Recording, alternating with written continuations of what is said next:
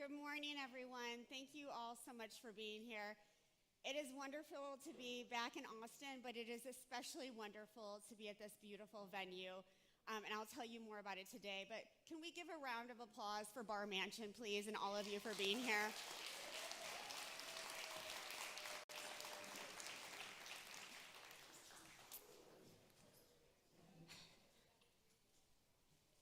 Before we start, I need to share a quote. The folk singer and activist Woody Guthrie said that all of my words, if not well put nor well taken, are well meant. And that's what I need you to know, all of you in this room and outside who are coming in to know today.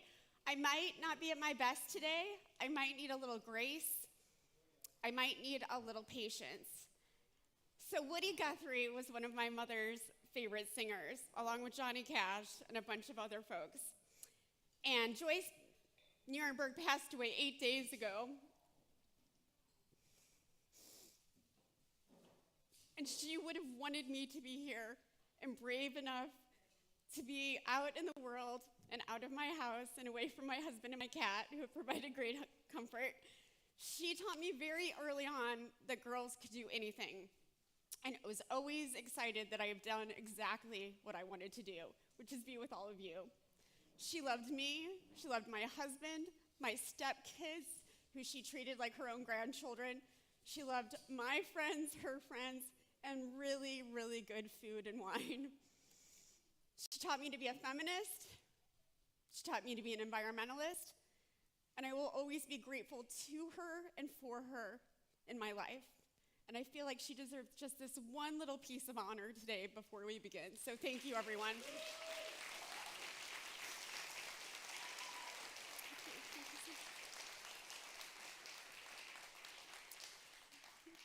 So now I can thank you all again who are here in person and watching online for being here for our annual All Food Things Summit at South by Southwest in Austin, Texas. Let's give that a round of applause.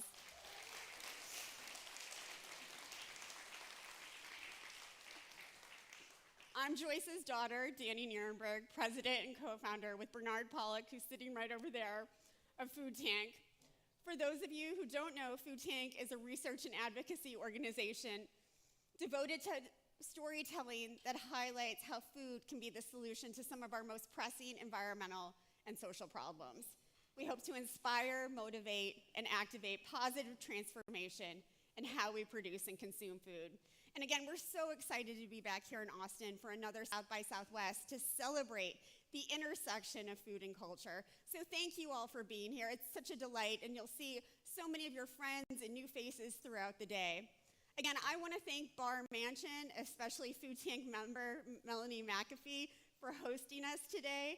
And I love, love, love this venue. The Bar Mansion team will be organizing tours later today, and I hope you take advantage of exploring the property and seeing all that this special place has to offer. Tours will depart from the front lawn, and you can find those times of the schedule in your program. I also want to thank our longtime partners, Houston Tillotson University and Dr. Amanda Messino, who we are honored to partner with once again on today's summit. The university has been such a fantastic co-conspirator, collaborator, and partner throughout the years. So thank you to them. Let's give them a round of applause real quick.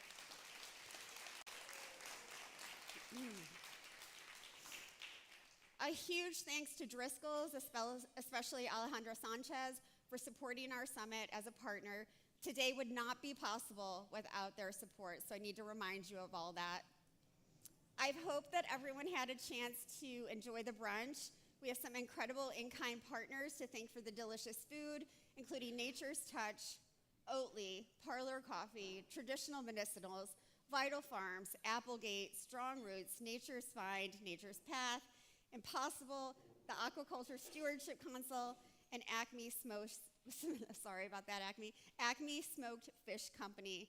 I also want to thank Copia for collecting food that would have otherwise gone wasted today. And Texas disposal systems, Texas disposal systems for volunteering to process any waste from today. Round of applause, please, it's important. I really hope that you feel nourished and energized by what happens on stage today. We have a really packed agenda, including conversations with more than 60 speakers, film viewings, live performances, night sky tours with NASA. Can you believe that? Isn't that amazing? And a delicious and really fun reception with lots of food and drink. And I hope a lot of you plan to stay. It's going to be so much fun. Before we begin, I have a few quick housekeeping notes to make sure we end on time. And if any of you know a food tank event, we will end on time. The conversations today will be very fast-paced and dynamic. If I cut panels short or a moderator does, no matter how vibrant they are, I hope you will understand and forgive me later. There will be plenty of time to connect with speakers and your fellow attendees and continue the conversations at the reception and throughout the day. We do not have breaks built in, so you have to take care of yourself. And we do this for the best experience for our live stream audience who is watching, and we're so grateful that they are joining us from around the world. So please get up for those snacks, bio breaks, etc. And you will have plenty of food, especially coffee, to enjoy all day long. And I also hope that everyone will share today's conversations using the hashtag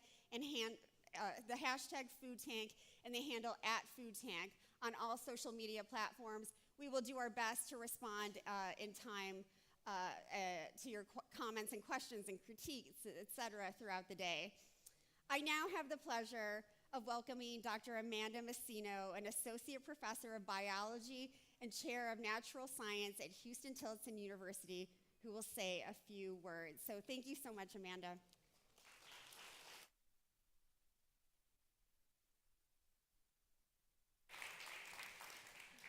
Good morning. It is my honor and my pleasure to welcome you on behalf of Houston-Tillotson University. For those of you who don't know, Houston-Tillotson is an HBCU, historically black college or university, located right here in Austin, Texas. And a couple of years ago now, my colleague and friend Karen Maggot at the university forged this partnership with Food Tank, and it is a real pleasure to be able to continue that by continuing to collaborate on this event and ones like it. Let me tell you why I am happy that my university is collaborating with Food Tank. I've been at Houston-Tillotson about 14 years. 10 years ago, we began re-envisioning what our environmental studies program should look like. We had an interesting major, at least from the professors' perspectives, but the students really weren't connecting with it. And so we started reimagining everything that we could do in the environmental sphere and aligning that with our role as a historically black college or university. These are institutions that were founded before 1964 to educate the formerly enslaved and their descendants.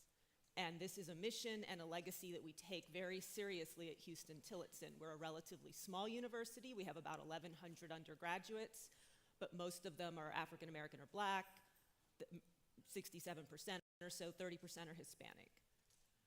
Most of our students come to us from school districts where they didn't get a lot of preparation, and so we are all about elevating the academic experience, preparing our graduates to succeed, and ensuring that we give them economic and mobility upon graduation. So aligning that with environmental studies, aligning that mission, requires that our program is not an environmental studies program, but an environmental justice program. And that is exactly what we did. We were guided by a lot of student input from our students in Green is the New Black, an environmental justice organization that we helped co-found with them in partnership. We began a conference series called Building Green Justice, where we would bring experts and thinkers on environmental justice to campus to help us to understand the issues and incorporate them into our curriculum.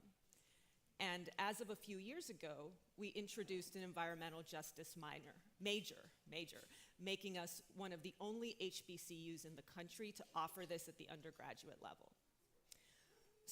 Thank you, yes, it was.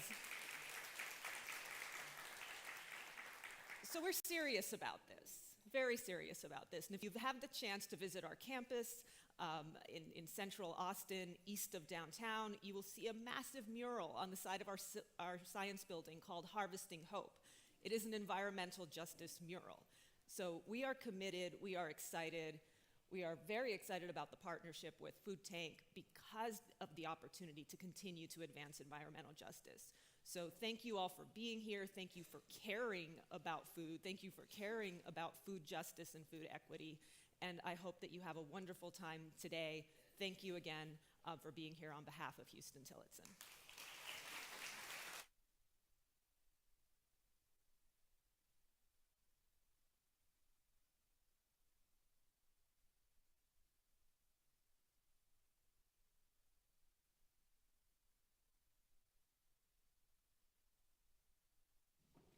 Another round of applause for Dr. Messino, please. And for all the great students who attend HT, I've had the pleasure in the past of meeting so many of them who are so committed to environmental and food justice, and they are just an amazing part of this community and deserve a lot more honor and respect than some of, I think, the other universities that are located here in Austin. So, sorry. Anyway, everyone has to give me some patience today. I am so excited to be sitting here with my friend today, Romero Briones, the vice president of the First Nations Development Institute and the principal at Manzanita Capital Collective for our first conversation today. She is a rock star. Please give her a round of applause.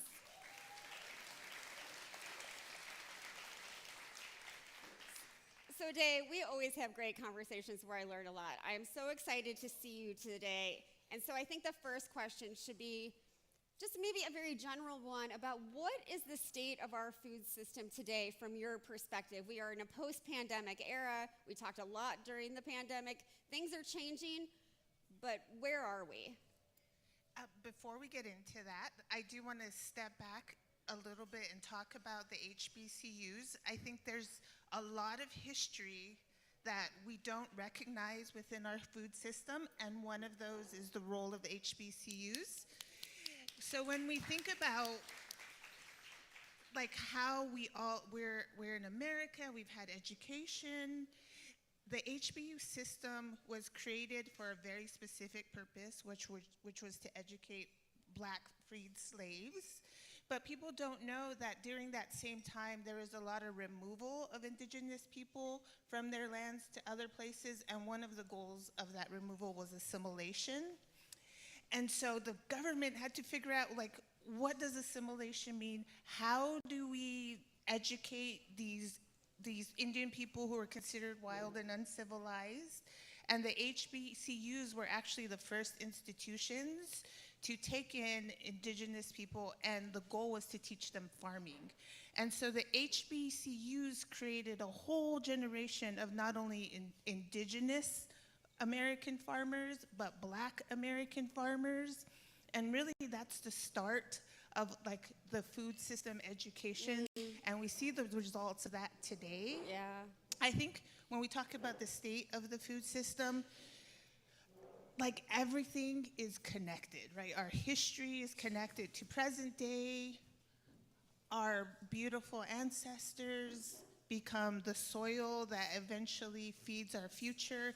All of these things are connected, and we all enter the food system at some point in the cycle.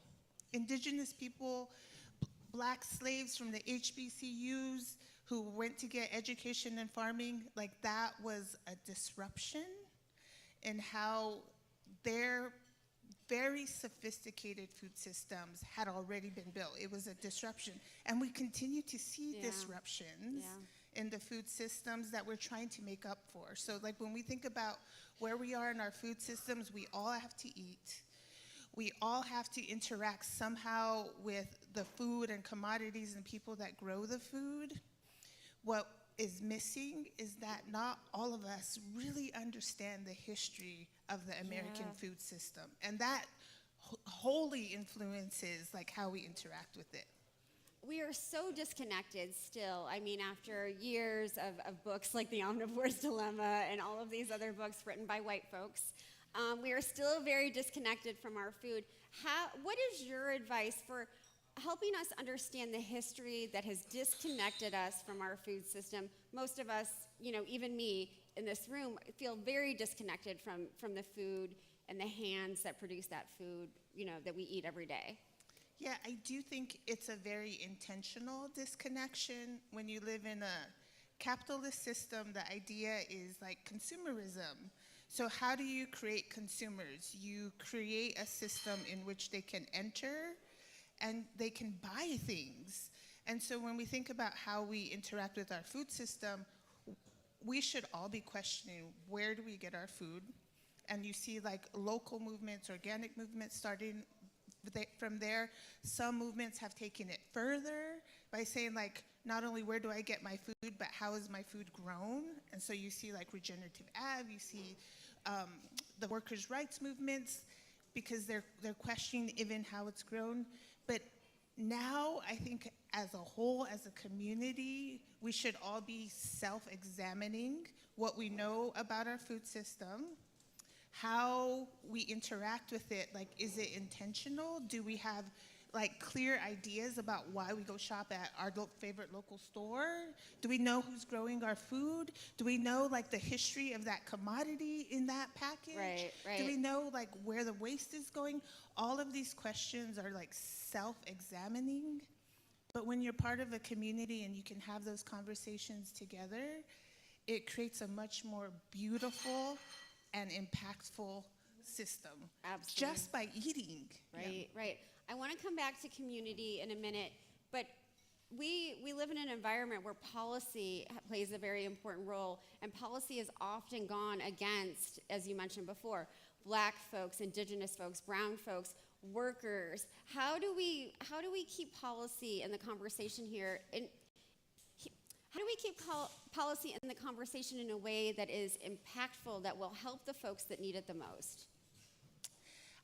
I am trained as an attorney, so like I get asked about policy all the time, and quite honestly, when people ask me about policy, I feel like it's the black hole that people want me to go into and like never come out of. Because policy is so, it's like, what is that? Is it law? Is it like legislation? Is it like the policy that comes after the law? Is it the conversations that lead up to changing the, like, policy is such this like very opaque idea, but some people love it. That's not necessarily me, but some people love it, and we need them, and we should be supportive of those who are supportive of the policies we like, but it's so hard to like sort through what that means. Yeah, especially when we're talking about things like the Farm Bill and how Indigenous rights fit or have not fit for so long into that. And I don't know if you just want to comment on that. I know you're not as deeply into policy as some of the folks in this room, but I think it's worth mentioning because we may or may not have a Farm Bill this year. It looks like not, but we may, and certainly will soon-ish. So what would you like to see from the next Farm Bill when we're talking about Indigenous folks and growing food on reservations and sort of the entrepreneurship we're seeing from folks like Chef Sean Sherman and Natives and all of these other great organizations? Yeah, there's a couple wonderful organizations that are working on the Farm Bill. The Native Farm Bill Coalition is one, and they were able to get over 60 provisions specifically related to tribes into the last Farm Bill. But really, I think the question, there's very few bodies of law that govern how food is grown and eaten and consumed in this country. Right. There's very few agencies, USDA one, FDA one, we have the Farm Bill, and really those are like the major legislations that apply to our food system. But when we think about our food system, that's something we do every day. That's something that, that either supports our community or don't. It's like the basis of economic development for a lot of local, rural, even urban communities. Sure. We see a lot of discrimination and we see a lot of racism within our, so the question we should all be asking ourselves is, why are there very specific bodies of law that apply to food when really it's something that impacts almost every part of our daily life? Yeah. And why are we not seeing some of these conversations in other parts of policy and law? And I think like that's the space we really, as a community, start to question. Yeah, everything has been so siloed. So going back to this idea of, you know, how do you build that local power at the community level? Because that's true. What and I don't mean to speak for you, but I think that's what you consider resilience, that power at the local community level built by communities themselves. And I feel like for so long, people who look like me have told communities what they want and need rather than asking them what they wanted and needed. And what they need is capital, right? Capital is one thing, but back to community, I think, so I'm a food nerd like many of you are, and that takes you so many different places. And so when we look at soil, and soil is a big thing in food conversations right now, when we look at soil, you have so many different organisms in soil. And the more organisms you have in this soil, the more resilient and healthy it is.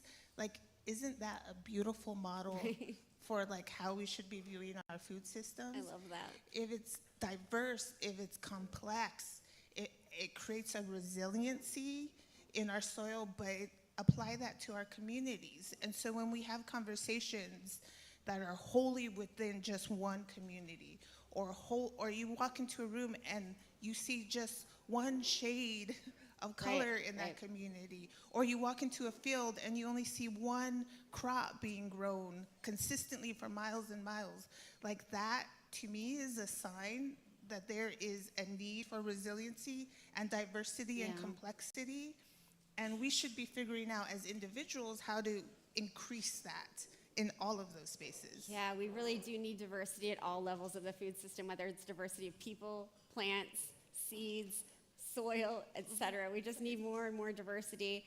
I want to talk about different kinds of funding models that would work better for Indigenous folks. I mean, I think funding and philanthropy is trying to change in a lot of ways, especially since the pandemic, but there are also, when applying for funding is any organization, there's a ton of paperwork. If you don't have the sort of mindset or skill set to understand, like, wow, I don't know how to put together these financial documents they need. What are different funding models do you think that, you know, can work? That is a very deep question, because there's so many places to take that one. Like, philanthropy is a result of a capitalist system, and we should be questioning, like, why that distribution ends up in philanthropy and is not within the system itself. And then two, when we think about philanthropy, it's tied to a cash economy. And the cash economy, the cash economy didn't enter my community until 1956 with the first road. Yeah. So like my community hasn't participated in capitalism or the cash economy for that long.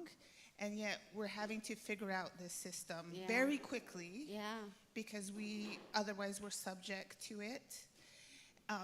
But because of that inexperience, like you can see places where capitalism and funding and the access to capital is very much a way to marginalize communities. Right. And in that marginalization, you know, most people consider it a really bad thing. But when I look at my community or communities who have been left out of capitalism and haven't had access to capital, like we figure it out. We figure out systems so that we can take care of our people, so that our people eat, so that like we have access to what we need. It may not, you know, and there's something to be said in that character. Yeah. But that doesn't excuse capitalism from not distributing resources in a way that is wholly considerate of the community as a whole. When we look at capitalist systems, one of the most troubling things to me right now is funding and the way you own land and the way you own businesses does not, like the structures we have right now, they do not know how to deal with community-owned resources. They don't know how to deal with collective resources, or more, think about the land system, for example. Like if you had community-based ownership, what does that mean? How is that dealt with legally? And it's like really complicated because capitalism doesn't know how to deal with community. It only knows how to deal with individuals. Yeah, Yep. gosh. Can you repeat that last line one more time? I think it's really important to like reiterate. Yeah, capitalism doesn't know how to deal with collective resources or like communities. Yeah. It's all tied to like individual ownership, which supports consumerism. Right, Yeah. right. So when you're looking at models of resilience in communities that have historically been marginalized, what lessons can we learn to sort of fight that sort of capitalist structure that's in place? What models have worked best from your perspective? I know you deal with many, many communities, but what are some of those models, those really concrete examples? Concrete examples. One is that when we're looking at a problem, there's always like the main conversation happening, the main people, like how do we get capital to communities? But on the flip side of that, communities usually are having their own conversations, Right. and to me, that's where all the lessons need to be learned. That's where all the action is happening. That's like where we all want to be, and it's a matter of trying to figure out how to hear and see the conversations that we're trained not to see. Right, right. How do we get into how can people like you and the work that you do, which is so important, get into those conversations? I do think there's like serious self-examination that needs to happen. When you grow up in America, you have like a standard education. Right. And in that standard education, there's so many things left out. Indigenous people, African American people, Sure. our farm workers, like all of these invisible communities are left out of standard education. Like that is troubling, and it teaches us to invisibilize Right. people and invisibilize conversations, and we have to retrain ourselves. And part of that is learning the history of the Yeah. American food system. Part of that is learning who's in our community to understand and change the way we view and hear things. It's Yeah. like, it's a very self-examination sort of thing that hopefully plays out like institutionally. Like really that's where we need to see the change. Yeah, it's so interesting. It's like these personal revolutions that need to happen within all of us to really realize the truth. We've all sort of been blinded for too long. I don't know if I can pronounce it. Invisibilize. Okay, I got it. I might have made up that word. I like probably it. did. And I don't even know how to say this question, and I am not trying. There's so many folks in this room who work on regenerative agriculture, and I think you and I have had this conversation before where I feel that, I'm a white person sitting on this stage. I sometimes feel that the regenerative agriculture movement feels like it's this new sort of thing that was invented that by white farmers mostly, and community groups and others, but it's been around for centuries. Are we invisibilizing the work of indigenous communities by using the term regenerative agriculture when it's something that indigenous communities have always, always, always, always done? That is a fascinating question. And I do think, like, I see this, like in the American food system, like the labeling of movements. Like we're in like the fourth revolution of agriculture, right? We had mainstream says we're in the fourth revolution. We have mainstream hunter-gatherers. We had the invention of the motor and tractors. We had the invention of GE and like the the biochemical companies, and now we're in this like fourth evolution.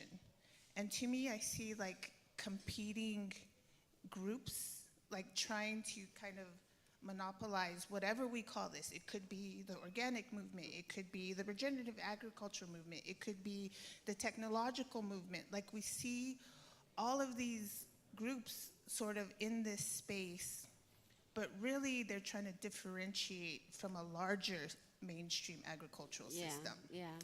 And so the regenerative ag movement is in there, and I wholly believe in the health of soil and wholly believe Sure. in community. But what I see is that it's really in a response to like mainstream practices. In indigenous agriculture, I feel like we predate all of those, and that we are solely put in the hunter-gatherer category, but really that category should be throughout all of the evolutions, Yeah. because that's like listening to the land, that's Right. responding to our Right. environment, that's responding to our soil and responding to our people, and all of those would be labeled regenerative ag. Yeah. And the last comment I'll say about this is there is a young man named Sam Barr in the Pacific Northwest, and he works with soil, and he works as a tribal historic preservation officer, and I tell this story all the time, so if you've heard it, forgive me, but I'm gonna tell it again. He works with farmers in the plow zone, which is like maybe the 18 inches of soil that farmers plow, and that's where you find a lot of artifacts, you find a lot of indigenous stuff in the soil. So when farmers go and plow, it comes up, and they call him to ask him, like, what is this? Yeah.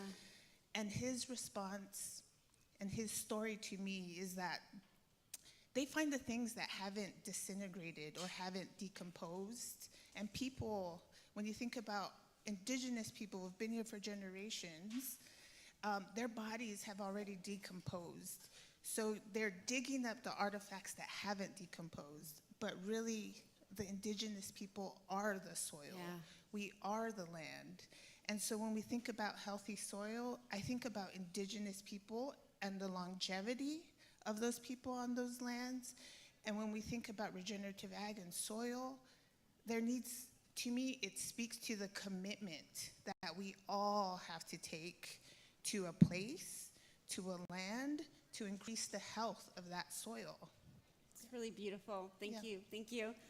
In the few minutes we have left, I want to talk about the First Nations Development Institute and how you oversee the Stewarding Native Lands program, which is investing in lands for Indigenous communities.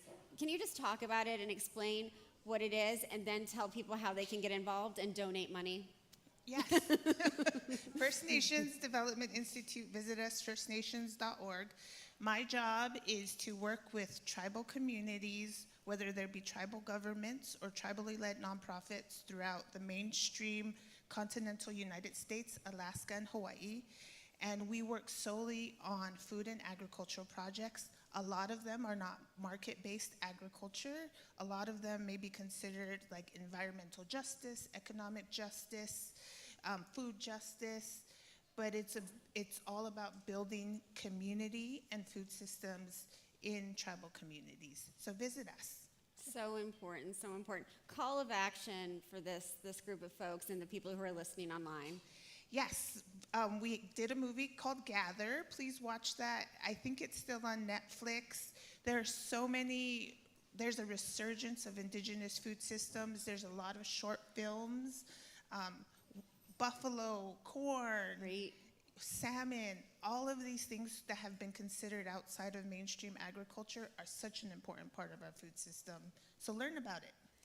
Then I lied that it was not my final question, because I want to talk about what's happening here in Texas with the Texas Tribal Buffalo Project. Can you talk about how the reintroduction of buffalo is helping local ecosystems and really creating that resilience that we talked about before? Absolutely. Yes. So when we think about Austin, Comanche people, Apache people, Tonkawa people, even my people, the Kiowa people, all have ties to these lands because of the buffalo. Do we see buffalo running around? No, right? Because of all of these other systems that have displaced them and indigenous people. But the Intertribal Buffalo Project is not far from here. They're reintroducing buffalo, and their environmental achievements are amazing. So read up about them. Yes. Thank you so much, Dave. Please give her a round of applause. Thank you so much. You can leave that right there.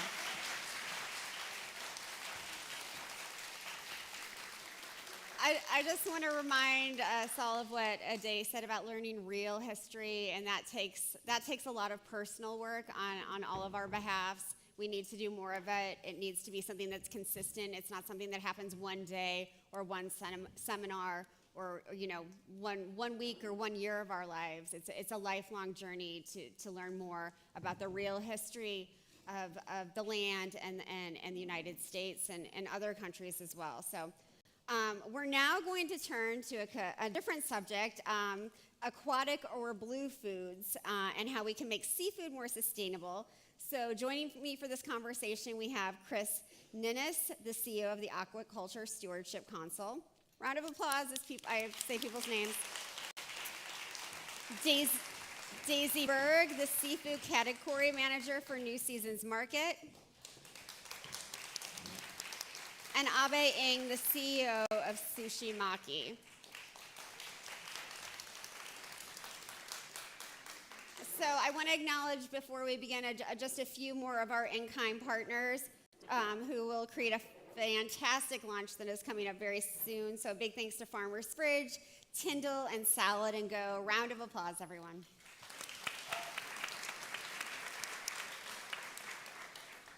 So Chris, if I can start with you, nice to see you. Nice to see your sucker. It's that time of year. I'm hoping that you can provide some background for everyone in the room. For those of us who might not be familiar, how important are blue food systems for the global food system itself and nutrition security? Absolutely essential. If you look at it from an international perspective, seafood is one of the most traded commodities known. Over 3 billion people rely on seafood to form a major part of their animal protein consumption. Mm-hmm. So it's huge. And the discussion that you had just now is fascinating because, in a way, it captures what's happening here in the US, but that in itself is just a microcosm of all of the community impacts that international trade and the seafood development actually can have. And all of the questions that were discussed are equally relevant globally. Right. And when you think that on the farming side of things, over 100 million tons of seafood is actually farmed. We consume more farmed fish than we do wild. By some estimates, in terms of the global system of by 2050, the estimate that you will need double the seafood for everybody on the planet.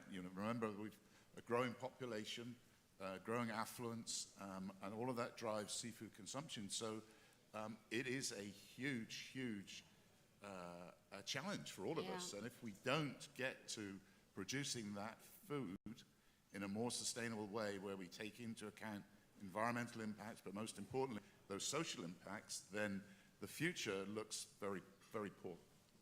So when I was being trained in agriculture and environment and food systems in general, what I learned was farm seafood bad, wild seafood good. And what you're telling me is farmed is the future. Can you explain what has changed and why we're at the place we are now? I think the perception is misguided. I think that farm seafood is healthy, it's nutritious, and it's absolutely an essential component of the global food system. It does attract negative press, and we've seen some so-called documentaries that really expose some awful practices. But those practices don't represent the norm. They don't represent how seafood is produced globally. Yes, we want to eliminate those practices. It's absolutely essential. But done right, then farm seafood is not only a necessity, it should be a staple of how we think about producing a much more climate-friendly protein. Yeah, which is needed right now. He's talking about Seaspiracy. I can say it, he can't. Daisy, Daisy, I feel like you and I have a lot in common and I can't see you, and I'm sorry. It's all right, it's my fault. You described yourself as a farmed seafood convert, and I'm wondering what made you change your mind. First off, I think we went to the same school, farmed seafood bad, wild seafood good. I work for a grocery chain in Portland, Oregon.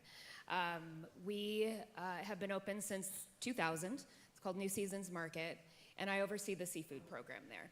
And when I inherited the sourcing for the company for seafood 10 years ago, although I've been with the company for 17 years, we had from the very beginning, from day one, said no farm seafood, and that really applied to salmon and shrimp. Those are the two that everyone thinks about when they say farm seafood is bad. Fast forward some years, new ownership, new leadership comes in. They keep asking me to look for a fresh salmon year-round, and I say we don't need it. We have a beautiful wild-caught coho. I know the fishermen. We have them freeze it. You will never know that it's frozen when you see it in our cases. I said no over and over and over again, and finally they said, you can't say no anymore. I was like, fine. I will do some work. That was in 2016. I spent some time researching. I basically said to them, look, I'm going to put in my due diligence. I'm going to look for a farm, but if it doesn't fit our criteria, I'm moving on, and we're not having this conversation again. Then I had those conversations with those producers, and I was blown away. The innovations in farm seafood were massive. There were changes in the way that they were raising the fish. There were changes in the feed. There were changes in the marine components that went into the feed so that there was less wild fish going into the feed to help grow these really nice, healthy fish. At the end of those conversations, there were 5 farms that I wanted to collaborate with. I landed on one, and then the hard part happened. I had to convince our staff, I had to convince our consumers that this was the right direction to go. Keep in mind, I'm in Portland, Oregon. You cannot swing a cat or a catfish without hitting someone that is touched by the wild salmon harvest, whether they're involved in it in processing or they're a fisher. And so I had to convince them, and these people are my friends, Right. that this was the right direction to go. I got the blessing of of the direct sourcing of the fishers, and then I got the blessing of the staff, and then the consumers that have accepted it as well.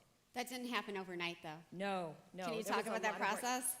Yeah, the process was a really big campaign between me educating staff. That was the biggest part. Educating myself as well, and admitting that I was wrong. That's tough when you're in a position like mine. I've been in this business since I was a child in the desert. It doesn't make sense, but I've learned a ton about seafood, and I had to convince myself that I needed to open up my mind and see that there were changes, that the environment was not being hurt by these farms anymore, and that the fish coming out of these farms was as healthy and sometimes healthier than wild seafood. It's so hard to change your mind, and it's hard to change other people's minds, but it's like the best thing that humans can do, right? Like it always Absolutely. gives me so much hope that we can change. Abe, I mispronounced your name earlier. I apologize deeply. I'm sorry. I'm wondering if we can turn, so now, like, when we're talking about restaurants, it's very hard to source correctly, to source in a way that you feel good about, that you know your consumers will feel good about. How do you do that, and how do you manage all of those sort of competing interests? Yeah, so our perspective, I'm a small restaurateur from Miami, Florida, and we have restaurants, we do catering at high-end venues like this, and we actually work with Whole Foods Market and university food courts and airports. So we have kind of a wide range, all in South Florida. And I'm a small business person, and things have to pencil out for it to work. But when we became multi-unit, we needed relentless repeatability or standards in seafood. And I'm not a chef by training, and one of the big stakeholders are our culinary team. And they, too, used to sniff at anything that wasn't what they were working with for generations. So, but when we started looking at certain items and that we had to start slowly, and then we started working with organizations like MSC and ASC to find product that was very consistent and was at a high quality standard, and not dissimilar to Daisy. You know, you have to tell the story to your own team members and express to them that it costs more because it's worth more, you know, and all along the way, you know, specifically with farm-caught salmon, like the fat content is better for sashimi and nigiri, and it holds up a little bit better rather than smoking or other types of preparation. So we're very fortunate that for what we do with raw salmon, it was the right and spectacular choice. All of our salmon is from Northern Europe, Scotland, Faroe Islands, Norway, and but that kind of moved into other fishes too. So 2/3 of all of the fish that we serve at Sushi Maki is sustainable, whether it's wild-caught tuna or our shrimp and our salmon is aquaculture. And our kanikama crab is pod and pollock and cod that's used as the artificial crab meat. So we're super proud that we can really say that our heroic goal of leaving the world a little bit better is enforced by our seafood supply chain. Yeah, it costs more because it's worth more. We can talk about this in a minute, but that's a hard story to tell. But it makes me think of certifications. And so Chris and Abe, please jump in on this. The certifications like the Aquaculture Stewardship Council help eaters and restaurateurs make better buying decisions and more sustainable buying decisions. Can you talk about that certification process and how it tries to hit the whole supply chain? Because you have to make sure it's like getting to everyone, all of us on this panel. Absolutely. Well, it starts with a rigorous standard, which is, if you like, a rule book by which the producers have to comply with, and it covers the main environmental impacts and like I said before, really importantly, those social impacts.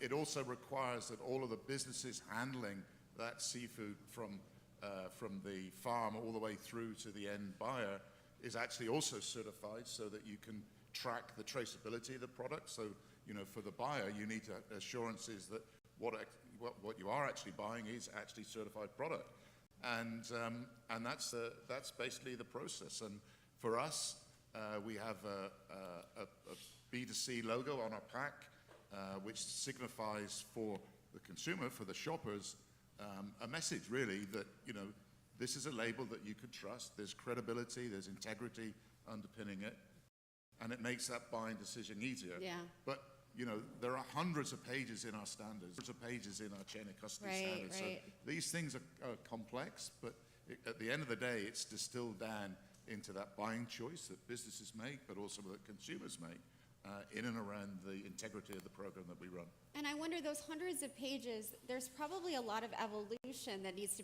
take place. It's more of a living document in some ways, right? Of course, it's got to change as situations change in the marketplace with the innovation and use of technology at production.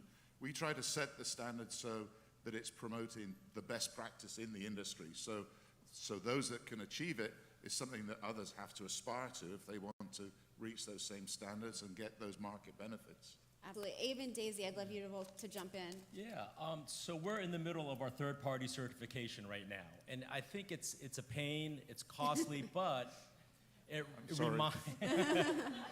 reminds our team members about what we're doing.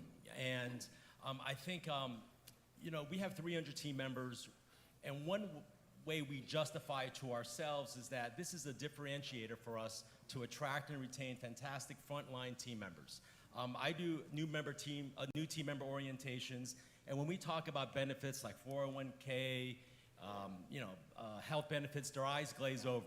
They lean in a little bit when we talk about our sustainability efforts, and if that kind of helps us retain our frontline team members, you know, that's where the magic happens. At the table or at the counter, when somebody says our sushi tastes great, not only does it taste great, it is also sustainable. So, like, that is the hardest thing to do. It's so, you know, it's what makes the challenge so great. And me coming to a venue like this kind of re-energizes me, because I feel like I'm having the same conversation with my team members, but it's just a different team member, like every 3 months. So that's my life. You brought up an interesting point to me because you're creating a different skill set, a higher skill set for workers. So, I don't want them to leave your restaurant, but when they do, they can take that with them. Yeah.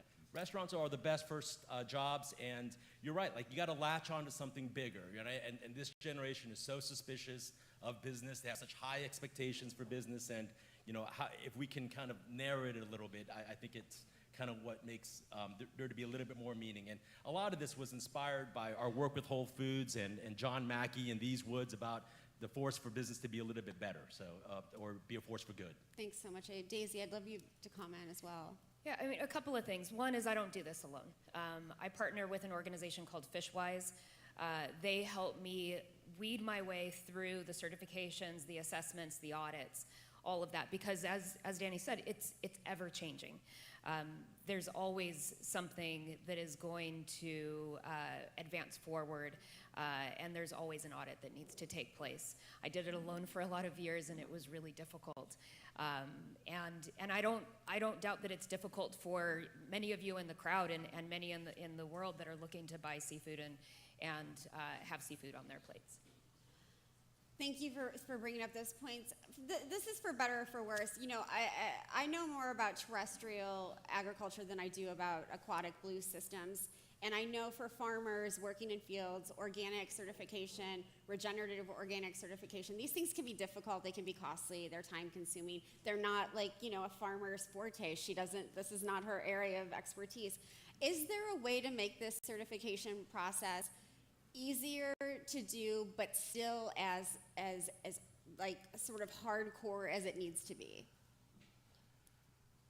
That's a tough question. I mean, it's always a balancing act between the robustness of the standard and the scale at which it can be adopted.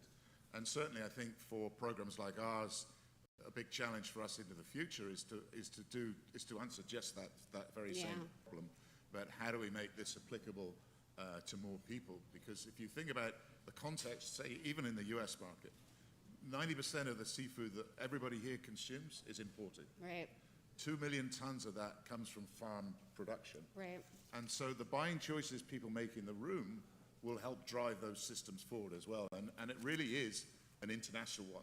What's consumed here has an impact internationally. And we need to think about this system in a global context as well, which really means having scale to get to have it more impact. Right.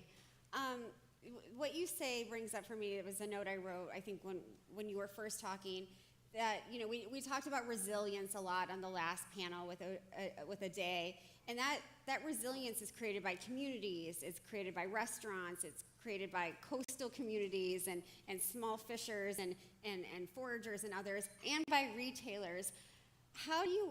It's a complicated and complex way to get you all to work together. Do you feel like that's happening? I believe so.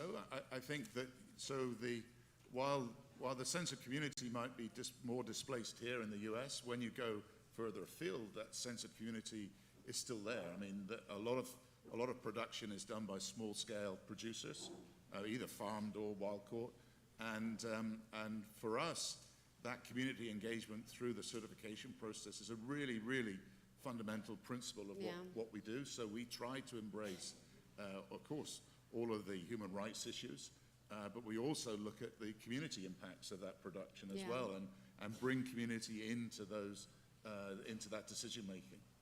Daisy, when you were explaining to your friends who are like part of this, did they feel like sort of that immediate no, this is going to affect my household?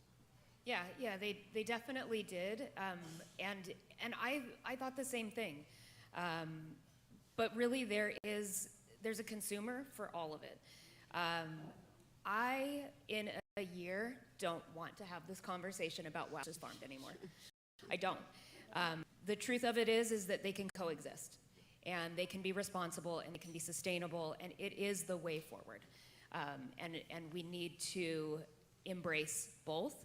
We need to embrace our fishers, and we need to embrace our farmers. I love it. I love it.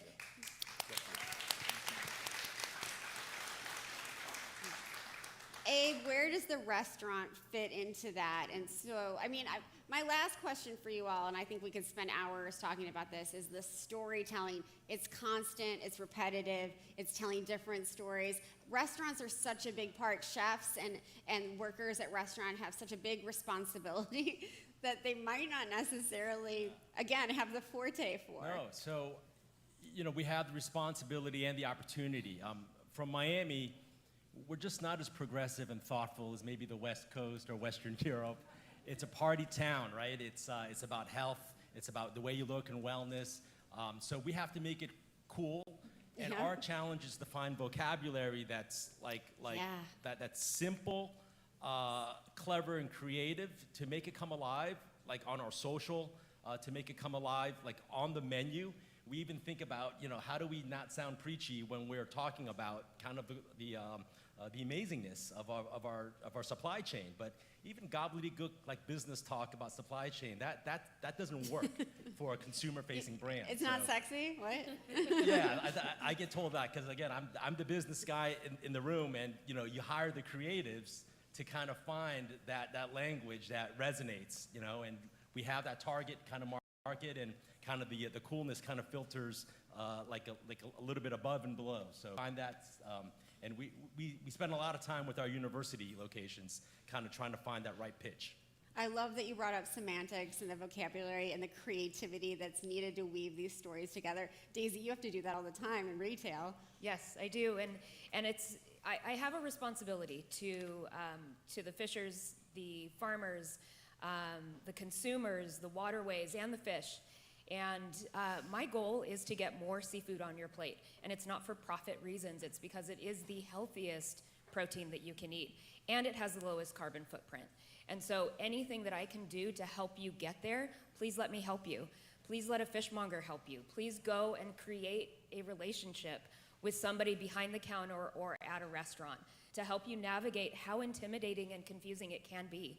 I understand that it really is, but really the goal is just to have you eat more seafood.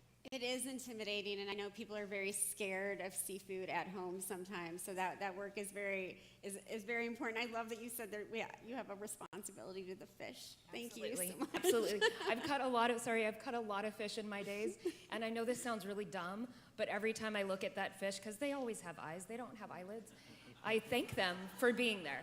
I love that they're there, and I love that they're feeding us. Chris, I imagine that gratitude for communities, for themselves, for the folks that you get to work with is always there. How do you communicate that story sort of constantly? Well, it's a key part of what we do. And, we're all in this room because seafood and seafood sustainability means something quite integral to what we believe in. But for many, many consumers, that's not the case. Right.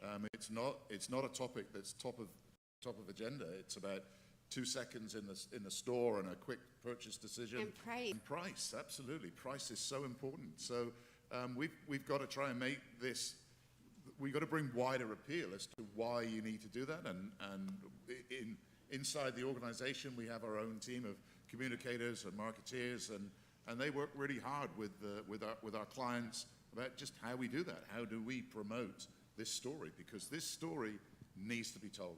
And it's a beautiful story. Oh, absolutely. Thank you so much. What a wonderful panel. Thank you all so much. Round of applause for them. Thank you all again. Thank you so much. We're now going to shift gears a little bit and talk about the connection between our food systems here on Earth and outer space with a conversation about the search for life in the universe. I'm really excited about this. So joining me for this conversation, we have Dr. Gary Blackwood, the Jet Propulsion Laboratory Program Manager at the National Aeronautics and Space Administration, or NASA. That's a mouthful. And Dr. Carmen Blackwood, the founder and CEO of Earthrise LLC. Big round of applause for them. So before we dive in, I have to tell you that my co-founder, Bernard Pollock, I'll point him out in the back of the room, has a huge interest in what we're about to talk about. In 2021, height of the pandemic, he took a musical to Fringe called We Came to Dance. that was commissioned at the UN Climate Change Conference that year in Glasgow. And that musical tells the story of aliens who travel from an exoplanet to warn Earth, to warn us of what can happen if we don't change course. So I'm going to give him a round of applause. He's super creative.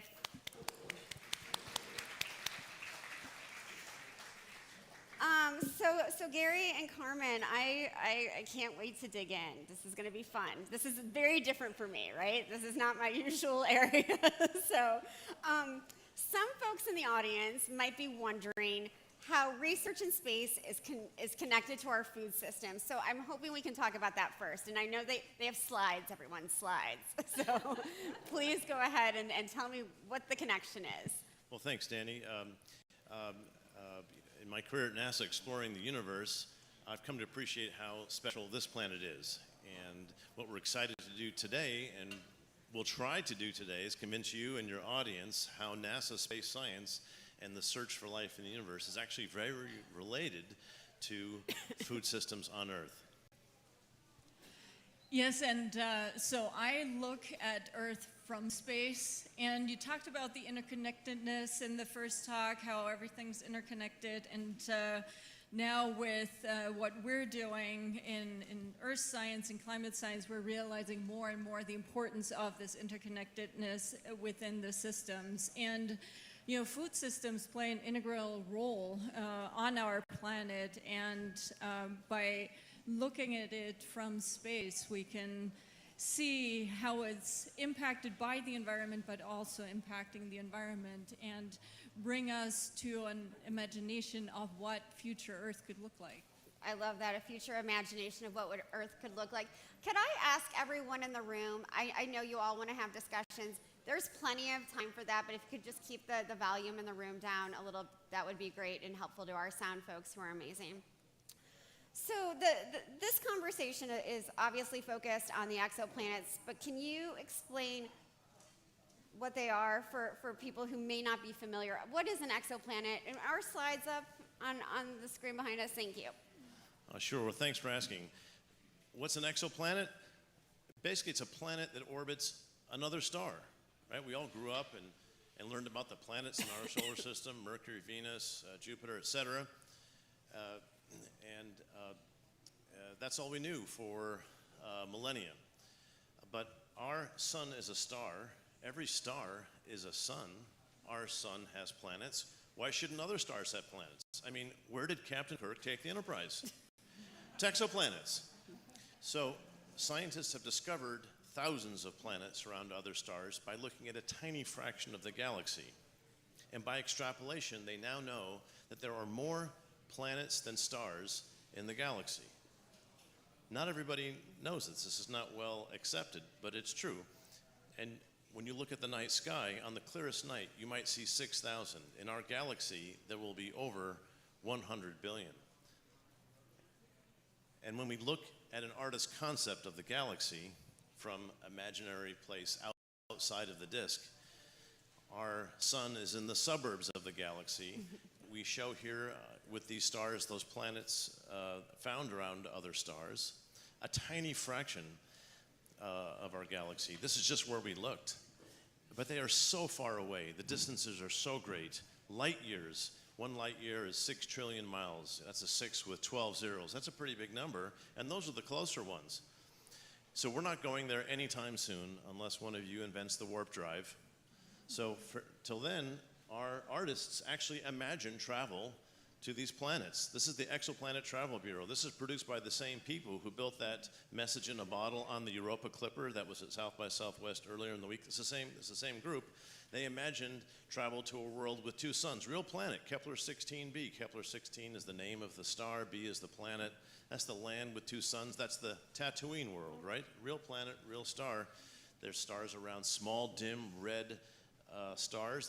Those are the ones you hear mostly about in the news. And we actually found planets that don't orbit any stars. They are drifting throughout the galaxy, kicked out of their solar system, drifting through space under their heat. And so the planets that we're finding are all over the galaxy, all kinds of strange solar systems that don't resemble our solar system at all, planets smaller, larger. In fact, the most common planet in the galaxy appears to be between the size of Earth and Neptune. What's on that planet? We call them super Earths or mini Neptunes. Kind of an interesting place. So this is all part, Danny, of NASA's search for life in the galaxy, which I will try to persuade you, is tied to food systems on Earth. We have a little bit more to go on that. We will get to that, I promise. I do want to know, so this process of NASA finding other planets, like what does that look like? Can you tell me what that looks like and why it's... Well, sure. In a word, astronomers all over the world do this, not just NASA. NASA has telescopes in space for this, but on the ground and in space, one looks for the indications of the planets. The planets are tiny. They're essentially invisible, but we can often see their effect on their star. If you look at a star and the star is wobbling, that's because a planet is going around it. Or we can look at a star and it dims slightly. That's because a planet passes in front of it. And so those are the two common ways. Signs, yeah. Shadows and wobbles, pretty much. That's pretty cool. That's pretty cool. I do want to talk now about how exoplanets relate to food and agriculture and what that means for all of us on Earth. Okay, so we'll just, here's the transition. NASA is now designing a telescope called the Habitable World Observer, the first one that will actually look for signs of life on planets outside the solar system. This telescope will look for planets in the habitable zone. Like people probably know what this is, right? The Goldilocks zone, not too hot like Venus, not too cold like Mars, just right for water, just right for life. So we're looking for planets that could host liquid water. We think nature will favor water. We think nature will favor carbon-based systems. We think that these will be exoplanetary food systems. And we all know what the habitable zone is, right? We've all gone camping. Where does everybody sit? In the habitable zone. And so this is actually a good analogy for the search. We are building a telescope that will look and look for a system similar to this, where the fire is the star and the faces are the planets. It's like looking for the faces next to the fire, but from across the country. That's how difficult it is. But NASA engineers have figured out how to do this. And when we look at the light on the faces of the planets, we will be able to spread out the light in the colors of a rainbow. And the rainbow will have missing colors, the spectral analysis. And that spectral analysis of a planet will reveal the presence of a biological activity if there are other biological planets. And so here's the Earth spectra showing the rich chemistry of water and carbon dioxide and methane and oxygen.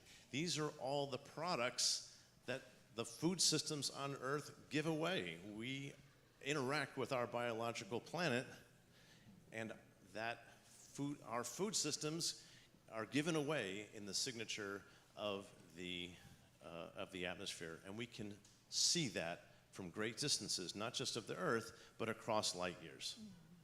Very, very exciting stuff. Carmen, what can we see from space when we look at Earth? What are we looking at? Yes, so I'm showing a graphic here. I hope you can see that a little bit. So what Gary was talking about is basically the visible light that we see. So it's a tiny part of the spectrum that we have here, but with all the satellites around Earth, we can look at other spectral properties as well. We can look at microwave and infrared, for example, that we don't see with the naked eye. Now, what does that tell us? You know, different surfaces on Earth reflect light in a different way, and you know, we have measurements that are active, and everybody who drives the car and has gotten a speeding ticket might be familiar with radar. So we use radar from space to measure distances and height changes like sea level, for example, but then also surfaces emit radiation, like plants, for example. The reason why they appear green is because they reflect green light.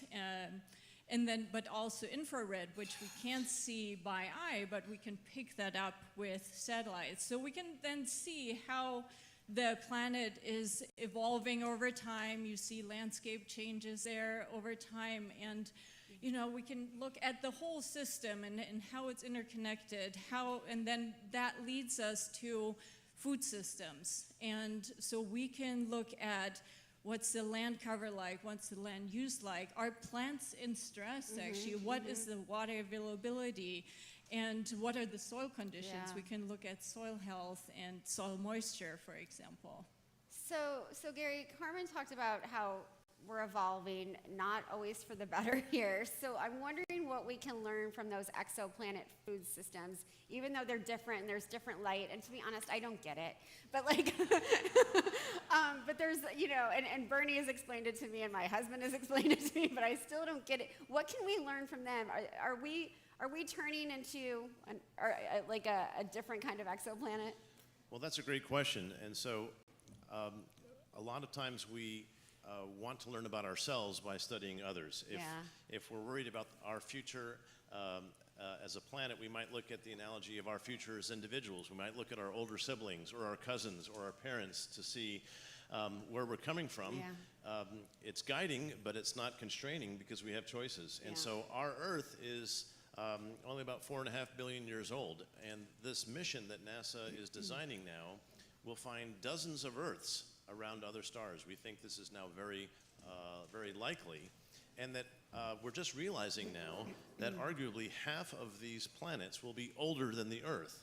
So if we're wondering about where we're going, we might find out where other planets have gone. And when we look at the Earth, scientists know that the atmosphere of the Earth was very different in the past when you look very far in the past. And we wonder, what might the future of Earth look like if life is allowed to evolve for another 1 billion or 2 billion years, and how might that be impacted by a technological civilization like ours, or maybe on another planet upon their planet spectrum? What do you both hope the audience who's here today, and me, because I'm clearly very ignorant about a lot of this stuff, what do you hope we take away from this discussion? Well, so I think, you know, you mentioned regeneration, regenerative agriculture in the past. I think, you know, there's a lot of ways we could go. We can imagine what the future looks like, and there's, you know, just amazing regenerative agriculture work going on across the planet. So then if we think about scaling up the regeneration, you know, how would that look like? How can we imagine that? And where do we go in the future? Can we, as currently a technological civilization, be in harmony with our biological planet? Yeah. Gary, do you want to add anything to that? I just hope that when we search, we'll learn whether we're unique in the universe, or my hope that we're part of a greater cosmic community. But no matter what we learn, we need to take care of this planet because it's our home. Carmen and Gary, you give me so much hope. Thank you both so much. I have one final question for you, and I'm wondering if you can talk about the sky tours that the attendees can be at later this evening. Sure, I want to call out Michael Sang. He's in the back somewhere. There's Michael, he's in the front now. And Michael is going to help us tonight with NASA Sky Tours. Fingers crossed for some opening in the weather. We'll have a laser and telescope look at the sky, and I think we have some material over there in the main room for sky calendars in case it's cloudy tonight. Maybe on a later night you can take the sky calendar out and look at it and see something on the sky. Thank you both so much. Again, a hopeful, wonderful, really informative discussion. Thank you both so much. Round of applause for them, please. Thank you. So I want to make sure again that everyone knows that later this evening, Gary and his colleague Michael, who's in the front row and now moving, will be bringing telescopes and holding an immersive stargazing experience. So they'll offer tours at 3 different times this evening, and you can find the details in your program. I hope you can join them. I think it's such a unique opportunity, and hopefully the clouds will lift, and we'll be able to see a lot more.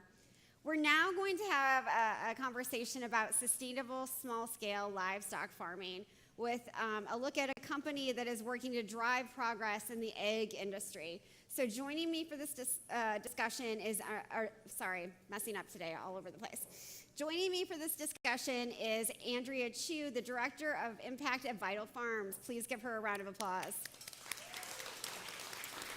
And I hope that many of you who were here for brunch were able to eat breakfast tacos, thanks to our friends from Taco Deli featuring eggs from Vital Farms. Round of applause for those folks. They've been working very hard. So, Andrea, simple question. I love your t-shirt, by the way. Thank you. But simple question. Explain Vital Farms for folks just real quick. Give us an overview of the company. Sure. We were founded in Austin more than 15 years ago, and we sell pasture-raised egg and butter nationwide.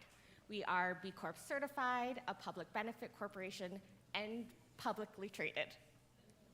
And you work with a lot of different kinds of farmers. Yes, we have a network of more than 300 farmers who raise hens for us, and we process and pack all the eggs and distribute them to your grocery stores. Great. Well, and I'm glad you brought up grocery stores. I don't think we can have a discussion about eggs without the rising cost of eggs that we've seen over the last year, 3 years now. I don't eat eggs personally. My husband, I'm allergic. My husband and my family do, but I only buy Vital Farms eggs. And so, like, I saw that increase very personally from, $7.99 in some cases to then to $10.99. Still bought them, just didn't cook them as much. And so, can you talk about what? It's very costly. These are good eggs. They're grown the right way. The chickens are treated the right way. The farmers are treated the right way. But it's a lot of money. So if you think about the conventional egg that you find in your grocery store, it's treated like it could more or less be a widget. There's little origin, you know very little about how it was raised other than the bird was probably in a cage. And at Vital Farms, we think of an egg as, a full entity. I think a day this morning talked about when you buy things at the grocery store, thinking about where it came from, how it was raised, and all the steps it took in the journey to get into your grocery basket. So at Vital Farms, we're thinking a lot about all the stakeholders that were involved in bringing that egg into your home. So everything from the farmers we work with, the feed mills that produce feed for the hens themselves, how they were raised from chicks, and thinking about all of those externalities of the environment, the soil, the people who raise and work on the farms. We're bringing that all together. And yes, it is more expensive at the grocery store shelf when you see it just in that one moment, but when you think about all of the long-term effects of conventional agriculture, industrial agriculture, and what that means for the long term. As a company, you've really taken true cost accounting into account. Sorry for doubling up there, but I think this word you used, widget, you really took the factory out of the farm in a way that I think so many of us who care not just about animal welfare, but farmer welfare and the welfare of the land can appreciate. And so if you can just talk a little bit more about the farmers, the producers you work with, because there are stories and you can find those stories in the cartons. Yes, if you open every carton, we have a little newspaper in there that we call Vital Times, so you can learn. There's always a hen of the month, a little story about kind of what we're doing at the company and about our farmers. And we think that's a really important way of keeping our consumers informed about what is actually happening and what we do. Transparency is number one for us at Vital Farms. We have a slogan that we like to say, we're bullshit free, and we really try and uphold that every day and be honest about what we're challenged by, but just as much where we're succeeding. So I think one of the really unique things about Vital Farms, and if I can talk at length about the problem of mainstream protein industry, but one of the things that's really unique is that we will buy every egg that our farmers produce. So most protein companies work with their farmers and purchase by volume. And so if a farmer has a particularly successful year, but they've only contracted for so much. They're not actually getting, they have to be responsible for finding a buyer in a market for what they've produced. Whereas we have exclusivity, so that gives us both equal investment. Farmers are invested in our success and we're invested in theirs. And we have a full farm support team of 30 farm support advisors that are out there working closely with our farmers every day, offering things from nutrition advice to how is the forage and grass looking, to how we're swabbing for food safety and all of these different things. And so we have a really, really close-knit relationship, which really sets us apart. Amanda, you've said two really, sorry, Andrea, why did I do that? Sorry. Andrea, who I've known and loved for a long time, I apologize. You said two really important things. One is you give farmers a lot of confidence, right? They don't have to go and find a new contract every year. That is key. That is more important than anything else I think a company can do. And that you have this farm support team. So in a world, in the United States, where extension services are lacking, they have not gotten the support and funding that they need in a lot of ways. Those are two really important things that the private sector is taking on that the government used to. Yeah, and not just extension, but if you think of NRCS, Natural Resource Conservation Service, which is an arm of USDA that used to have reps out there in the field bringing new research to farmers, that's becoming less and less. And so while we'd love to see that office get funded fully and staffed to its full potential, as I think the future of U.S. agriculture depends on it, we're trying to really fill that gap in the meantime. Yeah, it's so important. Thank you for doing that as a company. I'm wondering if you can talk about your approach to what we've talked about a little bit this morning, which is regenerative farming or regenerative practices. Yes, and I think it's a really important call out that a lot of regenerative agriculture practices are grounded in indigenous practices as well, and a lot of what Vital Farms standards is grounded in that as well. So all of our farmers are required to practice pasture rotation. Our hens are rotated every certain number of weeks to let the land have time to regrow and the nutrients to kind of replenish in the soil. Additionally, none of our farmers spray pesticides or fungicides on the pasture. So the birds are out there foraging, and it is a natural ecosystem occurring.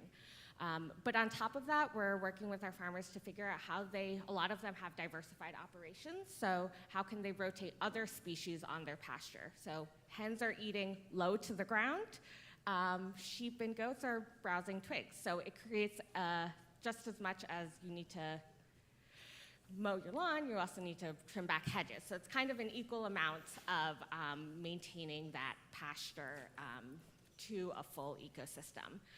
In addition, we're always making sure that bare ground is always covered, and so that our farms are more resilient to adverse weather conditions like drought or floods. Yeah. And then also planting cover crops so that our birds have diverse forage. They're not just eating bugs and grass, but also maybe clover and sunflower and different types of grasses as well. It's very cool, and we talked about that diversity of people and animals and everything that needs to go into farming, but it also provides a diversity of economic resources when you have more going on your farm. Yeah, absolutely. I would say almost all of our farmers aren't just solely Vital Farms hen farmers. Some of them may have a cattle operation, as I mentioned. Some of them actually grow their own feed on their farm. So being able to have that autonomy for farmers to find different income streams is really important. Yeah, it's so important. Andrea, when we last spoke, you talked about the importance of pragmatism when it comes to developing sustainability strategies. And I say this every time I'm on stage, I can't help it. We've all seen those companies that say, hey, by 2050, we're gonna reduce our greenhouse gas emissions. Too late, everyone, okay? So I'm wondering how you balance that practicality with the urgency for change, and I mean this in the best way, the need for marketing, that you have environmental practices and benefits that you want your customers to know about. Those are really three things that you sort of have to balance in that storytelling. Yeah, for sure. And you'll notice we launched our latest impact update this morning, so you can kind of dig in online. But we intentionally set our targets no more than 5 years out. that gives us a sense of urgency, but also a sense of transparency to our stakeholders about where we're going.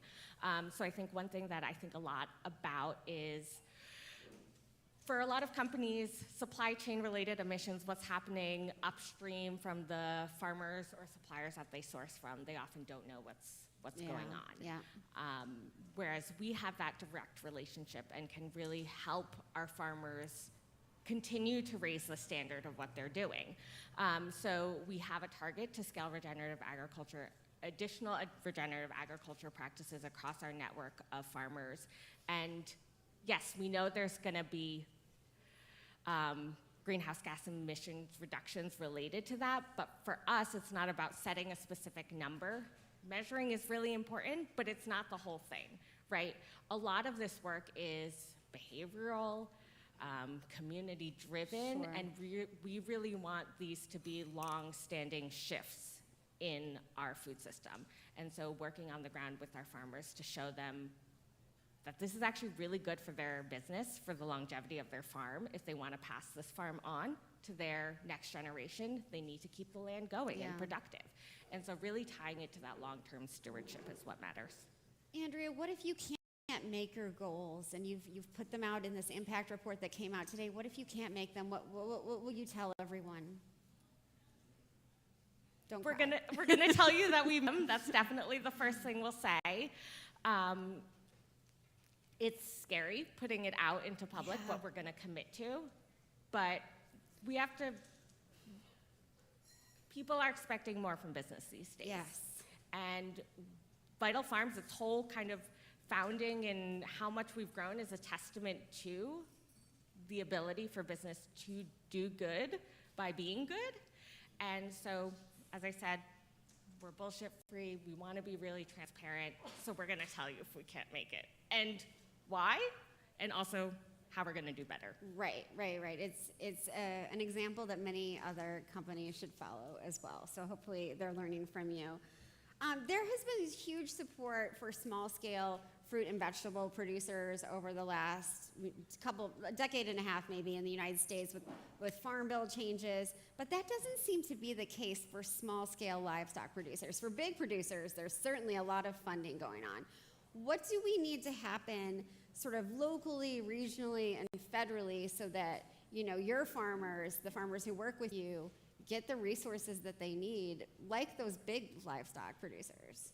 Yeah, it's making that funding available and changing some of the incentives that structure programs like EQIP and conservation programs out of NRCS, that there's just an inherent weighting system that precludes smaller scale producers from getting those contracts and getting the cost share to adopt better environmental practices. Even shifting to higher animal welfare systems is so costly. It requires so much upfront capital, and you know, everything's more expensive these days. Building bigger houses so that hens have more space is more expensive. So there are a bunch of really great animal welfare organizations like ASPCA that is pushing for appropriations to help offset some of that cost. So much of our current USDA system incentivizes commodity crop agriculture, really large-scale agriculture, and we've done a really good job over the last 50 years of really optimizing for that one thing, which is output and yield, without consideration to all the others. And so there's a lot of room for kind of reshifting it to optimizing for multiple things.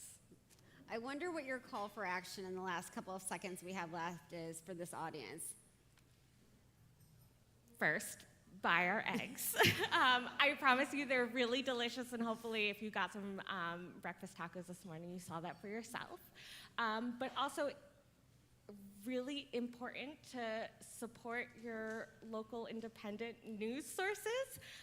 Just not to mention Food Tank, but I would also call out Civil Eats, the Food Environmental Reporting Network. They're telling stories and doing the investigative journalism around our food system and a lot of the companies that control our food system that mainstream media isn't telling. So be curious about those things and support your local news.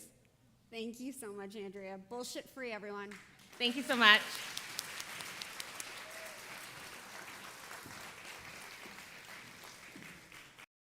We're now going to have a series of conversations focused on the health and well-being of future generations and policy, an important theme that we have been highlighting through our programming in support of the Biden-Harris administration national strategy on hunger, nutrition, and health. The next couple of conversations will look at the legislation and programs that can increase the access and affordability of healthy foods, especially for children and their families. And for this first conversation, I'm a little verklempt because it is my honor to welcome Admiral Rachel L. Levine, the Assistant Secretary for Health at the Department of Health and Human Services.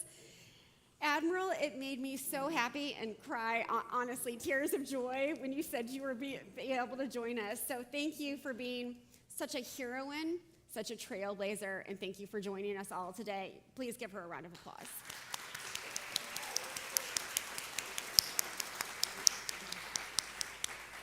Thank you very much. I'm really pleased to be here. Thank you so much. So to start, I'm really hoping that you can tell me what drew you to this work that's really focused on developing healthy, nourished, which is a word I love and use a lot, communities. Well, thank you very much for that question, and the focus of this whole symposium is really fantastic. Well, healthy food, nutritious food is a human need. Actually, it's a human right. Thank you, yes. And we can't address hunger, nutrition, and health without viewing them all holistically together. Right. That's absolutely critical. You know, I've seen this firsthand. I know storytelling is something that's important to you all in my travels. So one trip was to East St. Louis, which is actually in southern Illinois, where they have a significant nutritious food desert. Yeah. They have a very poor community, underserved community, lots of different environmental challenges, and they have no grocery stores. They have no access to fresh fruits and vegetables. They have corner stores which have been taken over and sell primarily fast food. Right. And they have lack of transportation, trouble with housing, and they have no access to nutrition food. And we have a round table there with Jackie Joyner-Kersee, who I remember very well from the Olympics and who is from that community. And they were talking about the challenges. And a couple of the kids that were in the round table were young people, and I'm a pediatrician by my original training, and they really challenged us. Like, how could you live here? And this is unsustainable. And really hearing those young people talk was very meaningful to me. The second story I'll tell, though, was in another part of the country, in Alaska. In rural Alaska, up near Utqiagvik, which is the top of the world, and other remote Alaskan native villages, where they are having significant impacts to their native food because of the impacts of climate change and pollution.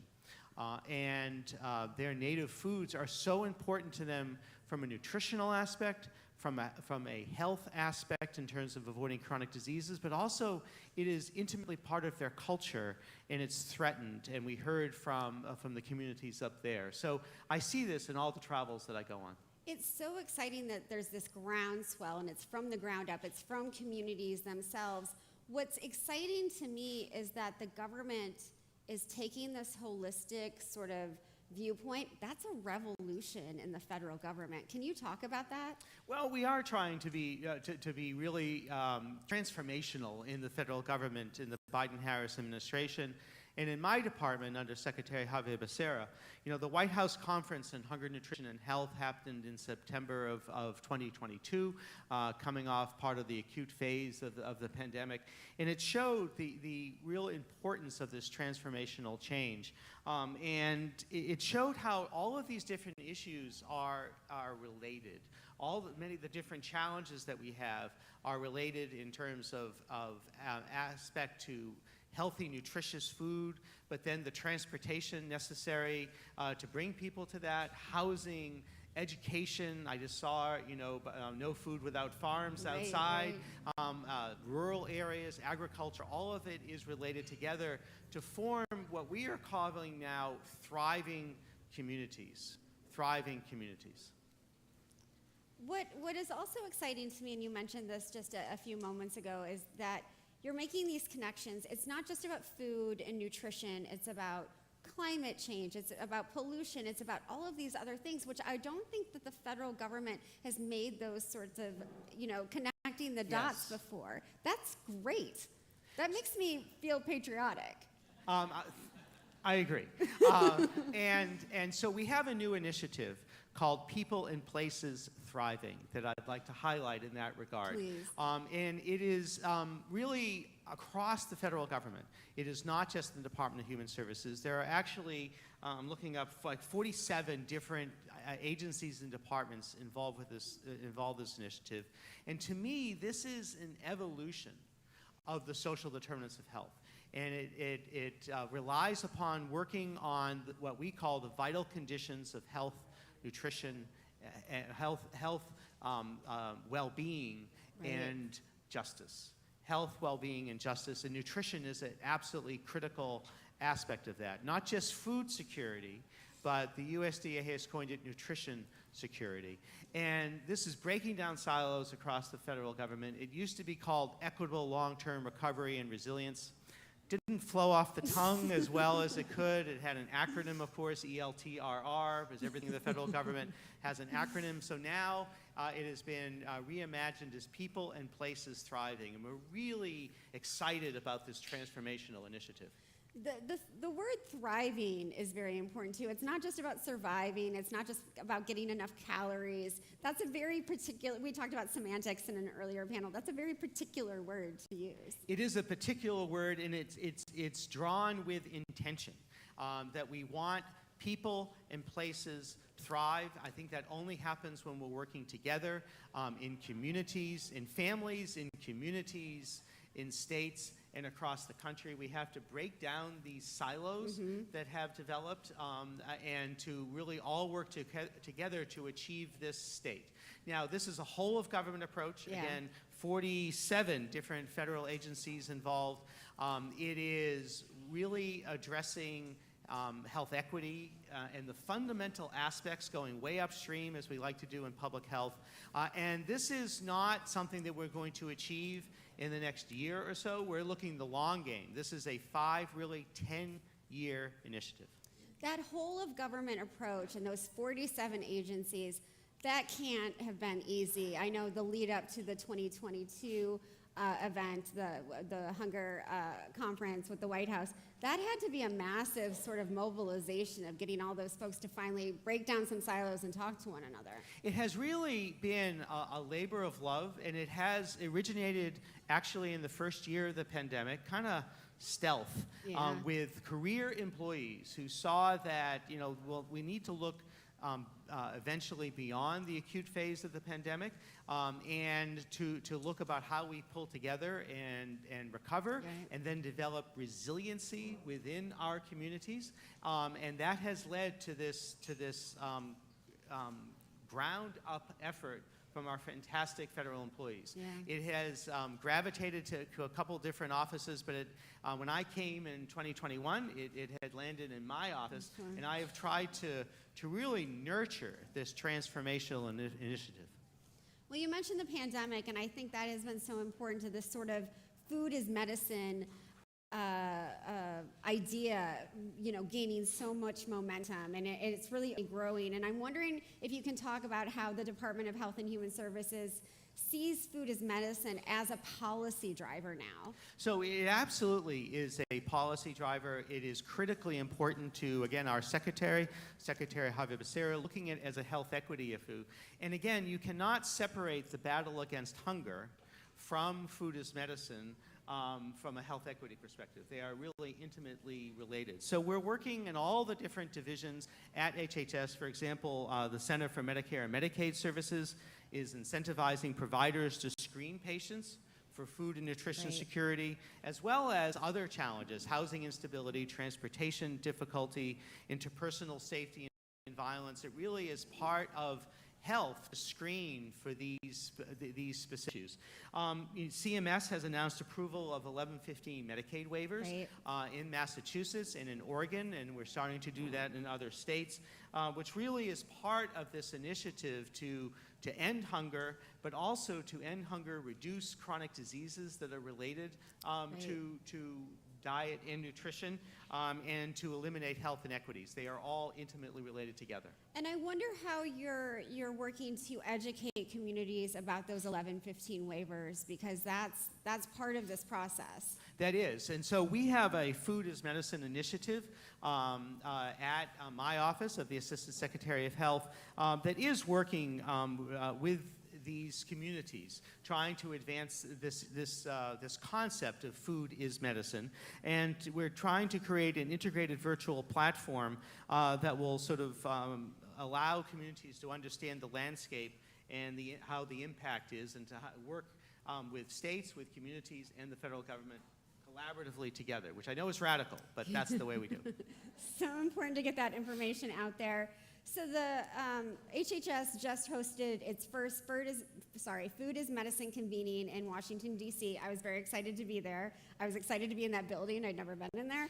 I'm wondering if you can talk about the inspiration behind that conference and why it was so important, and why it was so important to have it in that building. Well, it really, the first conference of this size, it was the largest conference that HHS has ever had. We had 500 people in the building, in the Great Hall. We'd never seen full before this, and we had 2,000 people online, and the inspiration came from our secretary, that we wanted to have a landmark conference, bringing stakeholders from throughout the country together, right to the Hubert H. Humphrey building, right to, in all of its brutalist architecture wonder, and right there in the Great Hall to discuss about this important initiative, this important health equity initiative. And I think that it was landmark, it was inspiring, but it's just a start. You know, you have a conference. The conference is not the end of things. The conference is the start of things. Right. And it wasn't just federal agencies that were there. There was very bipartisan support. There were members of Congress on both sides who were there really excited about this work, promoting it, drinking milk on stage, doing some weird things that I never would have thought of. And it just wasn't Jim McGovern, a hungry That's hero. exactly right. So we do appreciate Congressman McGovern's work on this from Massachusetts. But you're right. This is a bipartisan initiative. What could be more bipartisan than food, than nutrition and health? To me, these are all bipartisan issues. None of this should be political in any way. Absolutely. Thank you for saying that. Admiral, we can't talk about these issues, I think, without talking about scale. How do we scale up the Food as Medicine work? How do we make sure that other federal departments, and I know you're all trying to work together on so many things, really, support it and get the momentum behind it? Well, so you're right. This has to be a whole of government approach, because there are transportation issues, there are housing issues, there are educational issues, there are labor issues, there are obviously agriculture issues, and we all have to work together in terms of this to be successful. I think that we need to break down silos. We need to make this bipartisan. We need funding. So more funding is absolutely critical. So right now, with our People and Places Thriving, we're working with existing resources and existing capabilities that we have. But in order to continue to move the needle in terms of dealing with food and nutrition security, and to end hunger, and to advance food as medicine, we're going to need more support and more funding as well. Sure. And, I'm a positive and optimistic person, and I think that's going to happen. Bravo to that. You said that funding is so critical, and I'm not sure if you can answer this question. You can tell me no and walk off the stage if you'd like, but this is an election year. And how do we get that bipartisan support that is so necessary to make all of this possible, to increase the thriving and well-being of so many Americans who need it desperately? Well, the president and the vice president and our secretary and others are really trying to do this every day. So we want to make this a bipartisan effort, even in lean fiscal times.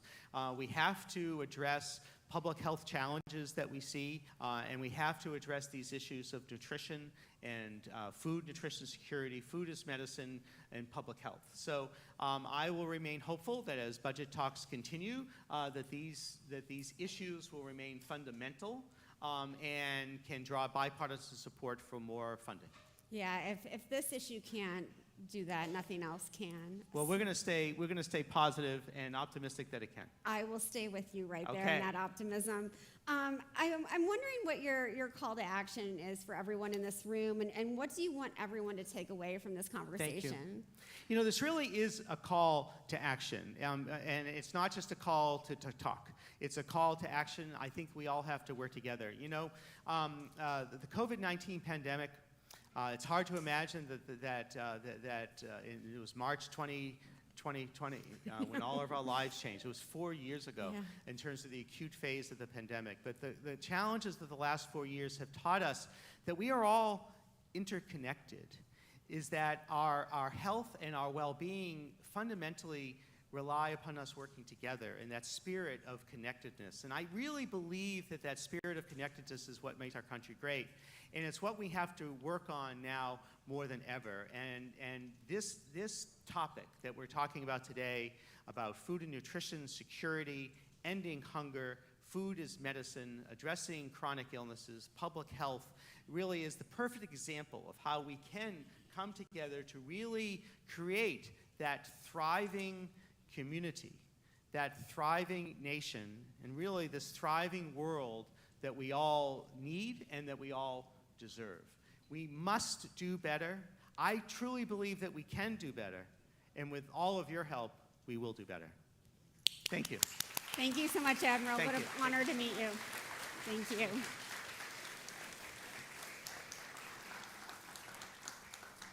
I am so grateful that Admiral Levine could be here with such a busy schedule. We are now going to stay, yes, round of applause, everyone. We're going to stay with some of the topics that the Admiral brought up in our next conversation on access, affordability, and healthier food environments. So joining me for this session, I'd like to welcome Will McEntee, the Senior Advisor for Public Engagement at the White House Office of Public Engagement. Round of applause for Will. Kellyanne, they're getting the chairs ready, but anyway, Kellyanne Blazek, the Special Assistant to the President for Agriculture and Rural Policy in the White House.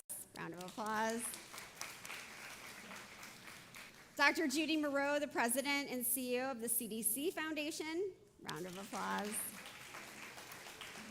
And Hartina Flornay, an American political advisor who served as Chief of Staff to Vice President Kamala Harris from 2021 to 2022. I have said this many times about the folks you're about to see on stage, but they are true American heroes. And like Admiral Levine, they make me feel very patriotic. So I'm hoping they can join me on stage. I'm not sure what's happening. Oh, we have a video. I'm so sorry. So while we're waiting for them, again, I'm not perfect today, so I appreciate everyone's patience as I continue to mess up. So we have this special video shared with us by U.S. Congressmember Lloyd Doggett, who represents the 37th District of Texas. He could not be with us in person, but he was still excited to participate in today's summit.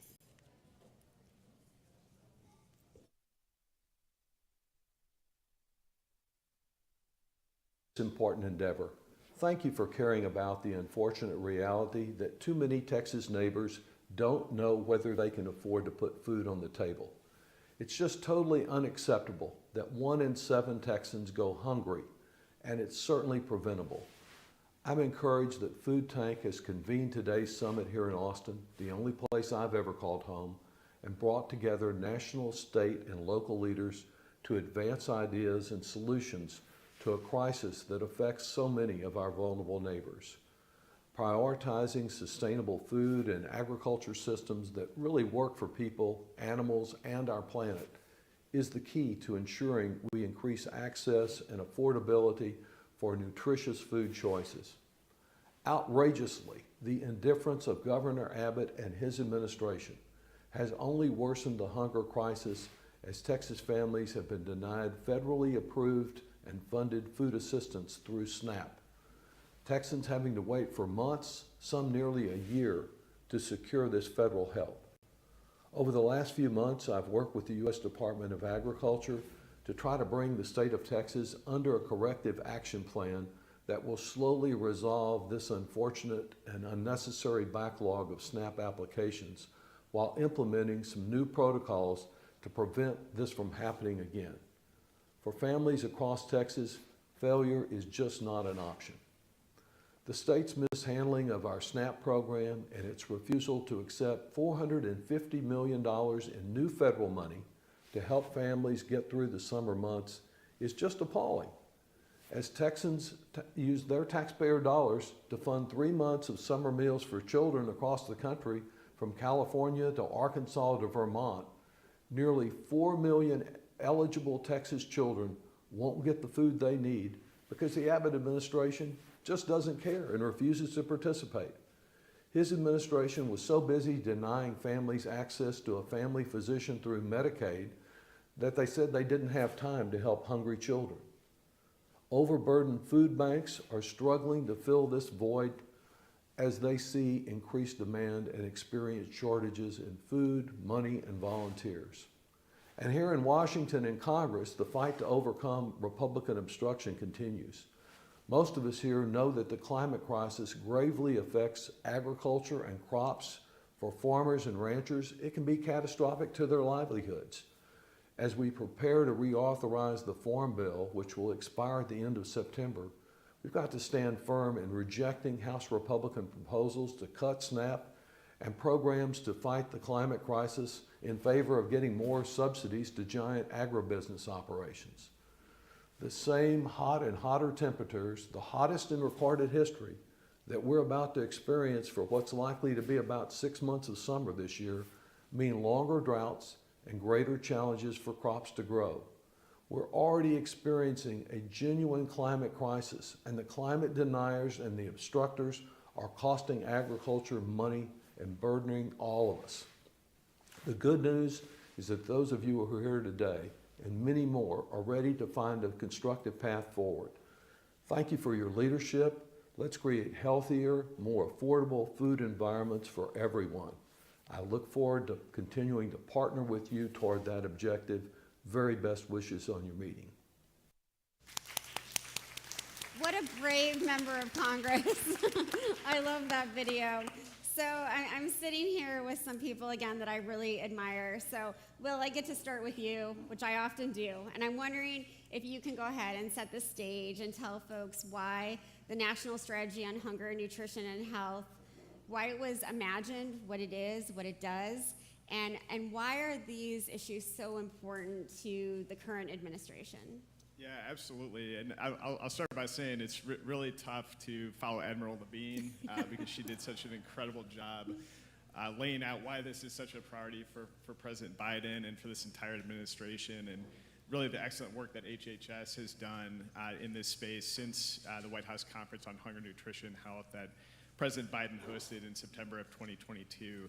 So folks may know that that was the first time that the president has hosted a conference on these issues in over 50 years. And we convened that conference in September of 2022.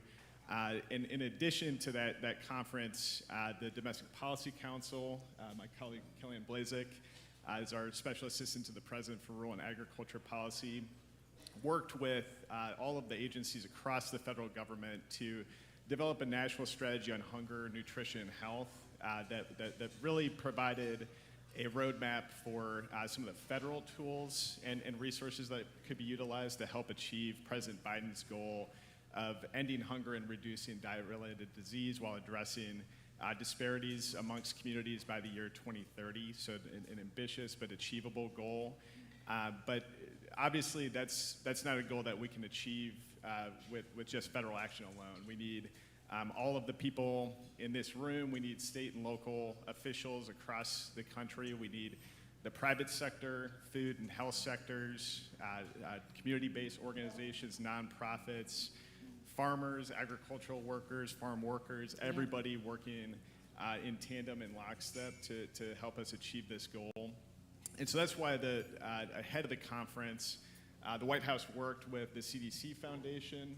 Dr. Judy Monroe, who joins us here, and her team did incredible work alongside the White House and HHS, USDA, so many agencies who worked with many of the stakeholders we just talked about, both to help inform the national strategy that we put out, but also to develop external commitments to help us achieve the president's goal. And so ahead of the conference, we announced over 60 external commitments aligned with the president's goal.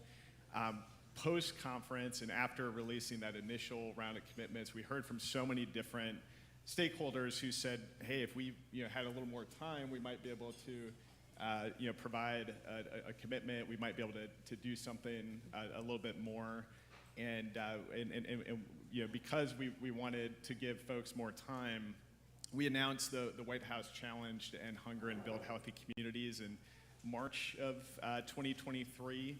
And over the past year, up until a couple of weeks ago, when we hosted an event at the White House to announce those commitments, we've worked with so many folks here in this room. We've worked with Food Tank. We've worked with so many excellent stakeholders across the country to develop more commitments, to really galvanize additional support and additional actions that folks outside the federal government could take to help us achieve the president's goal. And just 2 weeks ago at an event at the White House with the second gentleman and Secretary Vilsack, Admiral Levine, and so many others, we announced 141 new external commitments totaling about $1.7 billion. Thank you. And so we were really excited to announce those commitments and lift up that work. Again, we did this work with the CDC Foundation, and Dr. Monroe will talk a little bit more about kind of where those commitments go from here, the work they're doing with commitment makers to foster those commitments. And of course, and Admiral Levine spoke to this as well. Kelly, I'll leave Kellyanne to touch on this too. We've been working really hard to implement the national strategy on hunger, nutrition, health that we announced, that we lifted up at the conference. Yeah. And I know Kellyanne will touch on that as well. Well, one thing that excites me so much is you do have this roadmap now, that is the legacy, part of the legacy of this administration, and it's so exciting to me. And again, I want to thank you all for putting that in place, because it will help future administrations, no matter who they are, do this kind of work. So thank you. Round of applause for that, please. So Judy, if I can turn to you, Will mentioned that the White House Challenge to End Hunger and Build Healthy Communities was launched. They've worked closely with the CDC Foundation to encourage new commitments in support of the challenge. What is the challenge? What do you want folks to do? What comes from this call to action? Yeah, so thanks, and happy National Pie Day. I don't know if anybody said that yet. I thought it was very clever to schedule it on today. So the White House had 5 pillars with the challenge, and so under each of those pillars, we worked closely. The CDC Foundation worked very closely with the White House and partners to rally commitments under each of those 5 pillars. Are you going to go over the pillars? So let me quickly, just so you know the pillars. So it's improving food access and affordability. Second is integrating nutrition and health. The third is empowering all consumers to make healthy choices. Fourth is supporting physical activity. And fifth is enhancing nutrition and food security research through research. So we started, we think of it as a big tent. It was cast broadly for commitments, and commitments started to come in from large national organizations all the way to small community-based organizations, and everything in between under each of those pillars. And so there's some pretty exciting, and I think remarkable commitments that have been made, but a commitment is just a commitment, right? A commitment really translates when it is delivered upon. And so one of the things that the CDC Foundation has done is we've been tracking and asking folks to report back on what their commitments are. So that's part of the area. But we've got commitments, so example, like the Rockefeller Foundation and American Heart Association committed, I think they're going to raise $250 million for research. Food as medicine has really taken off. We can talk more about that maybe later. And so we need the research there. But there's commitments in innovation. I think we'll talk a little more about that. But we've got data systems that are being unlocked, partnerships that have never been thought of before. So one of my favorites is the National Association of Chain Drugstores. They found the Milk and Feeding Change group, and the two of them now are forging a massive, large-scale effort to get pharmacists to be involved in food as medicine and the prescription. So we could talk all day. There's a lot. Well, I do want to stay on this point of partnerships and collaborations. None of this would have worked without partnerships and collaborations, and the CDC Foundation has been a huge leader on that point. Not good, not easy work. No, it's not. And well, so if you don't, the CDC Foundation, we're an independent nonprofit created to support CDC and public health. And so we work across administrations. I mean, we're here throughout.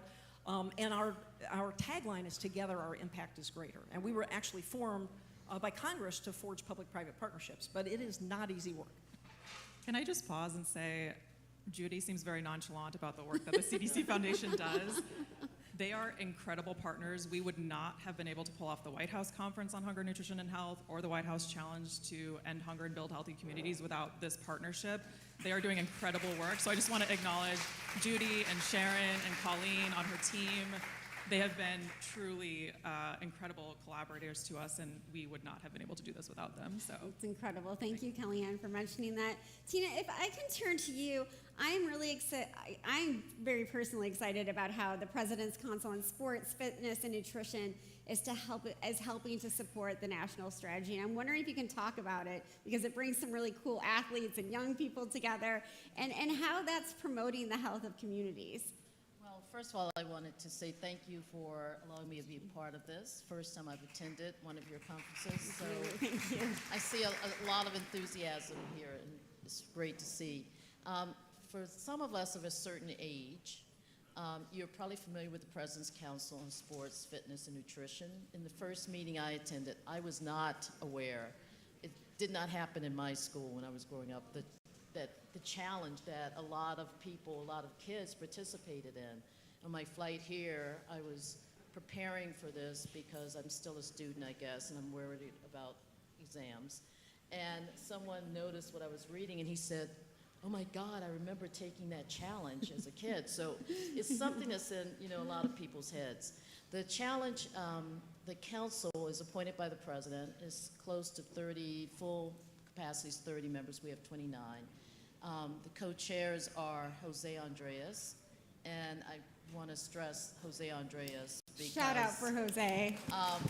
That will give you a sense of why we focus so much on nutrition.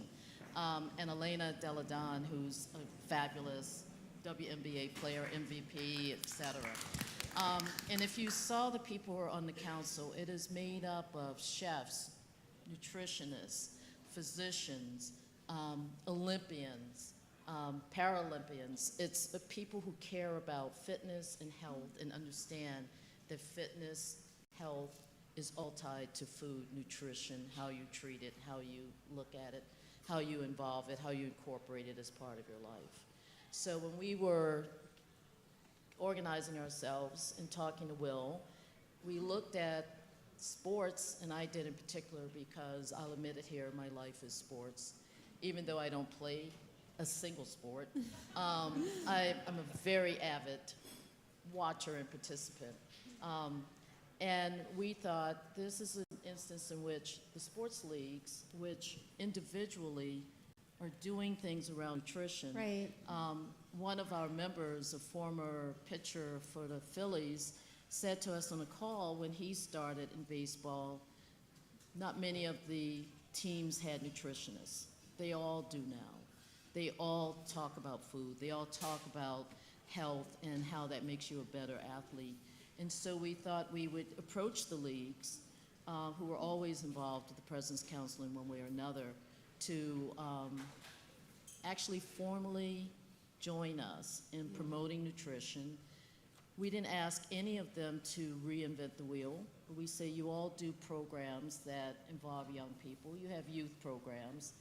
Can we make sure we're incorporating information about nutrition, that we're having nutritionists there, that we're talking about this, that we have a way that kids learn that to be their best on the field is they have to fuel their minds and minds and bodies. And I will say that one of the leagues in particular said, we're doing this work, we really care about it, we want you to also incorporate a discussion of mental health, which I thought was great.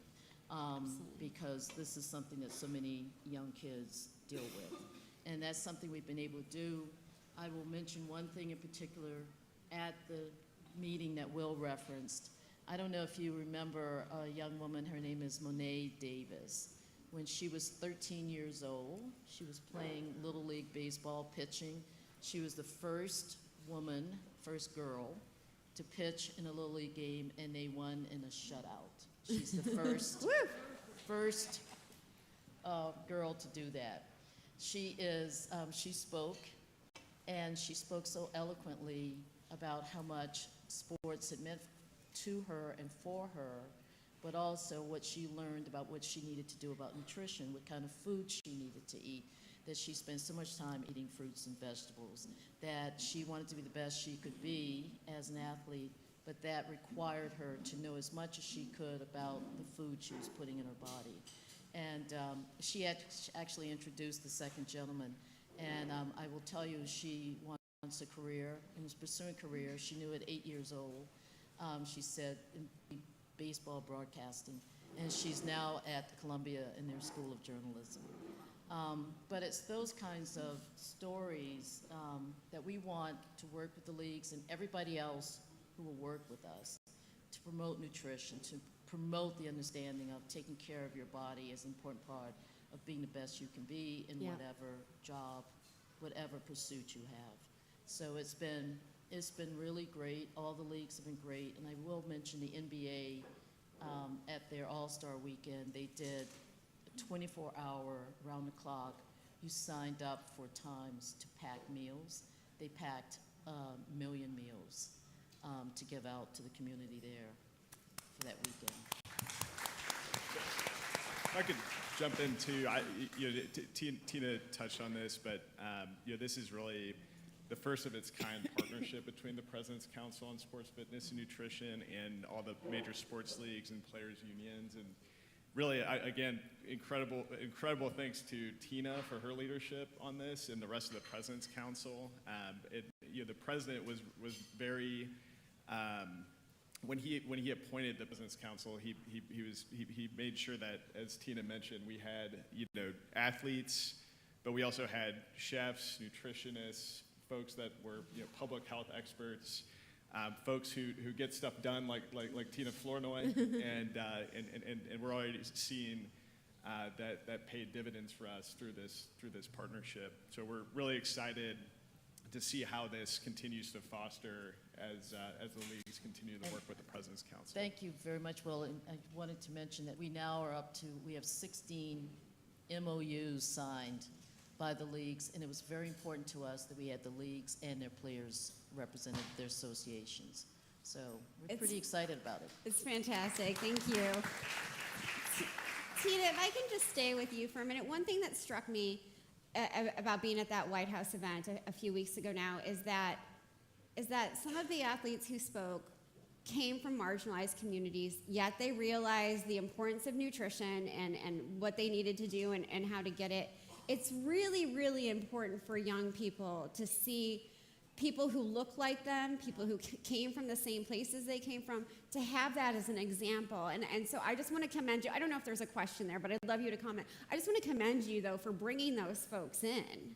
Well, thanks to Will and DPC and everybody who participated in it. But there is, in life, really, if you want to achieve anything, there has to be a degree of intentionality. Especially when you want to make change, there has to be intentionality. So we were thrilled about that, thrilled to hear their stories, and that's why I wanted to mention Monet Davis and say, first of all, it's still a big thing. She's the only girl who's ever done this, and she's all of them, the entire council, they're all very dedicated and focused. And I love that she's going into journalism when she ended on that point. That was the greatest. Go ahead, Yeah. Kellyanne. I was just going to add, I think, I just wanted to mention from the beginning of the process of this administration putting together the White House Conference on Hunger, Nutrition, and Health, and the White House challenges being mentioned, we made it a big priority to ensure that individuals with lived experience were guiding all of these efforts. So even before the White House Conference, we had meetings and roundtables with folks with lived experience to really understand what their priorities were and to listen. This president is very focused on listening and learning from folks in underserved communities and really folks across the board. And so that was a big priority. We partnered with different organizations at the White House Conference to ensure participation from folks with lived experience, and that has continued on through our work with the White House Challenge. So I just wanted to mention that. Thank you so much. I think listening and intentionality have been huge sort of markers of this administration. Kellyanne, I want to stay with you because in addition to the challenge, I want you to talk about a little bit, if you can, some of the policies that can help us achieve the goals that are laid out in the national strategy. Yep, so Admiral Levine mentioned a whole of government approach. How many people know what whole of government approach means? We say it all the time in DC, but essentially we're just bringing the full force of the federal government, right? So we have over 20 federal agencies that we work with all the time on these issues. I wanted to really hone in on our work to advance healthy school meals for kids. How many folks ate school meals when they were growing up? Okay, most people in the room have their hand raised. Keep your hand up or put your hand back up if you enjoyed school meals. You thought they were tasty. Okay, we had some hands come down. So we're really working to change that. There's over 30 million kids who eat school meals every day, and so it's a big opportunity for us to impact the next generation. USDA actually has a forthcoming final rule coming out this spring that's going to advance higher nutrition standards. That proposed rule actually had what would be the first ever added sugar limit. And so we're really trying to make sure that kids are off to a healthy start, that they can get healthy, tasty food in schools. And so we're looking forward to that final rule coming out this spring.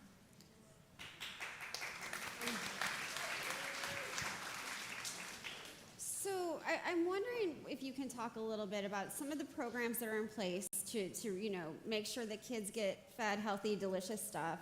Some of the other things that have been laid out by the administration. What can we do to make sure that those things are protected no matter who's in office?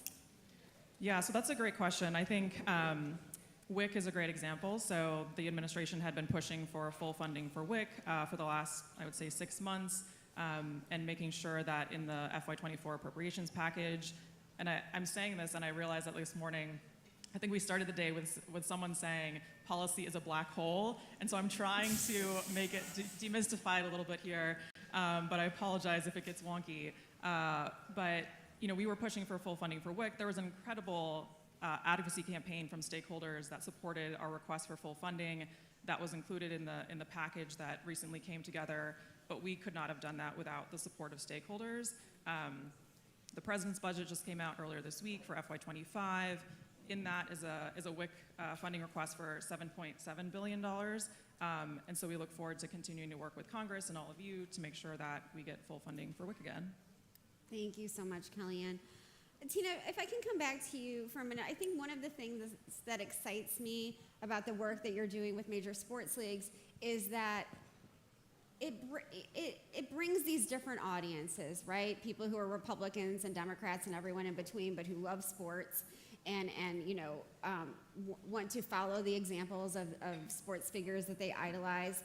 It's a really ideal setting for that kind of message, but it's also a little bit political, and I wonder if there will be challenges for you and others as that sort of, as things evolve and change.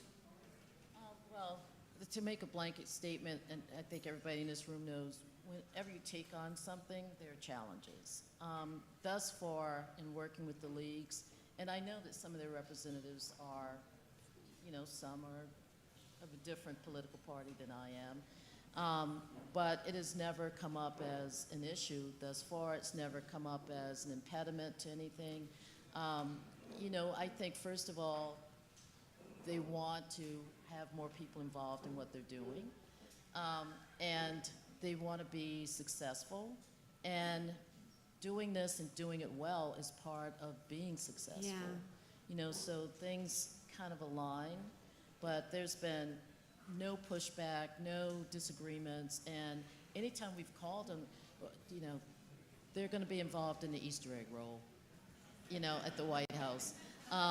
And I mention that because that's the largest event the White House does. It attracts 40,000 people. Sure. So as part of that, you know, you see the Easter egg roll on the South Lawn, but there's a whole back part that deals with physical fitness, and they're going to be involved in that.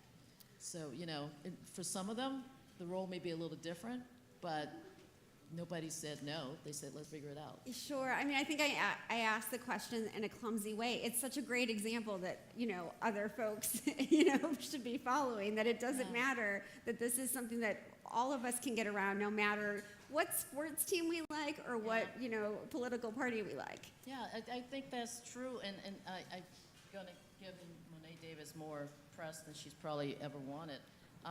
But I think this kind of sums it up, and it actually made me think of why you're all here and the work you do.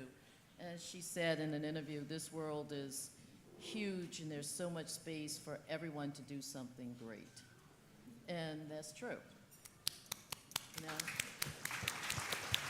Thank you so much. Will and Kellyanne, it's not only these external partnerships with the private sector, philanthropy, and civil society that are important. I wonder how, if we can go back to the different federal agencies that Admiral Levine mentioned before, why it's so important that they're now working together in a way that they never worked together before, which is so exciting to me. Yeah, I appreciate you saying that. And a lot of this work is happening very behind the scenes. And so I wanted to mention a call that Will and I put together monthly with stakeholders who care about hunger, nutrition, diet-related diseases, and public health. We try to get a rotating cast of characters on that call from across the federal government. And so sometimes we have partners from SBA or National Park Service or Department of Transportation. And so please say hi to Will and I after this. We're happy to get your contact info. We have an open door policy, so like, please come up, say hi, and hopefully we can learn more about what you do. But I did want to mention, actually just yesterday, the president was in Milwaukee, Wisconsin. Do we have any Wisconsinites in the room? Thank you, Michelle. I knew you had my back there. I'm a Wisconsinite, so I appreciate that. But he was in Milwaukee yesterday announcing $3.3 billion in new awards through the Department of Transportation's Reconnecting Communities and Neighborhoods program. And that program is funded by the Bipartisan Infrastructure Law and the Inflation Reduction Act. And some of those awards are actually going to support critical infrastructure in communities to help improve food access, so to help folks get to grocery stores, to help folks be physically active in their communities through walking paths or bike lanes. And so it's not a traditional, you know, USDA or HHS program per se, but it is really important in the context of the entire ecosystem that we're trying to build here to support the president's goal of ending hunger and reducing diet-related diseases by 2030. So that's just one example. The national strategy has equities across 20 federal agencies. The Domestic Policy Council is actually tracking each one of those commitments that the federal government made in the national strategy and working directly with those agencies to ensure that there's progress, and so I just wanted to mention that, because again, sometimes it's all happening behind the scenes, but we're trying to do a better job about highlighting some of those agencies that, you know, may not be the usual suspects like USDA and HHS. Yeah, it's very exciting. Will, anything to add there? Yeah, I would just add, because I know Admiral Levine covered everything, all the amazing work that HHS is doing, just a couple work streams that USDA has led on that are really critical right now. So Kellyanne mentioned the Healthy School Meals Rule. In addition to that work, they've done a lot of incredible work through the president's leadership to expand access to meals both during the school year and outside of the school year. So they've worked to expand community eligibility for free and reduced meals through the schools. They've finalized a rule that expanded school meals to 3,000 additional school districts. And then because it's so critical for students during the summer months when they're not getting those meals to have access to food at home, the president signed into law a piece of legislation that actually allows for a new program that has been set up by USDA in recent months that allows for a new benefit for students during the summer months to access electronic benefits transfer funding, so EBT funding during the summer, an additional allotment that allows them to buy groceries during the summer months when they're not getting those school meals. So important. Everyone, round of applause for that, please. Absolutely. And so already this program has been taken on by 37 states, every U.S. territory, and 3 tribal nations, which will help benefit 21 million kids this summer. But every state is eligible, and we would love to see all 50 states utilize this funding. And so some states are looking already at 2025. USDA has been doing a lot of work with states and with tribal nations to ensure that they're able to apply and can access this funding for 2025. But this is kind of, I think, an important thing for folks in this room to keep in mind as you're talking with folks in your communities. Texas is one of the states that has not taken this benefit for 2024, and so we hope that they will look into this for 2025, because there's 3.8 million children who could benefit from the summer EBT program if Texas were to apply for 2025. Right. Can I just add on? I appreciate everything you said, Will, and I'll just add on kind of like a hopeful story or something that makes me really hopeful. So the USDA worked closely with states to, increase uptake of summer EBT for this summer in 2024, the first summer that it's being offered permanently. And there were some states who in the fall said, absolutely not. We're not in a place to do it. There was a 50% admin match, so states had to chip in 50% of the administrative costs to run the program. The federal government is paying for all the benefits. So some of the states were like, we just can't figure it out on this timeline. Some states politicized it. This should not be a red or blue issue. Feeding kids in the summer is just a no-brainer.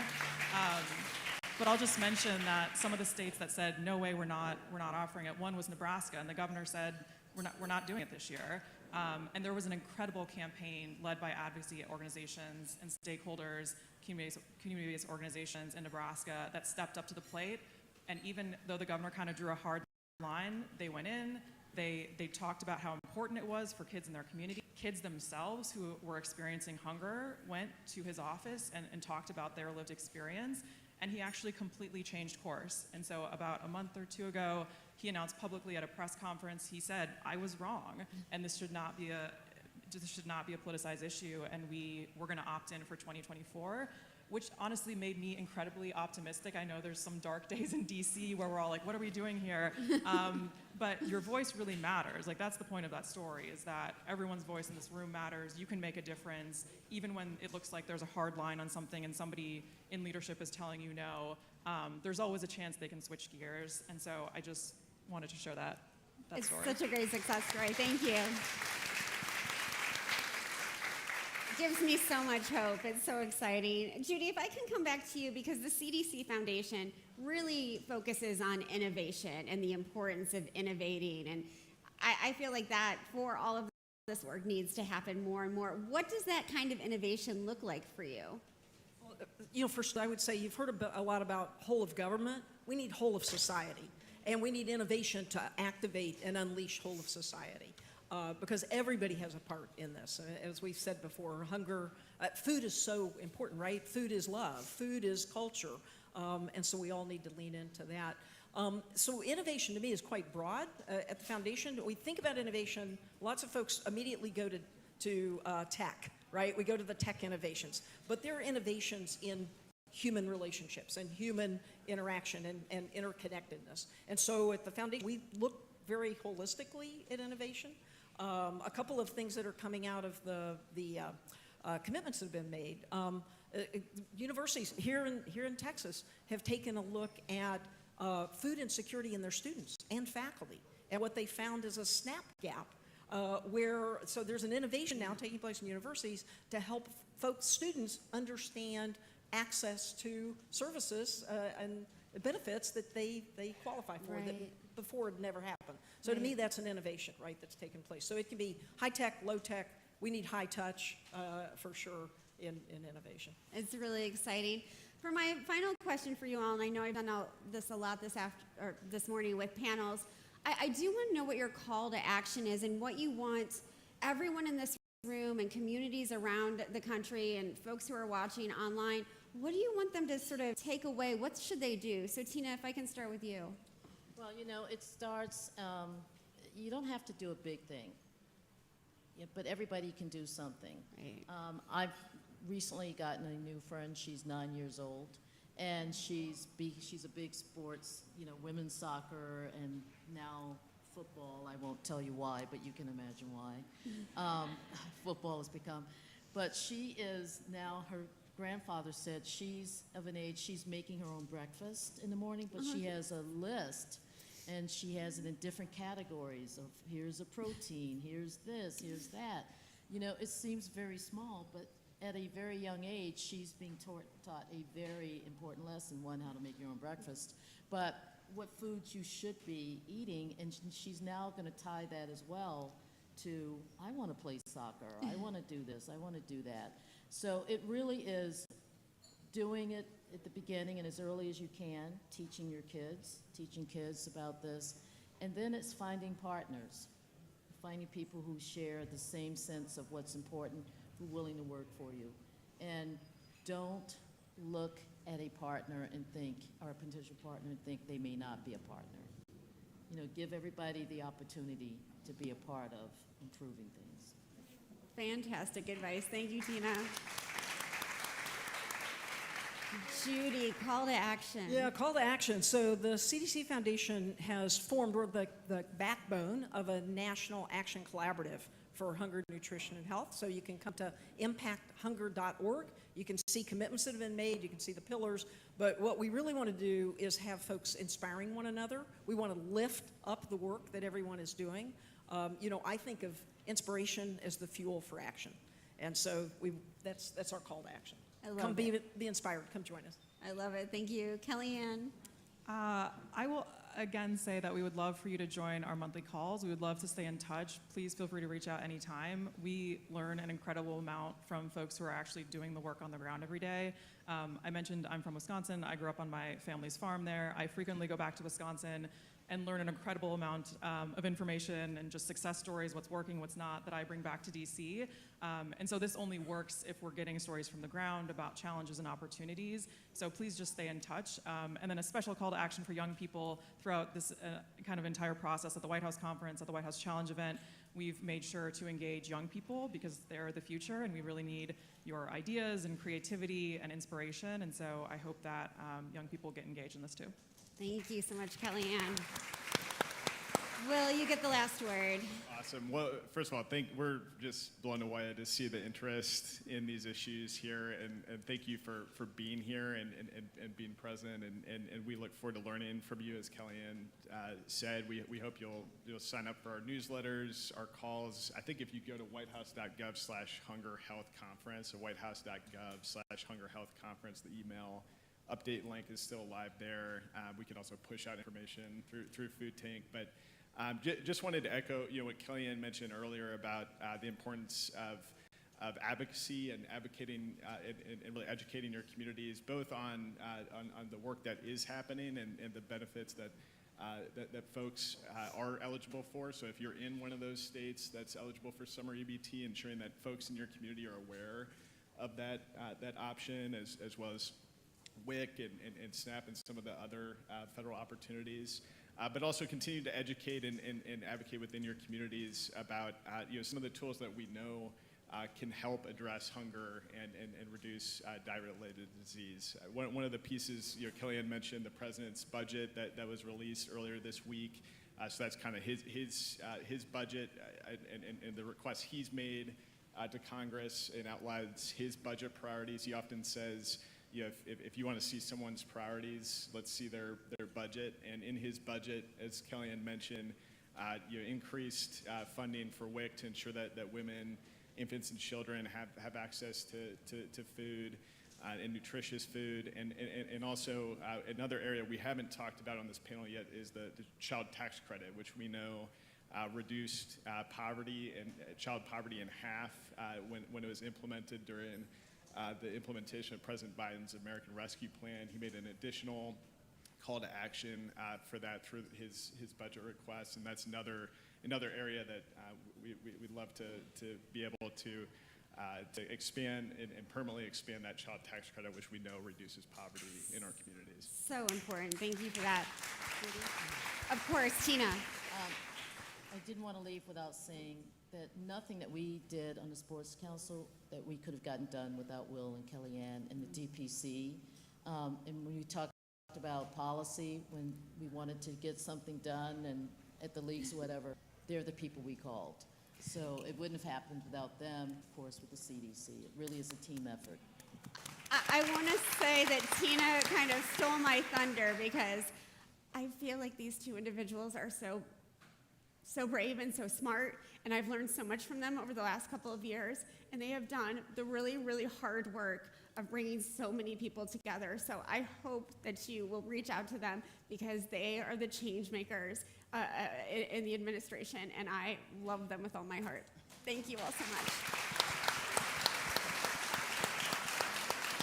I'm going to take the last word here and just give an incredible shout out to Danny, Bernie, Elena, Kenzie. The Food Tank team is so incredible and amazing, and we just appreciate their partnership and collaboration. So thank you, Danny.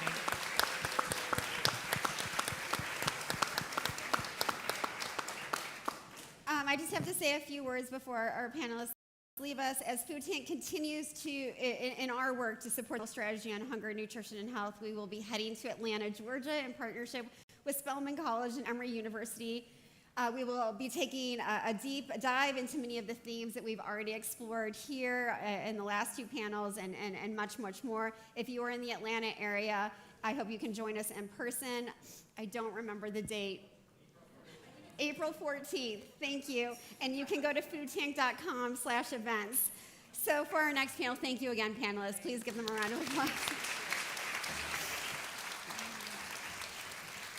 For our next panel, we're going to continue talking about the state of food policy in the U.S. Leading this conversation is freelance journalist Saba Rahimian.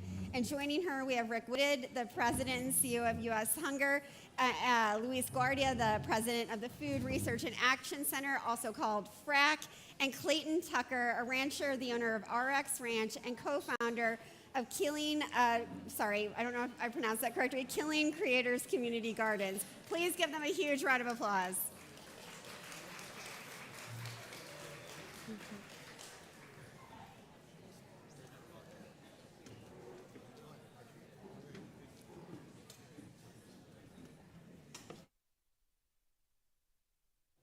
All right, is this thing on?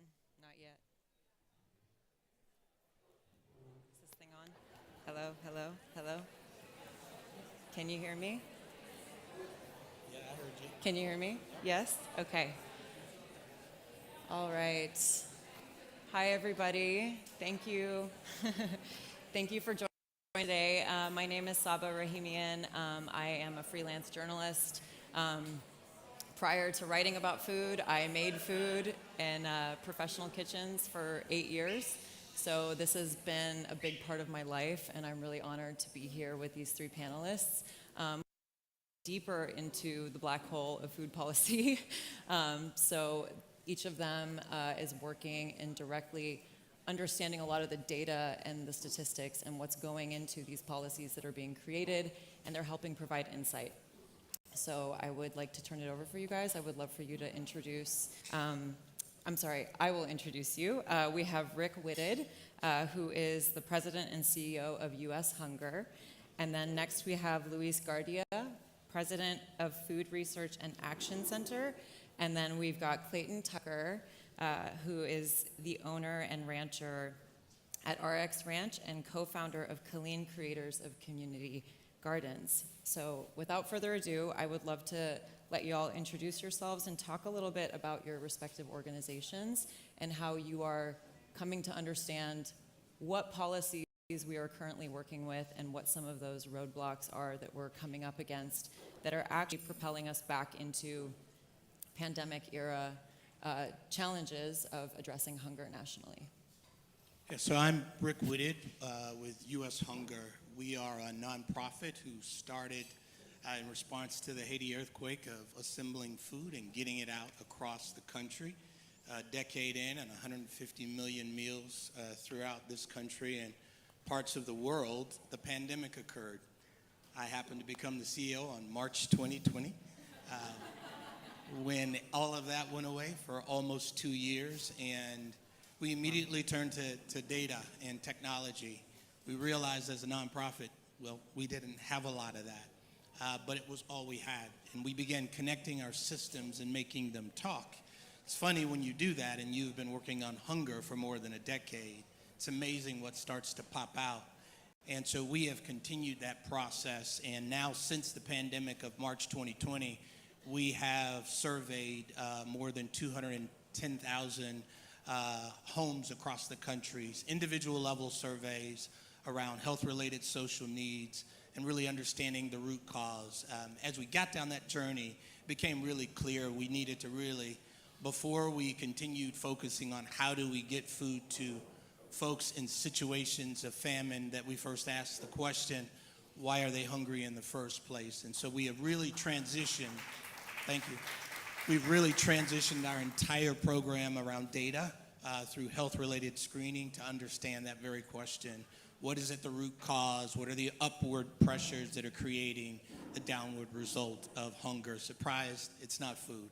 It never starts at food. So, thank you. Luis? Great. You know, now I get the connection between the NASA people and this. It's the black hole policy.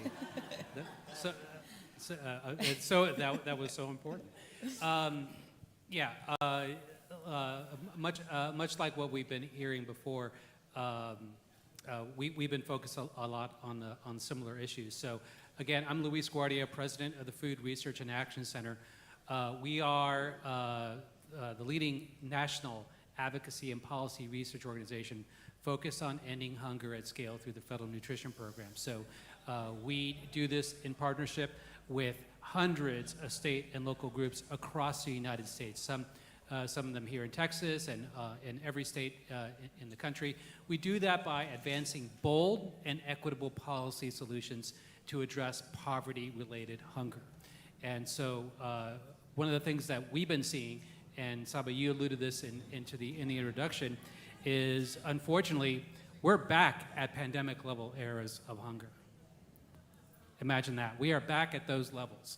A lot of things have contributed to that. Some of the things that you've been mentioning, you know, we need to address the root causes, but certainly the end of some of the pandemic era benefits, as well as rising food prices.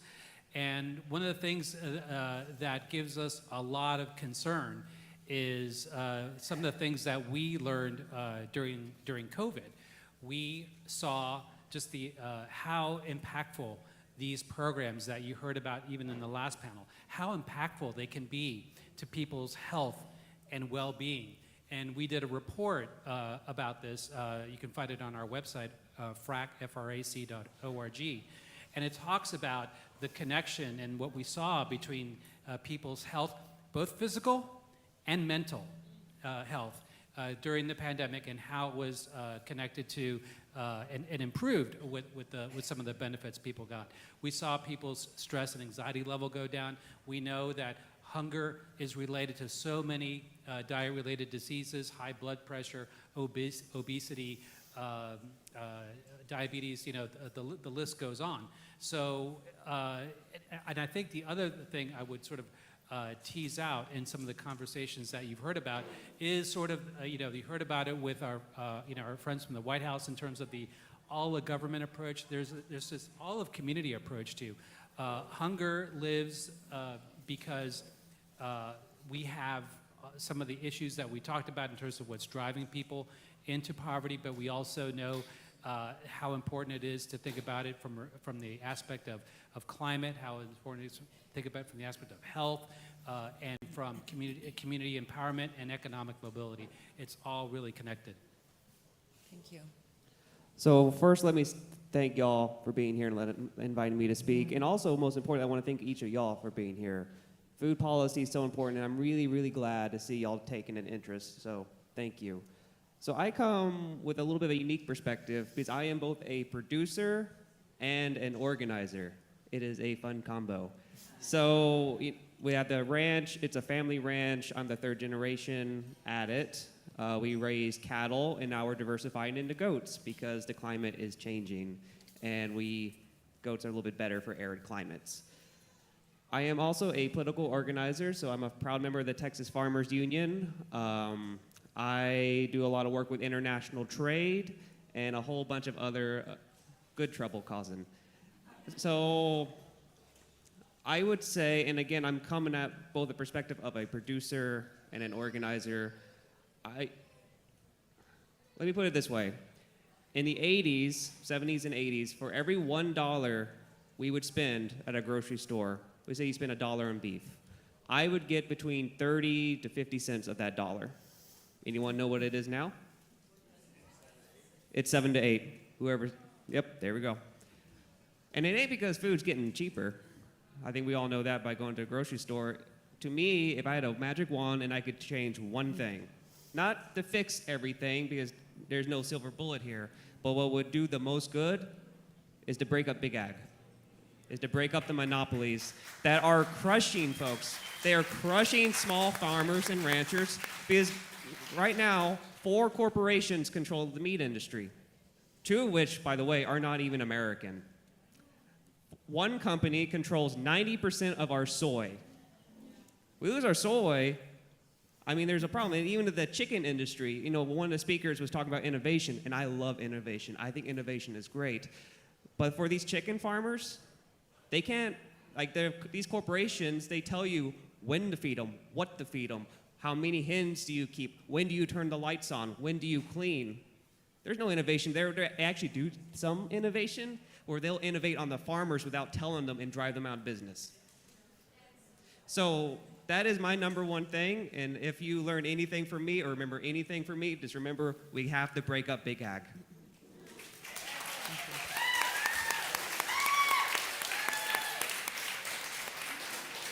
I think one of the really interesting things of today, all the panels that we've heard, is that we hear this contrast between how effective policies are, how are they working, where do we find that tangible connection to it, and then you hear a lot from individual actors who are taking individual action.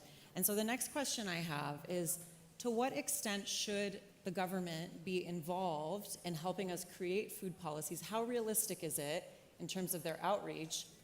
And to what extent do we want to bolster and support local actors in being part of the bigger, maybe not bigger, but a big part of the solution to kind of addressing issues within our local community? Well, I'll tell you, to solve the problem, there has to be collaboration. It's very interesting hearing this panel because we could not represent this whole ecosystem anymore. So kudos to Bernie and Danny for the assembling here. I come from the perspective of what happens downstream, the individual, the person that ultimately their lived experience is a result of things upstream that they can't drive as much. What I find through that data, through listening to now 200,000 plus Americans share both, evidence-based survey responses, but also we ask a simple question: how will a full cart box help you? And that's turned into a lived experience testimony. Some are short, some are 4 paragraphs. And so we're using technology to take both the quantitative and the qualitative and really align that with Z codes, which is just a part of the medical coding system that documents these social determinants of health, these things that, these socioeconomic factors that impact insecurities overall. Why do we do that? Because we have to make that level of information actionable.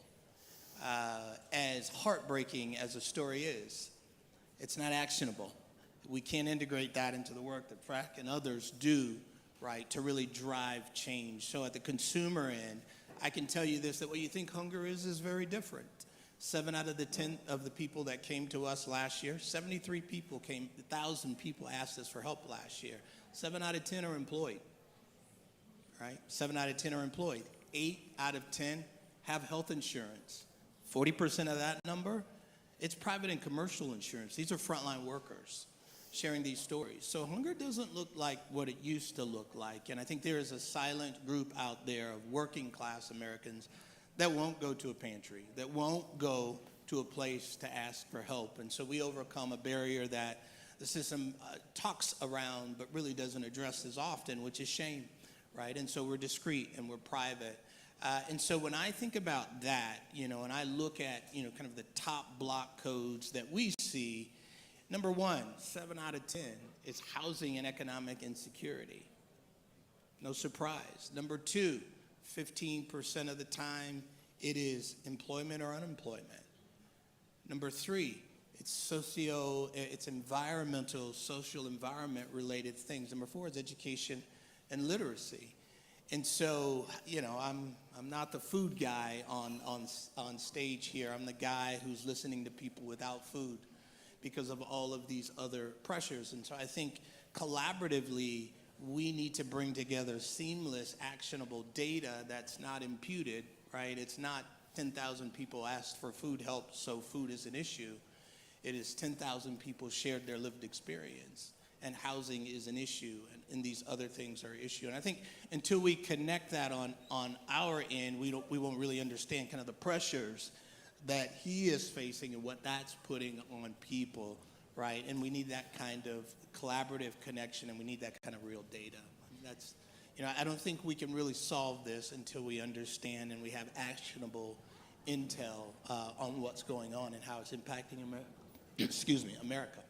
Rick, can I ask a quick follow-up question to that? So one of the things that I read about your organization is it really focuses on getting food to the individuals and then getting that data back from the individuals. Can you tell me a little bit about how you conceived that infrastructure and whether or not you feel like that's something that's scalable that can be applied to policy? Oh man, I wish I could say I was brilliant.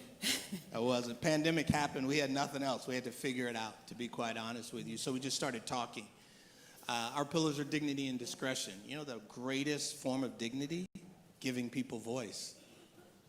And we just start listening. We start listening, asking, and documenting what they would say in their own words. And so I think it is this platform that is discreet that enables us to have a real conversation, overcoming those barriers of worry and shame that come. Asking for help publicly is very public. And in this area of social determinants of health, you're talking about very intimate things that folks often feel like they failed at, because I could not feed my kid, because I could not help my parents, because whatever it is. And so I think it's that platform of discretion. I think the other piece is we really try to think about how do we feed all. What we are learning in our model is that meeting people where they are, sometimes an emergency food benefit is more effective than food for all at the moment. Because when you get to that point, you start to understand why they're here. And you'll realize the next intervention is most likely not food first, or it's a combination of food and. And I think we're not hearing the food and. And so if we don't hear the food and, we can't really, harness the power of food as medicine sustainably. And I think that's what we're learning. Thank you. Yeah, going back, government has a tremendous role to play. And I think one of the interesting things, Clay, you were talking about in terms of thinking about things as a system, right? And hunger, when people are hungry, that means the system failed. The system's not working if people are hungry. And, it's an outrage that 44 million people in this country are in households where they don't know where their next meal is going to come from. 44 million. And during the pandemic and even now, we're seeing black and brown families 2 to 3 times more food insecure than white households, 2 to 3 times. And during the pandemic, that was even higher. So when we think about this and we think about the role government plays, for us, because, we look at this all the time, it does kind of get our blood pressure up because we see these solutions in plain sight. We see some of the things that people talked about in the last panel. And it's important that everybody understands how these solutions play. SNAP is our first line of defense against hunger. It provides immediate nutrition assistance for families in need in the manner that's most culturally relevant and best appropriate for them. We also talked about school meals. We need to see healthy school meals for all provided for every school child in this country. We need that. We saw the benefits of that during the pandemic, and there's no reason we can't do that. They also talked about programs like WIC that are helping moms and their babies get critical nutrition assistance. And we spend a lot of time criticizing the government as advocates, but we also need to give props when props are due. So getting WIC fully funded this year, that was a big deal, and we should be very glad to see that happen. But we also want to make sure, and it was mentioned in the congressman's video remarks, to make sure that the program that was made available just after the White House conference, Summer EBT, and he made reference to it. That is giving every school child that is on school meals access to food over the summer, because for a lot of these kids, summer is the hunger season.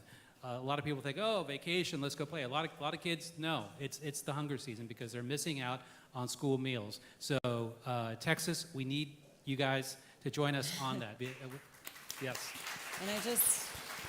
So, and other programs as well, like the child tax credit, super important. Two top things people use child tax credit for: housing and food. So, super important. And just a quick follow-up question. I want to be mindful of time, but I'm curious, how does your organization, I know we mentioned before coming up here that you've actually worked with some of the previous panelists, so how does the research that you do inform some of the policies that they are talking about? Yeah. So we share our policy with anybody, our research that anyone's going to hear, and sometimes even if they don't want to hear it, we'll share it with them. So, but we do that working with people at the federal level, folks like who were here before, folks at USDA, folks at some of the other agencies that are also realizing their important role in playing a part of this, and also our state and anti-hunger advocates across the country. So people right here like Feeding Texas, Every Texan, many of the food banks here that are doing great work to making sure that food assistance is available, because we know that for every one meal that food banks are providing, SNAP alone provides 9. So it is such an important thing for going back to the original, the government's role. This cannot be completely outsourced to the charitable sector. Thank you. So we are going to need a combination of decentralization in the food system while also having some nationalization or national standards. So what do I mean by that? Well, this is going to surprise no one, as I already said it, but we need to break up these monopolies and get back to not corporate farming, but family and small producers. Whether that's farms, ranches, whether it's in rural areas or even urban areas. Urban farming is a growing trend, and we should encourage that growth. But some things are going to be, we're going to need national. You know, I've talked to a lot of folks, particularly my age, and they said, you know, I really want to get into farming, but I'm scared about not having health care. And yeah, I've had a horse break my arm. I've definitely gotten kicked by a couple animals, and ranching can be pretty rough. So we do need a national system like that, but we also need some national standards, because I mean, they always say vote with your dollar. You know, that's how you vote with these things. But some of these corporations, they're getting so big they have become the market. So two case in point. Raise your hand if you or your child or someone in your family likes to eat a bowl of cereal in the morning. So decent amount, folks. So almost every cereal has glyphosates in them. That's Roundup. And the #1 chemical to defrost milk is Windex. So every time you eat that bowl of cereal in the morning, you are eating Roundup and Windex. Here's another last example. Raise your hand if you like drinking tea. Keep your hand up if it's loose leaf tea or tea in a bag. So one company controls 90% of the tea bag industry. Every single one of those tea bags has bleach in it. That's why they're white. So again, some of these things we can't vote with our dollar on. We have to have a national system of national standards and tell them, hey, don't put Windex in my milk. Thank you. So we are coming close to the end of our time. As all the previous panels, you each bring such a different perspective, and I wonder if you can share the different forms of call to action that you are each plugged into and just kind of help our audience understand where to go, where they feel called to help and support.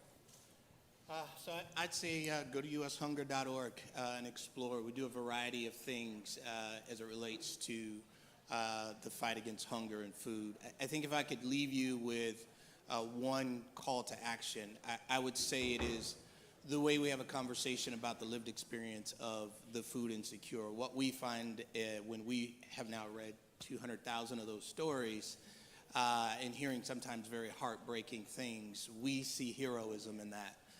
I remember growing up poor thinking, well, you know, I didn't know that. I just didn't. All I remember was my family was together, and when I got older, I realized my mom was a hero. And so U.S. Hunger, the way we talk about the food insecure is through heroism and bravery. And we find that a lot of them coming to us are ashamed. And a lot of time it's because of how we talk about them. And we want them to be helped. We want them to reach out. We want them to engage. But if they feel ashamed about their current predicaments, I just encourage us to really reframe the conversation of the food insecure in language that is heroism, because many of them are in spite of, not because of, and they're making it. So that'd be my call to action. Two quick words: speak and give. Speak, use your voice. You heard the story from Kellyanne last session about how Nebraska changed its course and getting summer EBT to its kids. It can be done, but it requires people to lift up their voice. And give, it is so important. I talked also about how a lot of folks look to the charitable sector. Well, we also have to look to the advocacy sector, not just us nationally at FRAC, but also your state and local groups, whether they're anti-hunger groups or they're anti-poverty groups or they're housing groups. They all have a role to play. And sometimes as we, because we don't look at that this holistically, sometimes that important work gets overlooked. So these groups, they need your help, and they need it now. So I would say two things. First, don't be afraid to call your member of Congress, your state house, your state rep, your senator, and tell them you want them to fight corporate consolidation. The rules are there. We have the Sherman Antitrust Act. We have the Clayton, which I love that name of that act, for some unknown reason. But we have the tools, they're just not being used. Now, granted, they're not complete. We still need to revise them. But the tools are there. We just have to, just pretend like you're taking a cattle prod and you're just trying to get them to do the fight for us. The last part is I would encourage join an organization that's dedicated to this. The reason I became a member of the Texas Farmers Union is because their number one thing is fighting corporate consolidation, fighting these monopolies, fighting big ag. I just actually yesterday got back from their policy meeting where we had to go through 227 pages of agriculture policy. So I now know a lot more about cotton policy than I ever thought I would know. But yeah, I would encourage join groups like that because there's power in numbers. And again, thank you all so much for being here. It's so incredibly important that y'all are here and that you take an interest in this. So thank y'all.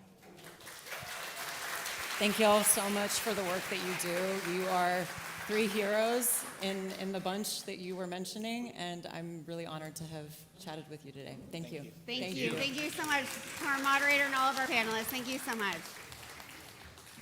So I just want to reiterate a couple of things that I heard that I think are important. One, Luis said the system is failing and people are hungry. We can do better. And Luis always makes me feel like we can do better as a nation. So please support FRAC. Rick said the greatest form of dignity is giving people a voice. and we need to think of food and. So please donate to U.S. Hunger. And I think Clayton just launched some sort of political campaign, so anyone who wants to get on board with him, I think they'll know where to find him. So from here, we're going to take a look at how we can feed our optimism in a conversation with Karuna Rawal, the Chief Revenue Officer and Chief Marketing Officer for Nature's Fine. Please give her a round of applause, everyone. Thank you so much for being here. Always fun to talk to you. I also want to thank you for the Nature's Fine delicious breakfast items that were brought in. I think there's yogurt, pancake Sammys with meatless pie. Am I pronouncing that okay? That's right. And dairy-free cream cheese and bagels. So hopefully people got to try some of that this morning, yes? Okay. That's great. That's great. So I want to start off, obviously you're producing great products, but Nature's Fine, for me, it goes beyond that. And I'm wondering if you can explain it to the folks in this room. Yeah, so first of all, amazing to see this crowd, and thank you for having me. We're delighted to be here and so excited that so many of you got to try products that we've all been working on for a while, so it's exciting. But just to tell you a little bit about the company, so Nature's Fine actually started as a research project for NASA, who you heard from earlier. So the company really was on a mission with NASA to look at how life could thrive on environments outside of Earth. I think you heard a little bit about that earlier. And that actually took them to Yellowstone National Park, where they discovered a fungi, so not a plant, not an animal, the third kingdom, a microbe, which turned out to be pretty remarkable. So it is, as they studied it, they discovered it was over 50% protein, 30% fiber, has vitamins and minerals, and most importantly was thriving, another word we've used a lot today, thriving in an environment with really minimal resources. So you think about the hot springs, any of you have been to Yellowstone National Park, not exactly a comfortable space to grow in, but it's, it was able to continue to grow using very, very few resources, which is actually what we as a planet kind of need to learn how to do, right? So, so that led to additional work that led us to really think about how to grow that protein so we never have to go back to Yellowstone. We took a tiny sample and think about it kind of like a sourdough starter. So now we grow net new protein for the world every 3 to 4 days. And using that protein, we're able to make both dairy-free and meatless foods. And you got to try our first 3 products, which I'm very excited. It is so cool, and it is so interesting to think of these kinds of collaborations and collaboration and partnership we've talked a ton about today. And so I'm wondering, one is, you discovered so much through this collaboration, and you're continuing to use that research to develop new things. What does that mean for the future of the company? And then I have a follow-up about what that means for the future of other companies. Yeah, I think, what I love about our story as a marketer, it's a pretty good story, right? But I think what it really speaks to is this idea of partnership, as you just said. So, obviously Yellowstone National Park, being, and NASA being, part of the government and really figuring out how do we bring all of us together, because ultimately it's going to take solutions from a wide variety of resources to actually solve the challenge we're in. If you think about our population is growing, we're headed to 10 billion, and in the face of climate change, we're running out of land and water. So we've got to figure out other solutions. And I think the implications, as you talked about, is there's so much opportunity for us to kind of come together, different parts of the ecosystem working together to solve these big challenging problems, because none of us can do it alone. But I love the story of nature and science coming together, which is our story. We really started in nature, but it took science and NASA and all of their capabilities and just all of the work that was done by our scientists to really uncover what we could do with this. And initially, the company actually was looking at biofuels, and then as we started to look at okay, this is really interesting. These properties actually lend themselves to food, and we have a huge food challenge. And protein, as we think about all of the challenges we're going to have in the coming years, we're going to have enough carbohydrates. We all have more than enough fats, but protein is going to be the challenge, right? And as you think about areas of famine, as you think about other parts of the world, one of the things that we're working on, we have a grant with the Bill and Melinda Gates Foundation that allows us to create a decentralized protein fermentation system so that we can literally go into areas where there, is a need for food and use local inputs. That's one of the great things about this fungi. It is not a picky eater, so we can be in other parts of the world and leverage whatever, resources are there in order to grow new protein. So it gives us optimism and hope, right?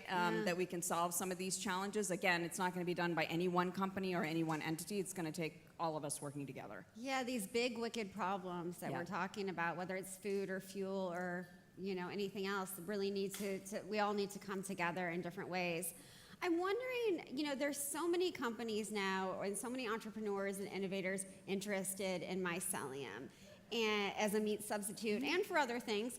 I'm wondering how important you think these proteins, I know you think they're important in the face of the climate crisis, but there will likely, hopefully not in the next couple of years, likely another pandemic, likely another kind of shock that really hits us. How will mycelium, as a food product, help us sort of get through those shocks? Yeah, I think it's kind of what I was saying earlier. Because they require such minimal resources to grow, can grow in 3 to 4 days. If you think about it, being able to generate new protein in a very short amount of time could be really helpful in times when we are, strapped for food. And it's a very healthy, that's the other thing I want to reinforce. It's a complete vegan protein. It's got all of the amino acids. And so you are able to get something that's highly nutritious, that's highly sustainable. In terms of land and water, we use 99% less land, 99% less water, emit only 6% of the greenhouse gas emissions in scale. So a fraction of the resources that traditional agriculture takes. So it really allows us in those times of need to be able to do something that allows us to feed people pretty quickly. And can you talk a little bit about the cost compared to other proteins? So right now we are, probably comparable to, what you would see in the plant-based area, but the goal long-term is to be, equivalent to animal-based protein. So that is the work that we are doing. Obviously that takes scale. We are very early in our journey. And so it's going to take some time for, if you look at legacy meat and dairy industries, they've been around for a long time. They get a lot of support from the government, and we're working actively, as we're looking at the new, My Plate work that's being done in the government to really include fungi-based proteins as an additional source of healthy, nutritious protein. You mentioned earlier the grant from the Bill and Melinda Gates Foundation about decentralized fermentation and sort of that process. I want to dig a little bit deeper into this because I've had this wonderful experience to travel all over the world, 70 plus countries, 26 countries in sub-Saharan Africa in particular, where the Bill and Melinda Gates Foundation invests heavily. How do you imagine this looking? How does this work with communities who might not have heard of this before, are used to growing subsistence crops plus commodity crops? How does this all work? Yeah, so I think a lot of it is education because we are so new. I mean, a lot of you are probably hearing about fungi-based protein for the first time. So a lot of the work that we have to do is about education. But I think the great thing is, as part of that grant, we're working in sub-Saharan Africa and Asia with smallholder farmers. So we're really trying to make sure that those farmers have additional resources and additional means in order to improve their livelihoods, because it is really challenging to be farming in a lot of those parts of the world. So this is something that is going to take some time for us to help educate that we can now grow a protein in a completely new way. We're talking about using potentially shipment containers. Right now we grow our protein, if you think about it, it's like a vertical farm. So if you came to our facility in Chicago, you would see we grow, it's 4 stories high, and we grow in trays that look like a, if you walked into like a cheese or a cheese chamber, and there's racks and racks of trays that are growing new protein every 4 days or so. So we're going to take that, miniaturize it, and be able to take it to different parts of the world to help grow more protein. We're probably going to talk about NASA in a minute, but we've also been able to really miniaturize it, and actually we sent a small protein factory on SpaceX 25 in, I think it was July of 2022, and demonstrated that we can actually grow this in space. And the cool part is when we analyzed the protein, it had all of the same nutritional and other properties, which is also very exciting because if you think about going to space for a long space journey, you're not going to be able to take a cow or a chicken with you. You're going to have to figure out some other way of having protein when you end up colonizing Mars or wherever it is we're going. Yeah, it's really That a big exoplanet discussion was fascinating. It's so fascinating, and it is a big innovation to think about. The lab, there's been cultured meat grown in space. Now this, there's all this sort of opportunity, and I wonder, as a company, you know, as you get more opportunity in this space with mycelium, other companies are going to want that as well. Do you see a lot of competition happening? I mean, there is some. I think there's, you know, mycelium is becoming one of those areas that I think more and more companies are looking at because of all of the things we've talked about. But I kind of come from the consumer lens of more choice is better. Right. And we should all be in this to try and give consumers as much choice as possible and meet them where they are on their journey. And I think, you know, we discussed that earlier, because not every, you know, you don't need to be 100% vegan. You can start with one meal. You can start with, you know, whatever it might be. And every single one of us has an opportunity 3 to 5 times a day when we eat to make a different choice. Some of us more. Some of us more. Yeah. Are there any other products? I know you're really focused on the protein food, the protein part of this right now, but there's so many cool bags. I'm looking at everyone's bags in the audience. Bags can be made out of this leather, you know, leather-like products. Do you think about that as the company grows? Yeah, we are, as a company, we are really, you know, just looking at what are all the opportunities that this opens up. And you're absolutely right. I mean, our focus right now is on food, but there's areas well beyond food. I mean, mycelium have been used, as you said, in materials. They've been used for construction. There's a lot that we don't know, and we're still learning about mycelium. So yes, our company, we have a lot of scientists who are exploring all these different areas. And, you know, who knows? We may be coming to you with some new stuff in the coming years. I can't wait. So, like, tell me about the future. Is there anything you can sort of share with us about the future of Nature's Fine, what you expect for the company, you know, next year at this time or 5 years from now? So the exciting thing for us is this is the year we are now available nationally in Whole Foods with all 3 of our categories. So please support us, which would be great. There's coupons lots of places too if you'd like to grab one of those. And then, you know, we are starting with the natural channel because that's where we really are finding our core early adopter consumers. Our goal obviously is to go beyond that and expand into retail, because if we're going to, you know, deliver our mission, we're going to need to, you know, get more people to change how they eat. Food service is another area we're really interested in. We were, you know, very focused on building a consumer brand and educating consumers, which is why we started in consumer retail, but now we're going to be able to take our core ingredient, which is called Phi, and if you look at all of our packaging, you'll see there's what I call an Intel Inside badge that allows us to now take that into food service. So we have a lot of food service opportunities we're exploring. And we really believe there's a huge opportunity with, you know, if you think about college campuses where a lot of young people are really adopting new and, you know, eating habits and learning about food. We think there's a huge opportunity there. So you're going to see us, you know, go into a number of new areas. But we also have a lot of other, I mean, hundreds of products that we've made using Phi. So if you think about our Phi protein, there's kind of 3 different forms. It grows in a sheet that's like almost like, think about it like a tofu skin or a chicken skin.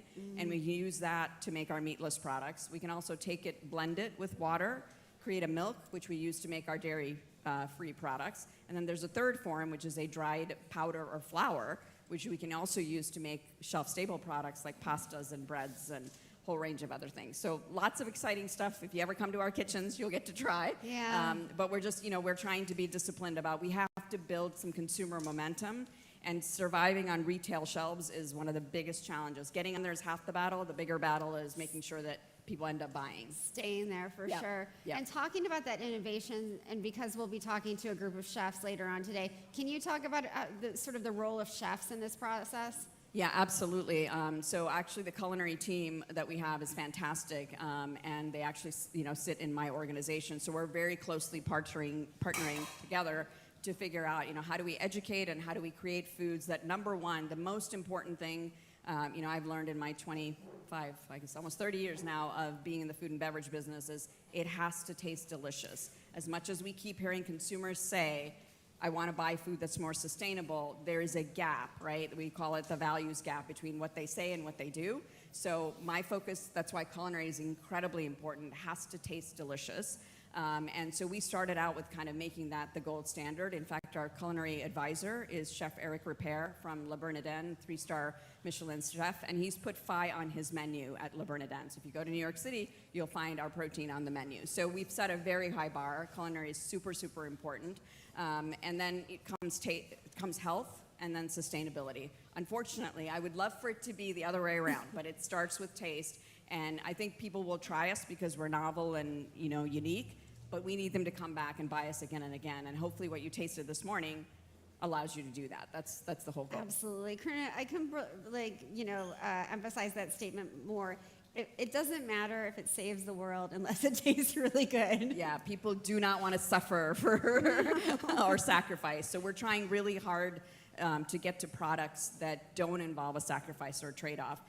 So the way I like to think about it, I know we're close on time, is, you know, I want to move people from saying, why would I eat this, to why wouldn't I? If it tastes great, it's better for me and better for the planet, why wouldn't I eat it, right? And that's ultimately our goal.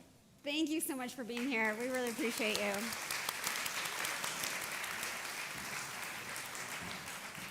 I love that conversation. It's a really good product, and I don't often say that. There's some products out there that I've eaten at Whole Foods that have not been that great. I love Nature's Fine. Please find that coupon so you can try them out too.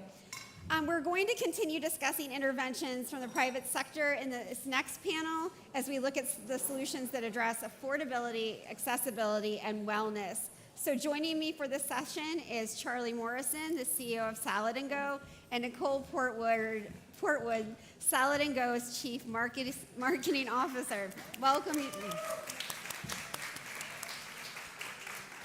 It's so nice to have you both here. Thank you so much for supporting this event. We really appreciate it. Charlie, I have to start with you because you have a really interesting origin story, and I need to hear it, and I need this audience to hear it. All the way back? Well, what was the company you were involved with before? Yeah. All right. So, hi, everyone, and great to be here. Thank you for having us. My story began in the restaurant industry. I have been in and around what I will refer to as fast food or really enjoyable, craveable foods for my entire career. That includes places like Wingstop, which I was most recently at, Pizza Hut, another pizza concept called Pizza Inn, and many others. And so I've made a career out of being involved in restaurants in some way, shape, or form and feeding hungry people. Yeah. But to my story, 2 years ago, I actually quit my job and came to this great concept that I had never heard of. Became a board member first and then asked if I could be the CEO of this great venture called Salad & Go. Which our food truck's out here today. Yeah. Hopefully many of you got to try one of our products and enjoy that great salad. The reason I left, everything we're doing about transforming the idea and the negative stigma around quick service restaurants and how we can make fresh, nutritious food affordable and convenient for everyone.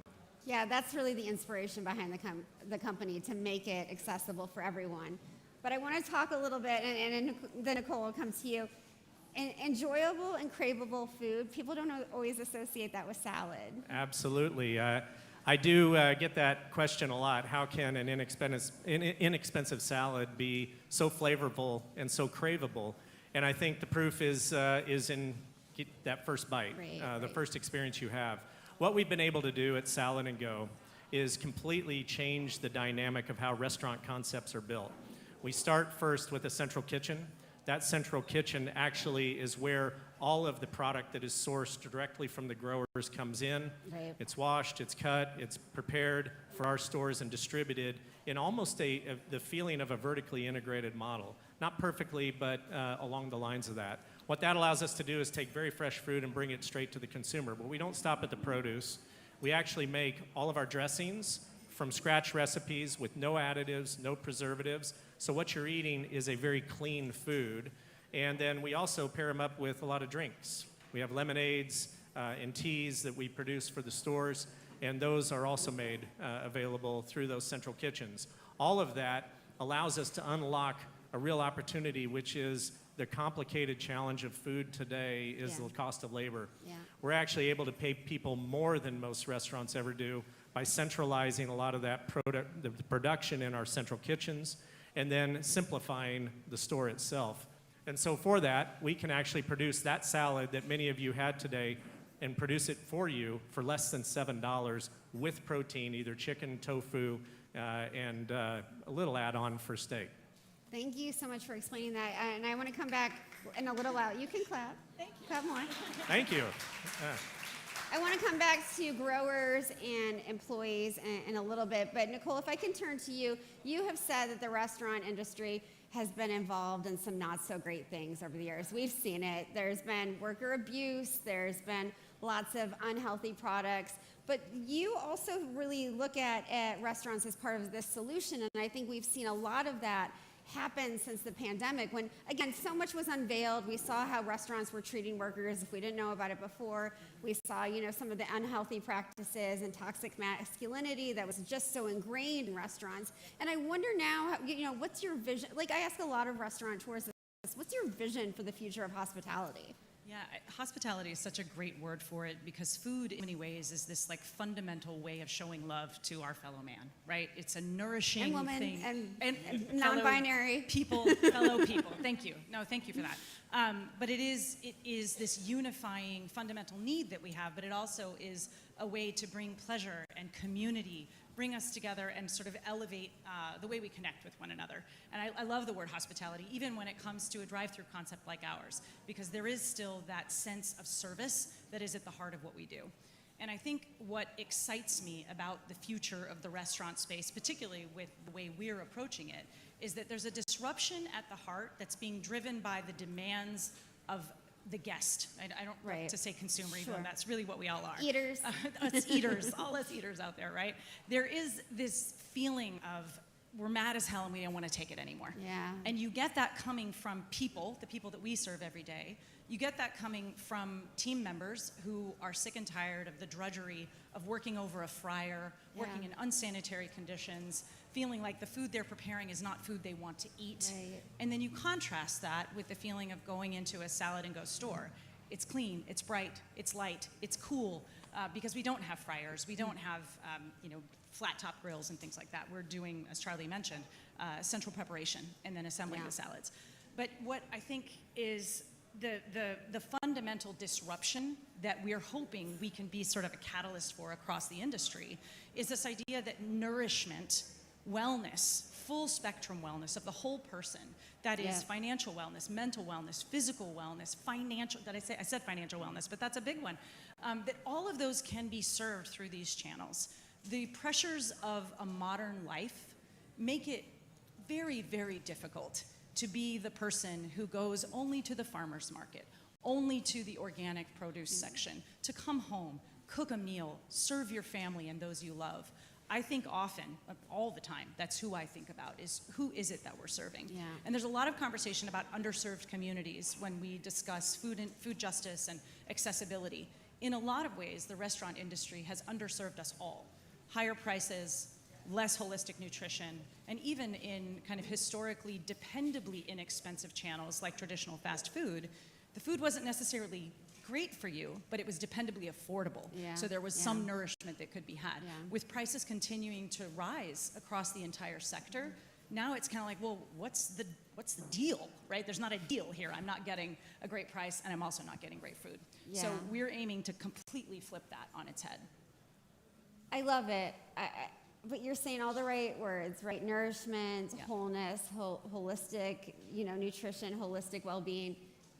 This is very difficult to achieve in sort of this fast casual, fast food, if I can say, model. And I want to ask a few questions that might be uncomfortable. One, about sourcing from growers and how that works both regionally and locally. And two, workers, the worker union movement in this country is growing among food workers the fastest and the biggest. And how you would handle that, or how you maybe are already handling that as part of your work. Well, I'll try to address both of these. Let's first start with the food itself. One thing we have recognized is that it is very difficult to access healthy food. Now, not all healthy food has to be organic, has to follow the strict guidelines around it, but can be accessed. So Sure. if someone wanted to go to the grocery store and replicate the salad that we serve to our customers, our guests every day, you would spend a lot of money to get that done. It's just not affordable. And so what consumers and our guests are left with is, when they're dealing with challenges of access, when they're dealing with challenges of affordability, they're left with very few options. Yeah, And yeah. that's a real challenge. We want to unlock that. So what we won't do as an organization is promise the world, but what we will promise you is very fresh ingredients, that we know where they're sourced, that we know how they've been handled in our central kitchens. We will promise you that our food will be provided to you in a responsible way by not adding any unnatural additives or preservatives to the product, so that it is a true, clean, healthy eating. Yeah. Our goal, first and foremost, is eliminating that conflict between accessibility, affordability, and wellness. And we think we can do all of that. And we don't believe that there's anyone out there that does that in fast food or fast casual restaurants today. On the team member side, the employee side of things, we're also doing it in a way that's responsible to them. We have a minimum starting point for the wage rate in our stores of at least $15 an hour or more. We want people to build and grow and have a lifestyle that is one that they can afford to live. And then when we take the if you will, the back of the house in a traditional restaurant where people are cooking and prepping and all of that, when we centralize that to our kitchens, we're paying well over $20 an hour for people to do that. So our goal is to avoid the challenges associated with unionization, although we understand why that exists, but we'd rather solve it with a responsible approach to doing it and still provide a price point to our customers that is well below anything else you can get. You cannot get a burger, fries, and a drink cheaper than you can get a salad and a drink at Salad and Go. That's the way the world should be. You should have fresh and healthy options available, and we should do it in a responsible way.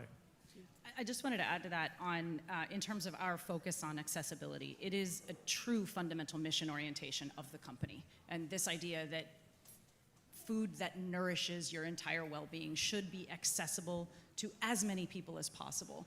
And I think that as there's like innovation in nutrition and wellness, oftentimes the sort of investments that go into that make the resulting product or service inaccessible for a lot of people. Sure. And it tends to sort of widen that gap of accessibility, where you do have to have a certain level of income or disposable income to be able to access those. And it's understandable, because the research and development and infrastructure required to build those things does mean you have to price a product in that way in order to get it out in the world.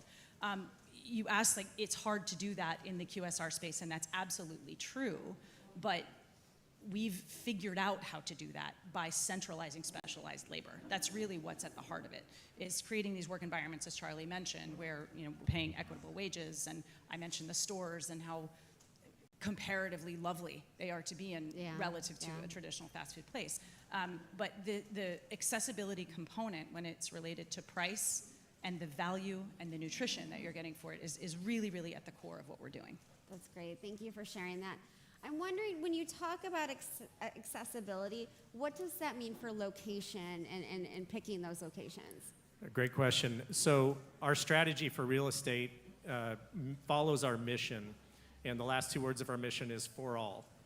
And lots of restaurant concepts, especially when you're talking about healthy food concepts, they're very high priced. They tend to appeal to people who can afford their product, and that tends to limit the real estate access of their concepts. So you'll find them generally in the suburbs, where there's higher income, where there are people who will eat your product, and we don't do that. We actually go the opposite. You'll see our Salad and Go locations show up everywhere. When we go into a market, we go in with a lot of fury and excitement to get as many locations built as we can. Yeah. That helps our model in a big way. And so you'll see us all over a metro area, every market we can be in. What we found is, no matter what your income level, no matter anything about who you are as an individual, no matter where you are, we want to find you. Yeah. And so we've proven that over and over and over again in the 135 locations and growing today, and we're building about one a week. we're finding that no matter where we go, we found success. Well, and I imagine that Gen Z and Gen Alpha are playing a huge part of how you think about where to locate these, what ingredients, that kind of thing. Can you talk a little bit about that in the minute you have left? Sure, yeah. I mean, it's interesting because the rise of the drive-through has been this trend that we've seen, particularly among Gen Z and Gen Alpha. And there's a really interesting insight driving that, and that's this idea of a third space that really belongs to people outside of the parent's home, outside of school, outside of work. I guess that's an eighth space or whatever it is. But our model, the drive-through specifically, lends itself to that cultural phenomenon because it is a way to have a private space, engaging with a service, and then sort of like finding a place to park, turning up the music, and having a great time with your friends while you're eating. Yeah, that's so great. Thank you for that.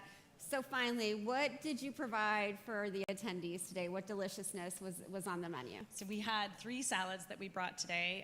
These are salads that are on our menu. All of them come with a protein, either chicken or tofu. We brought our roasted autumn salad today, which has all kinds of amazing stuff like roasted Brussels sprouts and sweet potatoes and candied pecans. We also brought our barbecue ranch salad, which I hope some of you got to try. It's one of my personal favorites. That one you could get with or without our roasted chicken. And we brought a Caesar salad, which is sort of a great standby. And I will say that, you know, Michelin star chef is at the heart of our culinary strategy. He was one of those who said, this isn't right. I can make this incredible Caesar salad, and I'm working in a restaurant that's selling it for $35. That is wrong. And so I'm going to take the same way I made the dressing in that restaurant, and I'm going to make it accessible to everyone. That's so great. Thank you both so much for sharing this Thank incredible you. story. Really appreciate it. Thank you. Round of applause. Thank you, so you can leave that. This conversation about access to healthy foods leads into our next session as we look at food is medicine, which we've talked a little bit about today. I'd love to welcome our panel, starting with the moderator of this session, Kate Warren, the executive editor and executive vice president at DevX. They're a wonderful news outlet. You should all read them, subscribe, do whatever you can, so please do that. Our next is Joy Chevalier, the chair of the Austin Travis County Food Policy Board and the founder of the Cook's Nook and a longtime friend of Food Tank. Michelle Nishon, my hero, who is the co-founder and executive chair of Wholesome Wave. Melanie McAfee is the owner of Bar Mansion, and I can't thank her enough. Please give her another round of applause. And Dr. Shrila Sharma is the director of the Center for Health Equity and, I'm going to say it all over again, pretend it never happened, is the director of the Center for Health Equity and a professor and vice chair of the Department of Epidemiology at the University of Texas, Houston. Kate, I'm so happy to turn it over to you. Thank you. I'm so happy you read all of those titles. Thank you. Thank you, Danny. Yes. Let the panelists come on stage. So I'm really excited to have this conversation about food as medicine with a really wide-ranging group of perspectives here. But first, Shrila, I'd like to start with you. What is food as medicine? Let's table stakes it. What does that actually mean? What is the definition of that? Yeah, happy to share, but first I want to give a shout out to my University of Texas colleagues and alumni and students. So strong representation in the room. Great question to start with, and that's because as a registered dietitian, food has been part of the healthcare system for a long time, but food as medicine has taken it to the food equity space. And so food as medicine is largely defined as essentially providing access or improving access to fruits and vegetables or healthy food to prevent, treat, or manage disease, diet-related diseases, and it's integrated within the healthcare system. So I think those are the 3 anchors when we think of food as medicine, and it's gained a lot of popularity. And what's particularly exciting, you know, I'm a registered dietitian, and a lot of the work that we used to do within health systems was focused around education, right? But how many people don't know that fruits and vegetables is good for you? There's not one human on this planet that doesn't know that, right? So to me, this is exciting because we are addressing food equity and working with communities and families that need it the most and bringing fresh fruits and vegetables and healthy food into the hands of those who are actually struggling the most with these diet-related chronic conditions and food insecurity. So we are addressing food equity and integrating that into a healthcare system that has not paid for addressing these issues is the part that's most exciting. So Joy, I'd like to bring you in with the Cook's Nook. You are working on this health equity issue and bringing food as both a source of food security, but also nutrition. I think when you hear food as medicine, you might see that as, oh, that's a good alternative to medicine, but you also might think, food is medicine? Yeah, you want food to be exciting and Right. good. But you really focus on cultural relevance. And can you talk a little bit about the importance of that? Sure. Can I give a shout out to our Austin, Texas food ecosystem? There are so many of you guys who are in this room. From our hospital systems to our CBOs to our city. I see city and county folks walking around, and of course my own team. So thank you guys so much for being here. And you're absolutely right. The Cook's Nook is a nutrition solutions provider. What does that mean? We actually help design and build programs that people want to stay in and be in. They want to not only have the nutrition that looks, smells, tastes, is representative of their life and lived experience, but done in a way, done as part of the program, done as part of this combination of, of food insecurity, but trying to manage or prevent some diet-related disease, which is, of course, about $13.6 billion in a $4 trillion system. That's preventable. And so to Dr. Sharma's point, us providing nutrition, providing tools for folks like her, folks who are in hospital systems, ACOs, MCOs, insurers, benefits platforms. How do these guys actually have the programs that meet people where they are? They are the ones who are on the ground in their community, and our job in the Cook's Nook is to manage that supply chain. We've heard folks talk about find that food, find that nutrition, create it. We create everything in-house and be able to get it out in a program that actually, the program itself is rooted in equity as well. Right. Yeah.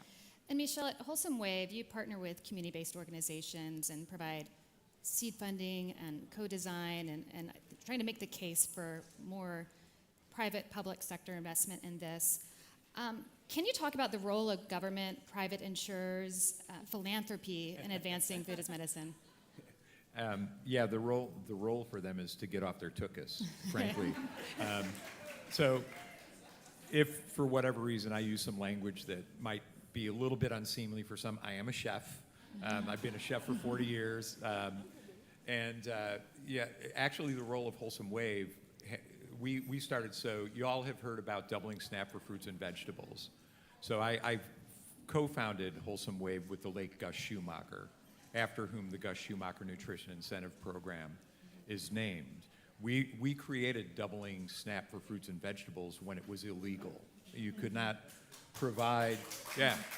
Well, that Paul Newman funded it because it was illegal, okay? He just thought it was cool because he's like, how do you shake things up?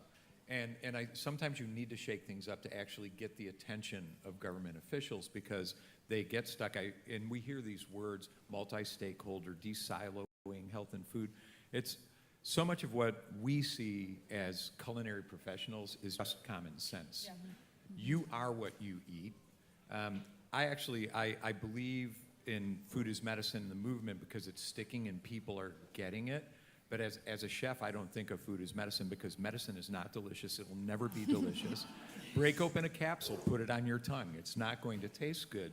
But what it does for you, if you have the knowledge that you need to really understand how to incorporate healthy food in your life, it has profound power in mitigating, reversing the effects of these horrible non-communicable diseases that are literally causing 70,000 amputations a year, which is 10 times more than the Gulf War and all the Afghanistan conflict. So I think the role of government officials is to stop really demanding the evidence bases at large-scale numbers that they're looking for, because there are plenty of studies dating back tens of years And studies going on now. Yeah, in Framingham 7,000 size, to be exact. Yeah, There's yeah. over 7,000 studies. Yeah, that demonstrate simply increasing your consumption of fruits and vegetables 3 servings a day is going to mitigate your risk of dying from a number of diseases without changing anything else.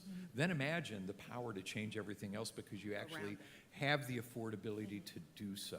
So I think there's no question that food is cheaper than dialysis at $100,000 a year a patient. But they keep asking us to prove it. Yeah, prove Yeah, I was it. going to say, they're asking us to prove it. What is the response from So insurers? I just in that? think often public officials kind of hide behind it, and I love what HHS did with the Food is Medicine Summit. But you know, when the Admiral had their panel with the heads of the 6 departments, all they talked about, what they really see and what they hope for, is to really see the evidence base build. I don't know about y'all, but I'm sick and tired of hearing about the evidence base. We know what happens when low-income families have access to good, healthy, locally grown food. We know. My shout out is Sustainable Food Centers here. They've been running SFC. SNAP doubling and produce prescription programs for over a decade now. I think their job is to listen to the people that live in this nation, that care about their neighbors, that are coming up with these awesome ideas, and unlock the federal funding that makes it possible for low-income families to exercise their non-amendment, because it's in the Bill of Rights, right to feed their family well. Can I add just a number to yeah. this? That's what they So less than 5% of the $4.3 trillion in healthcare costs go towards anything related to prevention. 95% goes towards your medication and surgical care. $4.3 trillion, and we're just getting sicker as a nation.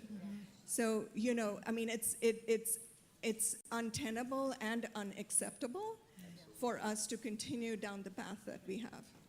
And so while we continue to run pilots, and we're all running pilots of some type, right? Whether it's in a hospital system where it is a particular doctor's study, or whether it's with the city, counties, and CBOs, right? We're not able to get your state and federal dollars unlocked in a way that makes sense, where food is medicine becomes a standard of care. Right? We're going And to an change that, expectation. though. Yeah. We're going to change that, right? Yes. Kale, yeah. Well, I want to bring Mel into the conversation. And so, you know, this requires a lot of big systems change, but also requires smaller level change and bringing in companies. So for those of you who know, she owns this beautiful place that we're at, so thank you very much for hosting us.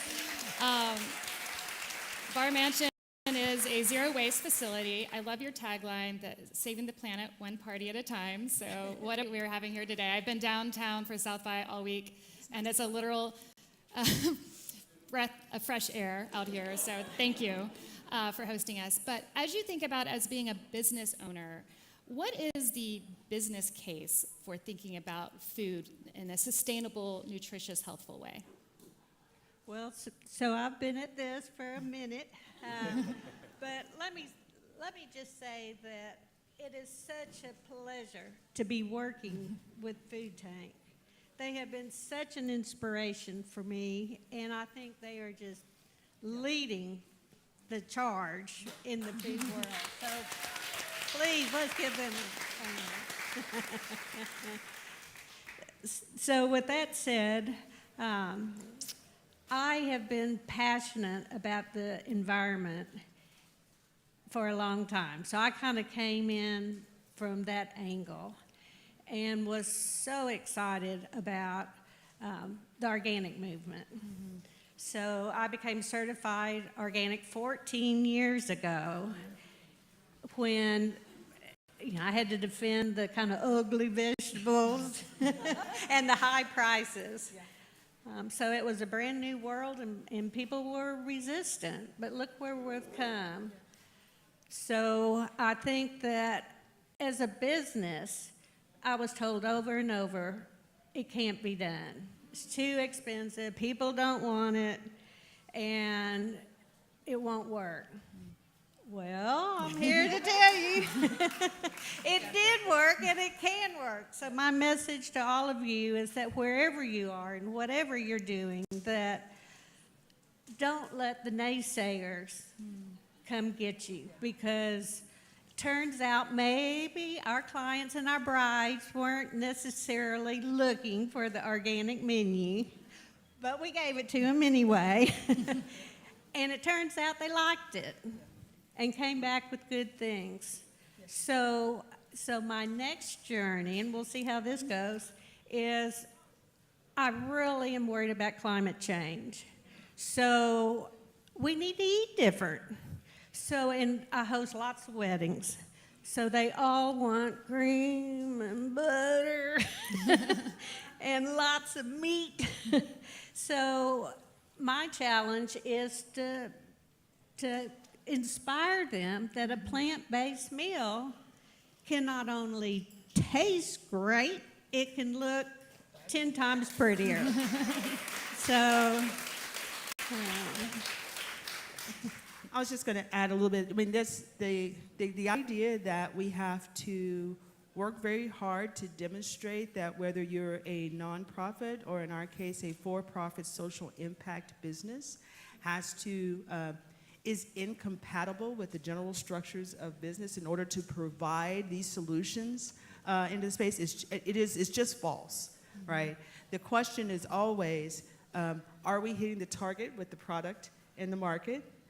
In this case, and Michelle said it, right? This work was actually illegal, right? It's only recently that the Center for Medicaid and Medicare Studies had basically said, in order to move towards health equity, right, that these things should not be illegal. As a matter of fact, started changing regulations, and only in the last few years to actually say that you come out of the hospital for a couple of weeks, you could be provided some nutrition by somebody. That was an illegal act. Or creating a maternal health program like we do that's outside or on the edge of that reimbursement model. It was illegal to be able to do that, and that's changing. So where you saw companies doing maybe $500 million a year in post-operative or post-recuperative care, right? We know that there's other scenarios that exist other than post-surgery. And that's what we're talking about, is creating and developing those interventions reimbursed by Medicare, Medicaid, or commercial or not. These kinds of programs have to exist across the board. And there are more companies who are saying there is a way for us to be able to support that, to supply that, and do it also in the same spirit of equity, even as we go about it. And we earlier heard from some representatives from the White House. And we think about the regulatory or policy barriers to this. Do you see this as a partisan issue? Is there room for bipartisan support? Yeah, see some smiles. I want to speak to this. Yeah. It's so funny because in saying this, I feel like I'm coming out. It surprises people, but I'm a registered Republican. And I co-founded Wholesome Wave, okay? And it surprises a lot of people. Both my parents were Farm Belt Republicans. My dad was from Western Kentucky, my mom was from Southeastern Missouri. But when someone's house burnt down, the entire community came together and worked with them to let them borrow the car, find clothes that fit the kids. If a tornado ripped through somebody's field and they're specialty crop growers and they didn't have access to crop insurance, everybody came to their side to pick them up, to provide them with food, to make sure they remained a vibrant part of the community, because that could happen to any farmer, could happen to anybody. It's like the conservatism where it's like, don't be a drag on your community, but if a community member falls down, pick them up, because you never know when you're going to fall down or when your family is going to be at risk. That's just being a good neighbor, right? This food should be nonpartisan. We talk about bipartisan because that's like getting into the goat rodeo of getting people to compromise on shit that just should be everyday common sense available to everybody, right? So I think we need to start changing the way we have these conversations and setting tables where we can invite people to have conversations instead of setting stages that are good theater for media to create screaming matches. because the blame game is not delicious, okay? And another thing I want to speak to, because I think it's important, because when we mention deliciousness, there are people in our movement who are like, oh, that's so elite and boutique. It's like smothered jowls are delicious, you know? Osso buco. A lot of people think of osso buco as a gourmet dish. It's an animal shank. That peasants in the Italian countryside and in the Mediterranean figured out how to make delicious because they wanted their family to feel safe and secure when they had one meal a day at the end of a long working day, and that it made them feel like they could go to sleep and dream of a future, right? So deliciousness is not an elite thing. Things should taste good. Everybody, regardless of age, race, ethnicity, income in this country, deserve to put something in their mouth that makes them happy, but then when they swallow it, it makes them well. So that's what we're working toward, right? That's great.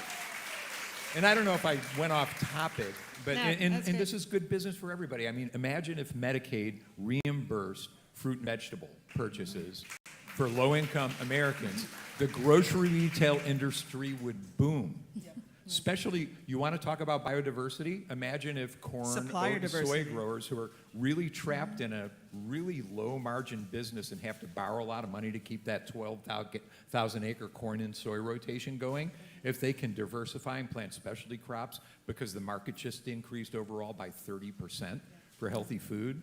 Or you're bringing out things like there's 40 different types of lentils, and you're actually using sort of global diversity to actually create the nutrition and in an affordable way. Well, exactly, right? And that's exactly what we have to do. And to the bipartisan nature of this, I am always the practical realist, right? Who's putting forth your bills? How do your bills happen in your state house? How do your waivers happen in your house? And even you can even follow the money. Today, where is that money invested, and who has investment in keeping things the status quo, right? Because the ask here is that it looks very different, right? And that's always a thing. Can I add something? So we actually have a robust culinary medicine program at the University of Texas. Very excited about it. But as we think about bipartisan issue, we have to make sure that, especially when we think about healthcare, that our health systems are part of the solution, and we are bringing them along. I'll tell you guys a story. So when we started the Teaching Kitchen, we were working with our medical school students. And the very first year in our culinary medicine class, I think it was a second-year med school student who holds up this vegetable and says, "What is this? I don't know what this is." It was a cauliflower. Not an exotic vegetable by any means, right? But that's a true story. If you don't know what a vegetable is, how likely are you going to talk to your patient about it? You're not, right? That's not going to be part of your vocabulary. And culinary medicine, I am such a big fan of that approach now. I've learned a lot from that approach. But essentially, nobody wants to eat a sad salad because it's healthy. But our patients need to learn that from every which way that they can, right? Whether it's working the food that they're getting from Cook's Nook, or when they're in the doctor's office, or when their kids are in the school. It needs to be part of our fabric, and we've taken it out. It used to be part of our fabric. We have intentionally taken it out, and we need to put it back. Every physician needs to know that health is not just, medication and surgery.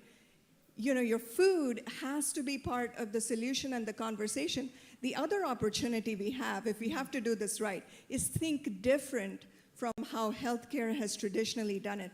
So how do we teach our physicians? You're going to be an expert on the foot. You're going to be an expert on the ankle. We forget that it's the same leg, right? The same patient that is struggling with food insecurity is also struggling with paying their utilities, is also struggling with paying their rent, right? So as we think about these solutions, patients who miss the most appointments miss it because they have transportation issues. So as we think about the solutions, it has to be the whole person care approach, and it has to be everybody. I love what you said. Everybody has to be at the table creating these. Yes. Yes. And that's one of the interesting things that CMS has said, right? I don't know if many of you guys talk about CMS. By 2030, right, our system is supposed to move from a fee-for-service model, which is what our healthcare system is today, to a value-based model.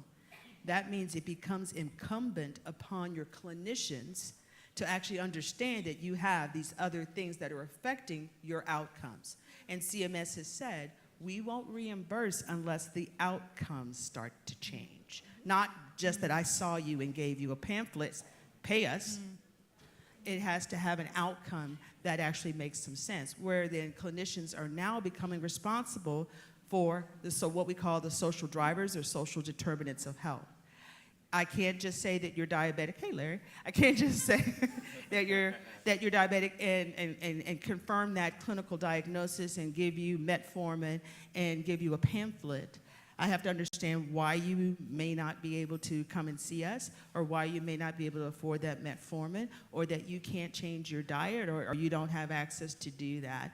And so that's part of the work that has to be done. And they're trying to figure out, how do we do this? Oh my God, we're responsible for this now? And it's a thing. It's a thing. Well, I think you've done a really good job of laying out a lot of the barriers and a lot of the opportunities, and we have just a couple minutes left. We could talk about this all day. I know. I really wish we could. I'm sure we can have some offline conversation. But I would love to hear from each of you, just what's one thing you would like those here in the room to think differently about as it comes to being able to advance the food as medicine movement? Really? That, and we haven't talked about it here, but I assume you'll start here on your list. Okay, all right. That in order for food as medicine to succeed, we have to know our populations and our communities, and that the solutions are targeted.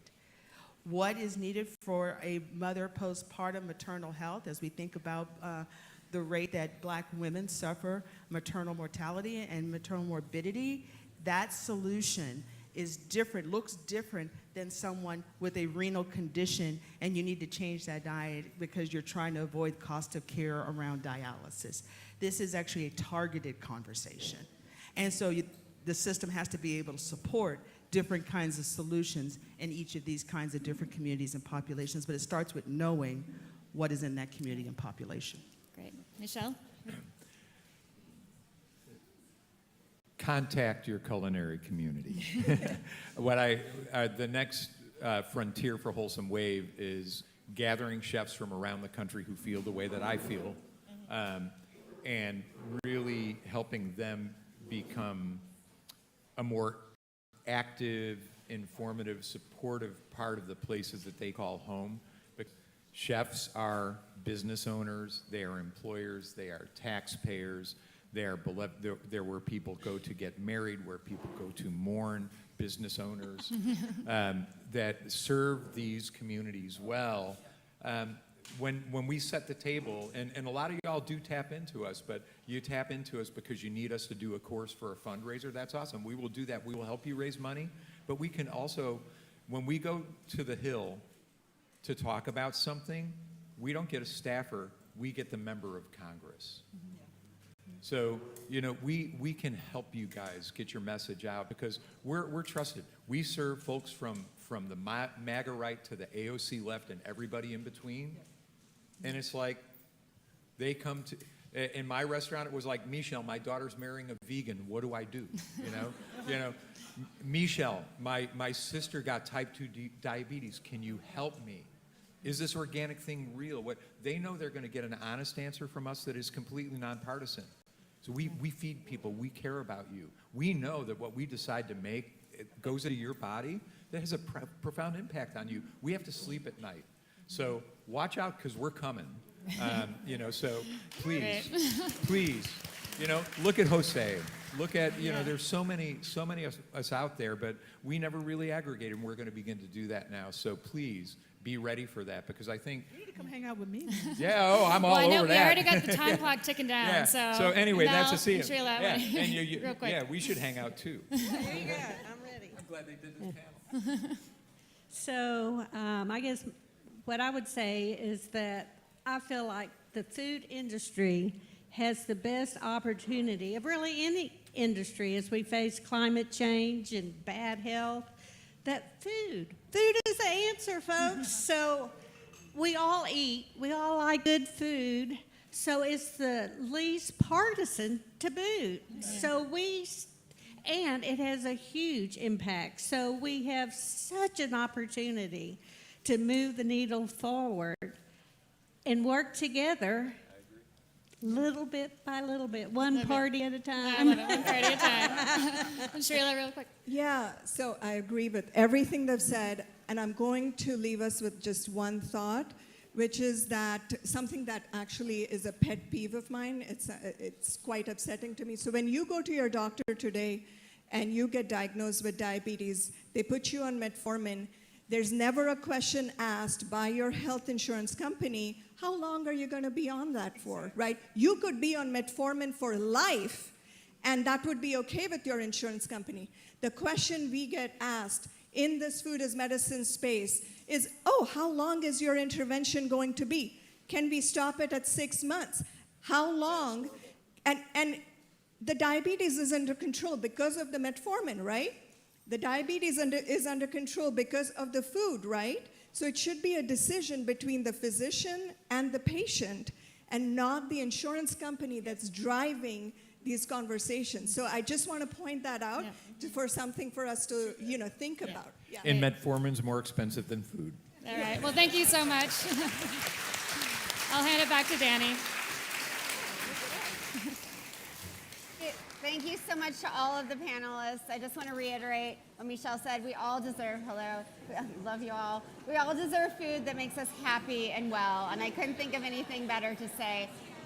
I want to remind you all, as you're moving about, to take your bags with you so that as many people can have a seat as possible. That would be really helpful. And the next session, I'm going to demand that you quiet it down a little bit. Everybody try to quiet down, take seats.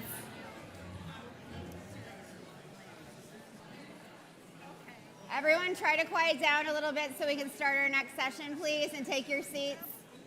That means you folks in the front, you've got to keep moving. Move outside. Thank you very much. Nobody's listening to me today. Everyone take their seats so that we can get started.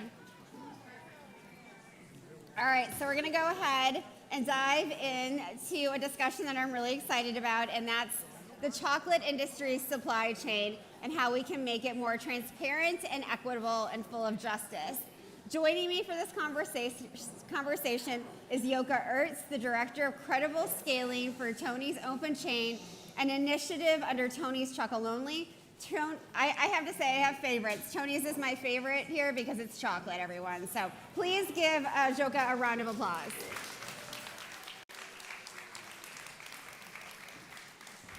And I love all the companies that are here and that have donated so generously. I hope you've all had a chance. Look at this. Isn't it great? I'm so glad to be sitting down with you. Did I pronounce your name okay? You did, yeah. It's spelled Joke, which was a difficult name to immigrate to the United States with, but it's a very Dutch name. Yeah, Yoka. I have to credit Elena Seeley, our content director, for helping me at the last minute, just making sure. So thank you. I want to start with you. Thank you again for all of the chocolate, and I hope everyone got some. It's so delicious. It's the best chocolate out there. I stole some for my stepchildren, so thank you for that again. But what Tony's is doing in so many ways is revolutionary. It's so important, the way the company is set up. What I specifically want to talk about for a few minutes is Tony's Open Chain, how it fits in with the company that is Tony's Chocolonely. Thanks, yeah. So I work for Tony's Open Chain, which is an initiative under Tony's Chocolonely. And I will talk about that, but just a minute about Tony's Chocolonely. It is indeed a chocolate brand, and it's a chocolate brand that started really out of outrage once the founder understood how many systemic inequitous issues there are in the cocoa supply chain. There is extremely prevalent child labor. There is extremely prevalent poverty. There is cocoa-led deforestation in a part of the world that is losing the last standing percentages of its forests. It's It's a system really that's built on exploitation of people, of forests, of children. And so Tony Sugar Lonely started as a sense of outrage out of that. We have a 3-pillar roadmap, and Tony's Open Chain is at the bottom of it. I'll get there. It's around creating consumer awareness. Once you know, and once you know you can make a difference, you can take action. So there's creating consumer awareness. There's leading by example. Tony Sugar Lonely started a particular sourcing model. We call it the 5 sourcing principles. I'd love to talk about it, but to sort of directly fight against these issues in cocoa. And our 3rd pillar in our roadmap is called Inspire to Act. My jokey Tony's title is Inspire to Actress. Inspire to Act is really that Tony's Sugar Lonely can grow as much as it can, but the impact has to be bigger than just our company. So Inspire to Act is 2 parts. One, it's Tony's Open Chain, which is this initiative where we explicitly invite other chocolate brands, competing chocolate brands, to join us in our way of sourcing cocoa. And the second thing around Inspire to Act is promoting legislation that will basically make this the new norm in cocoa. This collaboration, this kind of proposing legislation is unprecedented in the chocolate industry because of those inequities. I'm going to use that all the time. I've never used inequities before. All of those inequities things that are happening in the chocolate industry, how does that, like we've been talking about collaboration all morning, this is not easy with some of these big chocolate companies that are not built on sort of dismantling the system that they've been exploiting for so long. That's right. I mean, I think the larger chocolate companies are part of the system, and then it's hard to break the system. So part of what Tony Sugar Lonely is trying to do is that it can be done differently, and you can be a profitable company that makes delicious chocolate that people want to buy because it tastes good. Our story, I think what inspires the companies to join us in our way of sourcing is that we are actually making impact. We are making a difference. So if I could go to child labor, which is the biggest part of our origin story in Tony's. So 60% of the world's cocoa comes from Ghana and Cote d'Ivoire. 60%, so it's very, very specific to 2 countries. There's about 2.6 million smallholder cocoa farmers who grow that cocoa. And in that area, about 50% of children are in child labor, doing hazardous child labor. That's a lot of child labor. And the cocoa industry has known about this for 30 years. They've been making voluntary commitments to eradicate child labor. People are doing interventions, but the impact isn't there and therefore can't be communicated. Right. We've showed that in our sourcing model, where we commit long-term directly to cocoa farmers, all of the cocoa is traceable. We pay a way higher price for cocoa, and we help co-ops look for cases of child labor and remediate cases of child labor as quickly as possible. I'm really proud that in the co-ops where we've been working for 3 years or more, because change takes time, instead of a child labor prevalence rate of 50%, we have a child labor prevalence rate of under 4%. Child labor, thank you. I am really proud of that. Child labor is a solvable problem, and the fact that we're still talking about it as this difficult thing to tackle is infuriating because it is tackleable. And I should note that child labor is not the fault of parents or farmers. Parents and farmers want the best for their children, just like all of us do. Why are children in child labor? Because of poverty. And we know that poverty reduces choices. And so we really have to tackle that issue as well. And then you get to the knock-on issues of child labor, which is a human right, a violation, and deforestation. Absolutely. Thank you so much for explaining all that.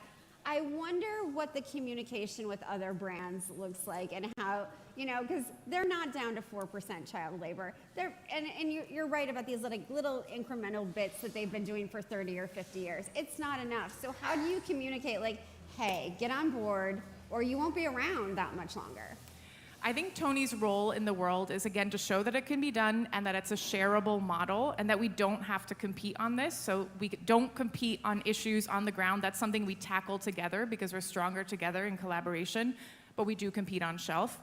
The larger chocolate companies, they are not going to join us anytime soon, but our job is to become a big enough movement that we can't be ignored. We have had success. We have 15 companies now. We've only been doing this for 4 years, sharing this program. We have 15 companies now that source cocoa along with Tony's. And we've had a lot of success with retailers who know that cocoa is a high-risk commodity. They want to make a difference, but they're not going to make their own program on the ground. That's a logical partner. Some of the more activistic brands, Ben & Jerry's joined our Tony's Open Chain 2 years ago. Yep, big up for Ben & Jerry's, with a commitment to traceable cocoa and paying a price that enables a living income. We have a lot of the smaller brands, but together we know that we can make a difference. Yeah, part of making a difference is requiring traceability and transparency in everything that you do as a company. And I'm wondering if you can talk about the different things that we have to think about when we're talking about traceability and transparency. Yeah, traceability means so many different things. I mean, when we think of traceability, we think of where does our cocoa come from, and that is definitely a part of traceability. I would call that operational traceability. But you also have social traceability. Where are you buying? Who are the families who are growing the cocoa that you're growing from? What kind of circumstances are they in? How are household incomes levels there? How far are they at a gap from a living income? Are children in child labor? So there's a lot of social traceability, and if you don't know those issues, then you can't help the communities tackle them. There's also environmental traceability. So where does your cocoa come from? There's actually legislation coming in the EU that will require that, and this, companies are freaking out, but we've been doing it for years. Yeah. Polygon maps of every single farmer that delivers to our supply chain. That means that we can help co-ops make smarter decisions about how many seedlings they need to figure out, right? They can do better business planning, but we can also check, is there deforestation? Is there risk of deforestation? We can actually do satellite look-back studies up to 20 years or more, whether there has been land use change. So there's so much knowledge to be had by helping co-ops select all this data. It's really exciting, and I know that the company's intentions and goals are so important to you, but it's the impact that really, really matters. And I'm like, I guess I wonder what that looks like in practice for you daily. It's a really good, I think that a lot of companies communicate what they're putting into their sustainability programming. We've paid this much in premiums, or we have done this many awareness training sessions. But I want to see companies communicate more about what the effect is of what they're doing.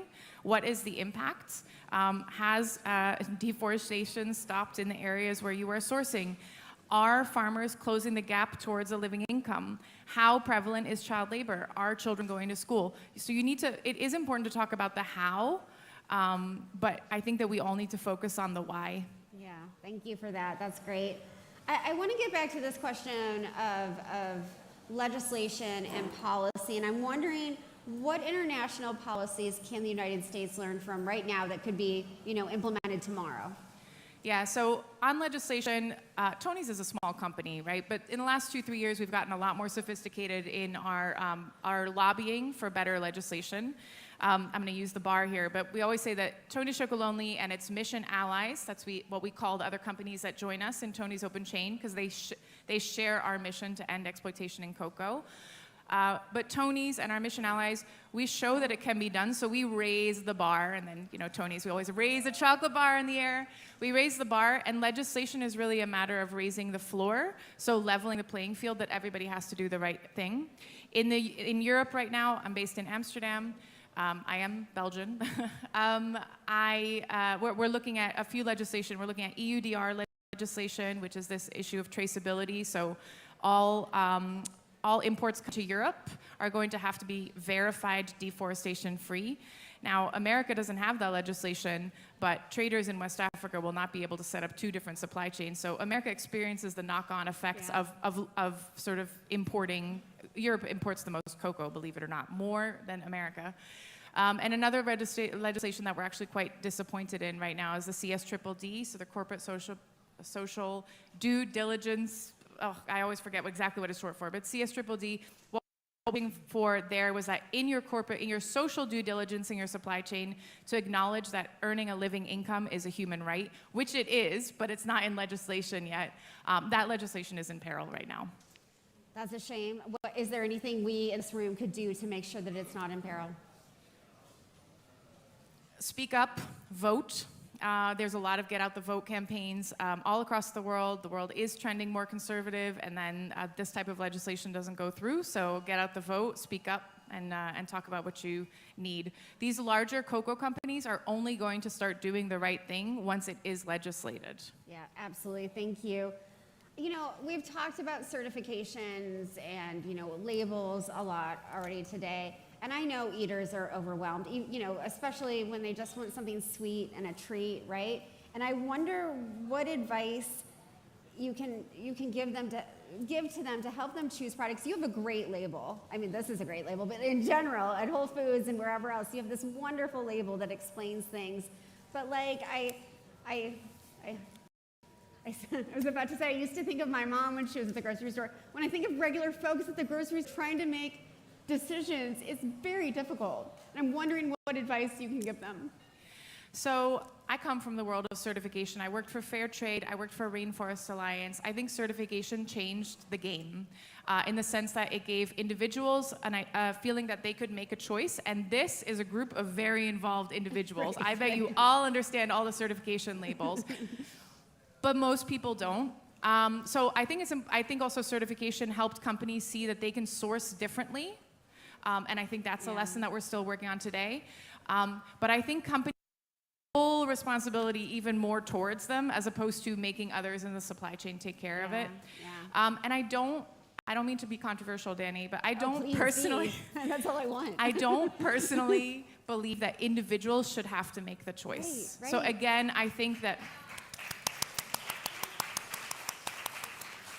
yeah, okay, thanks, that was the point, yeah. That was easier than you thought.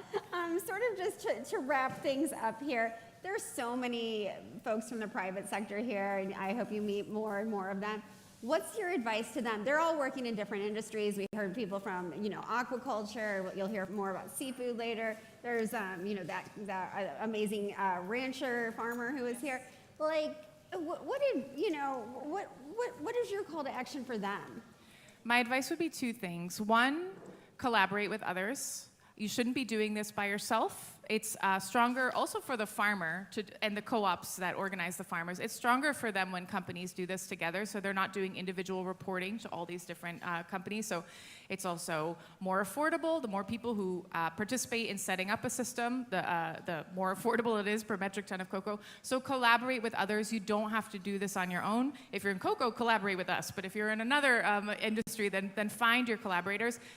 But my word of caution there, and my actual title at Tony's is that I head up credible scaling at Tony's Open Chain. So there is a tendency in collaboration to slide down to the lowest common denominator. Yeah. And so I would say hold that group accountable to stay true to your principles. It is difficult, but we're going to do it together. So we really want to, at Tony's Open Chain, we want to grow massively. We want to grow times 10 over the next couple of years. And my job is to make sure that we are keeping that high impact, but at a wide scale. I love it. A spirit of cooperation doesn't mean you like bring things down. It means you bring it up. Exactly. I love it. You have been such a pleasure. Thank you so much, Yoka. Thank you, Danny. And thank you, everybody. What an amazing event. Thank you so much. Oh, thank you. Yay. We're going to talk more about the importance of traceability and transparency later this afternoon as well, so you won't want to miss those important discussions. First, though, we have a chance to hear from an incredible group of speakers who are going to discuss local and regional food production in and around Austin. Please join me in welcoming your moderator for this panel, the wonderful food journalist, Erin Russell. Round of applause.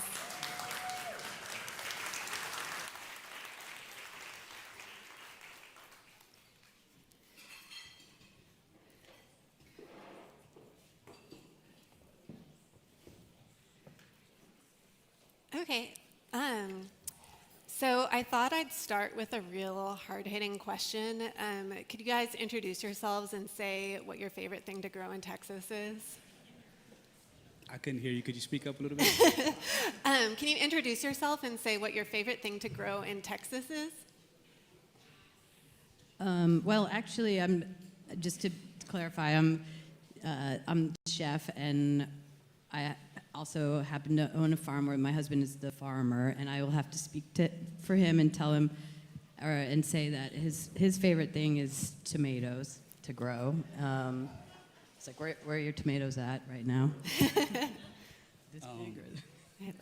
Can everybody hear me good? Like all the way in the back also?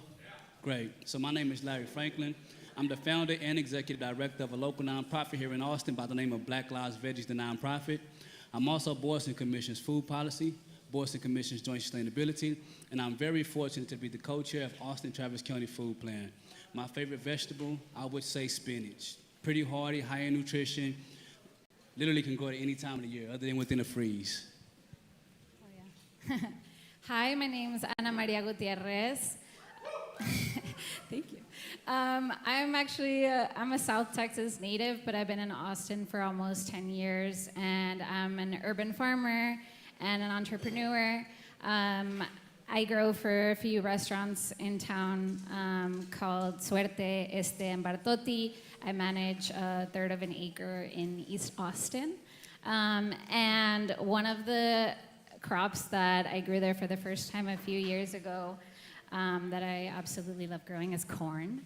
And I'm talking about ancestral corn, criollo corn, so corn for masa, for cornmeal. It's just a beautiful experience to grow corn, and our restaurants really focus on their masa too, so I love to eat it as well.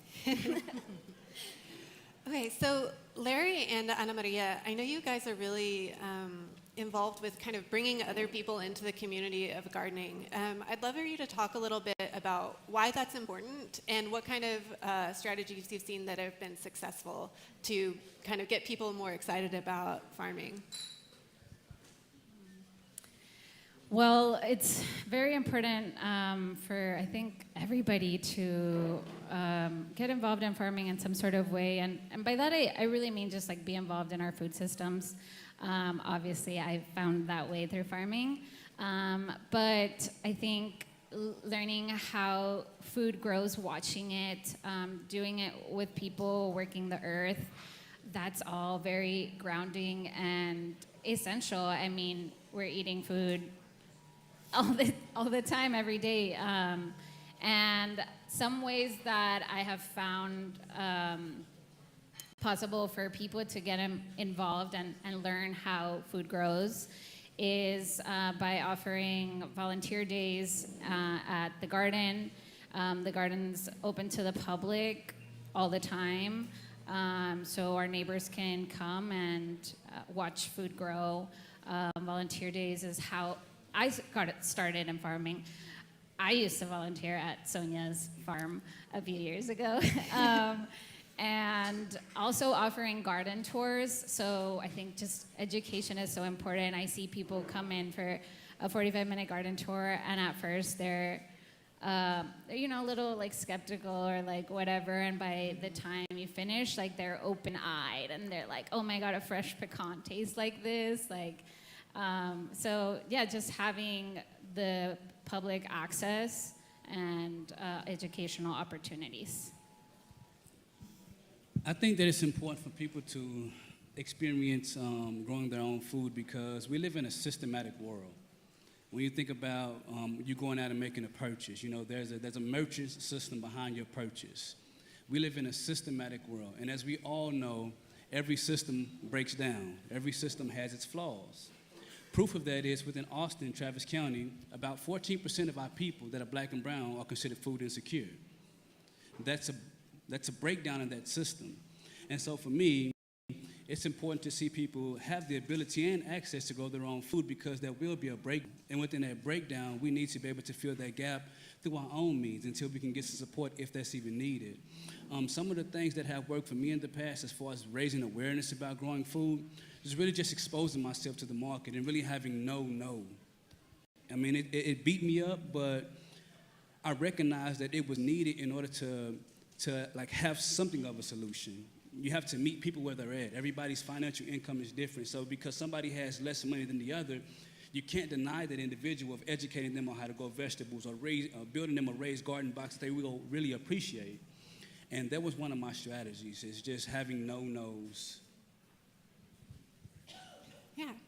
And I think when we talked before this panel, one of the things I thought was really interesting was Sonia, I think it was you said your biggest competitor as a farmer is developers, or not as a farmer, but your husband's biggest competitor. And I was wondering if you could elaborate on that. I know the situation with Springdale Farm, but probably not everybody else is familiar. So I was wondering if you could talk a little bit about that. Yeah, absolutely. I'll be happy to. And in regards to what you're saying, I mean, we can't have a farm without land. And as everybody probably knows, is that the development of Austin is happening so quickly that we're losing so much farmland. So, I mean, and Springdale Farm is like the example of that. So basically in 2015, we went to the city council and we kind of had a vote happen where we changed some zoning and we were zoned as an urban farm.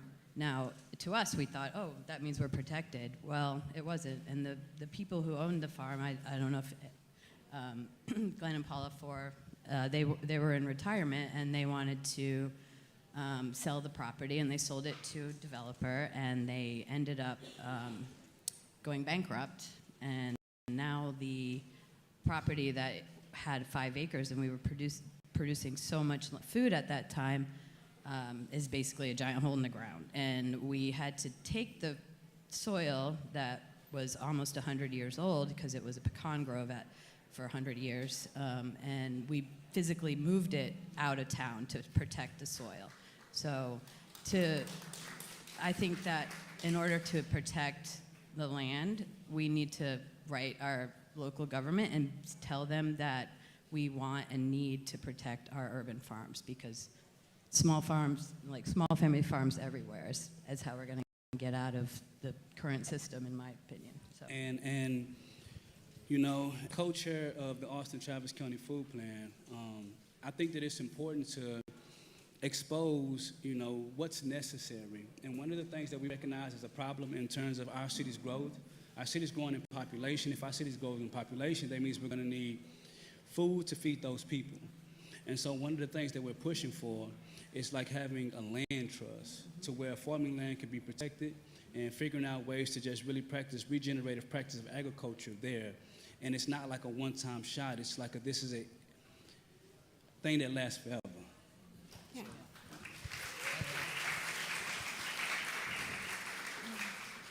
And we have young farmers right here, so you're doing the work. So. Yeah. What do you think are some misconceptions about farming or urban farming that, you know, people don't know about? I think people think that it's easy. Like, you know, I could just imagine how somebody else feels, but as a black man, it's like, anybody could do that. No, you can't do this. Anybody can't do this. That's why you ain't done it. That's why you keep going to the grocery store. Like, and so, because I believe that because people think it's so easy that we become undervalued within our communities and our societies, you know. Like, we're not the ones that's making all the noise, but we're the ones that's fighting for you and putting food on your table, like, which is highly important, and we need to be respected, not because I say so, but because this is something that we deserve as being humans, and the work that we provide, the service that we provide to our communities. So it's not easy by far. And you're not going to get rich by selling carrots by the pound. Like, it's a labor of love, and I think that a lot of people don't really want to work that hard, and it is extremely backbreaking. And as an urban farmer, you're going to experience more too, because you're in the city, and it's even more difficult, I think. So we need the help as urban farmers. And you're right. Like, the urban journey is so much more different from, like, I'm going to call it someone that owns acres of land. See, when you own acres of land, you're outside of the city, so you're not subject to that growth boom. If anything, if the city grows, then you're going to make more of a profit because you can produce, you can grow, and you're not as bothered as much. But when you're in the city and you're urban, the most hardest thing to acquire, hold on to, and maintain is land. And so you're constantly under a certain type of threat. You constantly have to innovate. You constantly have to think outside of what we call the boxes. Yeah, it's not easy, okay? Y'all remember that. It's not easy. Can you give me an example of some of the kind of the innovations that you've had to come up with? Absolutely. So I think that when I first started off, it was amazing. I was having a great time. I'm from like the bottom parts of society. We call them like the projects or something. And so for us to like make a newspaper article, it's like, yeah, I'm on my way to the next level, right? So I was very happy about that exposure. And it was like a 3-year run. But then we went through some zoning issues with the land that we were producing on. So the land got took. At that point in time, I didn't have a way to continue to carry forward my mission, which is to diversify the local food system by providing opportunities for black and browns. And when I say opportunity, I just don't want to give you a seed. What I want to do is I want to give you a seed, give you hands-on experience, and then introduce you to the market. I want to introduce you to the economic aspect of growing food because, as we know, not only do blacks and browns suffer the most in terms of what we consume and intake, but we also suffer the most in terms of economics. And so I wanted to make sure that I capitalized not just on giving you a seed, but giving you the economic aspect. So when the land got snatched, I'm like, how am I going to fulfill my mission? Well, I began to innovate. I found a business partner. We didn't have success as business partners, but I was able to experiment with building my own hydroponic systems. And I was able to successfully build it and then put it inside of a local high school while I was teaching high school students about the plant, grow, harvest process and trying to introduce them to the market through hydroponics. And today we successfully have a deal with Houston-Tillotson University where we're doing the same thing. Like that's the journey. That's what you have to do when you're in urban areas.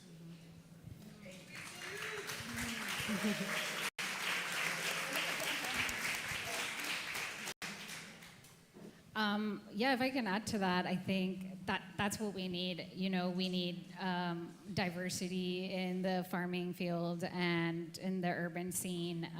We need to provide opportunities for education, but I think really importantly, we need to like build community with each other. And that's the thing about like urban farming is like we have the opportunity to be in neighborhoods and it's very important to utilize that to connect and know who your neighbor is and create future farmers and educate people on how hard this work is. You know, they'll come and volunteer for 3 hours and be like, oh, I'm sore. And that's very important, you know. But then they also like get to put a seed in the ground and 3 months later pull that carrot and smell the soil on it. You know, yeah, let's keep doing it. Yeah, so it's interesting to me. I mean, again, I think y'all are heroes for what you do because, you know, farming it's physically hard. You know, I'm sure it's psychologically hard if you're growing something, it just doesn't work out. And, you know, it's not a whole lot of guaranteed financial success, like you said. But what is it that, you know, kind of keeps you going? What gives you hope? What are you excited about? Like, yeah, what's good for you right now? Well, I can just follow what you were saying it's the community, it's the interaction with our neighborhood. And for us, with Eden East Farm, we moved from East Austin, Springdale and 7th Street, and we took that community that we built there and we decided to kind of spread out. We moved to Bastrop, and now we kind of do the same exact thing in Bastrop, but it's a new community and people are exposed even more to the idea of it being a community center where you can come and see the plants growing and buy transplants and volunteer and do all of the things that do help a community grow. So yeah. I think spreading the love in a way. Yeah, and obviously inspiring some. Yes, thank you. I'm really excited about the just small scale stuff. I think that it gives me hope is like all the community organizations that like Black Lives Veggies and that are putting together just utilizing small pieces of land and making them hubs for growing and for gathering.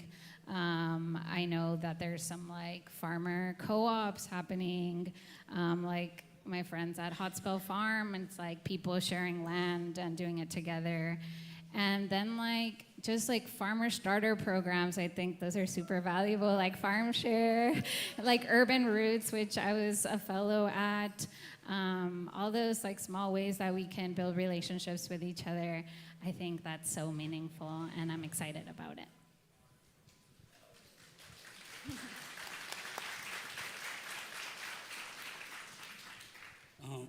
what keeps me going is, believe it or not, I found a sense of self in growing food, right? And then I remember some of my earlier moments where I got the opportunity to work with the youth that come from the same communities that I came from. And I remember the programs and opportunities that were available to me when I was a kid. And it was nothing like growing food. It was just strictly sports. And so when I exposed a kid to the planting process of a vegetable, and when I watched that kid take that vegetable out, the first thing that kid did was shared it with her sister. She immediately began to educate her sister. You can't, that's priceless. Ain't that what we want? One generation to teach the next about healthy practices. It's things like that that keep me going. It's being around people like you all, knowing that you all have an interest. We're not on the same level. Some of us are different positions, different fronts, but we're all here for one reason, and it's about food. And so when I get in the positions that I get in, things like this, I remember. And when times get hard, they always do. Things like this are just like me watching a kid take that carrot out the soil. It's impossible to forget, and that's my motivation.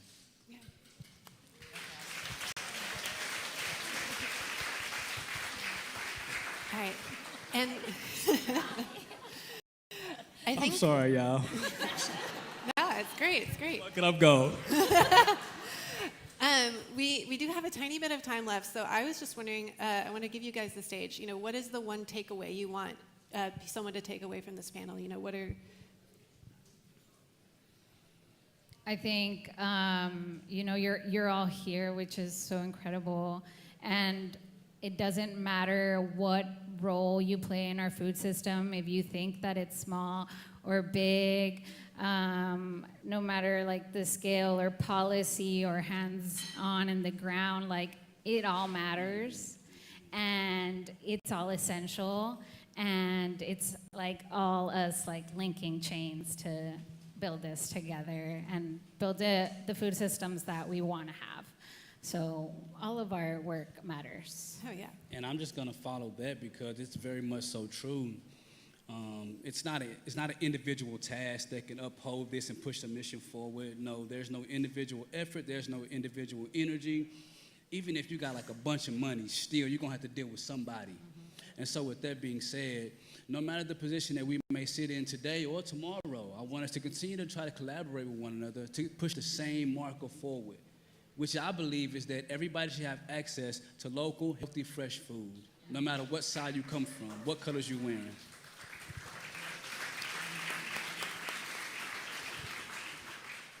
Well, and of course, just protect your soil in your urban spaces. That's. Yeah, all right. Well, thanks, y'all.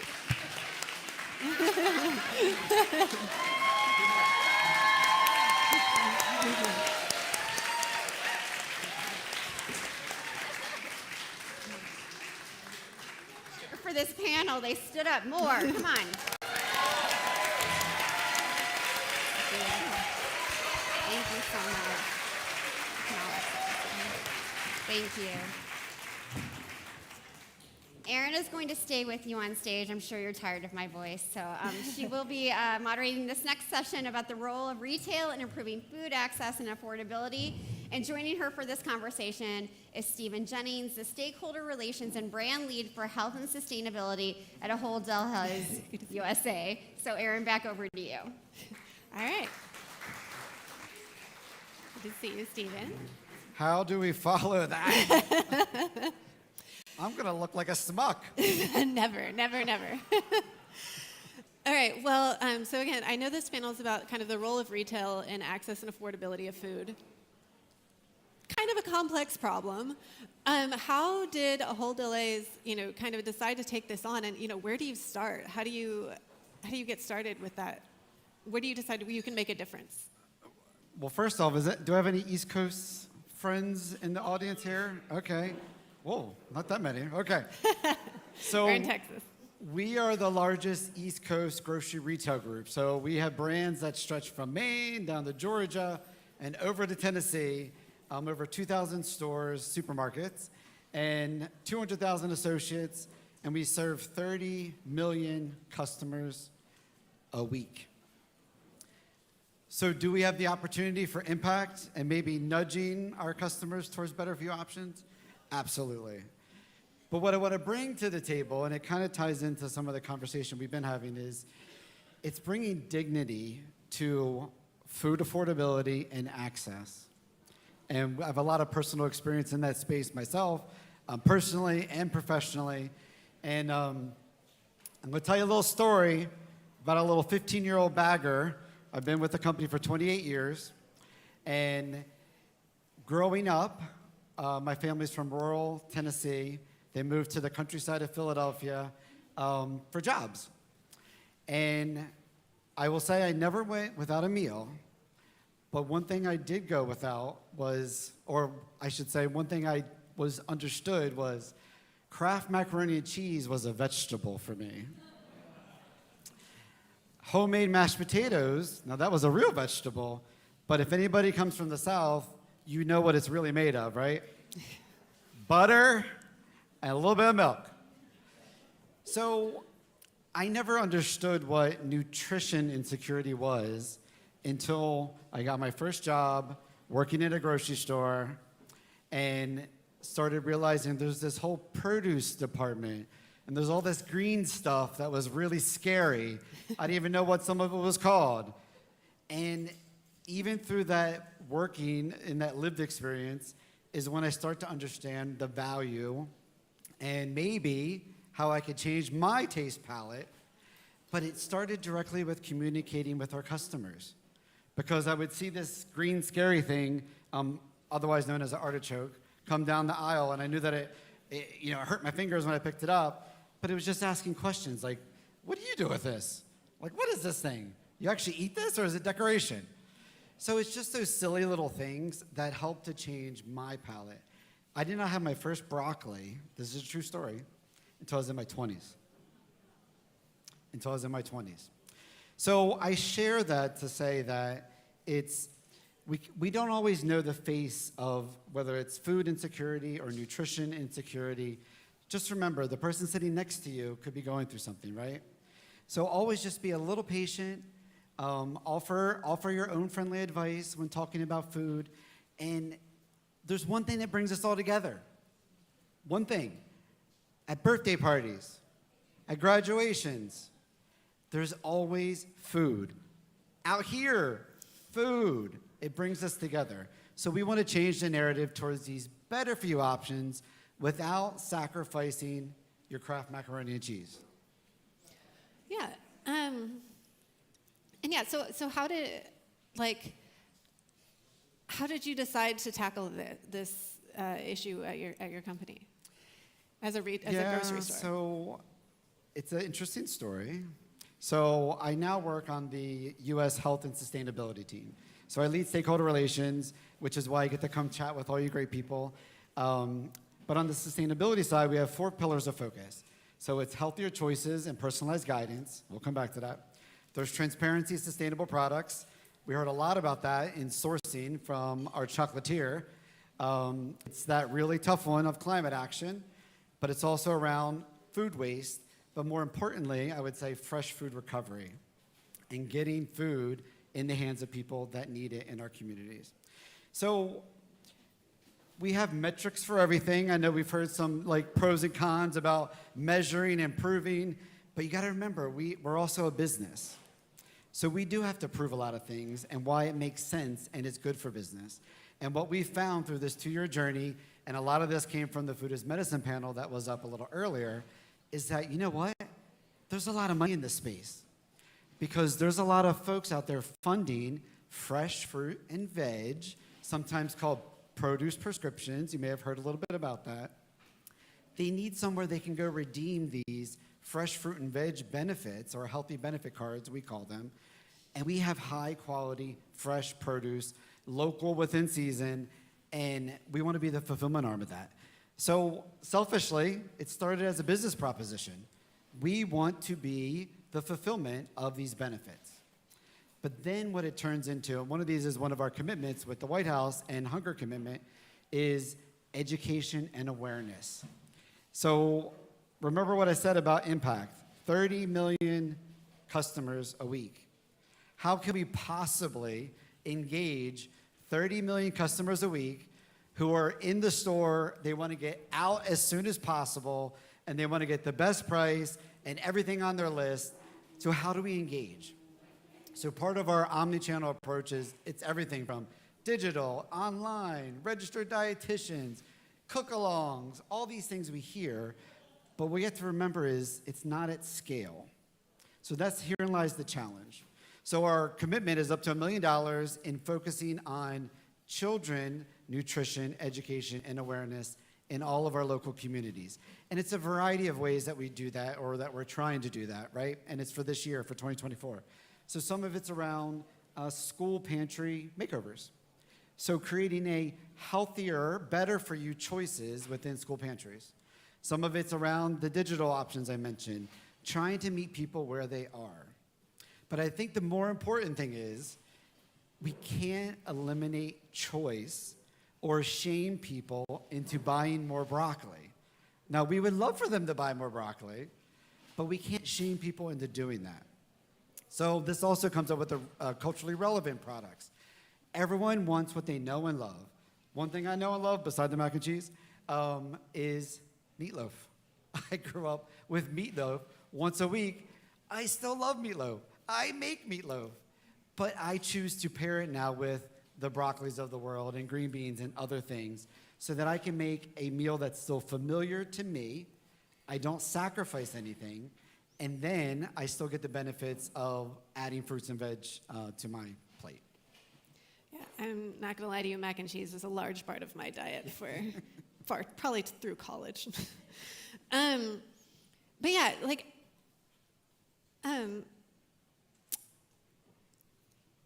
what have been some of your like successes that you're proud of in your initiatives that you have started with? Yeah, so keep in mind, we have to get buy-in top down, right? And remember, with 200,000 associates in the store, how do you get to all 200,000 associates, them to be excited about the same thing, and all moving in the same direction? For us, we started top down with that business proposition that I mentioned, right? That there's money to be had here. We want those sales in our store. We want to increase the sales of fruit and veg.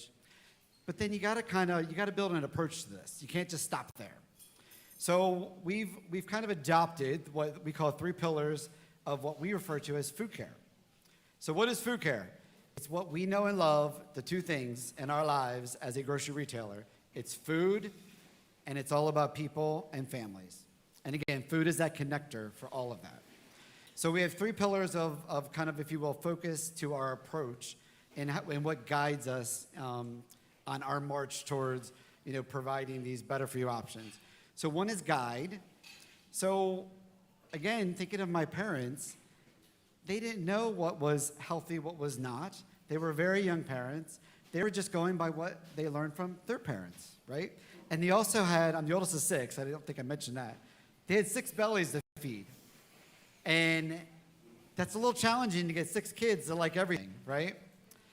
So that education and awareness is critical. And in our stores, we have a nutrition guidance program called Guiding Stars. By the way, it's an app, so you can always download the app. There's a great website. You can actually scan products in your own pantry. It'll tell you if your item is better for you, meaning does it earn a star, and it's all based on the nutritional facts on the back of every product. Why that's significant is it's not us telling our customers what's better for you. It's a third-party scientific advisory panel that manages the algorithm. We follow FDA dietary guidelines. So it's a great tool that positively reinforces better for you purchases. So meaning if I scan that, sorry Kraft, but I scan that mac and cheese and it doesn't earn a star, you don't see like a skull and bone come up like, don't buy that. It just simply is not rated. But when something meets a standard and starts earning a star, which means it's better for you by the nutritional guidance, it's like a little reward to shop for the stars, as we say.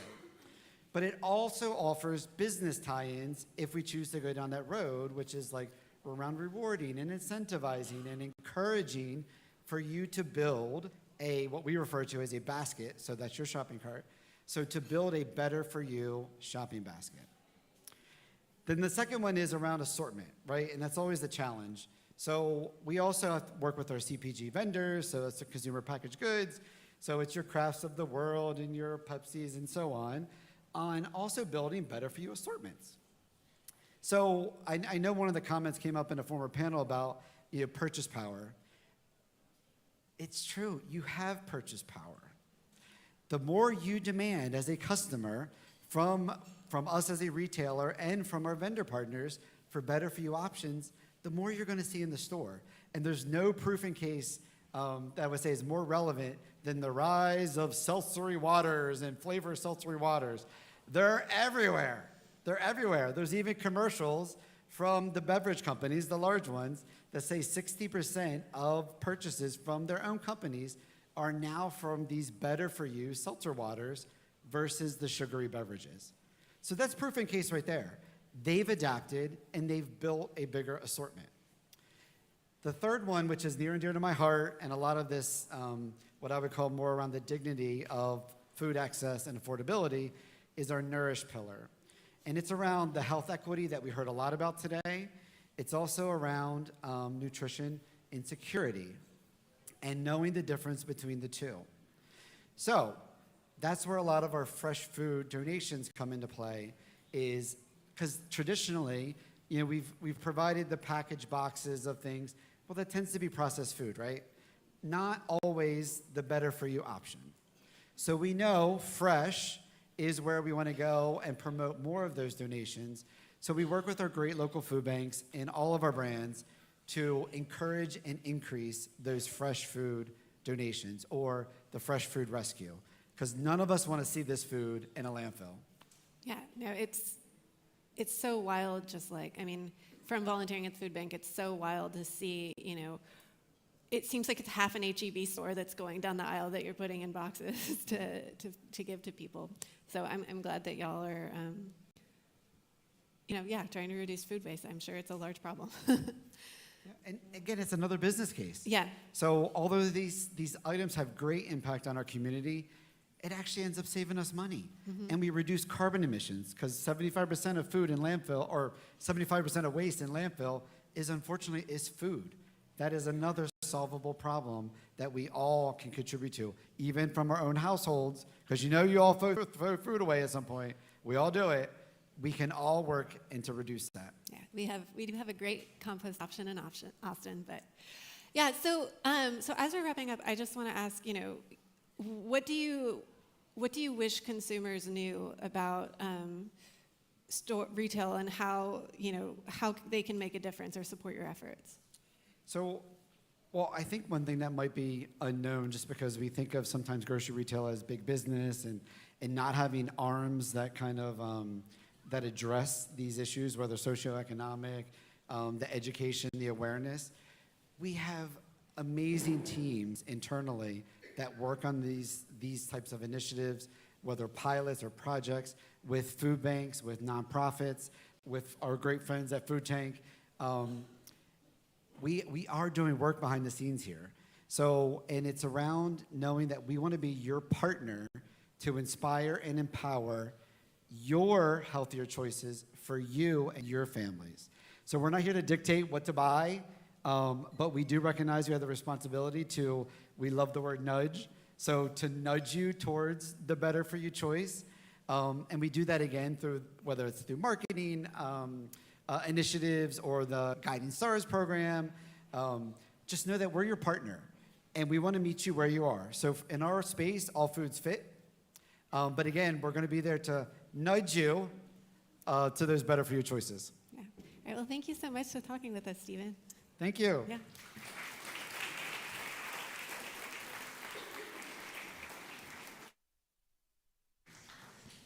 Bigger round of applause, please. Thank you. They're great. Thank you to Erin and Stephen. I am really, really excited for this next fireside chat with two incredible food systems advocates who I admire so much. I can't even tell you, my heart is about to burst. First is best-selling author, historian, and Julia Child Award recipient Toni Tipton Martin, who serves as editor-in-chief of Cook's Country magazine. And joining her in conversation is Chef Adrienne Lipscomb, the founder of the 48 Acres Project. As I said, she's also a chef. She's been a city planner. She's studying to be an architect. She's a really great friend, everyone. I suggest you reach out to her if you need a friend anytime. I just need to say again that they are two of the truly greatest people I know. So you are in for a treat. Please enjoy this conversation and give them a warm round of applause.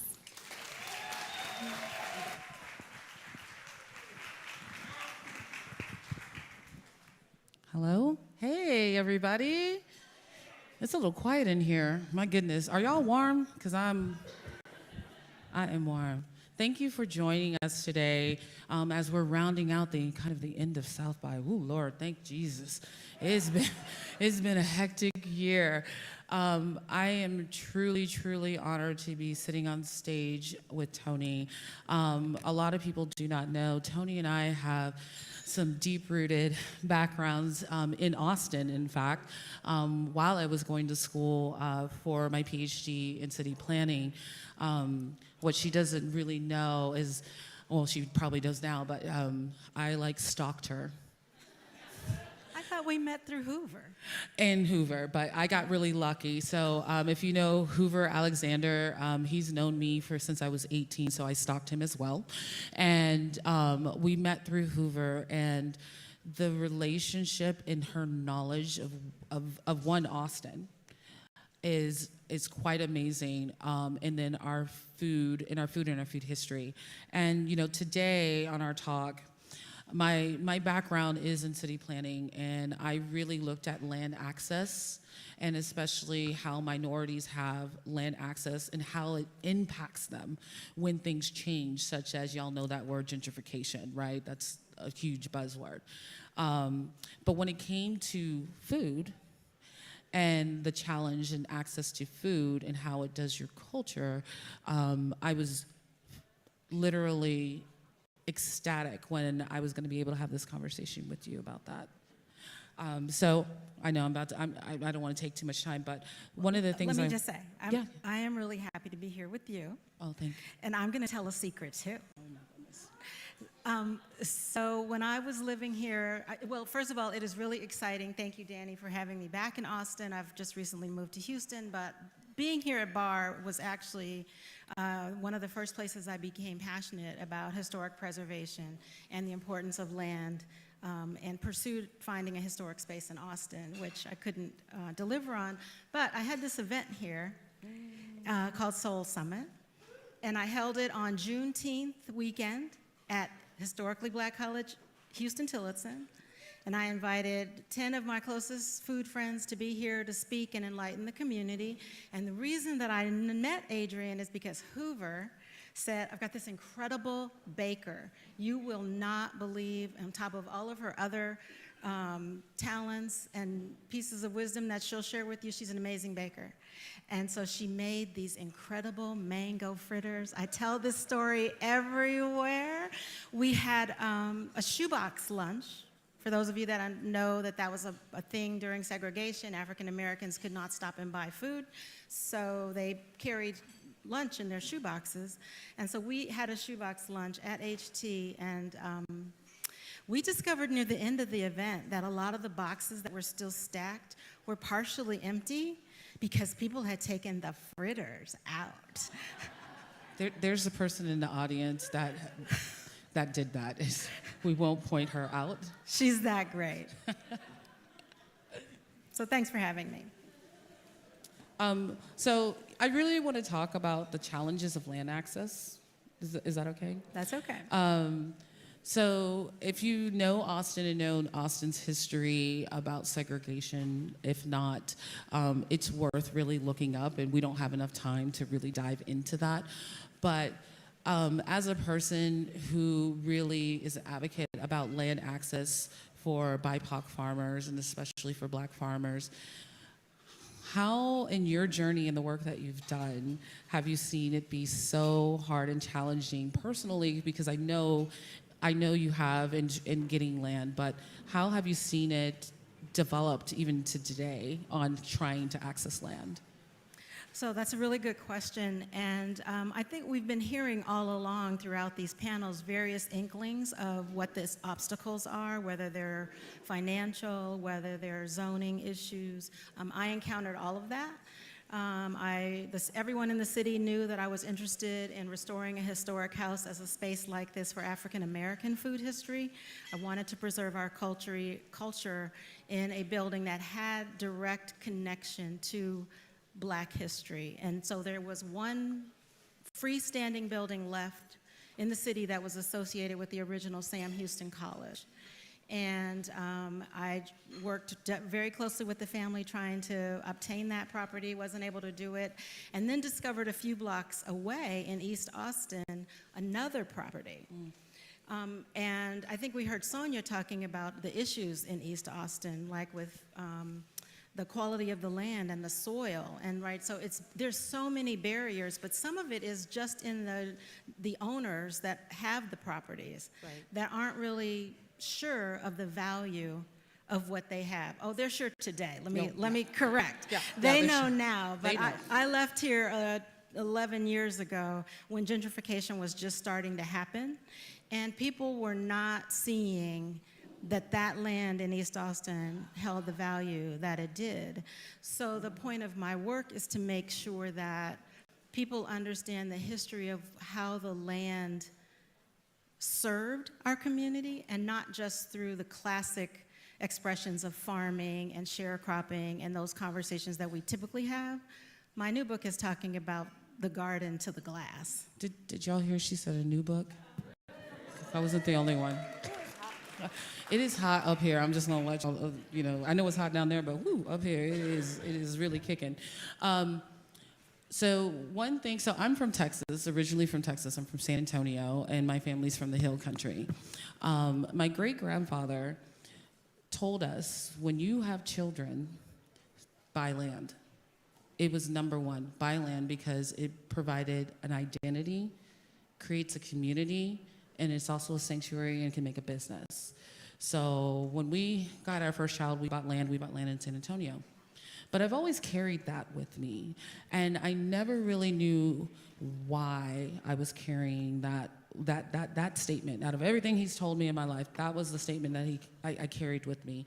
And I really didn't discover how important it was until we tried to buy land. I have a project and part of a group called the Maloma Foundation, in which we decided to purchase land in St. Helena Island in the Gullah Geechee. And we purchased 40 acres of land. And with purchasing this land, we knew right away that we couldn't show our face, that we were gonna have to work with a middle person because the land ownership was white, and they've owned it over 40 years. So we already knew right away that we probably were gonna have to take a step back and let our realtor handle this, because we knew that just because of the color of our skin could change the dynamic of this deal. And I see that very often, even with farmers that are trying to extend and buying more land, and even for just housing. Have you seen or experienced things of this nature in the work that you do? I do. So as I alluded to earlier, the second place that I tried to get in East Austin had formerly been a place of reconciliation. In the 30s, Black and white women educators bought a house, and they used it as a cultural center where they could hold meetings and teach women other aspects of life, and was basically a space of uplifting women. This place had been in disrepair. It served as a church over the years. UT students in architecture had been participants in the revitalizing of the house. And, but it was dilapidated by the time wind of it got to me. You were describing being white. Having an identity is also a problem, right? So when I went to the current owners, the only issues, they owned the property free and clear, but owed back taxes. So they owned it, but they had taxes. I brought in the IT student who did all the architectural work for it to become a church to prove to them that my passion and interest were in saving the house, not occupying it as a personal residence, as an outsider. Right. But I'm not from here. So even if I had black skin, I was still an outsider. Right. So I took the architect. I took renderings of what we were going to do, because UT helped me get those. We talked about the ways that I had founded a nonprofit so that children, we heard about that earlier as well, children could come into the garden that we were going to put in this property so that they could learn healthy eating, taste foods that were foreign to them. I had been working with kids in East Austin who had never even had apples before.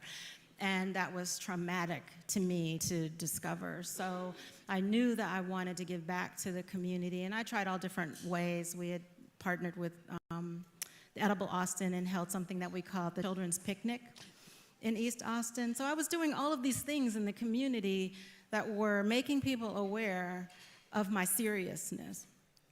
So after I made this presentation, the property was donated to a large established homeless nonprofit in the city. And the next day I got a phone call. And those people said to me, hey, everybody in town knows that you're looking for this historic piece of property on the east side, and we want to give you the first right of refusal for the low, low price of $400,000 for something you got for free. And I was mortified. I just packed up and left Austin after that. I was so aggravated.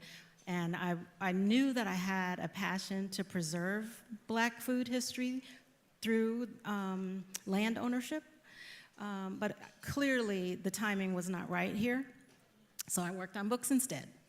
And they're damn good books, by the way. And speaking of a book, because there's one beautiful one sitting in your lap, how do you wrap in land and culture in the work that you're doing right now in your award-winning books, by the Go way? girl. So I've been going from city to city. I had to actually mark the pages. I have cheat notes. But what's important, one of the things that I wanted to teach in this space was about the history of African American foods, and not just the food, but the people behind the food. We always talk about the recipes. We always talk about cooking. We even talk about farming, but we seldom talk about the individuals, and none of that happens without people. So I wrote a book to, I was trying to find real people in history, and I decided to look for them in cookbooks because that was a format that was normal to me. And I now am the owner of 450 of the oldest and rarest Black cookbooks that go back to 1827. Yay. I'm trying to catch up. But what's interesting about those books is that they give us a whole view into what Black food culture has been like. We hear about sharecropping, we hear about cotton picking, we hear about soul food, we hear about juke joints. We hear about all these things that have some difficult story attached to them. And I'm not Pollyanna, but I raised children who had to go to school in the suburbs in Round Rock, and the first thing they always heard at the beginning of the school year is about enslavement and the beginning of America, and there was just such a sad story for them. I wanted them to know more about their ancestors.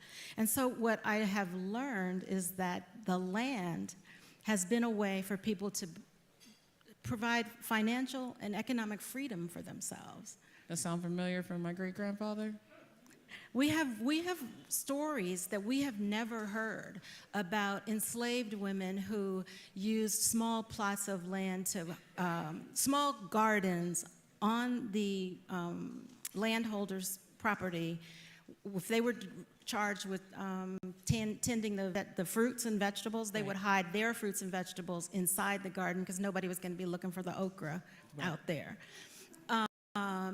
And so we know that they began doing that, bringing their agricultural practices and embedding them in the plantation economy. But beyond that, there were also free people that used land to provide for their freedom, to buy their children, to put them into schools and educate them. There are so many stories of women. There's a woman named Sally Scott, who was a free woman who owned land in Virginia, and she developed it as an orchard and sold wine. There are women who were brewers and tavern owners who owned the property, but they had to be embedded in their husband's record keeping because women were not allowed to own property. So we can just hear, oh, and lastly, there's another Austin connection.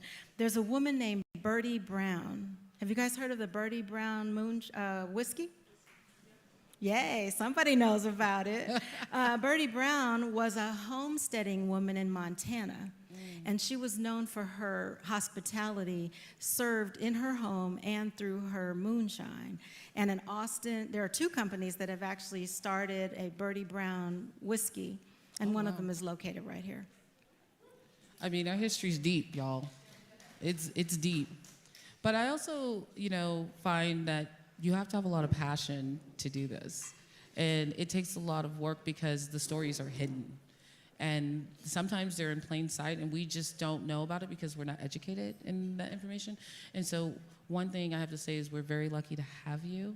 Thank you. To be able to do this. And, I get to call her and be like, hey, girl.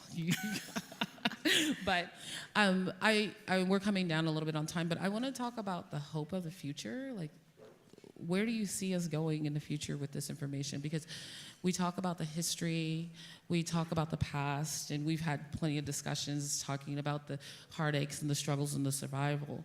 But what about the future? I'm excited, but I'm concerned. And most people ask me in recent months if I'm concerned because of the erasure of our history, and I laugh and say, are you kidding? It's been erased and marginalized all along, so why are you in a panic? But what I am most proud of is the fact that my work, which is not about me, and everyone who knows me knows that I mean that sincerely, it is about the names. And my books are full of names because I want the next generation to find a name that resonates for them, or a career path that resonates for them, or a food choice that resonates for them, and to convert that into a restaurant business or restaurant design. I want the next generation to do whatever they want. And hence the name of my second book is Jubilee, because I felt like telling these stories means we're all free. The next generation is free to report on to become whatever they want and not be entangled in the stereotypes that have ensnared us for generations and made us frustrated, made us give up, lose hope, have no pride. But it also makes the broader community free as well. And when I say that, I mean, it means all the people that aren't Black now can go into a Black space, a restaurant, and no longer keep looking for soul food. Let that go. This next generation is doing what resonates for them. And as I've heard some of you guys say, it's Black because I said so. So I'm excited and hopeful about that, but I am worried. I'm worried as an old dinosaur that all of the vehicles that have made it possible for this next generation to stretch and grow and fly, like the internet, are also taking advantage of them. And so when we've been excluded from all these industries, now we're a hot commodity and everybody wants the next generation to come and be their influencer. And I've taken heat about this online.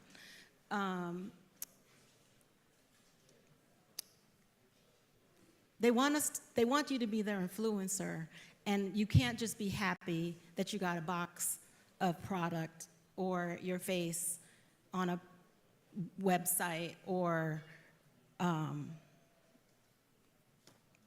a few small dollars. I want you guys to go and really make a difference, but also become economically stable. And I'm worried about that part. I can understand that. Because I can definitely tell you, especially in the social media world, when reached out, we're not seeing the same dollar bill that our counterparts are seeing when it comes to social media. Thank you, Blue. And also only being really celebrated once a year. Well, now twice. We now get it's Juneteenth. twice. Yeah, we have Juneteenth, but as a woman, 3 times a year. 3 times. Hey, I got a little luck right there. But being the next generation, I really see what you're talking about and what is happening with us in our generation and moving forward, because social media spreads information so fast, and it becomes pretty much viral on some occasions, sometimes positively and sometimes negatively. I am afraid myself that it is going to be quick flash in the pan on some of these occasions, and we're going to be not really celebrating the story, but the action. And I feel that a lot of us that are in social media, we're kind of pushed to be in the media light, because sometimes that's the only way we can get our point across. Do you ever feel that way sometimes, especially with our younger generations? I absolutely do, and I think that that's what makes the effort that you guys have done with the 40 Acres Project so important, because you have collaborated. I came up at a time when there was only room for one. And my I call that the friend, Highlander. Anybody seen Highlander? I'm aging myself. Yeah, But yeah. there was only one at a time. And initially, I think with social media, people were worried, like, I'm the one, so they don't have room now. And that is not true. Right. What you guys are doing is finding your own way, your own voice, but by collaborating, there's strength in that number. And you guys were able to get that incredible grant, right? Like, Yeah. a lot of money. $1.8 million grant from the Mellon Foundation. Yeah, yeah. Yeah, and so when I was here, even though I couldn't penetrate the real estate situation, I was still able to use land and opportunities through collaborations with the city, with UT Austin in particular, with Edible Austin. We had an incredible alliance that allowed us to advance the conversation. And I want to, I guess, kind of respond to the previous comment you made about how easy the internet has made it look. It's so easy to look at this work and maybe be dismissive of it, or just see stuff on the internet and think that information's everywhere. Right. And it is everywhere now. Right. But 20 years ago, the idea of learning about Sally Scott and her orchard, or the woman who grafted oranges in Southern California and created the navel orange. Did you hear me? A black woman made that. And we don't know any of that history. So I'll leave you with this. Somebody recently sent me a note and said, hey, African Americans, did you hear this story that African Americans don't eat vanilla ice cream? Did you hear this? No. Don't eat vanilla ice cream in public because of Jim Crow. So you know me, I did a really fast Google search, and through several searches, I tied it to our friend, Michael Twitty. Oh. And Twitty, some years ago on his blog, said that he got this story from Maya Angelou. So I, being a good, diligent journalist, went all the way back to Maya Angelou. I did not just say, oh, great, Twitty, told us this, because I love and trust him.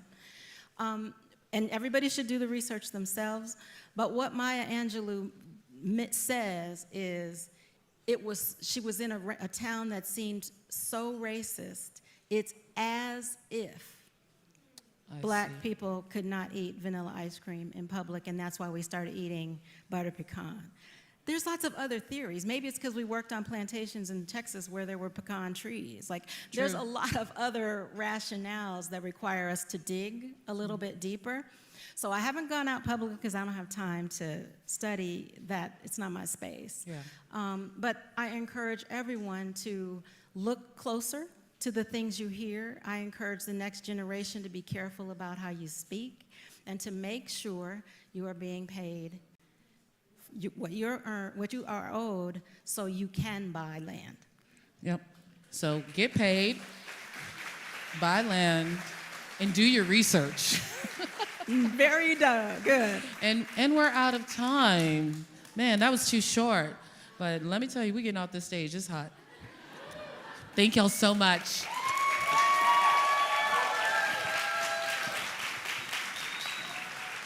Wait. You know, if you follow me on social, you know I gotta have my picture. Wait, Danny. Oh, she has to get that picture of the audience. Everybody say hi. Wait. She's not ready. We talked about social media, right? All right. Oh, okay. Hey, everybody. Okay, say. Oh shit, it's doing it again. She's trying to work her phone. I promise you, she knows how to work it. All right. Okay, wait. You got it? Okay. All right. Okay. My mouth was like wide open. All right. Thank y'all so much. Keep clapping. Keep clapping. I love these two folks. Thank you so much to Tony and Adrian. For those of you who are here in person, you have a special chance to receive a signed copy of Tony's newest book, Juke Joints, Jazz Clubs, and Juice, Cocktails from 2 Centuries of African American Cookbooks, if you become a Food Tank member at any point this afternoon. So you can go to registration where my friend Kenzie is, or you can go over to Elena, also my friend, and she'll give you a book too. So all you have to do is scan the QR code on your program. It's on the first page. Or go to foodtank.com/join. Again, that's foodtank.com/join. And find a membership level that works for you. And then once you become a member at any level, just show your receipt to a volunteer or Kenzie or Elena or me, and we'll make sure that you get that signed copy. And I hope that everyone here will become a member, not just because of the book, but because it's important that Food Tank is able to put on events like these where we can bring all sorts of different people together. Elena, I'm gonna ask you to bring me my water. I apologize. So these free summits are only, thank you so much. These free summits are only possible because of grassroots members, like so many of you in this room. As a member, you will be able to join monthly membership, only virtual events, and where we have very special VIP guests. So now, I'm taking my water with me, even though I have one over there. So now I'm excited to welcome to the stage Peter Bick, the filmmaker behind Carbon Nation. I apologize, everyone. And a professor of practice at Arizona State University for a conversation about farming and environmental stewardship. Give him a round of applause, please.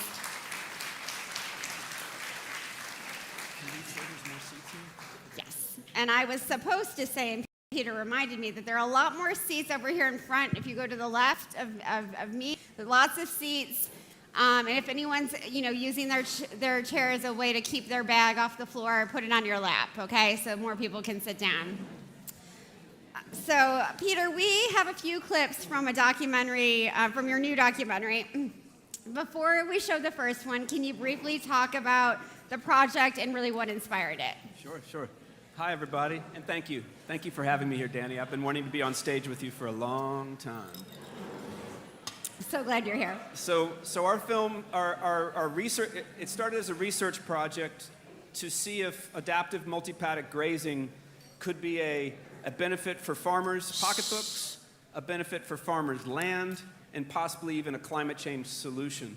And so we went to the Southeast US and found 10 farm families, 5 neighbors, 5 pairs, and we got a team of scientists, about 23 scientists from all over the US, to study what's happening on both farms, where the only difference was the management of the grazing. So adaptive multi-paddock grazing is emulating the way bison moved across the Great Plains. They get together, they eat about half the forage, stomp the rest down to protect the soil, although the bison probably didn't know that, but maybe they did. And then they move on, and then the land rests for most of the time. So the adaptive farmer's doing that type of grazing on this side of the fence. The conventional farmer is just letting their animals roam large areas for a long period of time and eating the grass down to where it looks pretty if you want to park, but it's not real pretty if you want nature to be thriving. And so we studied the soil carbon, nitrogen, water infiltration, the nutrient density of the forage, birds, bugs, microbes, greenhouse gas cycling, animal well-being, and farmer well-being. Yeah. That was a really good explanation. Before we roll the clip, anything else you want folks to know? Sure. So the first clip is in Woodville, Mississippi. The gentleman on the right is Cooper Hurst. He's the adaptive farmer. He and his wife Katie have been doing this for about a decade and a half. The gentleman on the left is Wallace Ferguson. He's a conventional farmer with his parents, and they're fifth or sixth generation on that land. And they're neighbors. Like the only thing separating their property is some trees. And so Wallace in this clip is learning that Cooper doesn't put synthetic fertilizer down on his property, and Wallace is having a hard time understanding that. What does that make you think? Like what he's saying right there, that's not the way you work. No. But it's, I understand. But the thing is, I'm just saying, that grass is going to grow when you put fertilizer on it. Without putting fertilizer on it, you think, I'm wasting my time even planting it. But everything you're struggling with, we've been there. So you can't feel or say anything that we haven't said. Yeah. We've been there. It's just hard to think of how you could do this without putting it up. I'm being honest. Yeah, I'm telling you right now. Yeah. You know my dad.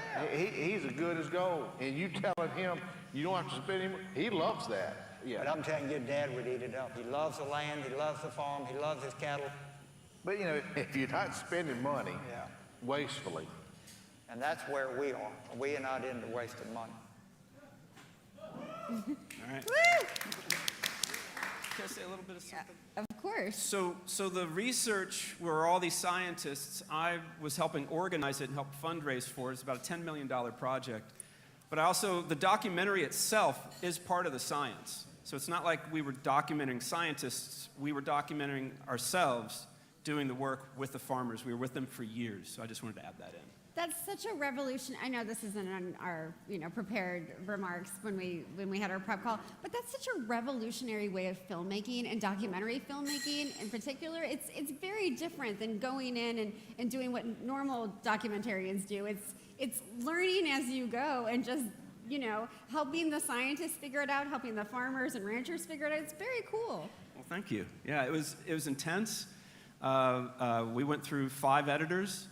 It was hard work. We shot a lot of footage, and I didn't know what I was filming. I thought I was going to make a bunch of short films, and what we've made is a 4-part docuseries. It's called Roots So Deep, You Can See the Devil Down There. Wallace's dad came up with that title. There's the title. He just said that just one day. And so meeting these farmers has just been a joy. Yeah. And the scientists as well. So we made a lot of friends. Yeah. And we have a lot of, I'm busy at Christmas time, wishing everyone happy holidays. I'm wondering if you can share with the audience some of the practices that Cooper is using on his land. Yeah, well, it's regenerative, it's adaptive. And so what he's doing is he's making sure his animals are moving to fresh food as often as possible, sometimes 2 or 3 times a day. And everyone who doesn't do this thinks it's more work, but they're spending all their time planting seed, fertilizing, growing hay, baling hay, spreading hay. Yeah. Cooper's not doing any of that. Yeah. And so Cooper's seeing his animals every day. And the animals, when he comes, they know there's good food. He opens up the gate. They just go right on through. Right. And the last animals are the ones who need some attention. So his medical costs have gone way down. Yeah. Because he's not just giving them all something because they think they might have something. Right. Yeah. Right. I'm wondering if you can talk about, you use the term adaptive. What would Cooper be adapting to sort of like on a weekly, monthly basis? Rainfall. The activity of that particular piece of ground at that particular piece of time. And so when we were doing the research, we had to find farms that were doing grazing, where the adaptive farmer was doing it this newer way, even though it's based on very old nature techniques. Sure. The conventional farmer doing it the way that most everyone's doing it in their county. Mm-hmm. And we just got lucky because of all the conventional farmers but one's all right, but really good farmers. So it wasn't like we cherry-picked the worst conventional and compared them to the best adaptive. Right. So Cooper was unhappy because we had to match soil types. We had to say the same soil type is here as is over on the other side of the fence.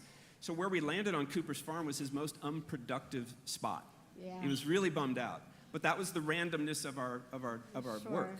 Sure. So he's adapting to how much rain's happening and what are animals eating, what time of year it is, what's growing. This is a little side note, but I met a dairy farmer in Wisconsin who made cheese every season. Same field, same cows, and it tasted so different by what was growing, how it was growing, what the nutrient density was, what was in that plant at that time. Yeah. All those things he's adapting to. And so nothing's prescriptive. Each paddock is not the same size every year. Each paddock, he's not even in the same spot every year. If he starts getting prescriptive, then it's going to start dying. Yeah. I wonder from your perspective, why it's so. Okay, let me kind of step back. A lot of farmers that I know, and for good reason, are risk adverse. Yep. They have had to be, because of if it fails, it fails, and that's your home, that's your tractor, that's a lot of things for your everything. family. Yeah, and so I kind of get why Wallace is like, I don't want to stop using fertilizers. That's what I know. That's what I want to do. But that I'm wondering, like, seeing what Cooper is able to, what eventually will happen. Yeah. I'm not going to give away the whole film because it's going to be available May 28th on our website. I tried, everyone. Rootsodeep.org. But Wallace was very curious about what Cooper was doing, but he was too polite to ask. These two guys have known each other for 25 years. Yeah. That scene you just saw is the first time they've ever talked about grazing. And they're friends. That was just something they did not talk about. And what it was, everyone has an opinion about that Wallace thinks Cooper's crazy, Cooper thinks Wallace should know. It's politeness. It really is politeness. Wallace doesn't want to get in Cooper's business, and Cooper does not want to tell Wallace what to do. Yeah. He just doesn't want to be that guy. He's not that guy, but he knows it would be better for Wallace. He knows that. Yeah. And so the politeness wall we plowed through as the film part of this, because I just say, hey, you guys, I'm interviewing each of you. You've never talked to each other about this. It was blowing my mind. Do you mind if we do a scene with you guys just talking? Right. 3 hours, sun sets, we're pushing our grain on our film. I do want to post that whole conversation at some point. It's fascinating. That would be great. And they were both into it. Sure. But they needed some help. Yeah. Sometimes you need an outsider to come in and ask but questions. Wallace sees what's going on. He's impressed. He just, Sure. It's a lot to change. Right. It's a lot to change, and it's a lot for not just your own mindset, but your family's mindset. Yeah, but I will say that with what I've learned on this farm, on these farms and the farms I've been on, yes, risk is scary, but it's riskier not to change. Sure. With what's happening with climate change right now. So if you're a risk averse, guess what? You got to change because that's the least risky thing to do. Right now. Yeah, that's where we are. Yep. I want to turn to the clip 2 about what we're seeing with quail populations. Yeah, so we knew we were going to study birds as an indicator species for wildlife health.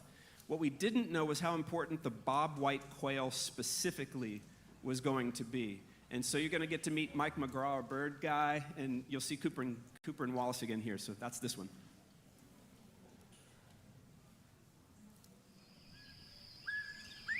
Yes, bobwhite. Bobwhite. If they say their name, Bob White. Just delightful to hear that sound in the landscape. From the 90s to 2014, the bobwhite averaged approximately 5% decrease in overall population. So there's been over 85% population decrease up to 2014. I do know this, Peter. When I was younger, they had quail everywhere. They're not there anymore. So have you heard bobwhites while we've been here? Yeah, I have. That when we got, right before we came on the porch, I heard that, and I kind of thought somebody was messing with me. You start hearing things. But I have had one or two 10 years ago. This year, we're hearing quail from daylight to dark, from front to back, and everywhere in between. It really makes you think. It makes you think. So, Peter, it makes you think. Why fewer quail on conventional grassland? Because it looks like a golf course, and the quail need forage to protect their babies when they're nesting. Yeah, it's very simple. So what we found is the conventional farmers who hay later are actually providing habitat for the quail during the breeding season. So we had a conventional farm in Tennessee who had a really good bird count because they were haying later. Got it. And so that's like just a tiny change, Right. But it has a huge impact. And why are quail so important as like this environmental indicator? Well, the quail themselves were more culturally important. Birds themselves are the wildlife indicator. So if birds are breeding on your land and not extirpating, I learned that word. It's the actual families are dying off and not breeding anymore. So they're not extinct, but they're done on that piece of land. Yeah. And so birds can land anywhere they want. And I think this goes right into the next clip if we can go there. Yeah, of course. So guys, this is the one where you just sort of just bring it up and not play, because I have some graphics. Okay, so this is the overall graphics for our study for the grassland birds. Can everybody see those numbers? And so of the 10 farms, the 5 farm pairs, counting 4 times a year, 2 years in a row. So a significant method. So now if you just play for a second, we'll get to the next slide, and if you pause for me, please. This will be Kentucky. So this is what happened in the Kentucky pair. And now, if you hit play, we won't have to do this again, fellas. You'll hear more about this. So it just tells the story of a functional system and one that's broken, essentially. That's sad. That's really sad. What makes it sad? Well, because, I mean, they don't have any place to live over there. They need a place to live. Where are they? They should be there. That's horrible. That is, it's terrible. What do y'all think about the science that we've shared with you today? What thoughts are you having about what you've been presented? It's showing things that I've been doing wrong for a long time. And I said, well, I've been making a mistake all these years, It's not about mistakes. It's just about, hey, this might work better. That's all it is. What we're supposed to do now. How do we get the carbon back? How do we do this? So we're designing a T-shirt with print. That's Wallace's dad and mom. A T-shirt of Prentice saying, "How do we get the carbon back?" It's actually, I've got it in my email probably tomorrow. I'll be seeing that. I love that. I love that. This has nothing to do with the clip, but because you've been doing this kind of work for so long, building these relationships with farmers and with other scientists, this is not easy. And to get people to be very frank and say, listen, I've been doing it wrong, I think is extraordinary. That takes some, like what you'd say in Spanish, confianza. That takes that kind of... What's the word? Confianza, you know? Is that like confidence? Yeah, like Okay. a confidence, trust. It's a trust in somebody. Yeah. And that's not easy to build when there's the urgency of these issues, right? Well, it's easier than not having success in the project. So for me, it's I respect everybody I meet, and when you are respected, you feel better, right? So it starts right there. I learned to listen. I was not born a good listener. I got taught the hard way by my first boss. He's like, Peter, you're a very bad listener. And I'm like, all right. But I learned. Yeah. And listening gives us so much, because then we can find where we're in agreement, even though we don't know we are in agreement. So it's not like I have to change anyone's mind. Yeah. I just have to find out where we're already agreeing and then build from there. But if I'm talking all the time, like I used to do, I will miss that. Sure. And so it's time, spending time. The work started in 2018. It was 3 years later when we started giving them data.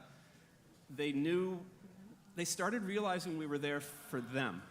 Like, this project was not for a company, it wasn't for Or a an paper, idea yeah. or a paper. Some of my scientists still think it's not for a paper, but we'll get them, we'll get them. And it was about how do we make farmers live a better life because they're feeding us. Right? And one of the things I learned is a lot of farmers have their off-farm job to have health insurance. Right. So why can't we give farmers health insurance through the food bill? Right? Small thing. Love it. I love it. All right, next clip. Next clip. So I went back. We gave all the farmers all the data. You just met the Kentucky family. You met the Woodville family. And I went back and I said, well, here, we'll just show you. 6 months later, what's going on in their minds? What data affected you more than any other data that got you thinking, or? hearing that the land is unhealthy because we have not got the species of birds that should be here. That broke my heart. So I want it to be healthy, you know. That's our job, is to take care of it. So, that's Marie Levask in Kentucky, my home state. She cares for people. She's a psychiatrist at the state facility for the folks who are really hurting. Wow. And she's always bringing in kids to take care of them in her life. And Wow. she's a tremendous human being. So And- empathetic. Like, you can just feel her love. Yeah, that was 6 months later. It did not leave her thinking. Yeah. So what that showed us was birds are an amazing lever for change. I had no idea, right? We kind of thought water would be an amazing lever. Right. And the water data that we got is pretty substantial. The infiltration rate's so much better just across the fence, just because people are doing grazing differently. It's a fascinating yet simple thing. Yeah. But the birds, yeah. You have more of this clip, right? I have one more clip, and this is just sort of what happened was when we met all the conventioners, Marie asked the question, what are you going to do with the data? And I said, it's yours. And she said, well, what if it shows we can do something better? Mm-hmm. And that was great news to me because I'm like, oh, wow, this person's open, Yeah. right? Yeah. I said, well, then we will teach you if you want. We've got an amazing team, and we have an amazing person on our team, Alan Williams. And so we asked all the conventional farmers after we gave them the data, came back in the spring, we gave them data in the fall, would you like to meet Alan Williams? And so Wallace was one of the ones who said, you bet. And so this is after a morning with Alan, 2 hours with Alan. Well, Mister, I appreciate it. I'm going to be honest, I'm very glad Peter told me you will come. And just what you told me this morning is a lot of information, but it was good, detailed information that never had ever been explained to me before. Right. It's kind of making a lot more sense to me now. When I met Peter, you never really pushed me on anything. I think that might have helped. You know, if you say, hey, this is the way to do it, and I'm hard-headed on certain things. I am, and that's, I guess, normal, but. Hey, Wallace? Yes, sir. What I've been thinking as I've been watching, it feels risky for anyone to change the way they're doing something. Mm-hmm. But what I'm thinking now is the real risk is not changing. Would you agree or disagree? I'd say yes, it'd be risky not to change it. You're not gonna make money doing it the way I've been doing it. And I've got proof across the fence. If I can get it to growing grass like my neighbor here, Cooper's got, it'd make me very happy. We'll see. I just know Cooper had quail over there that made me mad. It was good to see it. It's good to hear it. Absolutely. You know? Yes, sir. So. What's so important to me about this and the work that you do and the conversations you and I have had over the years, that villainizing farmers has never been the answer here, right? But we still do that, like regular folks, not you, not me, but there's still this villainization of like, you're doing the wrong thing, you're destroying the planet, you're making quail go away, you're making deforestation happen all over the world. It's really important for films like this to tell that different story. Yeah. But that just doesn't, I mean, you didn't wake up, in your academic career and be like, these are the stories I'm telling. I don't have an academic career. I was brought to ASU because I made films. But so you went to. It sort of happened. I've got my name on some papers now, so it's kind of cool. And I do teach students who are now graduating and going out in the world and all that stuff. But I mean, being told you're an idiot is a really great way to stop a conversation. Yeah. I've never felt real good after someone said that to me. Now, I'm not saying they haven't said that to me, but I didn't feel too good after they said that to me. And here's another thing. So this is talking about grazing.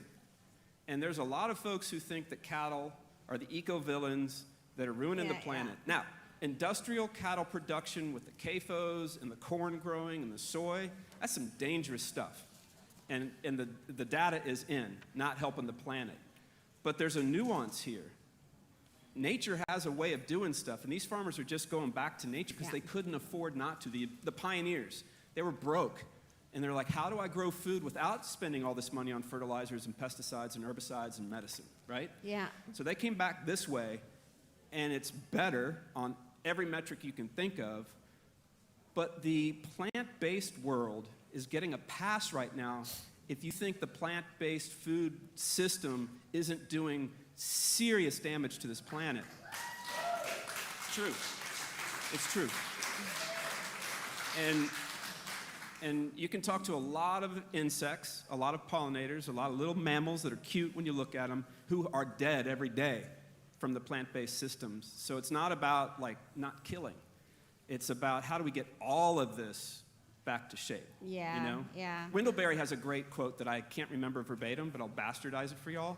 When we took row crop production and livestock production and separated them, we took an elegant solution and made two huge problems. Yeah, real big ones. Right? Real big ones, yeah.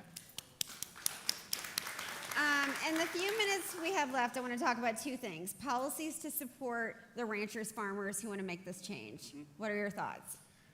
I think we need big foundations to put a pile of money, impact investment, and help the ranchers, a ranch transition finance.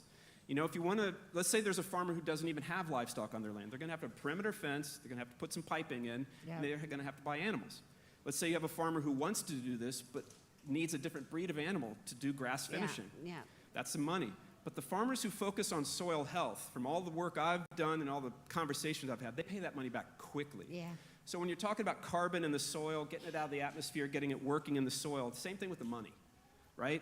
So I think that's a really key piece. Yeah. And then education, just knowledge sharing, right? Yeah. Letting farmers, Wallace didn't know his soil was 115 degrees with no cover on it, and it was 75 degrees where there was grass. Yeah. He did not know that until that morning. Right, right. No one told him. It's amazing. It's amazing, right? yeah. And so now, Wallace's friends need to know this, right? So we make a film. We send it out. You all talk about it, I hope. And we get the films out. But then we have Alan Williams and his gang and all the great teachers right behind. Right. Saying, you want to learn this? We got you. Right. Right? And we make it really easy, really warm. Community building.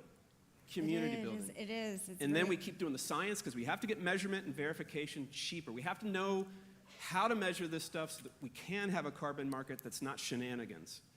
I love and then it. we got to keep telling these stories. I love it. And I feel like the new sort of film documentary era that we're in about food and agriculture is all about that community building, and it's incredible.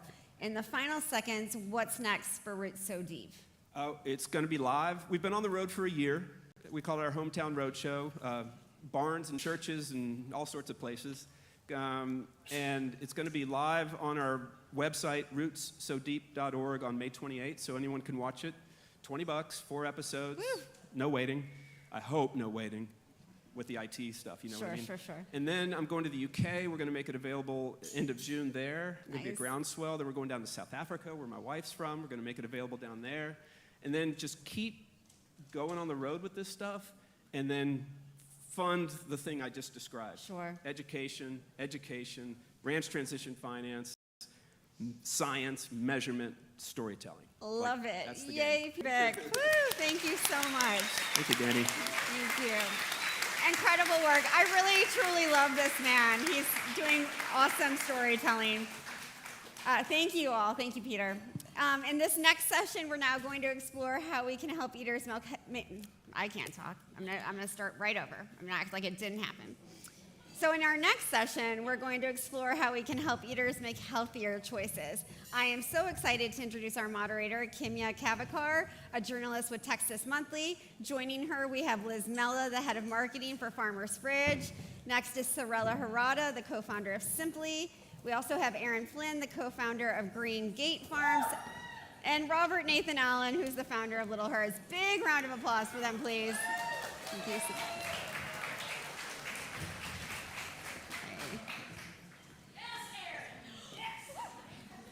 Okay, we got some fans in the audience. Love that. Hi, everyone. My name is Kimya Kavakar. I'm a senior editor at Texas Monthly, which I hope you all read, if not subscribe to. So do that.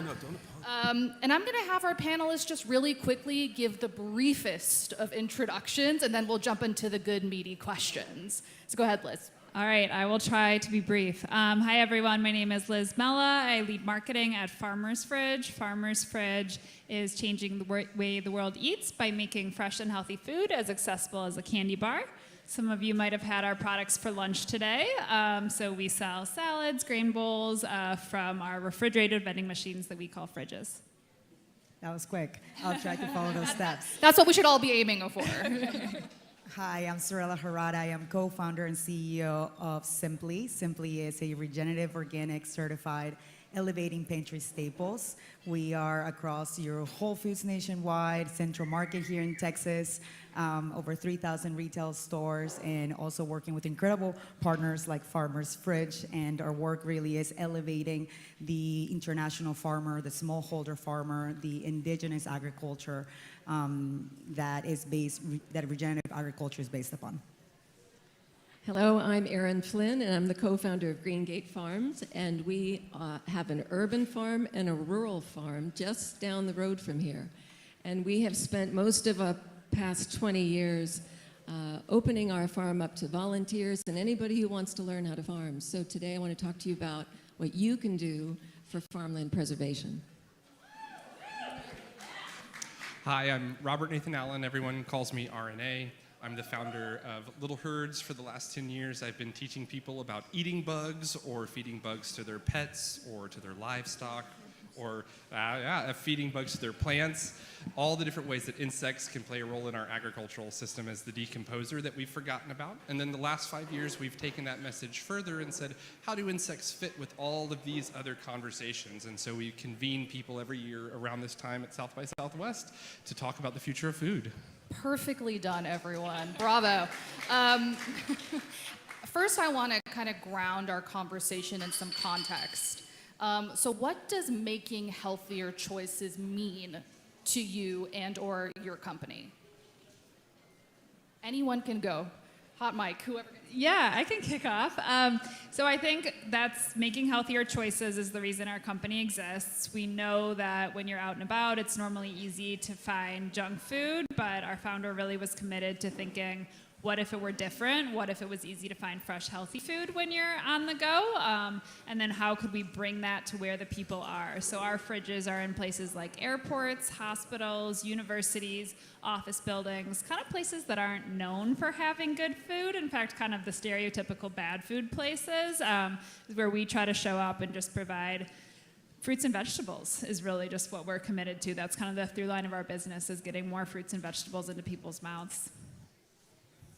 Yeah, sure, I'll go next. Accessibility to healthier choices is at the core of what we do at Simply. I was born in Lima, Peru, in South America. You're probably familiar with Peru being the home of Machu Picchu and the Inca Empire. And I was fortunate enough at a young age to have access to nutrient-dense, very flavorful food. When I moved to the US, when I was 14 years old with my mom, pursuing the American dream like millions of immigrants, I realized that the food system in the US was very deeply different than where I was from. And I remember walking down the aisles of supermarkets, and after eating my way of all the cereals and all the waffles and wanted to go back to a healthy diet, the first time I had a bite of that strawberry or of that banana, the flavors weren't there. And I have spent my last 15 years of my career really trying to understand that and how can we prioritize healthier choices in the US system and not prioritize foods with pesticides and chemicals or foods that are processed for accessibility for all. Go ahead. So as a certified organic farmer, to me, healthy choices is all about everyone involved with understanding that it's about public health. Our farmers are about your health. It's really that simple. And so to me, I want to do everything I can for the next generation of farmers. And how many farmers do we have in the audience? All right, okay. All right, we need more. We need a lot more. And until we change the policies that we have now, we're not going to get them. So that's what public health and health means to me. Well, real quick, I love the through line of healthier choices at the consumer point, healthier choices in supply chain, healthier choices in educating people about those choices. For me, healthier choices is kind of all of those things. And in the work we do, we look at how you can make healthier choices for your body and changing the way you eat. And that can be food that you're eating for nutrition, food that you're eating for nostalgia, or food that you're eating for pleasure. And those are all okay. And then when you know where your food comes from, when you know how it gets to you, you can make healthier choices for your community. You can make healthier choices for the animals and for the planet through your purchasing decisions. So that's a big component for us. Right. And we all talked a little bit last week about how consumers making healthy choices could potentially lead to this big systematic change, right? And that kind of turns on my cynical journalist brain a little bit. So I want to talk a little bit about how you guys think that is possible, because I'm composting my paper towel roll and a private jet's taking a 17-minute flight. So how are we balancing things out at the end of the day? So talk a little bit about how these consumer choices your hope are being made, you think will affect a systematic change at large. I can jump in on that. I spoke about this at Expo West yesterday, and I think that we have a new wave, a new generation of customers coming our way. And this customer is more open than ever to be educated. Are you talking about the Gen Zs and the Gen Alphas? Yeah. Yeah, absolutely. I mean, this is a generation that drinks less than the millennials. It's a generation that will spend more money to make conscious decisions about their purchasing, and yet it's a generation that is not making high incomes yet. So this generation is making changes in the food system and educating the consumers onto how can we vote with our dollars, how can we understand where food comes from and the impact that it has in the climate and the soil where our food comes from. So the change is coming, and it has to start with demand for big ag and big brands to be able to break through. I want to yes and that, because we've seen over the past 10 years, the Gen Z, the younger generation of consumers, are just so much more engaged, whether it's through social media or through their friends and personal interactions. They're so much more engaged in where things are coming from and if their values aligned, and they're willing to pay more, they're willing to choose something different if its values align. And I think so many of the things that we've tried here today are indicative of that. I think when we think about that, a lot of how we think about it is, what if we replaced a cheeseburger with a farmer's fridge meal at scale? What impact would that have on both people's health, obviously, but the food system at large is really how we think about it. Just the CO2 impact and just the entire supply chain. We are really proud to work with suppliers like Simply, that we know and trust, and that we kind of understand their stories. We have a sourcing team that's able to really thoughtfully source everything that we do. We try to use a lot less animal protein in our products for that reason. We do offer a wide variety of foods to all consumer preferences, but just by having fruits and vegetables at the center of all of our meals rather than, the typical American plate is kind of how we're combating that. And then just, again, putting those meals in places where you typically don't have those options is, we think, as we scale, going to just have massive impact. I'm glad to hear that the youth is coming to save us. Thank you, youths. Now that we've talked about systematic change, I kind of also want to talk about how you think these healthy choices will be impacting individuals' healths.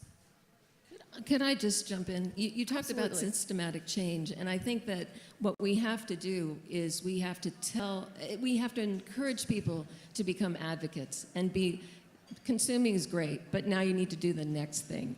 And everyone needs to feel empowered to make choices that affect the entire system. So for instance, I'm just going to quickly tell you, the urban farm that we rented down the street, we started renting it 18 years ago, a developer came from California and decided he was going to get rid of the farm. It didn't matter that we had been feeding the poor, that we had fed thousands of people, that we had fed bugs to our farm campers, thanks to you, that we had done all this public health work. What mattered was that the developer wanted to turn it into an RV park. So most people would say, oh, well, that's progress. What can you do? But what we did, my husband, my lovely husband, and we put out a petition and we asked our customers, what do you think we should do? And 3,000 people signed a petition in 2 weeks, and they said, keep the farm. So we started a fight to keep that farm, but we didn't have a law on our side. There wasn't one thing protecting working farms. And so when we talk about how we're going to save things, we have to have systematic change where people feel empowered to fight, because we did fight. And as a result, our farm is still there, definitely smaller, but it's still there. And what we suggested to the developer is that he create an agri-hood of tiny homes. How many of you have heard of an agri-hood? Just a few. Okay, so essentially it's combining our problems with housing and food. By putting those two things together, people have access to nature, they have access to food, they have access to sustainable living. So when we talk about systemic change, I think that we need to think of ourselves as advocates. All of us are not just consumers buying these lovely products, but we have to take that next step. That's incredibly inspiring. Yeah, it starts all with your local community, right? Yeah, local community first, globe next. So yeah, let's go back to talking about how you think the individual's health will change when the consumers are making these choices to purchase your brands and similar brands. Well, one of the things that Chef Michel said earlier really resonated, I think, with this, and he talked about how it has to be delicious. Going back to how do we help people make healthier choices? People can say they're going to make choices for the climate. They can say they're going to make choices for their health. And at the end of the day, most people make choices based on how it tastes and how much it costs. And so those have to be taken care of first. And that's what so many of these companies are doing. But then to your point, right, the follow-up that he said was that then you have to go vote. Then you have to go talk to your representatives. You have to talk to your city council member, your county representatives, because they're the ones who will get things done. Well, and also people don't realize that all the food advocates, you need to start being involved with land planning. You can't assume that the farms are protected, because they're not. Working farms are not protected. And in fact, in Texas, did you know that farmers have no right to water? We have no right to water. There's a rule on the books, the 1904 rule of capture, and what that says is whoever has the deepest straw gets the water. Now, we have all these lovely food products coming online. That's great, but it's on a really shaky foundation if farmers in Texas don't have access to water. If we don't have guaranteed access to water and we don't have guaranteed access to soil, it's not going to come to much. Yeah, I think I would piggyback on what Arne was saying about how it has to be delicious. That's something that we think about so much. We've kind of over the years been trying to fit ourselves into these really strict categories to get grant money or something like that, where you have to be this percentage of saturated fat and this percentage of sodium, and then we're like, oh, our products just don't always fit these guardrails, because we care more about people eating them than about them fitting in a perfect nutritional fact panel. And so that's just a lot of the internal conversations, is how strict do we want to be on the health front versus how much do we want people to be excited to eat a Farmer's Fridge salad and then have that, scale as naturally be able to impact the food system more broadly. And so I think it's just a good point. It's kind of like, okay, yeah, you can solve and make your absolute perfect product, but if 20 people are eating it, who really cares? We're making tens of thousands of meals a day and shipping them across the country, so we're very proud of that. But there's always kind of the constant back and forth of like, well, should we be 100% vegan? Well, people like cheese, so it's kind of those conversations. Yeah, for us, we have 15 products across 5 categories, and our product development really is led by the land. So we play in your most sleepy categories that people thought on the supermarket there was no alignment to a brand or to flavor. So we sell your quinoa, your amaranth, your black beans, your red kidney beans, lupini beans, gigantes, and so on, oils, beans, spices, and superfoods. And guess what? If they're grown the right way, there is a tasting difference. They are more flavorful. They are more buttery. They are rich in nutrient density. And we are the #1 branded bean brand in Whole Foods because of how this food is being grown. And if we're able to respect the land and the soil and have that connection to regenerative organic agriculture, nutrient density is deeply tied to that.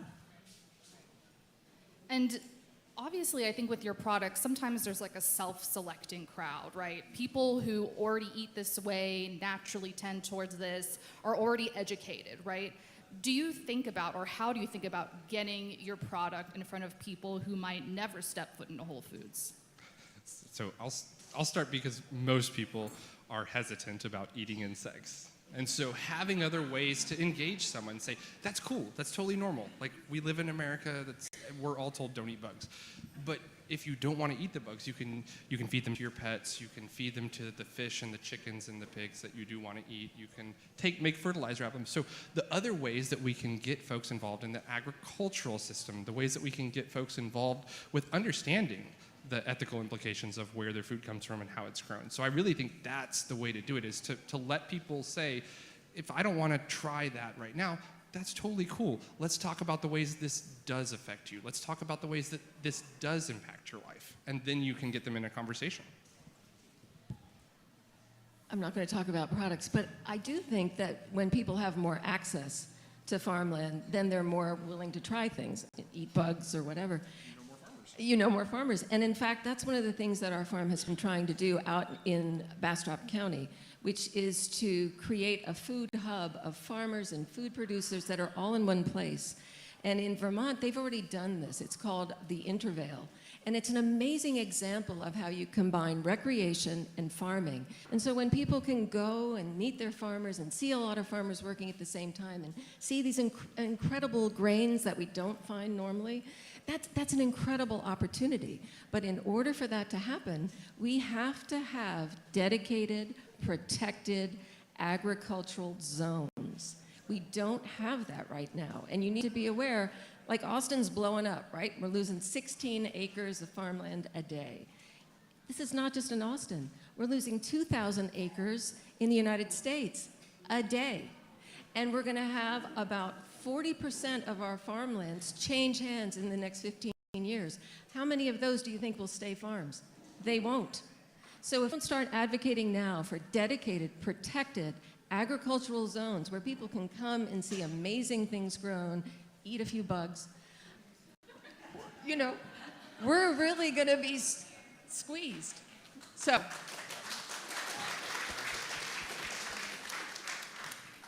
Yeah, and I think there's also bringing awareness to how these farms work, right? And when you create an ecosystem, it's not just one crop or one food item. It really is the animals in the farm that are producing, but it's also the other crops that could also be cash crops to the farmer.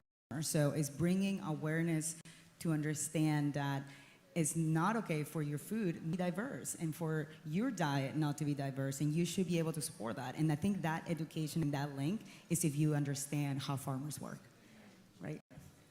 And I think we definitely try to bring a ton of awareness to the suppliers that we use and the thoughtful ingredients, but really getting consumers to try salad out of a vending machine is, you know, the crux of my Achilles heel, or whatever you would say, because it's just not an inherent concept that people trust. It sounds, you know, you're hesitant to try it. Why would you? It's brand new. There's so many other more familiar options.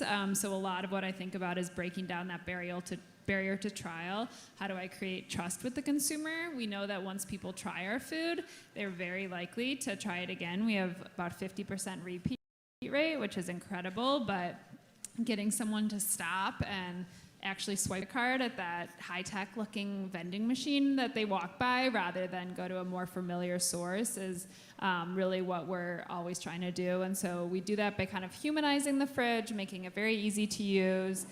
We also offer your first meal free, which, you know, as a marketer is just kind of like a classic strategy, but it really works because then people can get the food, they can see the quality of the ingredients that we use and how big the portions are, and just feel confident in that. I think also pricing is something we try to be super competitive on, and that is really a very fine line to walk, to use ingredients that you're proud of while maintain pricing that makes your product affordable.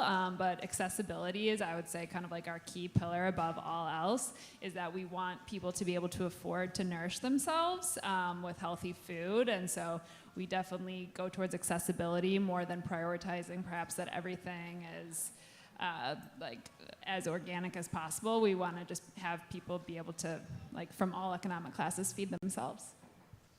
And at South by, we're talking a lot about innovation, but a lot of the ways that your companies are innovating is by reinvigorating ancient old practices and bringing them to a modern day audience. Can you guys talk a little bit about that? Yeah, that's what we were built upon. That is simply at its core. And it really started with when we launched in market, I brought one product, and that was quinoa, bringing it back to my roots of Peru and the Andes. And the more I dove into how to bring a product of flavor and quality into the market, is deeply tied to where it comes from and the people behind it and the ecosystems. And I had to support the ecosystem of quinoa, which it rotates with chia, with amaranth, with beans, with lupini beans, and we had to introduce those crops to create a market for our farmers. Because there was such a quinoa boom back 20 years ago that created such a big cash crop. And the reason why we all fell in love with this crop, because it was high in fiber, it was gluten-free, and high protein. But what happened back at home was that everyone wanted to grow that because it sold 7 times more than anything else. So, and that moved away from indigenous farming agriculture. It moved away from rotational crops. So by being able to bring back that knowledge that it was lost in the last 20 years has been an incredible experience for me and a learning experience on what deeply indigenous agriculture is on the Andes and in the other countries that we work in South America as well. And we frame it as a celebratory respect and recognition of the things that we didn't know about when we talk about these things. And I think it's a great example. Being, especially when you're working with young people, encouraging curiosity and open-mindedness. You want to have a diversity of flavors on your plate, a diversity of foods in the farm system. You want to try things that are new and strange and outside your comfort zone, like getting a salad out of a vending machine, or trying a pulse or a lentil or a bean you've never tried before, or meeting your local farmer. Like that, getting people into that mindset, it really makes a difference. And I'd like to add something basic as well. This is something that farmers are really excited about and something you can get involved with. The basic right to clean air, clean water, and clean land is actually a campaign that is underway across the country. It's called the Green Amendment Movement, and it's to give you the constitutional right to those things. And when people have that, everything changes. So there are 25 states that are doing it. It's called the Texas Stewardship Amendment Campaign here. And we really need you to get involved, because once we have that basic right to clean air and water and land, all of this changes, all of it. And you deserve it. Well, thank you guys so much. Can you give our panelists a big round of applause, please?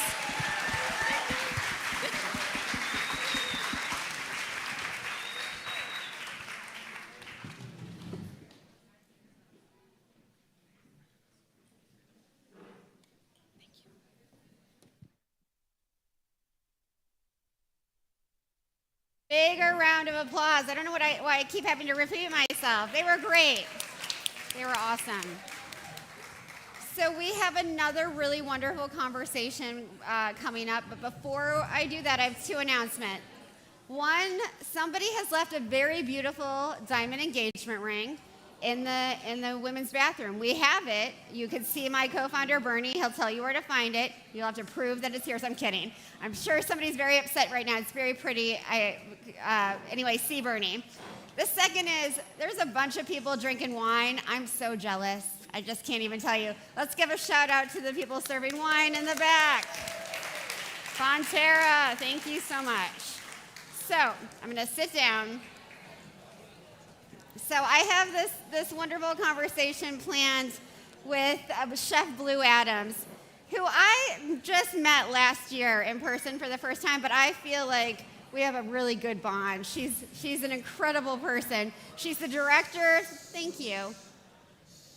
She's the director of IndigiHub, and we're going to discuss some opportunities to empower indigenous farmers as leaders in climate action, because they already are. So thank you for being here, Blue. It's always wonderful to see you. I'm hoping that you can start off by telling these folks, what is IndigiHub? What does it do? Sure. So IndigiHub is a 501c organization, completely volunteer, and our mission is to support food as economy.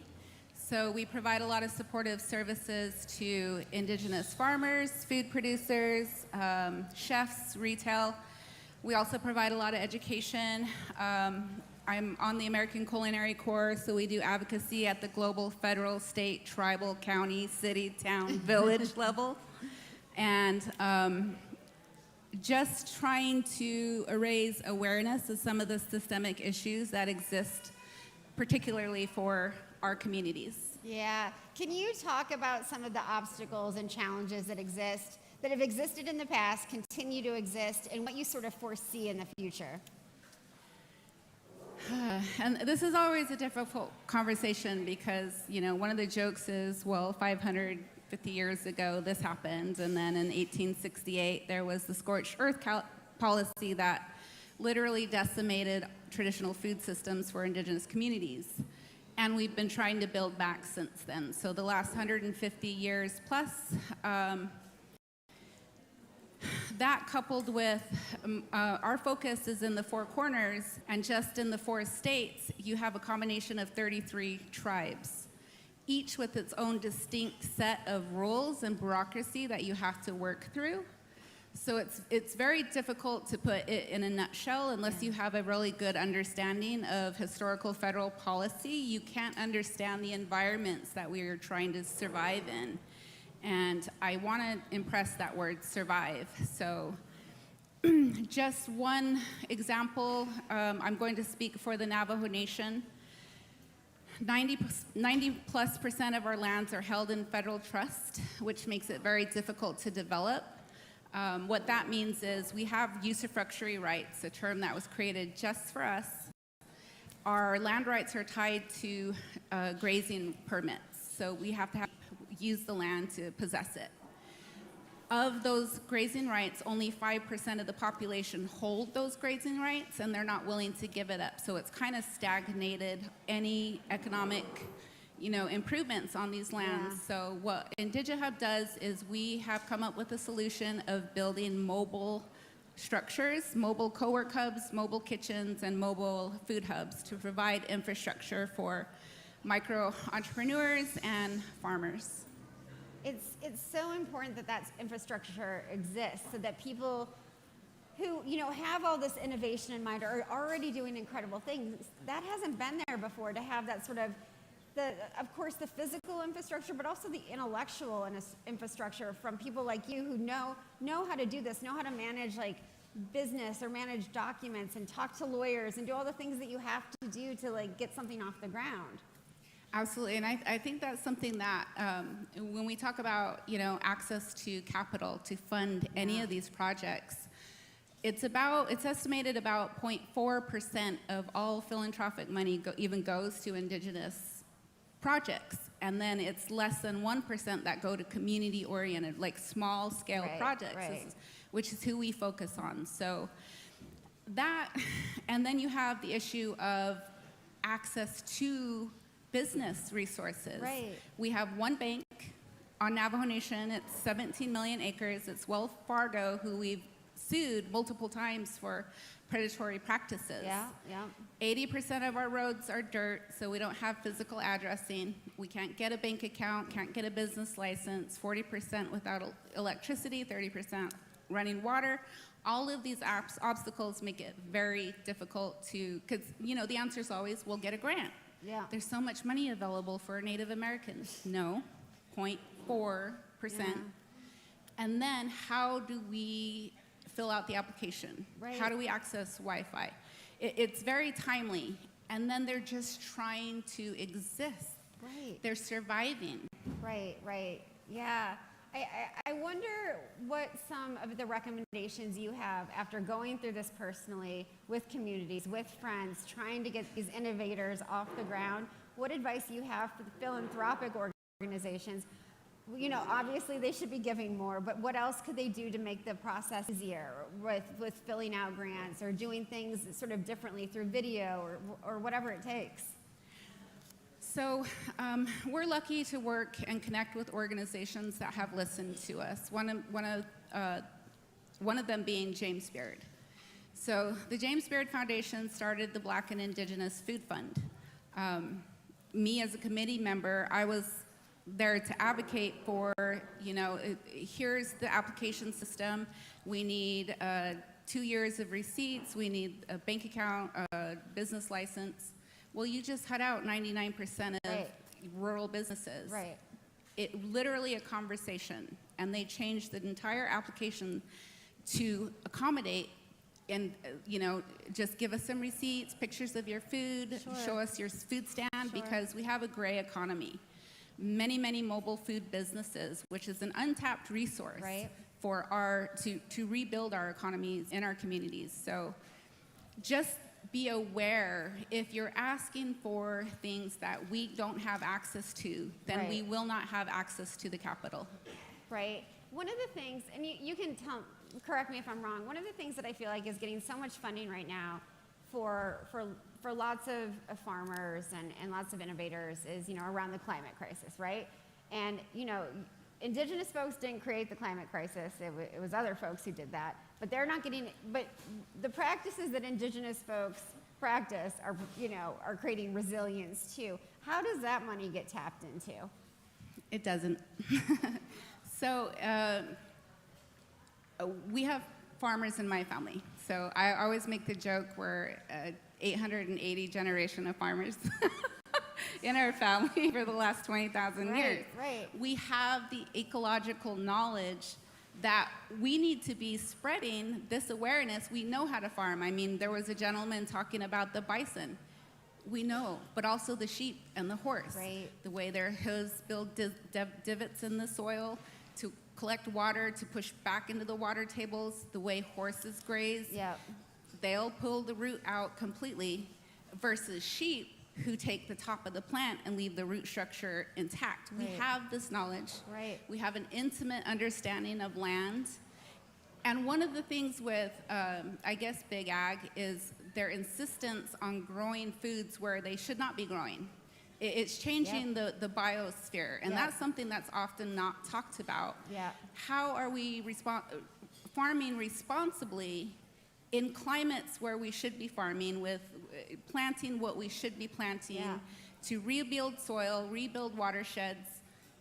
That's very often not talked about. Yeah, that intellectual capital that Indigenous communities have is overlooked, underappreciated, ignored, etc. And that really needs to change. And I think that kind of leads me to my next question, because y'all don't have land rights the way other folks do, and that is wrong. How do we change that? We didn't even become citizens of the United States till the late 1900s. Right. So this is a hard conversation. We don't have enough representation at the federal level. What little we have, they use that as an excuse. And I'm always told, oh, you got somebody up there. One person. And one individual? So that's a tough conversation. And I think at this point, having worked at that federal level, trying to impact policy change, really where the work needs to be done is at the community level. Yeah. That's where we're going to see the most change. Yeah, and I think that's what's happening all over the United States and all over the world now. It's that grassroots action, that community action that is leading and trickling up, just not as fast as I would like. So, let's say that more Indigenous farmers have access to land. What kinds of support do they need to be able to do their jobs, to work the land, to keep that resilience going? If you're creating grants for Indigenous farmers, please consider no strings attached. They're not going to have the capacity to fill out all of these 100-page documents, report their finances. They may not have a bank account. It may just be, a cash economy. But I guarantee you they're in the soil doing the work. Yeah. Most of our farmers, what we're trying to address soil degradation. That's another issue that ties to our water, what's happening with our water. So we've provided a composting class where we create 100% biologically complete compost that they can share amongst the farms, they're already doing regenerative farming. They're already doing everything everybody has talked about previously. They've been doing it. They have the the knowledge, right? Yeah, the ecological yeah. knowledge. We're always saying we're waiting for Western science to catch up to indigenous knowledge. It's past that time. It's past that point. And there's no more time for us versus them or othering. We're in this together. Yeah. We're in this together or we're not. There is no time for othering. There the is not. urgency is too great. So when we talked about the intellectual capital that indigenous communities have all over the world, but I'm hoping you can talk about how it's not just that how they know how to grow stuff, right? They know how to work the land and do it right. But they're preserving indigenous culture and languages has to be part of that, and we're quickly losing those languages and those cultures. Yes, our science is in the language. Absolutely. It's in the ceremonies. It's in the stories. We have creation stories that are from time immemorial that carry this knowledge. We know what it was like to go through apocalypse. We've seen the earth out of balance. We recognize the signs. We know how to work towards correcting it. We just need that spot at the table. Absolutely. And part of that spot, I think, comes from scientists in sort of outside indigenous communities understanding that participatory, collaborative research is really, really, really important. Can you talk about that? Can you speak to that? We see a lot of monetization of indigenous research or indigenous knowledge, and it's hard because that's not how we culturally are expected to behave. Right, so right. When you come and you write a research paper, often off the lived experience of Black or brown people, and you put your name on it, we don't want any part of that. Right. So I'm going to get really angry here, and I forgot your question. No. I think you're on it already. It's like, so how can we in this room and the folks who are listening online encourage the scientific community that are not indigenous to collaborate instead of being assholes? I think that's knowledge is collaborative. There is no ownership. And we joke about land back. Land back isn't possession, it's stewardship. Yeah. You cannot possess the land without oppressing people. Yeah. Lou Adams gave me chills just now, so I just need to talk about that for a second and find my center again. Let's go back to climate for a minute because it's always on my mind. I know it is on yours too. How do we still find a way to dig into that climate finance? There's so much money there, and I want to get into that a little. I know I already asked you this question, but I feel like it's so pertinent to what's happening and what so many big philanthropic organizations are just so focused on. Which also bothers me, by the way, because they don't understand the climate is not just one thing. Connected to everything: biodiversity, culture, et cetera, et cetera. Just carve a little piece out for us. I mean, some of the projects I work on, like the bioreactor, was a $5,000 project, and its impact will impact 30 farms in the next 5 years. Yeah. So going back, and you already talked about this, but I want to dig into it more.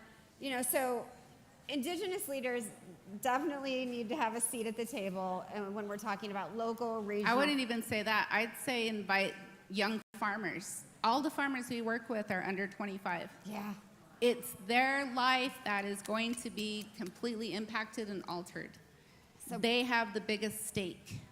They need to be at the table. They need to have a say. They need to feel empowered. They need to have capital. They need to be supported. But we have not been good in general about including young people and making it inclusive. So we need more you have to have people. a bunch of letters behind your name to even get into some of these doors, and it's ridiculous. Yeah, absolutely, absolutely. Oh, we need less PhDs, and I hate to say that, but I think we do.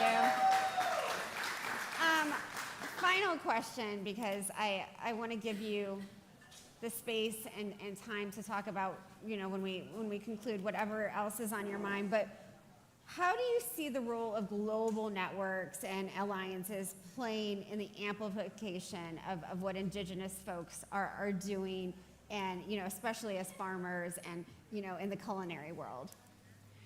For us, even before social media, there were what we call smoke signals, or storytelling, where we carried practices, language, information, et cetera. That whole system of communication still exists. We share a lot of, we have powwows, we have ceremonies. I always go home for ceremony, and I make sure I visit elders, and I'm remembering their stories so I can pass them on to generations. We just need more storytellers. And so that's why I appreciate being a part of this. Oh, no. That's why I really appreciate you making space for all the storytellers that came today. That's how we make the most, because how do you all feel when somebody from your community is up there just advocating and sharing what they know and sharing their knowledge and wanting to collaborate and inviting you into spaces and wanting to feed you? That has greater impact than even, reading a research paper. And I think like your work with the Culinary Corps, with James Beard, that allows so much different kinds of storytelling through dinners and food events and all of these things. It's so needed, and yet we're not propping it up enough. No, and Indigenous perspectives are so varied, from our fisher people to our desert farmers, our hairy desert farmers, our milpau's farmers. So much information there ready to be had. You just have to ask. Blue, I want to ask you a personal question. You can say no. I feel like so much burden is placed on you. I can see when I'm talking to you, I feel like some of the pain and the trauma come out as you tell these stories.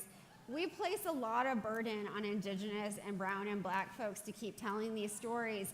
We all need to do the work too, and I said this earlier, this is not a one-day conference, seminar, whatever. This is a life's work that we all have to be part of.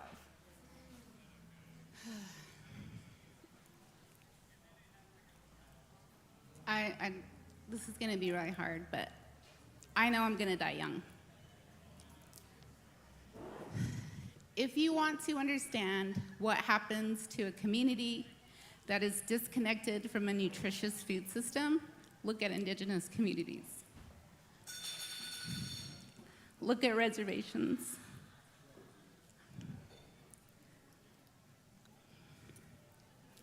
It's not just health disparities. It's not just the high rates of diabetes, cancers. It's the homicides. It's the suicides.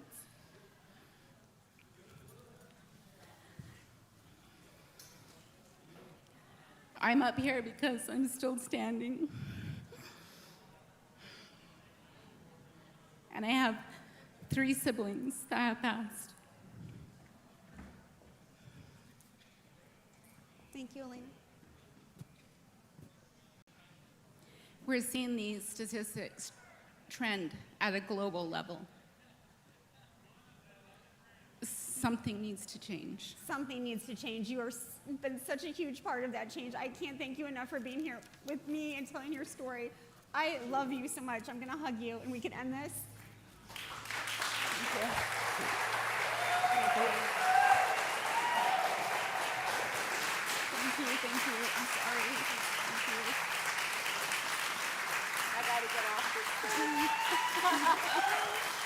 They love you. Thank you so much.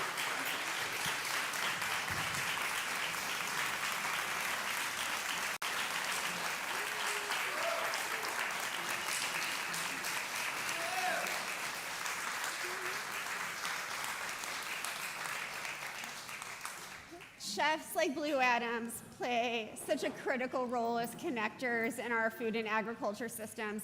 I can't thank her enough. And I am deeply, deeply grateful for her, but I am sorry that I caused her any pain. But she is a true revolutionary, and I'm so glad to know her.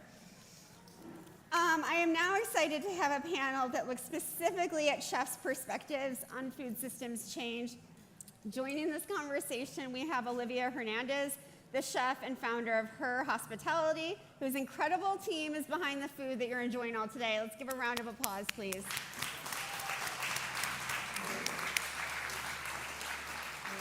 My longtime friend, Paul Noonan, who is the executive director of the SDG2 Advocacy Hub, Chef's Manifesto.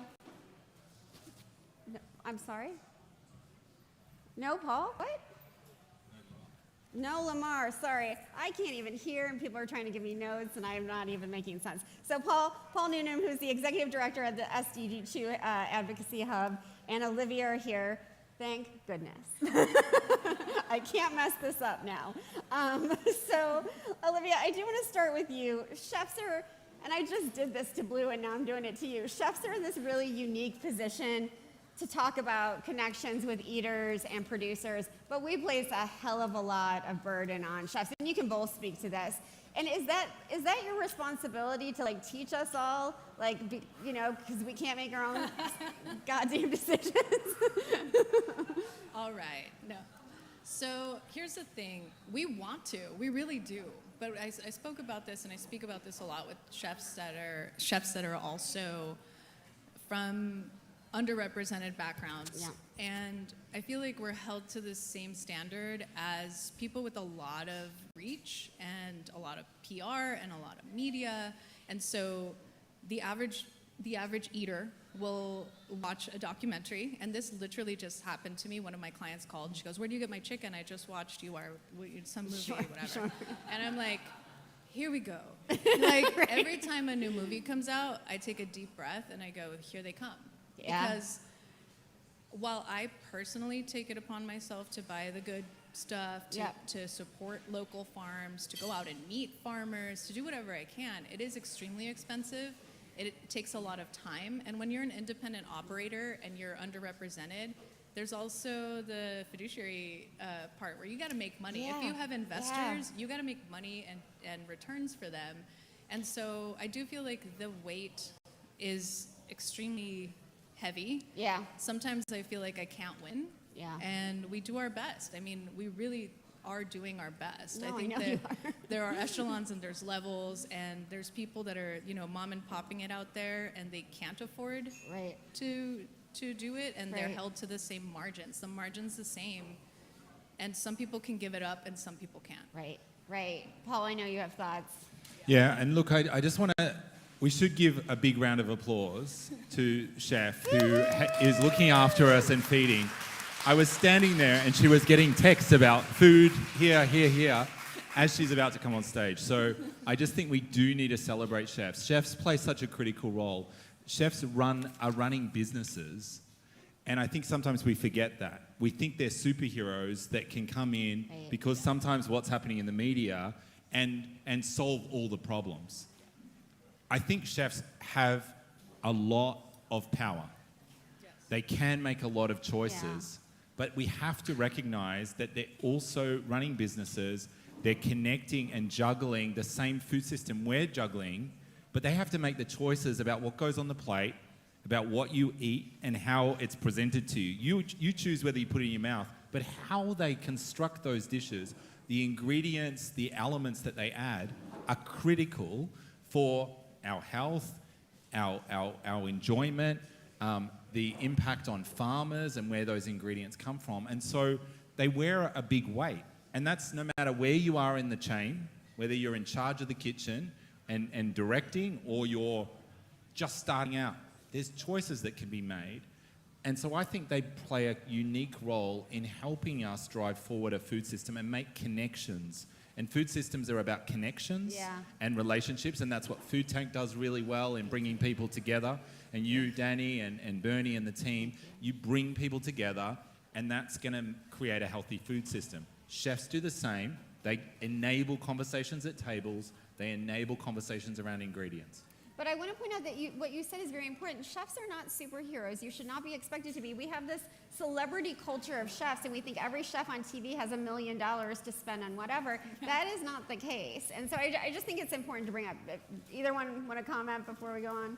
As someone who is perpetually underfunded and consistently taking the ban, and mind you, with the mission of paying livable wages, that's what I decided, that's the cross I decided to carry. So I'm like, yes, you have great farmed food, farm to table. Also, we pay people living wages. And I will say, sometimes I am disappointed by how we forget the people. Like, real cool, and I said this before, and I don't mean to be rude, but it's real cool when you have a super sustainable, vegan, all the things restaurant, and there's 15 unpaid interns in the back, just like taking 3 buses and living out of motels. Like, we have to find a balance, and I think that's one of the heaviest burdens we carry is trying to find the balance between wages, working conditions, and then keeping ourselves funded to keep doing that, and you know, keeping our people employed. Look, I think this is really critical, and I think when we look at the system, and just even through today's program, you've seen so many different perspectives. Those perspectives are also weighing on chefs' minds. Yeah. They would love to be able to deal with them all at once. And what I think and what I see with the chefs that we work with around the world that are tied to this program called the Chef's Manifesto is that it's a framework. And we don't need everyone doing everything all at once. We need people that are really dedicated to different principles. So sorting out wages, working on that first, then looking at ingredients, but we need everyone doing everything as well. Yeah. We just need to get more people involved. And so for me, it's about getting people involved, getting people engaged, and in the sector, really starting to address all the issues. And then that will make it easier for us to see the change that we really want to see. I imagine for you both that it can, and for me too, but not in the culinary world, it's real easy to be preachy. It's not really easy to meet people on their level and sort of explain why beans are important or why living wages are important. Can you both speak a little bit about that? The storytelling of what you do is critical, and again, it's another burden placed on you. Yes, because then we have to inform. You know, so I do really fancy private dinners, and it's not always a time when I can say, by the way, we're paying livable wages, and I can't always write it on the bottom of a menu. I don't have a PR company that is like putting out articles about this chef pays livable, and it sucks to be an anomaly. Yeah. You know, and we need everyone to join in, whatever your niche is, do it, carve it out, niche, carve it out, do it, get it done. Like, just pick a lane and do it. I think the other thing that I would just build on what you're saying there, and then I'll answer your question, Danny, but just building on that, it's also on the eater. You might not be able to say, we pay livable wages, but as an eater, do you ask, do they pay livable wages? Just by you asking, there's way more eaters than there are chefs in most tables. If you ask that question, or you ask a question about which farmers do you work with and what are their practices, or how did you think about nutrition in this? Is this good for me? Is this going to help me thrive? There's a lot more eaters out in the world, over 7 billion. Those eaters all start asking questions as they go to their table. We can drive real change. So there's a bit of everyone's got to play a role. You want chefs to be able to step up and solve some of the problems. As eaters, start asking the right questions and start putting your investments, your dollars, where you spend your money into those companies and people that are doing it. Danny, you asked the question about how do you communicate around food, and obviously I care about beans. I've got a t-shirt. They're going to be putting a bunch of beans out there for people to eat. Don't leave just yet. There's enough. They're really good. But we really look at how do you think about food system change? And I think sometimes it becomes overwhelming. It's like, I need to do all these things. I think there's some things that we can all do. And these are things that you can find in most cultures around the world. You can find in indigenous communities. There's foods that people have eaten. We're talking about beans. There's seaweed, mushroom. There's different foods out there, millets. These foods are good for the planet. They're really good for your health. They give you the micro, macronutrients you need, the fiber, the proteins, all of the different things you need. And they also are amazing for the soil or for the ocean, depending on where. Well, seaweed can go also on soil. But I think we need to be thinking about how do we help people focus and think about these things and understand them in different ways, not in ways that are polarizing, but in ways that are embracing and bring you into the conversation. And so we've got a campaign around beans to do that. Paul and Olivia, this question about polarization, are we moving away from it? Because sometimes I feel like we're just making it worse. I think there's a lot of, like, people really like to go to different extremes. It feels good to be like, I'm here. And I think over the course of the last couple of years, not gonna lie, thanks to Food Tank, I've met a lot of people with a lot of different missions, and this, like, coming together and talking about how to cook different things and kind of being expected to make sustainable dishes, amazing, cool, fun, trendy dishes.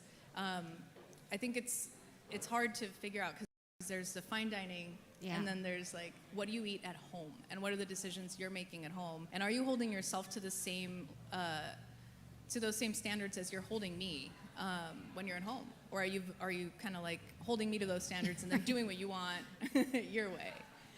And then bragging about going to like your dinners, yeah. Thank you, I love you, please come again. Yeah, I mean, look, I think this is where it becomes a conversation around accessibility, and accessibility and affordability are key. Yep. And so I think when we think of solutions, they might start out in innovative fine dining, tables, where people have a little bit more capacity and time to experiment with ingredients and to be able to play. But you've got to then scale them in ways that are actually accessible and affordable. And so, I mean, I'll go on again about beans, peas, and lentils, because I see that they're very accessible. They're very affordable. They come in dry form. They don't need refrigeration. You can get them in all different convenient packaging and different ways. They can be soaked and, fermented and sprouted and all kinds of things. But they are one of these foods, when you talk to nutritionists, they will tell you you should be eating more of them. And so what I think, though, is often with those accessible and affordable foods, what we've done is we've not valued them. Right. And we've made them actually almost seen as poor foods through using them in feeding people in schools, in care institutions and different things. And so then people, when they start to have a little bit more money and choice, they move away from them. We've got to do the opposite. We've got to actually go, you know what, you guys are eating things that are actually good for you, and we all need to join you. And I think this is about equity, and it's about coming together. And I think this is something that we can all sit down and enjoy, and we can get a recipe and we can do that. So to me, it's about how do we come together around foods that are not going to be something that's out of reach for everyone. I have one little comment. Please. One little comment. So being formerly undocumented Mexican, we've been eating beans and rice and tortillas, and we've been eating, I'm just saying, just like our previous speaker was saying, we've got generations of eating sustainably and recycling because we're broke. And so I do find, and that's just my own, look, I have a lot of issues, but one of them is just these things where it becomes a trend, and it's like, I'm eating so healthy. And Latinos are like, I'm sorry, that's what I grew up eating. I'm eating the steak now. Yeah. And how do we find that balance? Yeah. Because we've created a value system to food where it's like, lentils are cheap, we don't eat those because it makes us look poor. Yeah. And that's what we need to, that's exactly right. I was in Mexico a little while ago, or end of January, and they were telling me that actually consumption's going down. Yeah.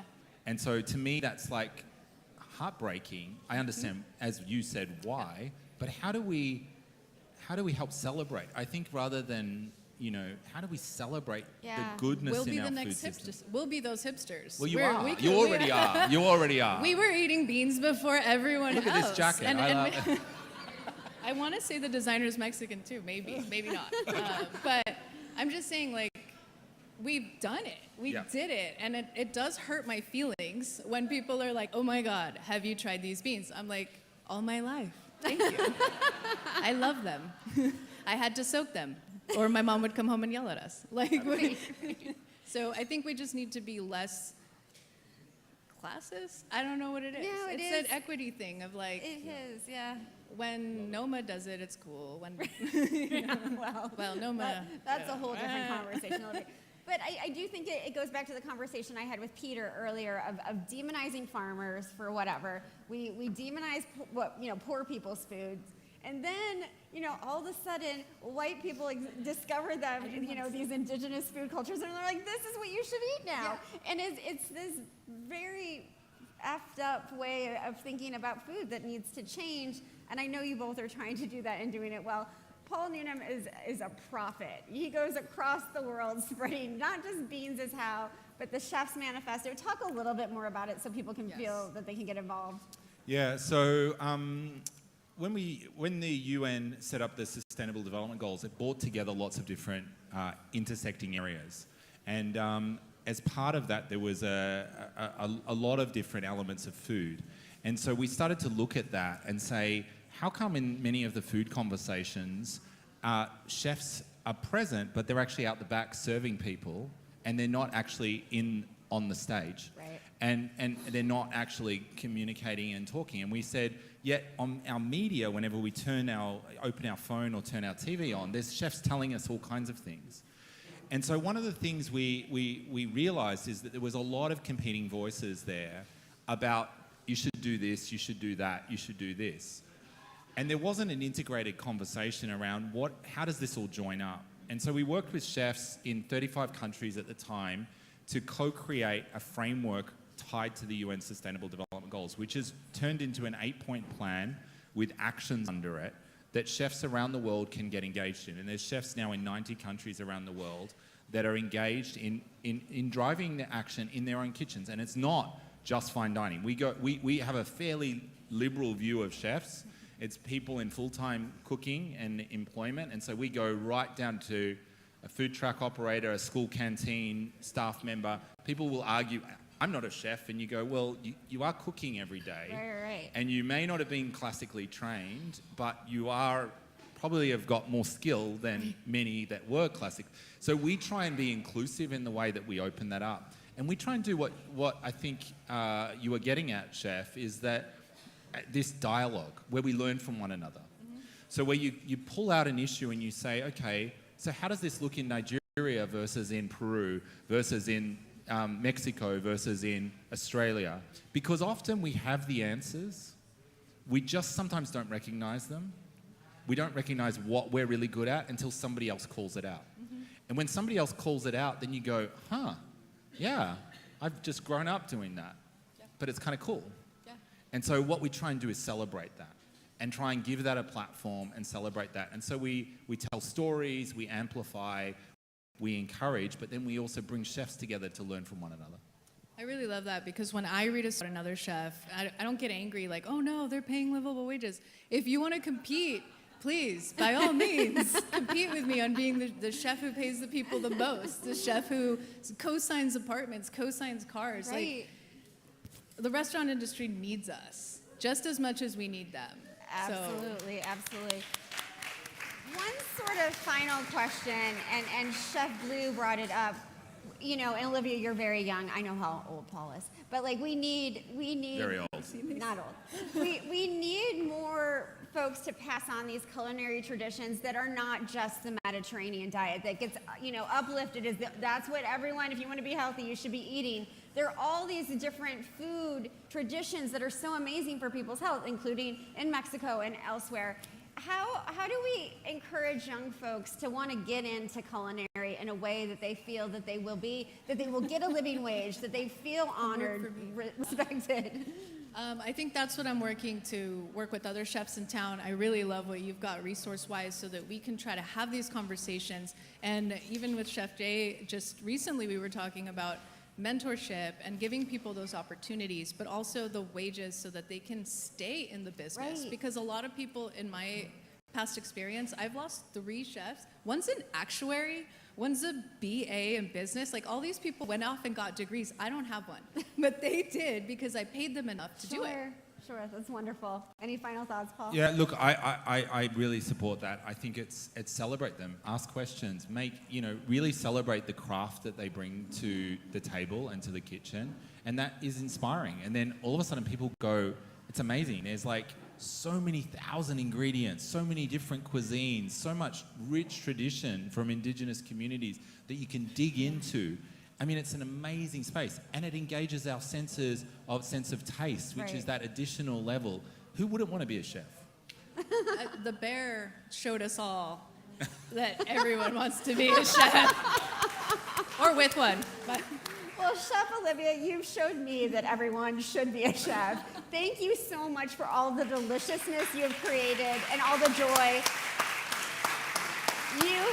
You put up with a lot from Food Tank. Thank you, thank you, thank you. Thank you for choosing me, and thank you for working with me and the way that we work. I love our relationship. I love that you discover all these amazing ingredients for us to with and challenge me with. I love it, and I hope you guys are here for the next one because we've got tastings coming. So. Woo, yeah, you can't leave. We love you. Thank you. Thank you, Paul. Bigger round of applause, please. Thanks. So next we're going to turn to a two-part conversation about the importance of supply chain traceability in our food systems. We talked a little bit about that before. This continues it. This series is thanks to a partnership with Whole Chain, our great friends there. Whole Chain is a blockchain-based traceability solution built to enable trust, coordination, and transparency in fragmented global supply chains. For part one of this section, I'd like to welcome Janiyah Bruce, the Senior Specialist for Climate Resilient Food Systems at the Environmental Defense Fund. Big round of applause. Pat Hudson, a farmer with, I'm gonna mess it up, I'm so sorry, Tillman Seafood. Carrie McClyman, the Vice President of Communications for Nyman Ranch. Thank you. And Jay Wong, a chef with Lucky Robot Sushi and Noma Day. And before we dive in, I want, round of applause, come on people, work with me. And before we dive in, I want to invite Mark Kaplan, the co-founder of Whole Chain, who will say a few words to set up the conversation. Hi, everyone. First and foremost, I wanted to thank Danny and Bernie and Kenzie and Elena for including us and having such an amazing event. Thank you so much. I'm co-founder and chief sustainability officer of Whole Chain, and I'm here to actually share that our Better Food Future initiative has been, we've been invited to lead a Oceans and Food System Solutions initiative for the UN Global Compact, which is the world's biggest sustainability initiative with over 23,000 private sector members. And this is because, as Danny was mentioning, whole chain traceability and traceability in general underpins issues like ranging from conservation to human rights and supply chains to food waste to food access. So it's a very all-encompassing issue. And this panel on route to market for small-scale producers and our next panel on deforestation and conversion-free supply chains are two of the initiatives that we lead. And part of this, what Yoka from Tony's Chocolonely mentioned earlier, the purpose of this is to bring partner companies together to co-invest in de-risking sustainability investments and helping those investments scale more rapidly. So thank you very much and have a great panel. Thank you, Mark Kaplan. Such a great partner to Food Tank and such great context as we look at this discussion about a traceable route to market and the role of small-scale producers and how important they are for this.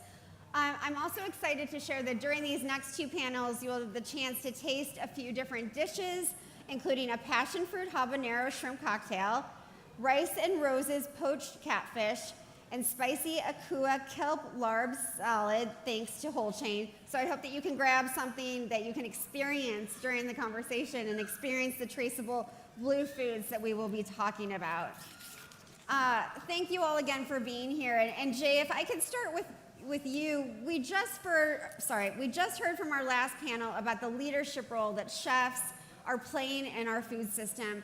How do traceable supply chains help chefs guide those eaters?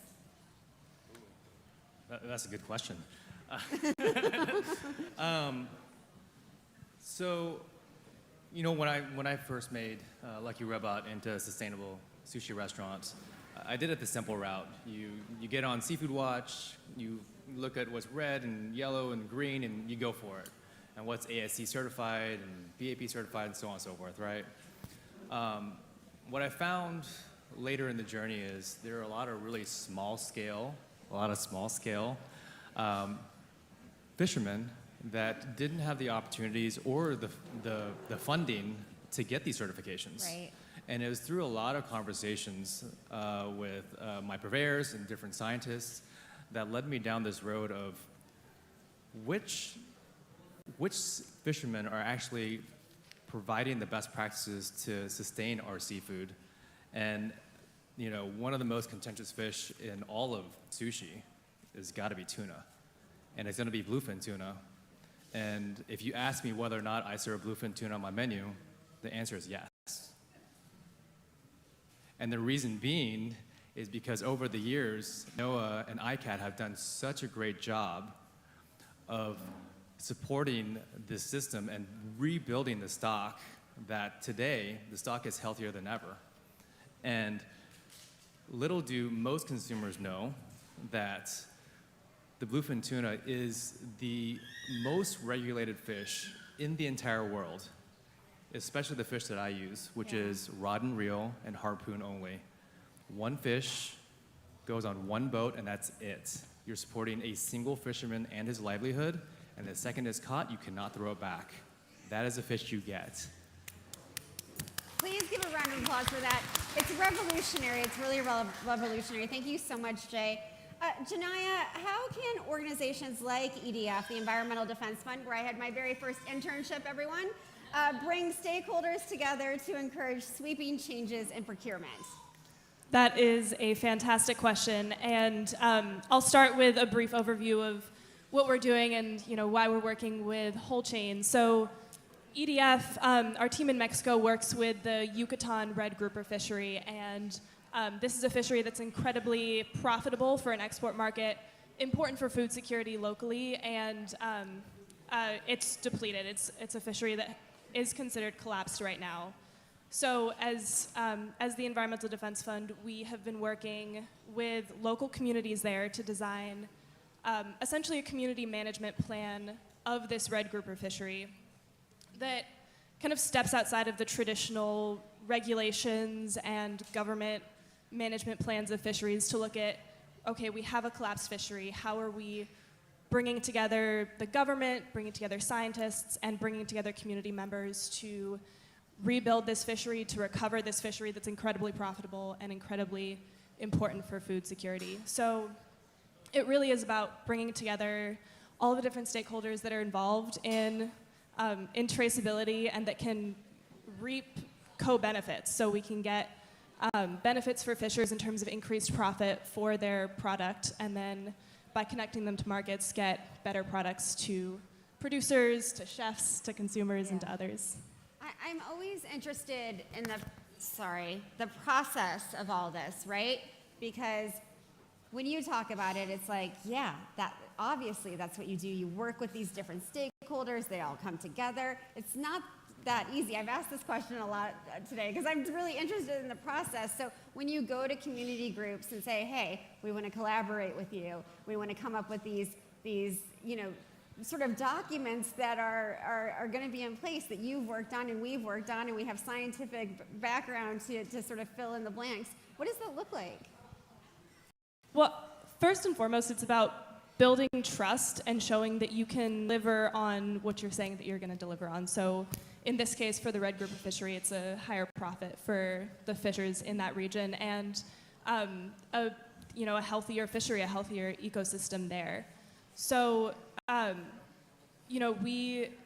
we make that clear. We make it clear that there are multiple benefits across the system to the communities, to the consumers, to the market. But it's more than that. It's about community management. So this fishery, I mentioned it's important for food security, and it really is. There's a couple of very profitable fisheries in the region, being red grouper, lobster, and octopus. And on the off seasons for the octopus and the lobster season, they eat red grouper locally.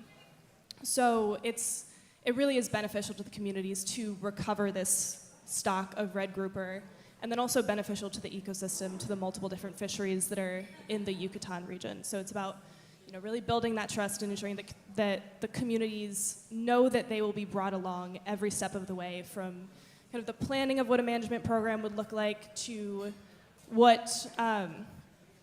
understanding what practices they've used in the past, which ones are unsustainable, which ones could be tailored to be more sustainable, and then having really intentional discussions and decision making that bring in all of the different stakeholders. Yeah, I just so want it's to the stay intentionality. with one more. I love that you said intentionality. I did not mean to interrupt, but how does the governments that you're working with respond to this? Well, right now with the Mexican government, so they have a management plan in place, which is it's essentially like how to manage the red grouper fishery, but it's not a recovery plan. So they recognize that it's collapsed, but they aren't actively putting in measures in place to bring it back from collapse. That being said, they have been kind of willing to work with this recovery plan that we're drafting, because it is the actions in the recovery plan are simple, they're straightforward. It's like changing the size of hooks that fishers use, or making sure that they're only catching adult species rather than juvenile species. So because these plans are so, more or less simple, adaptable, we've been able to work with the National Institute of Fisheries in Mexico and kind of start looking into what it could look like to bring a recovery plan into a fisheries management plan, which is the first of its kind in Mexico. It hasn't been done before. Yeah. So it really would be a fantastic step forward for the government to recognize this as like recovery as really crucial to management. Absolutely. Thanks for explaining all that. Carrie, I'm gonna turn to Pork before I go to Pat. So I'm wondering if you can talk a little bit about the resources and support systems that small-scale producers and ranchers need to farm sustainably. And I should have said pork and beef and poultry, because you work on a lot of different things. No, I appreciate that so much, Danny, and I am a little different from the others. I do represent pork, beef, and lamb, and with Nyman Ranch. And one of the questions people always ask me is, where is the ranch? And I actually like that question a lot, because we work with a network of more than 600 independent family farmers. They own their own land, they own their own animals. They are in charge of their process, and they raise their animals sustainably to very strict standards that Nyman Ranch has. Our protocols are on our website. We're very transparent about it. But I was listening to how complicated that was. I was thinking, I always think our world is extremely complicated. Sure. Ours are domestic, our farmers and ranchers, and they're mostly in the Midwest. But the network systems that we provide for our farmers are actually each other. It's relationship building. And I was thinking back to what the CDC said this morning, and she was talking about, technology helps a lot, but it's the relationships and it's the interconnectedness of us with our farmers and their relationship with their land and the water and the soil. And so the resources that we provide are connecting them on a regular basis. Many of you in the audience have actually been out to one of our farms, which is unusual. And we have an event where we celebrate our farmers every August. We have a beef summit in June. Yesterday was our farmer annual meeting in Ames, Iowa. So we do have, our farmers don't really end up with the federal government support necessarily. The other farmers do, because they're smaller. I don't know if I'm answering your question right, Danny, but it's a tough question. Good enough. I should also, full transparency, Carrie is a board member of Food Tank, so she can say anything she wants, because I need to be voted back in. Pat, I want to turn to you, because what you're doing as a producer and processor of wild blue catfish is so interesting to me, and I want you to sort of break it down for this audience who maybe some of them didn't know that there's wild blue catfish. Okay, well, there definitely is wild blue catfish, and it's become a If you can hold your mic a little major bit. problem. I'm sorry. There definitely is a wild blue catfish. and it's become a major problem in the Chesapeake Bay. It was introduced to the bay, I believe, in the early 80s when there was the striped bass started to decline. And they had a moratorium, so you couldn't catch the striped bass, at least in the Chesapeake Bay. And the wild blue catfish was introduced as a sport fish, and it was supposed to be limited to fresh water. It had come from the Tennessee River, the Mississippi River area, and over the years, it's acclimated to brackish water, but also there have been incidents where there are storms or periods of rain where the fresh water tends to flow further down the rivers and allowing the fish to escape. So they were initially introduced in the James, which is the southern Chesapeake Bay in Virginia, and they're all the way to the northern part of the bay in the Susquehanna River. And it's been a disaster. In fact, the governor, one of his first acts about a year ago was to ask the federal government for disaster relief funding. And it's probably too late. There's no way to control a fish that has the ability to travel the entire length of the bay. So for years, I worked with individuals to try to develop a plan to address the fish, and with little success, but most recently decided to commercialize the effort. And we've had amazing success, thanks to groups like Whole Chain, this event, thank you very much, to be able to have really, I guess, a global audience. It's, we were at the Boston Seafood Show. We're going to be going to Barcelona in April, and it's suddenly really taken off. Not just the fact that the fish is a delicious fish. It happens to be, unlike most catfish, it's not a bottom feeder. It enjoys the entire water column of blue crab, other fish, oysters, clams, and so as a result, it's essentially a buffet of everything we love in the Chesapeake Bay, which is just an amazing body of water. So I have been working with several individuals who are very capable, and we're now being able to harvest the fish, working with fishermen, and providing this fish to the markets. And thankfully, it's really become a popular item. That's great, and I want to stay on that with you and Carrie and Jay. Do you think that the market values environmental stewardship and social justice in a way that it didn't, say, 2-3 years ago, maybe pre-pandemic? And please answer that first, and then we'll go down the line. Go ahead. Honestly, I think it's tougher because COVID really, was great for a small company like Nyman Ranch. We did not have the logistical issues that others did. But since then, and with the inflationary pressures, and quite frankly, the greenwashing, which is why I think this panel is so important about traceability, it's really tough to compete when someone says they're just like Nyman, or that they don't use antibiotics, but they're not mentioning that they don't use them until the withdrawal period, or hormones. I could go down the list, but I think it's tough. I think it's really tough to compete. And Chef, I know you feel that too, because we work with restaurants and retailers. Yeah, it is really tough to compete, and just like Olivia said in the previous panel, everyone wants the best, but not everyone wants to pay for it. And do you choose to eat the best at home? Like, is that the choice you're making? And then are you putting that same pressure back on the restaurant? Because you'll come into my restaurant and go, well, why isn't this the best? Well, are you going to pay for it? If you're going to pay for it, I'll get you whatever you want. But that's usually the case. So Yeah. yes, there's extraordinary pressure, especially in the last 2 years. I just want to stay with you for 1 second and then turn back to Pat. The bluefin example that you gave, the bluefin tuna example you gave, is such a success story, and it's such a powerful way to really directly connect that fisher person, fisher folk, to your restaurant. What other success stories do you see sort of coming down the line like that could really help fishers and you? I think a really great story would be the American eel.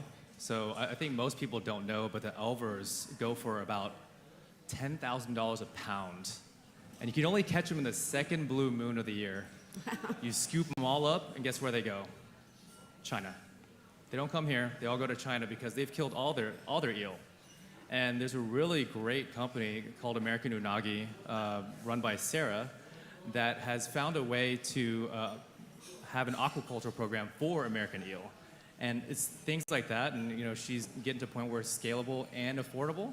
But it'll be programs like that I think we're really excited about. That's really cool. I want to learn more about that. Thank you. Pat, in your career, have you seen values change where folks are more interested in both the environmental justice side of this and also the social justice side? And is the market there? Are people going to pay more? The market's definitely there. I think that the first and foremost, you try to provide a quality product. Right. And it's a good thing that the fish is appealing. It looks great. And we have access to the fish. So we're able to catch this fish year round. In the marketplace, the buyers want to know that they have a supply. So that's, sort of the basic task. But then one of the things that I've learned, I think is important, is a value-added market. So you try to create some excitement about something different.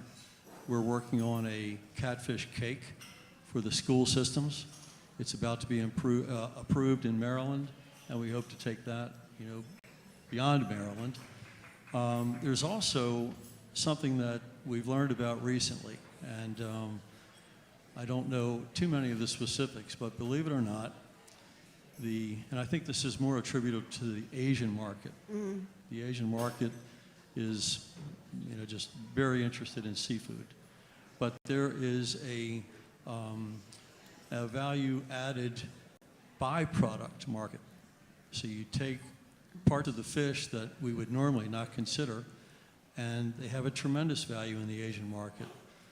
I don't want to go into too many details. It's not something that we'll be serving this evening, but it's very valuable, very nutritious. I met a scientist from the University of Mississippi at the Boston Seafood event. They have a grant from USDA to study all the parts of a catfish to determine how they can add protein to diets, not just using the fillet. So what we consider parts of the fish that you would just toss. Right.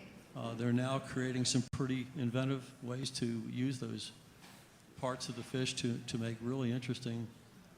Here's something that will surprise most of you. We were at an event last year in Barcelona, and I really thought this is not necessarily going to be a waste of time, but how many people are going to be interested in catfish in an international seafood event? The very first person who walked up, very excited, was an Italian scientist who was working on cosmetics. And the skin of the blue catfish is the #1 source for collagen. Wow. And wanted all the skins. Well, naturally, when I mentioned this to my partner, he just said, well, if you can handle that job, we'll think about it. But I've actually seen photographs of stacks of fish skins, catfish skins, that are valuable to the cosmetic market. Yeah, so go figure. It's really important to remember that not all of these parts that we've been throwing away for generations need to be thrown away. I want to come to all of you for this, and it might be our final question because y'all like to talk. There's the burden and the opportunity of storytelling in everything that you do, and it can be very difficult. So, Jay, let me come back to you. You've been very good about telling these stories on stage, but when you're back in the kitchen or managing a staff, how do you get this story in a way that's concise enough for that consumer to sort of take that nugget home and understand it and implement it in their own lives? Yeah, so one of the things that we do is we have a really robust training program at Lucky Robot and at Omade, and we love telling the story of either you talk about the bluefin tuna, That's Captain Caper out of Rye, New Hampshire. You guys can look him up. He sends me pictures of the fish he catches with his daughter and son, and I show everyone these pictures so you have this clear connection. The beauty of doing sushi is I get to hand you a piece of fish. And I look you right in the eye and I tell you where this fish came from, who caught it, when it was caught, how long we dry age it, et cetera, et cetera. And we do the same thing at our other restaurant, right? So we use Del Pacifico blue shrimp, which is caught with little tiny skiffs. So these Mexican fishermen go out in these tiny skiffs, they're little day boats, and they go out and just catch what they can and they come back. And it's a really short season, and they've started a new program with octopus, and it's the same thing. Yeah. So you see this Mexican fisherman out there with a single string, a little crab, and he kind of like fishes for this octopus, and as it comes up, he grabs it, it wraps around his arm, boom, into the boat. And they have a really short season, and that's it. But every time we serve that dish, this is what we're serving you. This guy put his hands on it. It was not like the tuna we serve. Right. It is not some sane net that you guys think about. It's not some big tanker. It's one guy, one boat, and sometimes they do the crazy thing. They stand on the bow of the boat with a harpoon that's attached to an electric line, and they just wait and wait and wait, and boom, take them out. And then when we're cutting it, our sushi knife goes through that fish, and you go, ding. Oh, what's that? It's fleur-de-lis. It's that little harpoon tip. And we'll say that harpoon tip and show it off to every single person so they know that a person actually touched this. It did not come in some big net. And that it's special, it's celebratory, it's seasonal, it's like this special thing that you get just once a year. It's such a short season. So for the bluefin tuna, the season's really short, relatively short, right? So we do celebrate that seasonality from June to March, and it stops. They also stop fishing many times a year due to hitting the quota too early. They're catching too many fish, which is a kind of a good problem to have in sustainability, right? So, sure. And this is, again, remind you, just one boat and one fish. It's not, they're not doing a net, so. Right. Thank you. Carrie, I want to come back to you. You mentioned, everyone wants to be like Nyman, right? And sometimes they're greenwashing, they're green-wishing it to be true. So differentiating yourself in the marketplace is a struggle sometimes. But you also have the greatest story of all time, which is Paul Willis. We do. Our founding hog farmer is from Thornton, Iowa. He's probably watching today, so hi, Paul. And he started because Alice Waters tried his pork chop. Bill Nyman invited him. So, and she says the best pork chop she's ever had, and she wondered if he had any friends that were farming in Iowa. So it started out with a story. It truly did. And then he, one by one, gathered more farmers to keep up with the market. I will say that we have found that our farmers tell the story way better than we can, way better than I can, of course. And Chef, I loved your story about, visualizing it and making it real. And we do have our farmers go out. We have 78 farmer ambassadors that train once a year that go out on the road.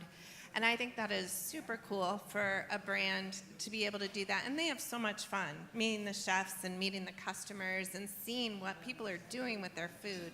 I have one more thing I just want to mention about the waste. And we're a whole carcass program, so we buy the whole animal. And I loved your story about the catfish. The prosciutto, that's also something, the charcuterie that you had today. So those are things that, thank goodness someone had foresight years ago. And I want to thank Food Tank for storytelling too. They have helped us tell farmer stories because they have a relationship with many of our farmers. Thank you so much, Carrie. Pat, you've already told some great stories. Do you have a favorite one about how somebody sort of realized that catfish was this, this great resource? You talked about the collagen, you talked about, how good it can taste. Is there another anecdote you can quickly share with us?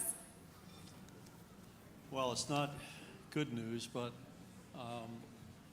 there was a time about 10 years ago I was working on the Potomac River, and that happens to be, if you can envision this. Just a little bit closer to your face, thank you. One scientist mentioned that if God created the perfect place for the blue catfish, it would be the Potomac River.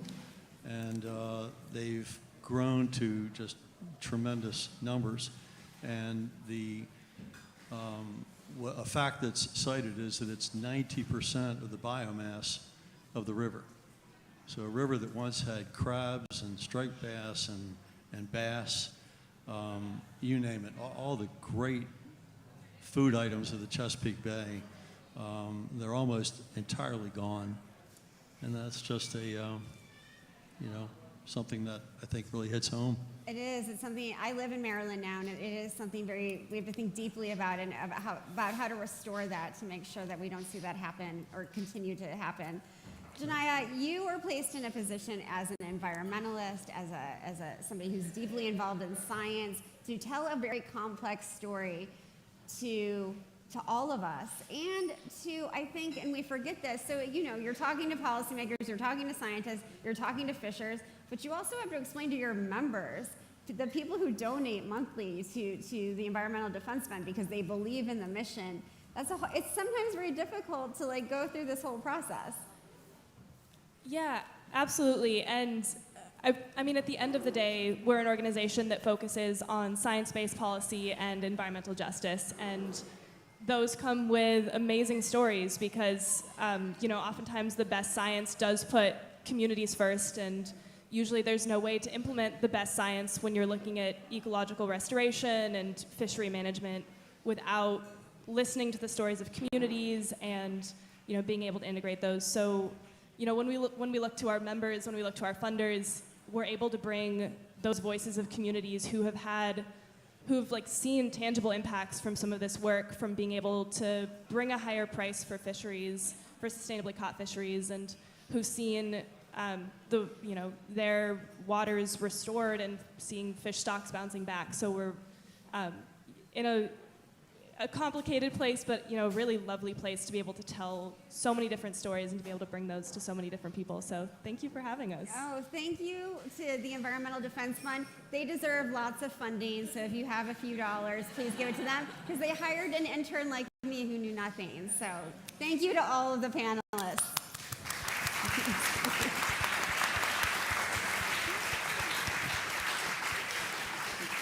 You've been a wonderful audience. It's been a long day. I know. This is a great audience. Give yourselves a round of applause. Keep the blood flowing if you can. There's a lot more to come. So I think I turned my page too quickly. Hold on. Or I'm missing a page. That is not what happened. So as we turn to part 2 of the discussion on traceability, we're going to take a closer look at deforestation and conversion-free soy. With that, I get to introduce our next speakers, Jason Berryhill, the co-founder of Whole Chain, Dr. Patricia Sugi, an ESG manager at CJ Selecta, Catherine Breyer, the global marketing director for Biomar, and Joseph Selwood, the co-founder of Revere. And I've messed this up a million times. You say Revere, R's are like H's in Portuguese, but Revere is fun. Revere, thank you. And Vivian Tai, who leads innovation, circular economy, sustainability, and supply chain resilience at GS1. Round of applause, everyone. Bigger. Okay.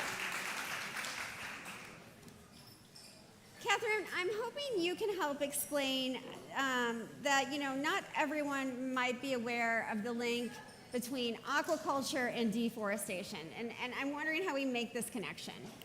Okay, so aqua feeds is how we get to this point. Traditionally, we had aqua feeds, which was primarily what we call marine resources, which are the fish from the sea. But as the ocean started to get depleted, we needed to find nutrients from another source. And what we do when we make aqua feeds is that we source raw materials, but nutrients. We need protein, we need omega-3s, we need omega-6s, and they can come from multiple areas. So in order to be more sustainable, we stopped taking a lot of the fish from the ocean to feed to fish, to farm fish, and we substituted that with other protein sources, and one of them was soy. So from there, we were in a situation that, okay, we're sourcing soy. to feed. So we're sourcing a product that otherwise can be directly consumed by humans, and we needed to make sure that that soy was done in the right way. Or what we're doing here is just problem shifting. We move from saving the fish in the sea to being part of the Amazon being burnt down. Sure. So for the farmers, it was really important that we didn't do this problem shifting. So what we did was say, okay, we need to have a supply chain that is free from deforestation and conversion, so that we can guarantee that we're not actually problem shifting in this sense. So it was really led by the salmon farmers with this, because they were driven to do their feed in a better way, because people don't really understand. They look at the impacts on our food system, and when you're feeding an animal, whatever you're feeding them, you inherit the impacts from down the value chain. So you can't just look at the impacts on farm. Right. And the truth is that the environmental impacts of seafood farming is 80% coming from the feed. So it's important to get the feed right, and that's why it's important why we initiated this project on ensuring that there was a sustainable route to market. And again, connecting those dots in a way that we haven't been able to. I think it's so important. Vivian, if I can turn to you now, when we're talking about traceability and transparency, what kind of requirements are currently in place, and how do we ensure that there is none of that greenwashing that we talked about in the last panel? Yeah, so I think that the primary thing to keep in mind when you're talking about transparency and traceability is that having accountability starts with common data sharing standards. So I am the de facto standards nerd here, but I'm also really passionate about sustainability. But when we think about the greenwashing practices out there, a lot of it is because there's unsubstantiated claims. So how you start by addressing that is by having common language shared between trading partners, so that you guys, everyone participating can be accountable and speak a common language. And so that GS1 traceability, can you talk a little bit about that? Yeah, absolutely. So actually GS1 standards, you all are probably interacting with GS1 on a daily basis without knowing it. Every time you go beep at checkout, you are actually interacting with GS1 standards. We are known as the barcode people, but it actually goes far, far upstream, and it's much more wide-ranging than just barcodes. So we have something called EPCIS, which is really essential for critical event tracking. And when I say events, I mean like things that happen along the supply chain.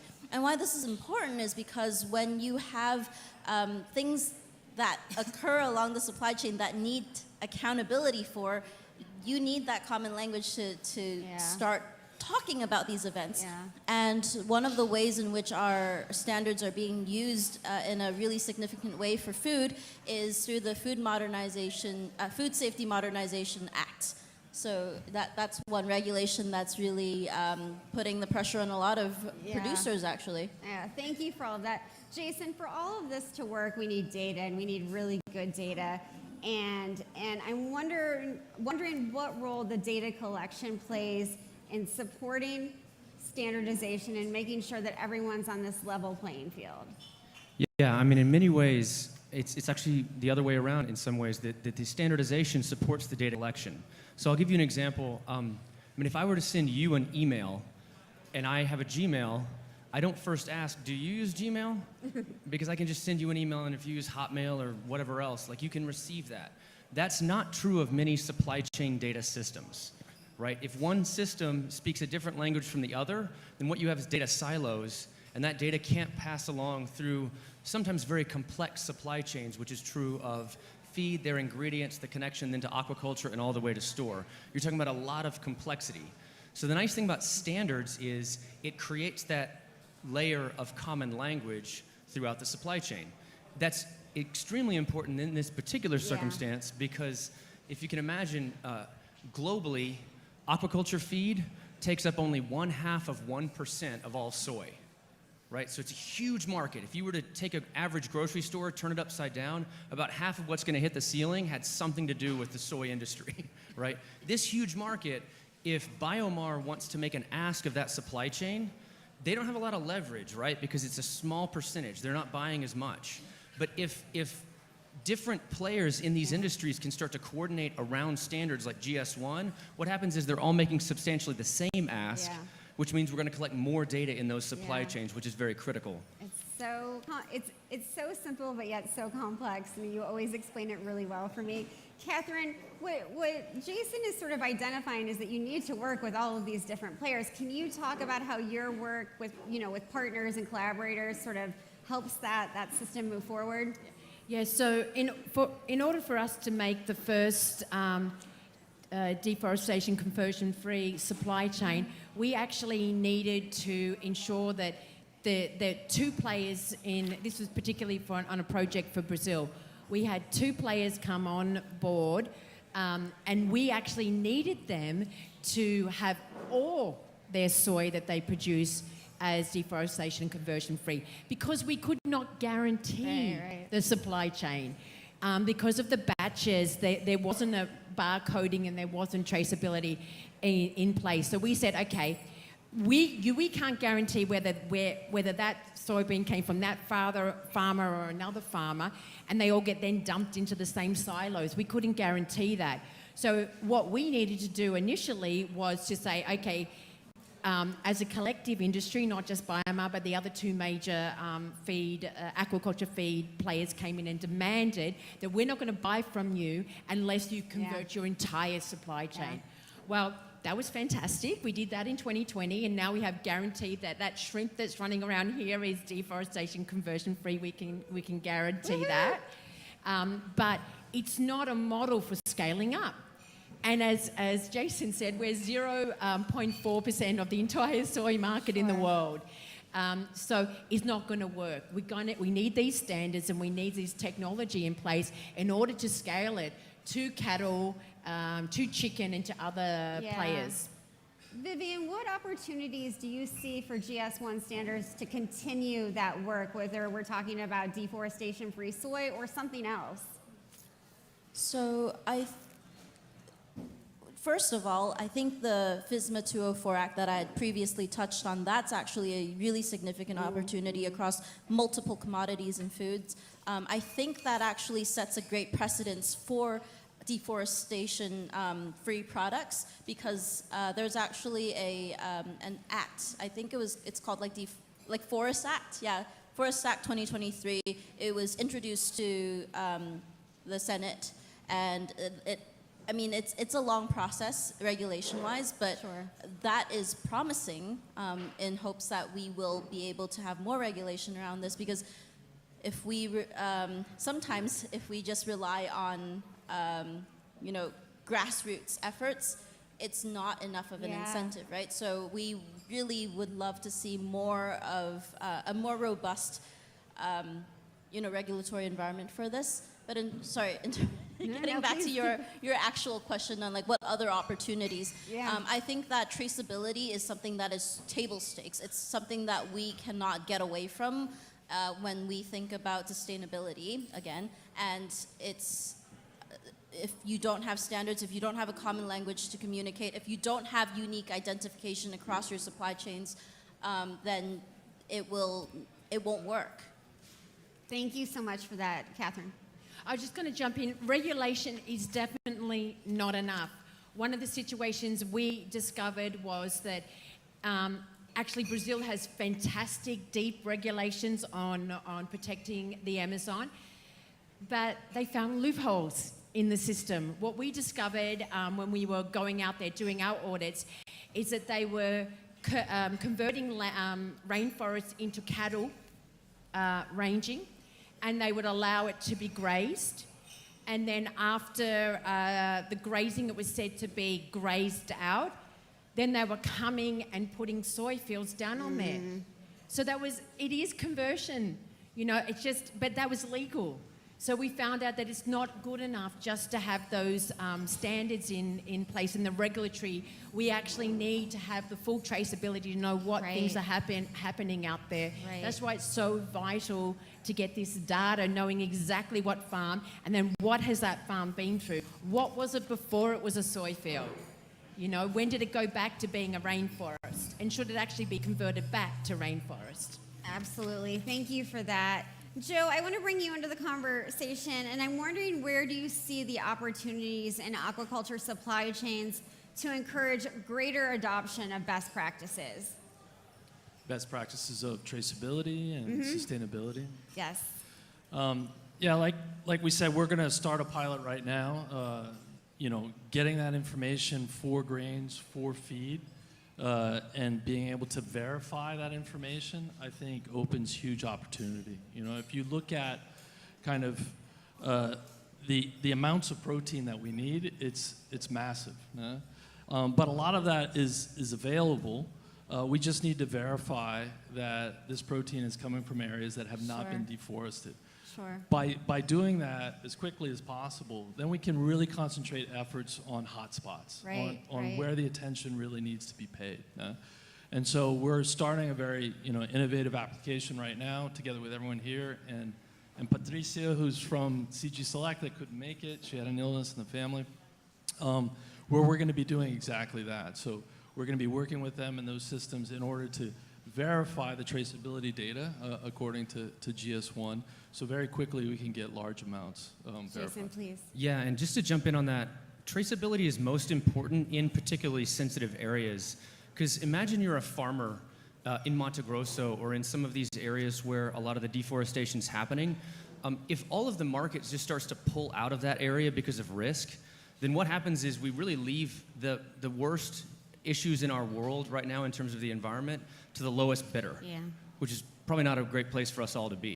So what we really need to have is traceability to particular farms so that brands can say, we're buying from those farms. We're not having to just avoid the problem altogether because we have no idea which farms. We can say these 147 farms we have verified as compliant and we're getting traceability data, and therefore we can support those sensitive areas as opposed to completely backing away and making the price go down further, which again incentivizes the farms to have this awful choice of, am I going to feed my kids or am I going to create more farmland, right? Because prices go down. And so we have to have traceability to encourage those best practices. Joe, coming back to you, that incentive structure is so key for this, right? And so, we can either, have what Jason described as, of prices, so people, are forced to destroy the land. They don't want to. They want to keep it. What kinds of incentives are really going to help producers the most? Yeah, I mean, like you said before, these aren't bad people. They're just incentivized to do the wrong thing. And that's the only way, they can make a living and feed their family, et cetera. So, yeah, we have to have different incentives in place so the right people do the right thing at the right time. And, for decades, we don't know who they are, right? And now with, traceability and these applications for the first time, even people, way downstream can know who they are. And so we're working right now in kind of having a basket of incentives for those people that are doing the right thing, so they have an alternative in order to improve their lives. That's not just selling the cattle or selling the soy. And that basket of incentives is like this virtuous cycle that just keeps continuing because their neighbors see, their children see it. It all just keeps continuing as long as that's in place. Yeah, it's the same everywhere. Everybody wants to do well, improve, and do better. And so, yeah, that basket will include probably a lot of different benefits, but the end is a positive impact in those people's lives that are in that place. And really, that's the best chance that we have of saving these areas. Because a lot of illegal production is on federal land because there's just no way to police it, et cetera. So if you incentivize, private landowners to do the right thing, that's the best mechanism you're going to have in place to really save these places. Yeah, it's so exciting. Thank you for sharing all that. So this is for all of you. We talked about traceability in the chocolate industry, and we talked about working with direct competitors to drive systems change more quickly. And we've also talked about that on this panel. How can we encourage, because it's very difficult, it's very easy for us to say and tell the audience here and watching online, collaborate more, have bigger and better partnerships, but it's really hard to do in practice. So Vivian, I'm hoping you can sort of maybe talk about this first. Yeah, so from selfishly talking about standards, actually standards are pre-competitive. It gets you to the place where you can compete on things that actually matter. So instead of competing on the type of, gas that you're running on in a car, you're actually competing on the make of the car instead. It's the same idea. And so I think that when we talk about collaboration, this part is where we need to get things right, and us speaking the same language, using the same standards, ensuring that all parties across the supply chain can understand each other is how you can start to identify the good players that you should be investigating or investing more resources into. Thank you so much, Joe. Yeah, I think you start seeing this term of deforestation free or DCF, deforestation conversion free. Before this, you might have been like, what is a deforestation-free fish? But I think you're going to be seeing that more and more across different products, across leather. We're about to kick off, a big project with a bunch of brands.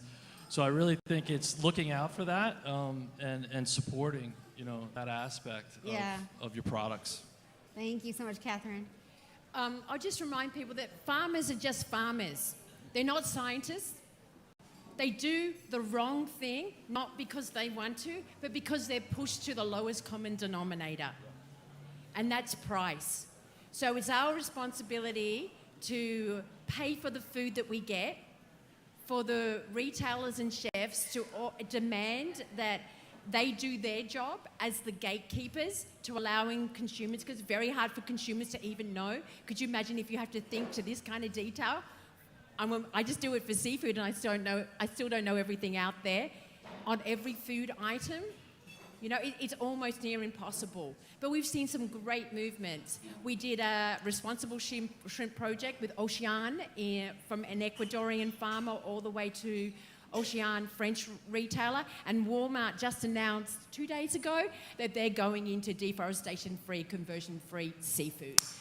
So, it's coming. It's our retailers will do this job for us, and we need more of that. We've got to demand that those people in policy who are making sourcing choices are doing their job, so that, let's be honest, we can just enjoy our seafood and not have to worry about where it comes from and what it's been fed.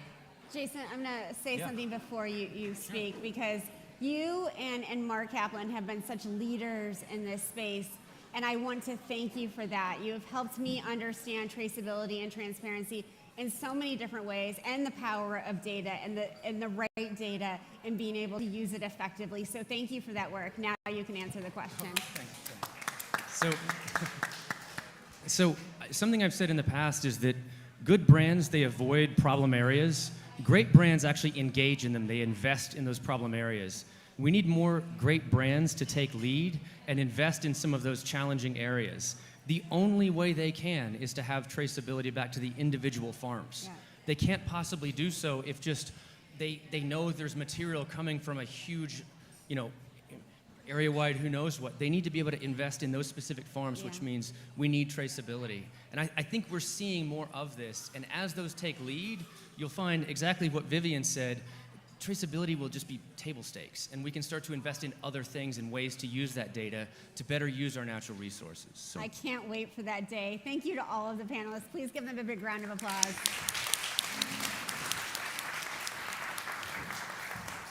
I also want to thank you, the audience, for ignoring that I introduced a panelist that actually couldn't be here and no one said anything. So thank you for that.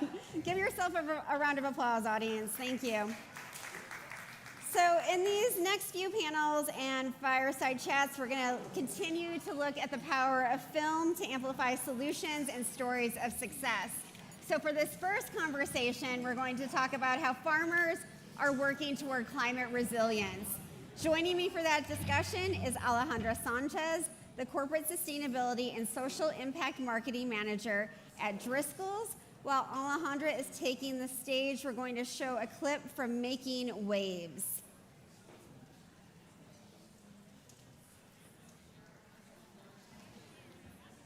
Great.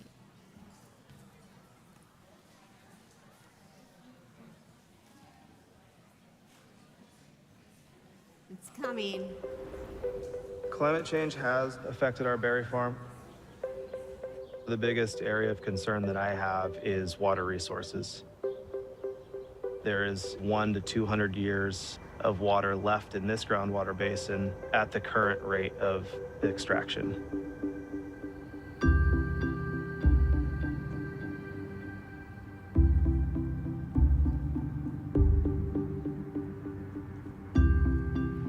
My name is JJ Skurich with Creekside Farms. We're on the Batchin Ranch in Watsonville, California. We need to find ways to capture recycled rainwater so that we can make the best use of what is available to us. My name is Gustavo Gutierrez. The name of our company is Horizon Berry Farms. We're a family-run business, and we grow organic blackberries for Driscoll's. As the climate has changed, we've been trying to implement things to protect our crops. So much of the globe is water stressed now. The groundwater's levels have dropped and will continue to drop. So directionally, we have to adjust now.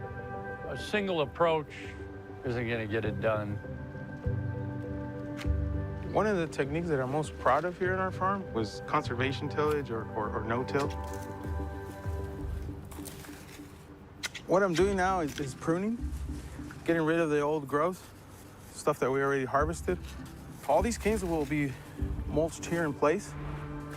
It creates a barrier, locks in our moisture. Before we started doing this no-till practice, I wasn't able to do this and find what I'm finding today, which is compost, earthworms, it's aerated. Once we started to find earthworms again, we had that aha moment that, oh, we're definitely changing the soil around here. We're in the summer right now. This has not been irrigated for months, and there's still moisture here. The challenge isn't to how we manage the environment, but how we respond to the environment. So a lot of the work is, how do I rethink the relationship between the fruit I produce and the water it takes to do so? This container farming system gives us an opportunity to use a significantly less amount of water through the whole growing cycle, which means that we can yield more fruit per gallon of water. When water hydrates this pot and drains out, this gutter system captures that water and channels it to a central point. Most of the water that the plant does not use is captured by this gutter system and recycled. This system has enabled us to reduce our water consumption in the neighborhood of 20 million gallons per year. I'm in this for the long run, and I know that sustainability is what's going to keep us in business. Agriculture is continuously evolving. If we do not continue that tradition of evolving with our crop, then we will be left behind. I'm the fourth generation in my family to be farming in this valley. I want my children to have the opportunity to continue that legacy, and they will need water to do that.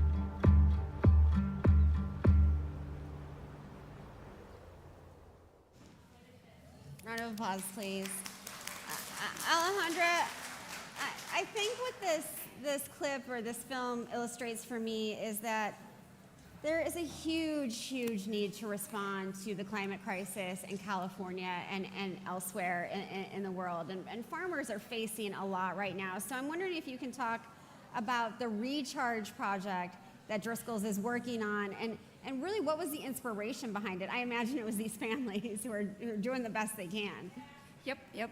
So these are good examples because this is an example of Driscoll's independent growers and what they're doing on their farms to conserve water. But Driscoll's, as we work with a network of independent growers, what we're trying to do is create change really through two different pathways. So one is either indirectly through our business model, so with our independent growers, or using the power of our brand and leveraging it for good. Yeah. And so the Recharge Project is a great example of that. So what that is, for those of you that aren't familiar with some of the Central Coast California agriculture, is different than the Central Valley. So instead of depending on kind of like the state water delivery systems, all of it is really, it's groundwater dependent. And you can have growers that will make, small changes or big changes on their farms, and all of that is really helpful, but you also need to make sure that you're doing things at a much wider level that's really, it's non-competitive, and that's really what that groundwater recharge project was about. So Driscoll's was, that project is the first on the Central Coast. It's in partnership with UC Santa Cruz, Natural Resource Conservation District, and Sustainable Conservation, and several others that came together to find a basin-wide solution. And where Driscoll's uses the power of the brand there is funding in that initial research and then making that available to that larger Pajaro Valley Water District so that we can identify other recharge sites on the coast. You can't do groundwater recharge on any ranch. It varies by ranch. It varies by soil type. So that's just one of those examples of being able to respond in being able to respond in conditions like originally that was born out of drought. But then as you saw, California, we had a lot of extreme heavy rains in this last year. It also helped to capture excess flood water. So trying to find those basin-wide solutions that can kind of service us in any extreme weather condition. Right, and making opportunities out of these crises is really key as ag is evolving to the climate crisis, and you see these growers evolving to respond to the climate crisis.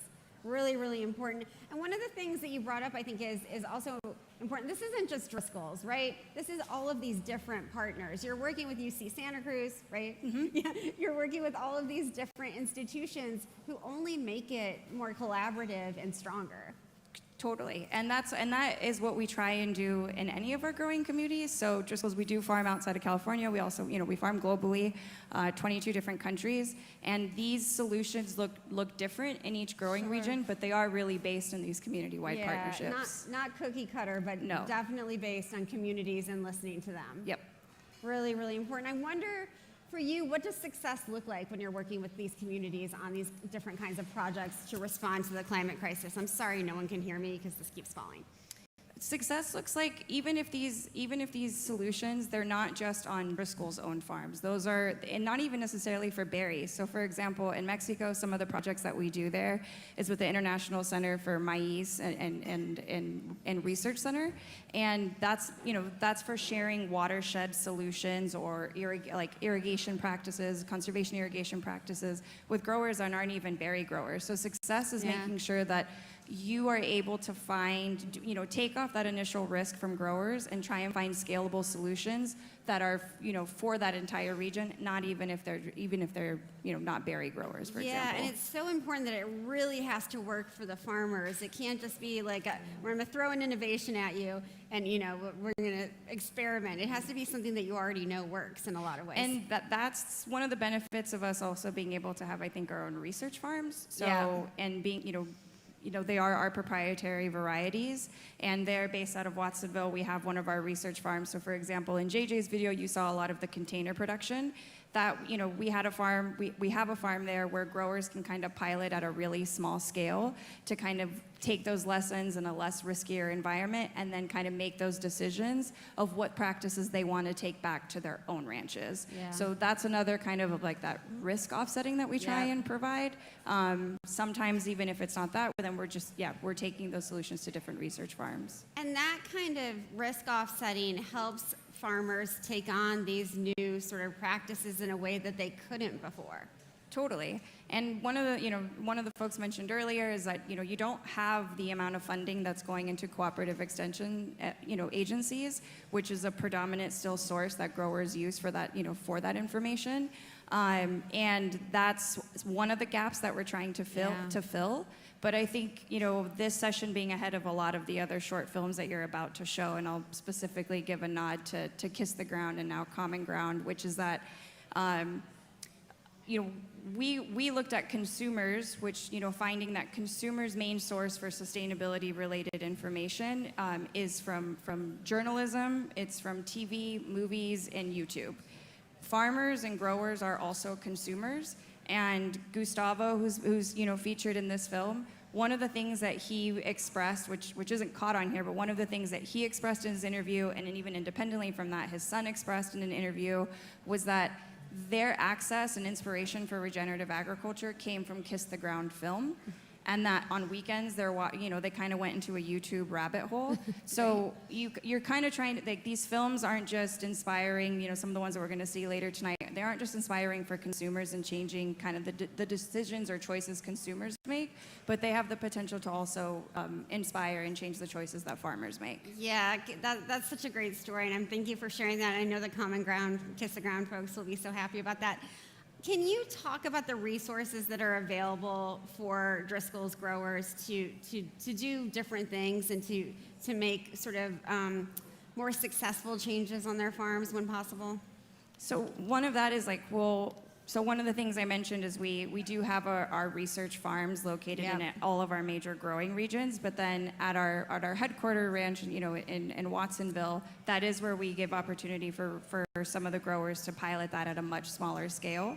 And outside of that, then we do have, as part of our R&D functions, we have divisions that focus on up and coming on-farm technology so that we can be able to pilot those at a much smaller scale to then kind of provide that back to them. That's really, really helpful. I can't imagine. I want to shift gears a little bit and play another video from Field Among Fields. Yep. One of my daughters was being bullied at school. She asked me, "Hey, Dad, what is the point of living?" And that's where it hits me. There might be other girls in the same situation.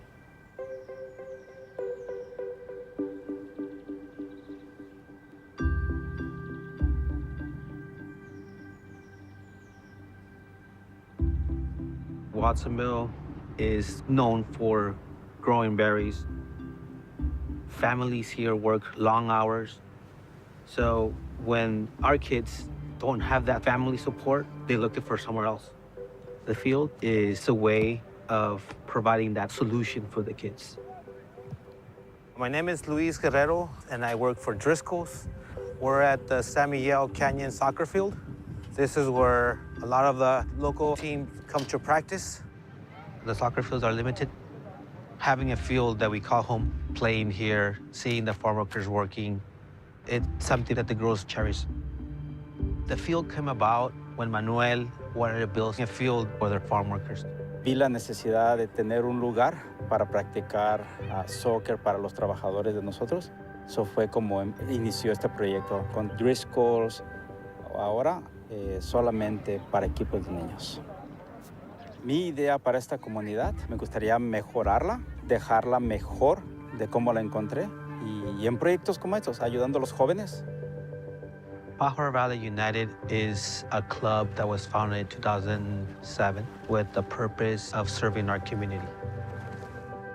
You can be yourself, which is something I admire. I can build a better bond with my teammates, and I truly think that this is the team where I was meant to be. Let's go, PV! This soccer field has not only allowed players to come and connect, it also has helped create this sisterhood. This is their safe space. This is where they can come in and enjoy what they really love to do. We were actually considered underdogs. Low-income families, we didn't have the privilege of having money or anything like that, but what talked louder for us was our stats and our performances. We're going to be going to Europe, playing the Gothia Cup in Sweden. Just a really good experience for all of us.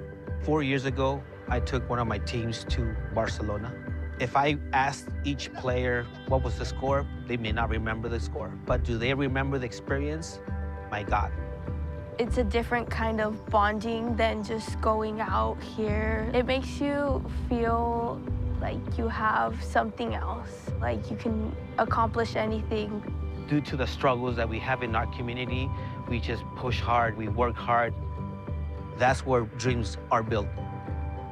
Those are the times when the girls just look at your eyes and say, "Coach, thank you for everything." Come on, girls, bring it in, bring it in, bring it in, bring it in. Come on, come on. Right, girls, thank you very much for These girls have been raised to always fight for their dreams. The girls will never give up. This field used to grow berries. Now it grows soccer players. And always try your best, right? Thank you very much for coming to practice today. Bravo!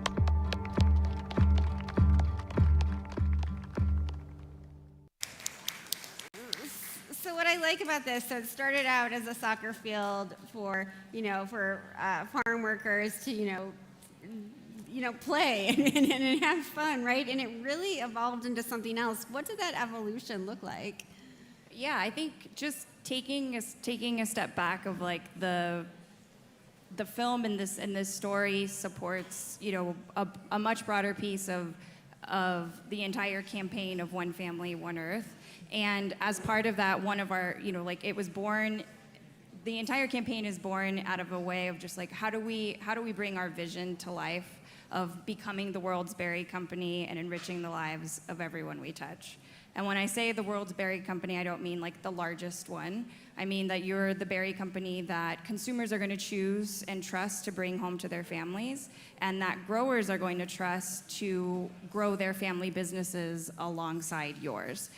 It's a privilege to still be a family-owned business as we are, and this is one community story out of, we did dozens of internal and external interviews with our growers, our employees, and community partners to find of like what was going to be the first story that we wanted to tell as part of our like vibrant community spotlight. And there were really great stories, from investments in rural broadband to kind of close the digital divide, investments in financial literacy for farm workers and partnerships that we were doing for that. And yet this one rose to the top because it was a really great example of what it looks like when Driscoll's growers come together. So Manuel, as the owner and operator of that farm, a Driscoll's employee, and then part of just like Driscoll's rest of philanthropy to support this. Yeah. So the grower goes ahead and takes a part of his field out of production and says, this is a really rural area. I want to set some side away so that it's easier for them to have access to this like after work. So then you have a smaller soccer field, and it just slowly begins to evolve with volunteer time from several Driscoll's employees, which then was born into a much larger soccer field that you see today, which houses about six different teams, with PV United being one of them. It's really cool to have that sort of cultural and social component. What kind of support do the communities around Driscoll's growers, and the farm workers, what kind of resources do they need to have more kinds of these community spaces? Yeah, I think it's just important to acknowledge that what berry production looks like in communities, especially like some of the newer growing communities. Like berry production is very labor intensive. It's seasonal.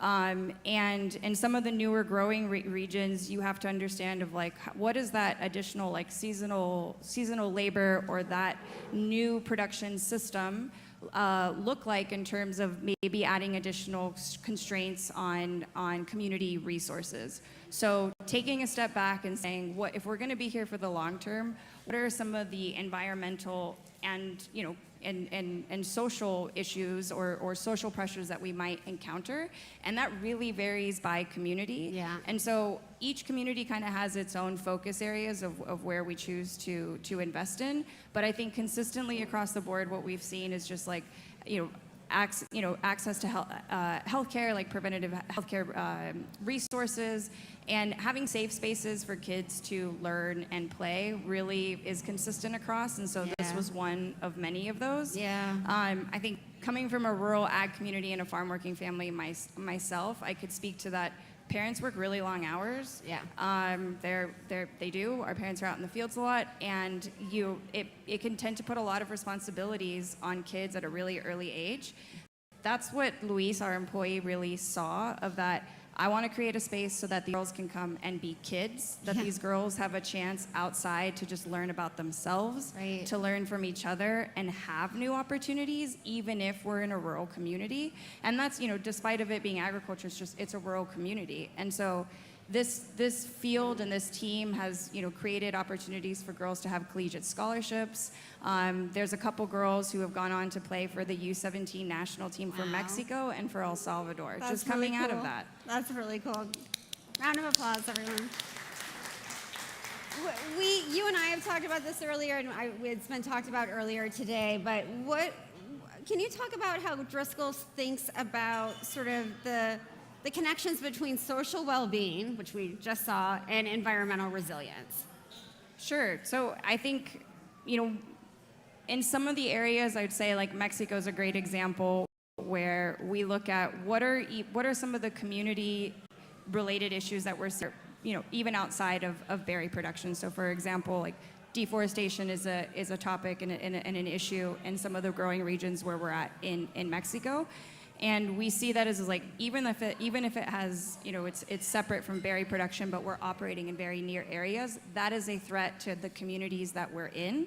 And being a community-based business means that the health of our business is also as healthy as the communities that we're operating in. So there is a very interdependence of like community resiliency and environmental resiliency. When you have those issues that are affecting then their access to fresh water, it's affecting community resources. That's also just like where those, where those interdependencies and where that very like community niche approach is required.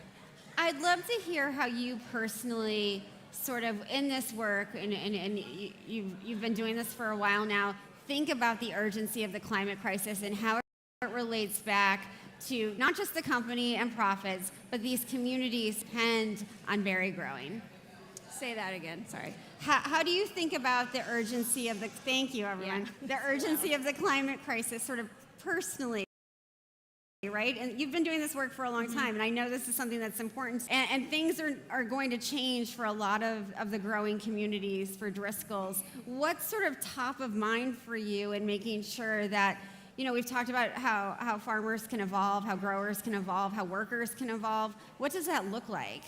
But I think I'm glad that you mentioned of like the workers can evolve. That's a really big piece as you look at climate change as Driscoll's is and trying to understand what could be threats to existing production regions and what, again, as I mentioned, berry production being very labor intensive. A lot of people might not know that only 2 people touch a Driscoll's berry, which is the harvester and you. Say that again so everyone knows, because I don't think anyone knows only it. 2 people. There's no processing. There's no additional warehouse. It's just there's 2 people that touch a berry, which is the harvester and you when you're picking up that clamshell in a store. So when you think of how climate change could affect a berry production region and possibly displace berries, that's a lot of labor, and that's really rooted in that community where that community is like all of our growers being local independent growers, 85% of that revenue goes back into the community. When those farms aren't there, how do you start to think ahead of what is that going to look like? How do we make sure that labor is also adapting at the same pace? So where are we going to leverage technology in the future and making sure that we're thinking of technology and the evolution of it from harvester through the R&D process, through distribution, through through forecasting. Right. That even just kind of, you have to think about it holistically and not just in silo of like, this is a tech, this is a climate change solution. It's all interconnected, and especially for really, just labor intensive commodities. That interconnectedness is so key in this work. I'm wondering if you can talk a little bit in our final minute or two. What have you found that contributes to a successful partnership between a company, its community-based sort of organizations, government agencies, and then those academic researchers, from UC Davis or wherever? Mm-hmm. You have to be rooted in that community. You have to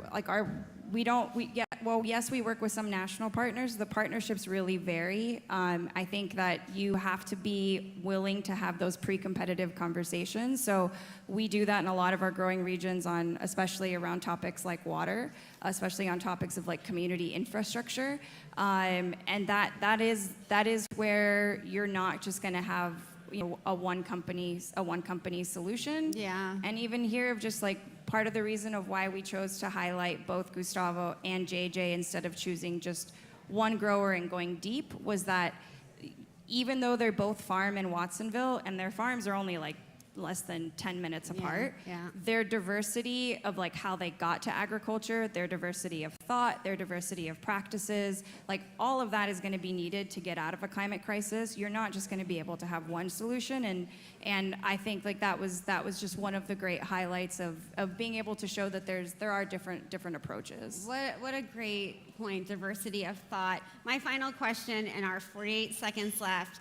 You grew up in a farming community and a farming family, and now you do this work and you're still in farming. What advice do you have to other young people who want to be part of agriculture and want to find different pathways? I think you have a well-diverse background and experience. And all of that experience has served me really well, and I think that's what's kept me grounded. I've worked in like processing, food processing environments. I've worked as a harvest supervisor.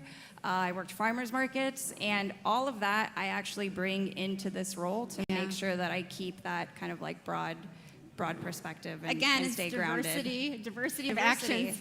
Thank you so much, Alejandra. Always fun to talk to you. Nice. Thank you, Danny.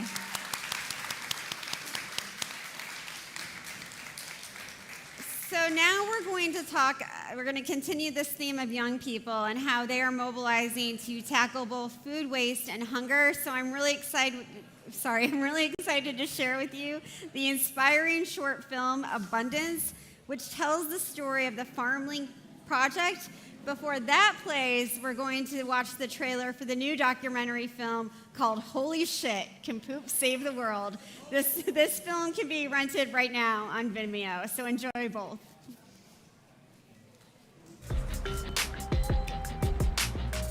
Better use your compost. When I look at compost and my future, I see Africa with enough food. I see Africa as the food store.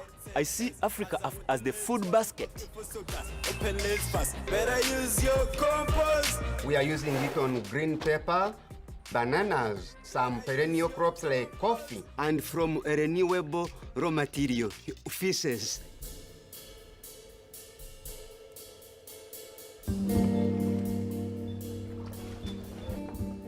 We've had some legislation change that allows me to collect it. We've had some legislation change that allows me to treat it. And now I'm still live right now in the battle to get them to accept this is no longer waste.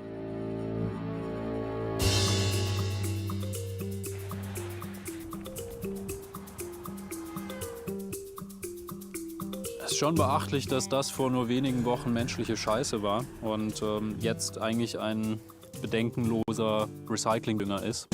Those who have had these systems installed are fine with it. They like it. They would not want to go back to flush toilet. Dann wird das eingesaugt, wo das saubere Wasser dann weiterläuft und das Pipi und Kaka wird zu Dünger und zu Strom gemacht. 그리고 한번 이 사용을 하시면 하루에 한 번 10굴이라는 똥분해 화폐를 지급하게 되는데요. 제가 한번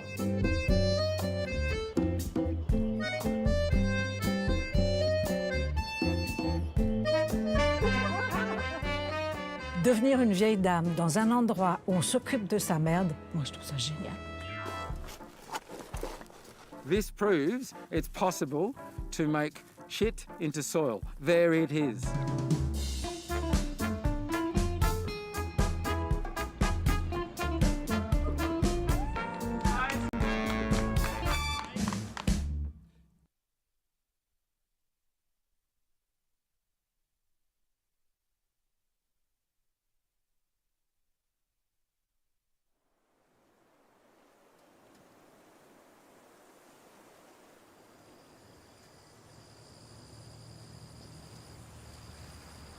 You know, for most of human history, we've been trying to figure out how to grow enough food to feed the world's population.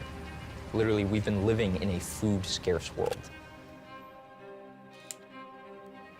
And when you talk to people, most people don't believe that even hunger in America is a solvable problem. Because for most of human history, it wasn't. Until now. Members of the National Guard are being deployed across the country. 17 million more Americans could now face hunger because of the coronavirus pandemic. More families are struggling to afford basic necessities. There are these students making a big impact. Could they be the ones to tackle this crisis? Tonight, young people across this country answering the call.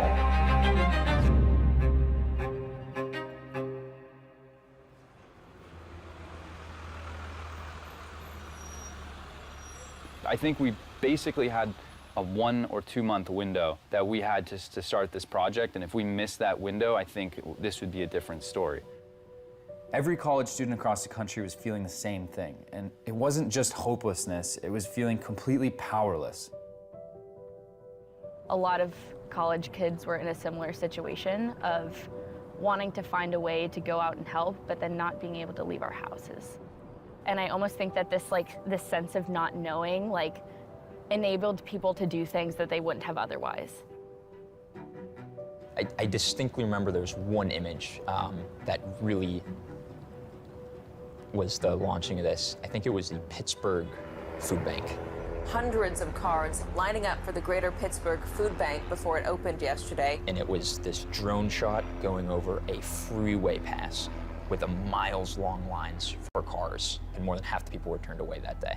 You know, I had a lady here yesterday with 4 little kids in the car, and she says, I'm a waitress and I don't have any food. Millions of children rely on their school lunches, and all of our schools closed. Those lunches don't get replaced for those students. One of our little 12-year-old girls, it was about 10 o'clock in the morning, and this little girl fell out of her desk, passed out, scared me to death. I ran down there and to the room, and we called an ambulance. And when we revived her, we found out that she hadn't eaten in 6 days. And her last lunch was the school lunch on Tuesday. This is Monday morning at 10. The guidance was, what can we do? It's like, you just got to stay home, and that's the most you can do. And you honestly felt like pretty powerless and kind of helpless. And when we then saw that crisis was happening at our local food bank, and they were going to have to close their doors if they couldn't get more food, that's when this thing became really real for us. My mom was sewing masks for people because there was a mask shortage. There's this PPO shortage. And so the goal at the beginning was to just help in some way. The most amazing thing that sort of confused us, and it almost didn't know how to make sense of it, was at the same time that we were reading about these mile-long lines at food banks and these food shortages, grocery stores being out of food, we were simultaneously reading articles about farmers being forced to throw away millions and millions of pounds of food every single day. There's footage of millions of bananas going to waste, hundreds of thousands of watermelons being smashed, millions of gallons of milk being poured down the drain. And at some point, we were like, you know what, we need to do something. We can't just sit here. We just said, let's connect one farm to one food bank.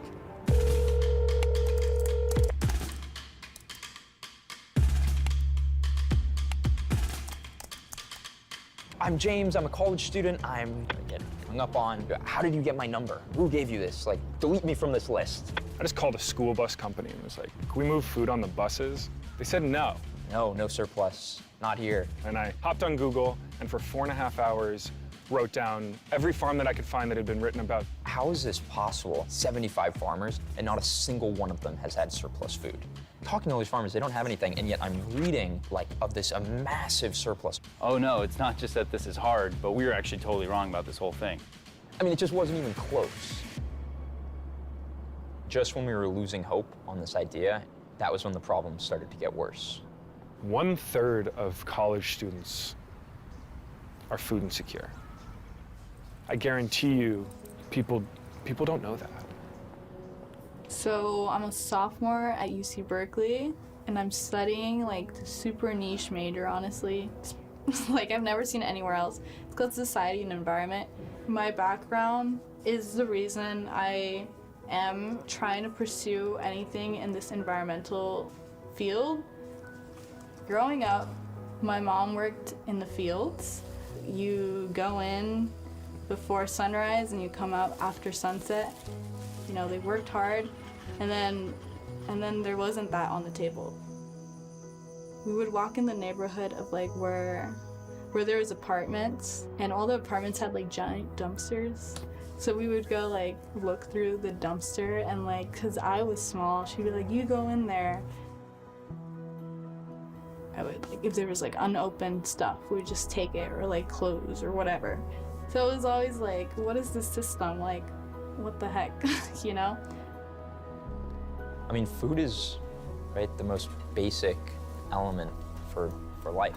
And the reality is that in this country, 37 million Americans don't have access to sufficient and consistent nutritious food. And I think that is like a root of a lot of our problems.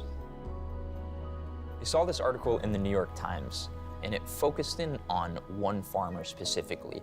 When you close all the restaurants, you change the whole supply chain. He literally had to take tractors and dig a giant ditch and bury 6 million pounds of onions. The supply chain is broken, guys. Nobody wants those onions. If there's any chance that this idea has any hope of working, you know, we're 2 days into this, no one has replied, it is this guy. This is do or die. Picked up the phone, dialed him, and I think he just picks up the phone. Shay Myers here. That was a really scary moment, actually. Very frustrating, very scary, and we usually know how to pivot. And in that setting, we didn't know what to do. It was just scary. So what was interesting at the beginning when we were calling people is that we were talking to really small farms who might have been actually more successful because there was more local buying at that time. And Shay Myers was the one who told us, yes, at commercial farms, at large farms, we are struggling. We had 2 million pounds of onions. We didn't know if we were gonna be able to find a home. James and FarmLink called, and I said, come get them, we've got 2 million pounds.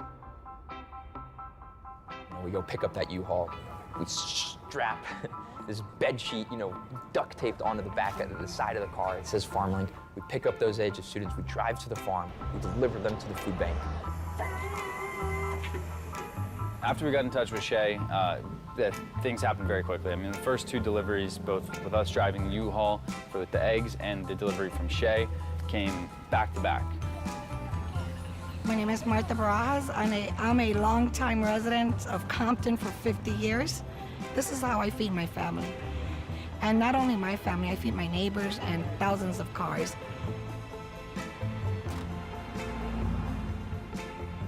And now the produce is high in the grocery stores, you know, so to be able to come here and to receive this food is wonderful.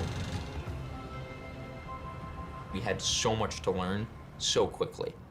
So I remember we got connected with another charitable food organization, and we said, hey, we see this problem that's happening across the country. We know demand has doubled. This is our organization. We're moving all this food. Is there anything that we can do to help? Because we know you guys understand this space. And I remember them kind of like looking at us, you know, like almost like laughing. And they said, you guys can't help. Like, just keep, you know, just keep hanging out of your houses, worry about your families. We got this covered. I'm sorry, but you don't have it all handled. So if there's any small way we can help, even, you know, just locally, just let us know. But we were totally kind of brushed off. I mean, it was a national organization with serious resources. You know, if they wanted to, they could snap their fingers and move all of this food. But yeah, they're slow to responding to it. And it wasn't just one, it was multiple organizations. Good for you guys for doing something, but you know, we'll take it from here. It really pissed me off. I remember leaving that call angry but motivated as ever that we had something to prove. And I don't think anybody had any idea of what was gonna happen next. This is World News Tonight with David Muir. Finally tonight here, the children teaching us what it means to be America Strong. So someone just texted, you guys are on the world news. Immediately, everything just blew up. ABC World News Tonight is the most watched newscast in the entire world. Tonight, young people across this country answering the call. College students starting FarmLink, connecting farmers with food banks. Students from all around the country started responding to our little website. Hi FarmLink, my name is Jane. I'm Alex. I'm Annika Patel. I'm a sophomore at Bates College. I grew up food insecure and wanted to make sure other people didn't go food insecure. Suddenly we had a team of 100, 150 people. Hauling thousands of farmers a day. We're sending food from Oregon to California, all the way out to Florida. We're getting food from the East Coast.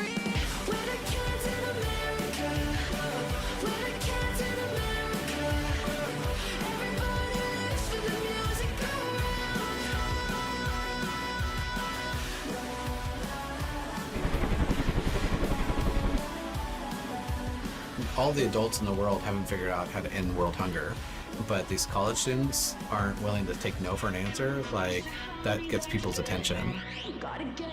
I remember we had this one goal. Let's move 1 million pounds of food. And if we could do that, I mean, that would be amazing. And within 3 weeks, we'd moved 1 million pounds of food. In a day and a half, we had $150,000 in our friend's bank account. Like, holy. This is something much bigger than any of us realized. We love it. Good night.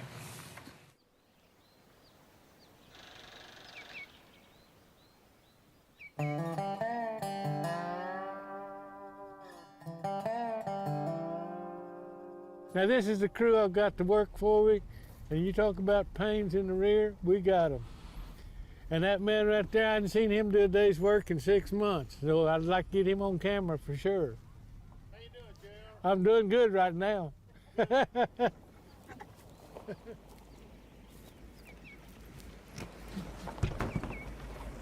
We're in the northeastern part of Oklahoma. Yeah, we're probably 70 or 80 miles from Tulsa, but we're basically a rural area. Now that the groceries have gotten higher, our crowd's getting bigger, and it's gaining every day.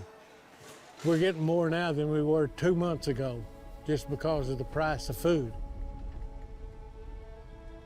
Millions of families were still flooding a charitable food system that was never designed for a crisis.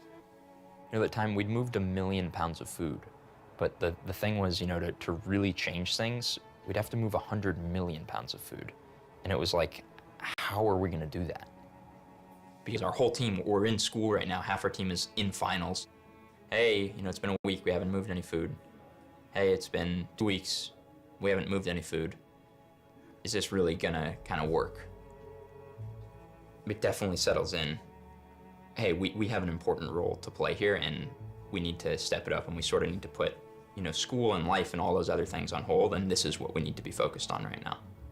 And it was like, yeah, just a cascade of people who all of a sudden jumped ship and said they're all in. The biggest thing that became interesting to me was the logistical processes that broke down as the agricultural supply chain became untethered, whether it's going to go to waste in the field, in transition, while it's being moved to a grocery store, when it's at the grocery store. We want to make sure that FarmLink can capture any of that waste. Jordan and Caroline were like superheroes. They were flying, remember I described that potato deal that took like 30 hours for us to coordinate? They were coordinating like 40 of those every week. We worked with the Navajo Nation, and we worked in Bakersfield, in Brooklyn. We did a deal in Hawaii. We were all over. Yeah, I got this one guy on the line. I don't remember exactly where the farm he was from. I think it was around 3,000 pounds of potatoes. This food's gonna go off and literally help thousands of people. And that was kind of like that.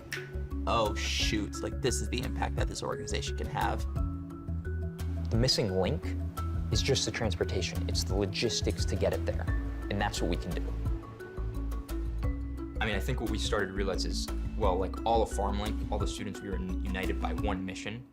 People were there for a lot of different reasons. I remember one student, Joe, and he's like literally the most lively kid you've ever met. And I remember, we've known him now for like 4 months, and we're at our end of ceremony thing, and everyone's sharing, and I remember Mark, he starts speaking, and he's so positive. Hey everyone, and he explained to us that just a few months before that, his dad passed away from COVID, and he explains this was the only thing that kept him going was FarmLink. Instantly, just bawling, crying. My dad was a believer in helping people. He came from a very rough background himself. And he always believed in paying it forward in any way he could. And, you know, it's something he instilled in me, and it was a way feeling closer to my dad and also fighting back against what took him from me. Even the people in the most pain right now were willing to do something to help others. And I think for a lot of people, myself included, like Joe sharing that with us was just proof of how strong the bonds are. One by one, as the world seemed to return to normal, we were seeing all these organizations that had popped up during the last 2 years start to go away. A lot of people came together to support healthcare workers and first responders. So my line of questioning was, is this it, or are you going to go the distance? People kept asking us, oh, the pandemic's over, there won't be any more surplus food, right? And it's like, no, that's completely wrong. This is literally just the beginning. It feels like we have one of the biggest opportunities to solve a major issue that I could possibly imagine, and it's right in front of us. Every single year, 30 to 40% of the food that's grown, that's quality, nutritious food, goes to waste. Doesn't even make it to the grocery stores, doesn't even make it to your table. These 7 grains of rice represent the average amount of food someone eats in a lifetime. And then this is how much food goes to waste in America each year. This was not a problem caused by the pandemic. These were systemic issues that were exacerbated by those conditions. And people are really starting to talk about it. This is a tomato I bought from the grocery store. And here are 3 tomatoes that would have been thrown away on a farm. Can you spot the difference? This one here is a little too mushy. This one has a small dent in it. And this one, well, suppliers cut the contract last minute, so it has nowhere to go. And it's not just one tomato here and there. It's a whole system designed to throw away 30% of all food. We're growing enough food to feed every person on this planet. We're growing enough food to feed the population nearly 2 times over. And I think when we started to realize, wow, this is much bigger than just the pandemic, than just responding to the crisis, we needed to bring in the big guns.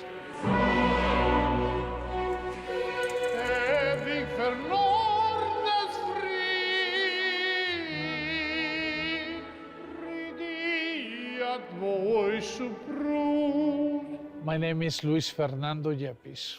Where are you from? I was born in Ciudad Obregón, Sonora, Mexico. I decided to join FarmLink because I believe with my whole heart that we can create a system which will allow everyone to have access to food, to make sure that we give aid to communities that have been neglected for decades. I grew up with a lot of people that even working all day, every day, they couldn't make enough to eat. I grew up with kids that their idea of lunch was to go to the fruit trees and, you know, taking a mango to eat. I see food recovery as an arrow that is breaking new ground as it hits space. And in the FarmLink project, I saw the future. I saw the FarmLink project being the tip of that arrow.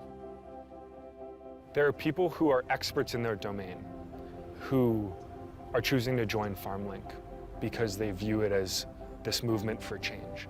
We have Mike Meyer, this Texas farmer who knows U.S. agriculture like the back of his hand, and Luis Yepes, who has spent his entire life thinking about how we can rescue food throughout the supply chain. And what unites everyone is still what united us at the start. It's this feeling that we are doing something really special and something new and urgent and important.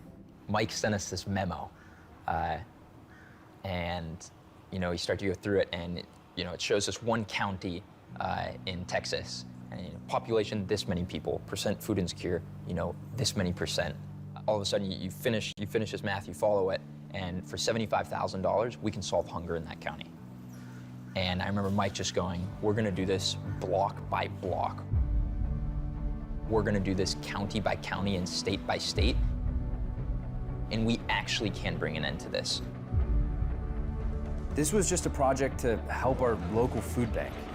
And now it's grown into something that has the capacity to feed millions of people every single day with dignity. But we can only do it if we can all work together. It's going to take a movement of people. FarmLink. FarmLink. Want to give the FarmLink project a check for $15,000. I've seen food waste in my entire career, and this group is tapping into something really special. 大学生が立ち上げたプロジェクト、FarmLink. Just this week, more than 600,000 avocados distributed at FDR Park.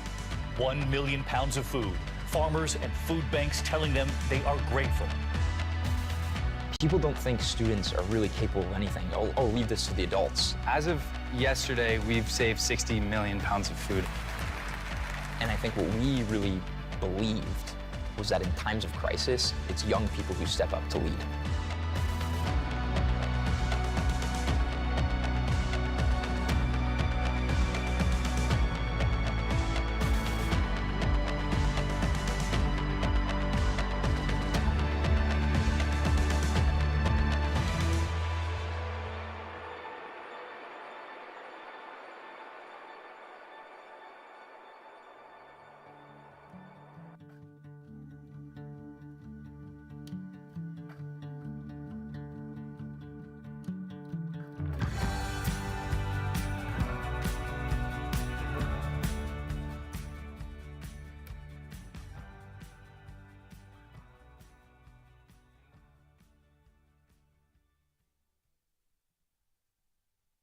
More applause for that wonderful film, Abundance, everyone.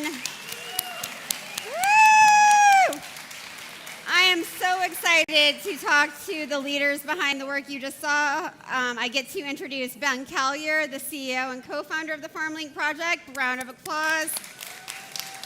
And Mike Meyer, the head of advocacy at the FarmLink project and a fifth-generation cattle rancher. And looking the part. I'm so excited to be up here with these two gentlemen.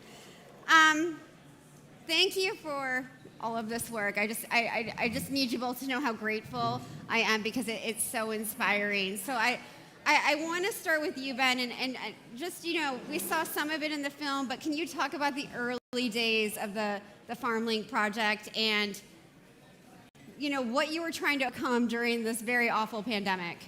Sure. And if anyone in the back is looking for seats, there are a ton that just opened up right up here. Please join us. Before I start, can everyone raise their hand for a second? Everyone raise your hand, please. Can you keep your hand up if you've been here for an hour, or 3 hours, or 6 hours? Because our wonderful moderator has been hosting this entire session for 9 hours.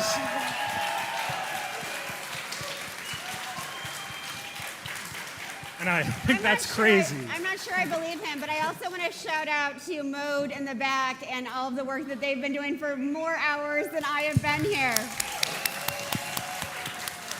Anyway, Ben, now I'm going to ask you a totally different question.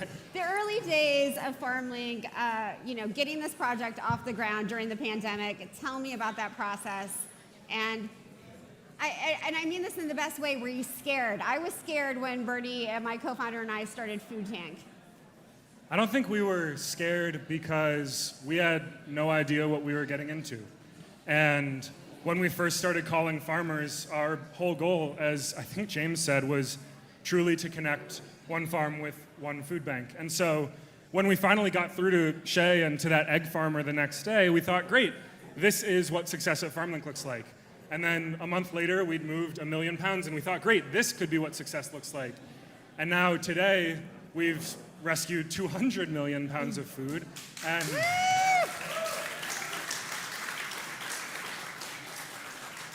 And I think only in the last few months have I started to really appreciate just how big I think this really could be. Yeah.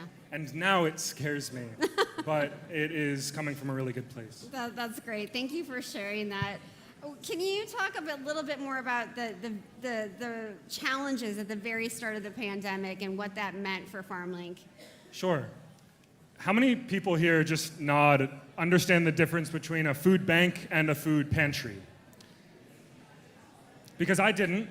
And a food bank, there are hundreds of food banks around the country, and they are basically distribution centers. They can take tens, hundreds of thousands of pounds of food, They mix it into smaller quantities, and then they send those to community-level organizations like food pantries, church groups, after-school programs, nonprofits of any form. And what we didn't know entering this space was the food banking level is surprisingly territorial and regionalized and isolative. And what that meant was, at the start of the FarmLink project, people didn't really want to work with FarmLink. The first time I spoke with a food bank, we had access to 30 truckloads of cucumbers that were going to go to waste. It was a pickling farmer, and nobody was turning cucumbers into pickles in May of 2020. And we spoke with them, and they said, a local food bank is taking 5 truckloads. Can you find a home for the other 25? We said, absolutely, and then the local food bank called and said, this is our farmer, this territory. You can donate to us, but you need to back off. And they then called the farmer with me on the phone and said, these kids are scamming you, and hung up. And 1 million pounds of cucumbers went to waste. And that is not a reflection of how I see the food banking space today, but it is indicative of why there's a lot of tension and what we came into. And today, that industry is so much more collaborative than it was 3 years ago, and it still has so much room to grow. But if we're going to succeed, it means being able to work with every food bank, because that's the only way we can really reach every community. And that's been our focus since that cucumber story. Yeah, thank you so much for sharing that. I know these obstacles are hard to talk about, but we learn so much from the problems, at least I do. Mike, I want to hear your story. How did you get involved with FarmLink? Okay, so y'all heard I'm a 5th-generation rancher right down the road in Marlin, Texas. Everybody will describe me as I am a student of big ag and big charity. And I was in the Feeding America Network when the young people of FarmLink started. I was the general manager of the Texas Produce Co-op, which was the largest produce co-op in the Feeding America Network. James called me in the very early part, and he said, this is what we're trying to do. And I said, fantastic. I said, we need everybody we can get. We have never seen anything like this before in commercial ag or in this country. So come on. I might have been one of 3 friendly voices to this group in the hunger fighting charity complex. Okay? So I watched them grow. They have some incredibly brilliant foundation principles, and I hope that Ben shares them with y'all. But if we don't get to it, stop us when we get out of this room.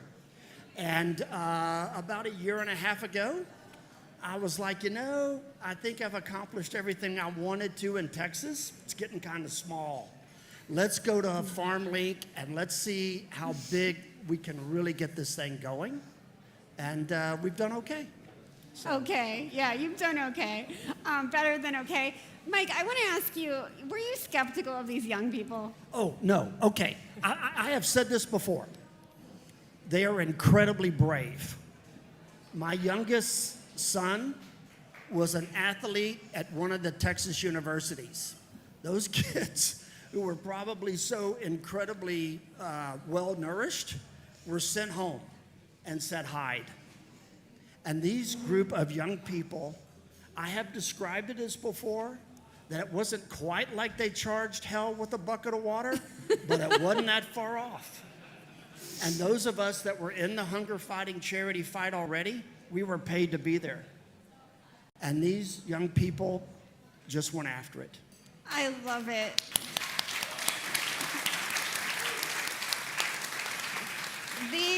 These incredible young people are so brave. And so, Ben, obviously abundance covers the early days of FarmLink. Where are y'all now with everything? What's happening? The last couple years have been really exciting, and there's been a ton of growth. We finished this story that you just saw a little over 1 year ago. We just recovered our 100 millionth pound of food, and last year alone we recovered 110 million pounds of food. And that is, no, clap later, it's fine. But it's still just scratching the surface of what's possible. And those of you waiting in line for beans, did you guys know that there is so much surplus of many types of produce that it literally can't be sold? Because if it's sold, it'll tank the price of that produce. For instance, right now, we know there are 100 million pounds of surplus potatoes in North America. We think there are 1 billion pounds of surplus potatoes in North America. And those can't be sold. And so what happens is Well, the USDA, the federal program, has certain funds allocated towards, in moments where this industry says, help, we're underwater, buying that food from the farmers and expecting them to figure out a way to donate it, to figure out a way to process it, turn those potatoes into flour, or sometimes it just goes to waste. And what we saw that there's never existed in the history of food banks is the ability to take tens of millions, hundreds of millions of pounds of a single type of surplus produce and effectively get that to communities around the country. Last July, we got to show this film in Congress, which was the second most impressive crowd we've ever shown it in front of.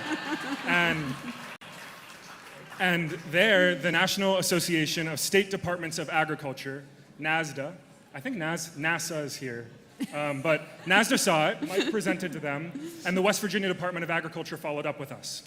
And they said, we have 12 growers who just lost their contracts. 12 growers, 40 million apples, nowhere to go. We have the money to help the farmers harvest the food.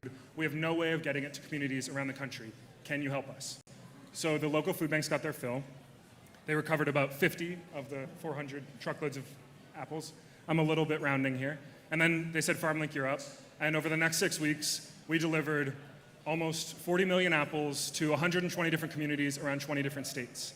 And it was 3 times larger than the largest moment of collective produce recovery that the food banking industry has ever taken on. And what that shows is that this industry is capable of so much more than it's historically been able to take on. So these huge moments of produce surplus, it's almost been a given for decades that that just goes to waste. And what we want to show with Feeding America, with the hundreds of non-Feeding America food banks, and the thousands of community-level organizations that can be a part of this as well, is if we can create the connectivity between all of them, the funds to get the food there, and the transportation to actually deliver it, that food will get there. And that is what we believe FarmLink's greatest purpose can be for this industry. It's amazing. Round of applause for that. To create this incredible opportunity, you needed folks like Mike. And Mike, I want to ask you what it will take to scale this work. Okay, so to scale this work, right? So and to give you an idea exactly what the scale was, right? We needed to move 350 truckloads of apples in about 5 weeks. Okay, if you just back the math out, we need to move about 10 loads a day. 10 loads is almost 500,000 pounds of apples. 500,000 pounds a day. Now, in the scheme of things for commercial ag, that is actually a small number, okay? So for commercial ag, it's like 10 loads a day, no problem. We'll do that by 9:30. Okay, now, to talk about the hunger fighting charity complex, specifically the food banks for a moment. The local food banks told the West Virginia Department of Ag, we'll take 3 loads a week. We needed to move 10 loads a day. So one of the beautiful principles of FarmLink is that we do not stop at the food bank. We go to those hunger fighting charities. We arrange distributions with them.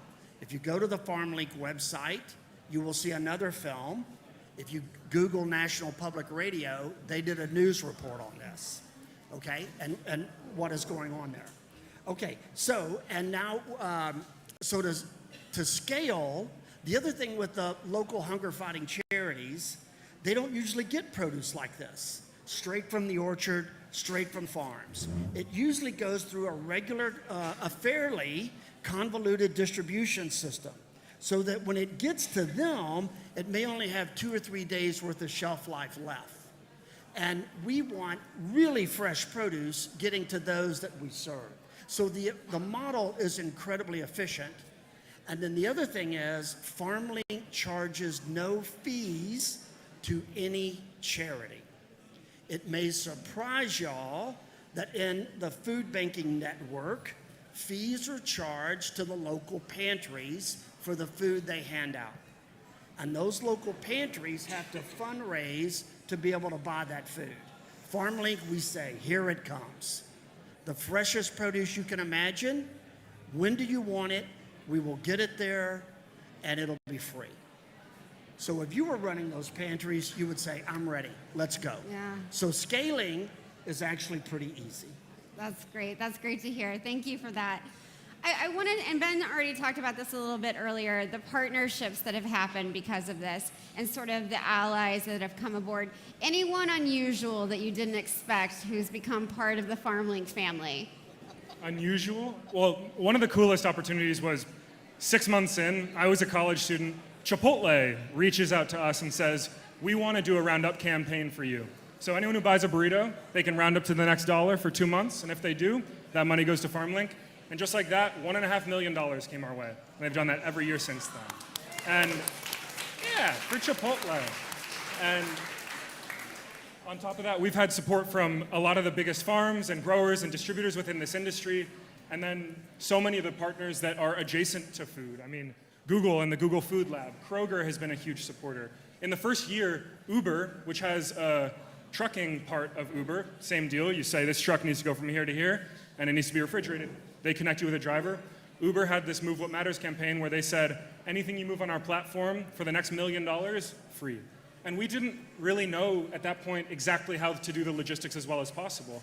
So it gave us this sandbox within which to learn a lot. And I think without a lot of those partners, seeing FarmLink, seeing the story that it was and the opportunity it could be, especially early on in the pandemic when so many people were just looking for something to cheer for. Sure. A bunch of kids taking on hunger was a pretty good bet. Yeah, absolutely. Please, you said, go. Okay, so I'm going to brag about the FarmLink folks real quick. They work with all the national charities and the international charities. Who are they? Salvation Army, World Vision, Feeding America, Feed the Children, Midwest Food Bank, Society of St. Andrews. So the young people at FarmLink are changing and for the positive and creating a very collaborative spirit amongst the hunger-fighting charities. And these hunger-fighting charities are starting to look beyond their silos. Thank you. Thank you so much. I want to talk about some of those big charities because, and so many of them, I love them. I love a lot of the folks who are working at big organizations in the anti-hunger space and the food recovery space.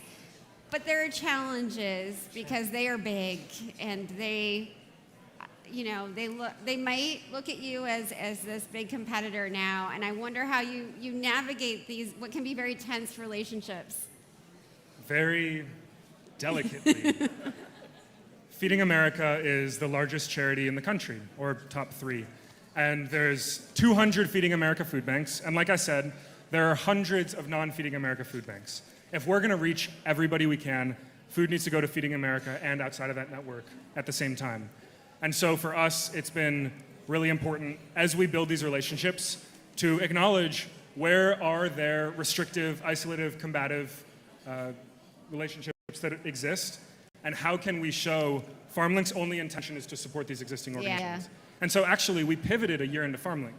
We were being given a lot of money at the start of the pandemic to buy food from farmers and then donate that to food banks.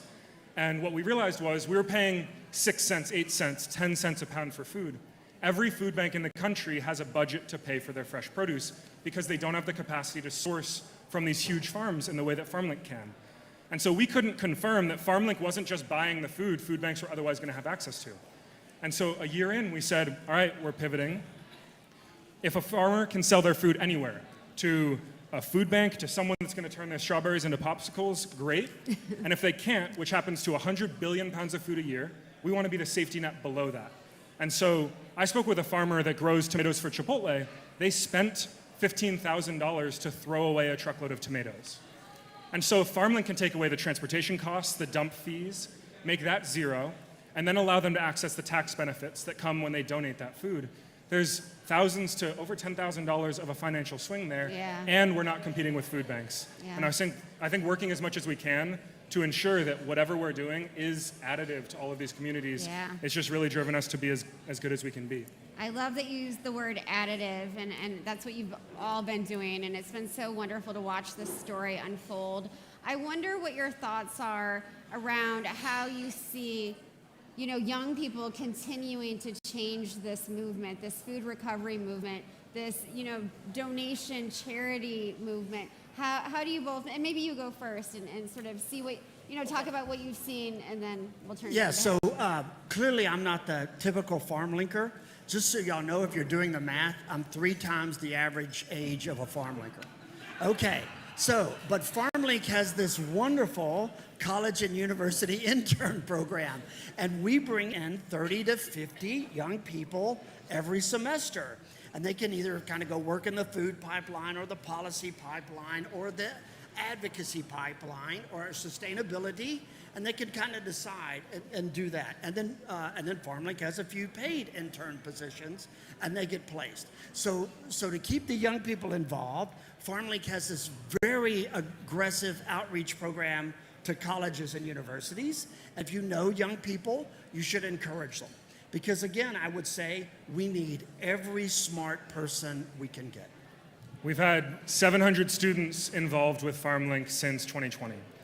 And thanks. And there's so many stories of students that said, I wanted to go do this, and now I'm going to do that, whether it's in sustainability or policy or food itself. And all of them now go into the world with a deeper understanding of climate and food and hunger and the needs and intricacies in between. Yeah. And we talk about a lot how we think the greatest legacy of FarmLink, beyond the food that we move, is going to be the impact that those hundreds and soon to be thousands of students are going to have being in the world, knowing how important and how much potential there is to make a change in this space. It's such an inspiration, and you've done so much good work to inspire other young people. I'm wondering what advice you have for them. I mean, you sort of described it, but what advice do you both have for young people who are, maybe it's not food recovery, maybe it's another issue that they feel very passionately about in food and agriculture. What's your advice to just, get started? I can go. We revisited FarmLink's values a few months ago, and this was a long process. The whole point is to come to something that actually feels like it was built by the team, and so it naturally took us forever. But the first one is Forever Students, and the whole premise around that is we asked so many questions at the start of FarmLink, and the most common question was just why? Because we knew nothing, and a lot of the things that didn't initially make sense to us, we asked why. And the conclusion we came to is that that's the way it's always been, should never be an answer to the question why. Yeah. And often, the greatest solutions and the strongest ideas that FarmLink came up with came when someone in the industry said, well, that's the way it's always been. And focusing on those areas were the places we started and the places we continue to dive deeper into. I love it. Keep asking why. Mike, I feel like you're underplaying your role here a little bit. Mike always talks about FarmLink and says, you guys or these young kids. Because I'm not young anymore, obviously. But I do want to say that mentors played such a huge role in my life, and I'm forever, ever grateful to them. And I want to talk to you a little bit about that. You're gaining so much being a mentor. I'm gonna cry. You're gaining so much being a mentor, I'm sure, but you're giving so much back to these wonderful young folks. Can I just say before Mike answers, I had to be in Texas for a few different events last March, and Mike said, come live on my ranch, and in 3 weeks I'll teach you what it would take to learn in a year in ag school. And he had me, I'd love it to give a round of applause to Mike.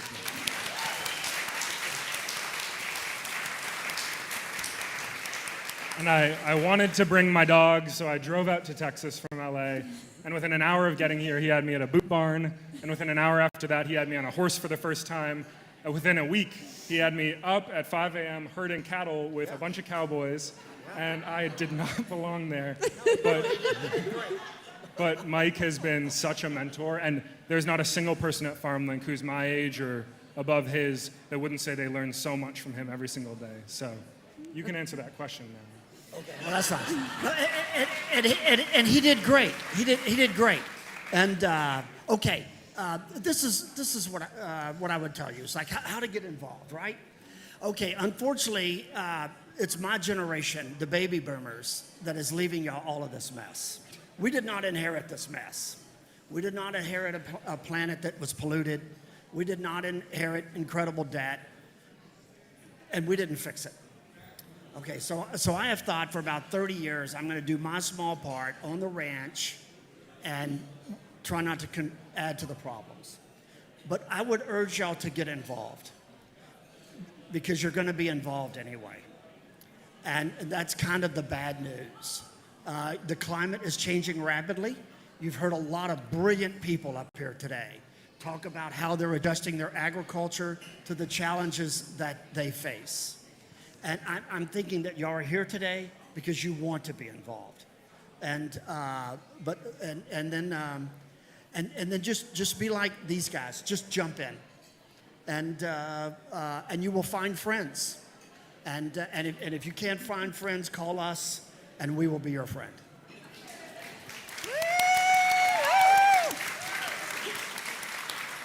I don't know what else more to say. These people inspire me more than I can ever tell you. I am so proud of just knowing you both and the work that you've been able to do over the last several years. Thank you for being here. Thank you for sharing abundance with us.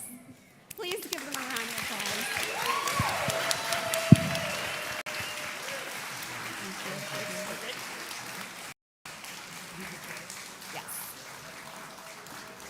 So we just have a couple more panels before we have a full screening of the documentary Common Ground, which you heard a little bit about earlier, followed by a discussion with the filmmakers behind it. So please stay with us. There's food, there's drink. You really can't leave. I won't let you. I'll stop you. There's cocktails, everyone, cocktails. I want to thank some of our other in-kind partners for making this reception possible, including Swig Cheese House, Nyman Ranch, Tarali, Simply, Farmhouse Delivery, Riverence Trout, Beans' House, Certified Origins, Wyman's Makers, Mark, everyone, and Bonterra Organic Vineyards. Please give it up for all of these companies and their amazing staff who have made today possible. You've been hydrated, you've been fed. I can't thank them enough for being here. We're now going to have a fireside chat about how we nourish the next generation of eaters in a way that heals both people and the planet. It is my distinct pleasure, and I love this woman so much, and I always mess up her name, and she can physically harm me on stage. But Dr. Shata Chakraborty is the CEO of We Don't Have Time North America. She is a heroine, everyone, so please check out We Don't Have Time. They are doing great work. And joining her for the panel, please welcome Oliver and Simon English, the filmmakers behind the new documentary, Feeding Tomorrow, which was released at the end of January. And while they're settling in and I get off the stage, you get to see a trailer of the film. Thank you, everyone.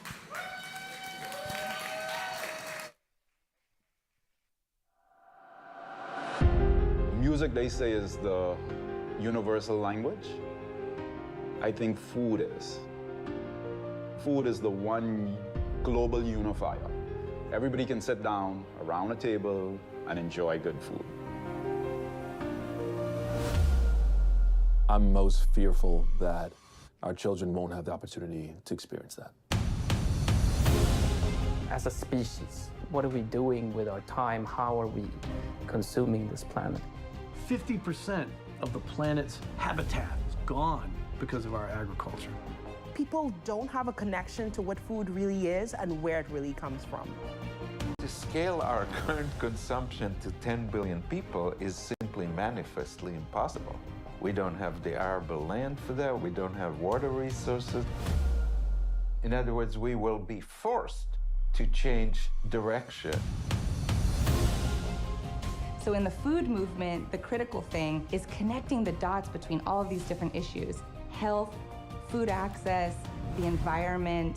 This system over here is going to produce food, fuels, medicines, and fibers in perpetuity forever, while increasing the fertility of the soil, increasing the biodiversity. And do you hear the toads creaking off in the background? I hope you do. And the toads are eating my pests.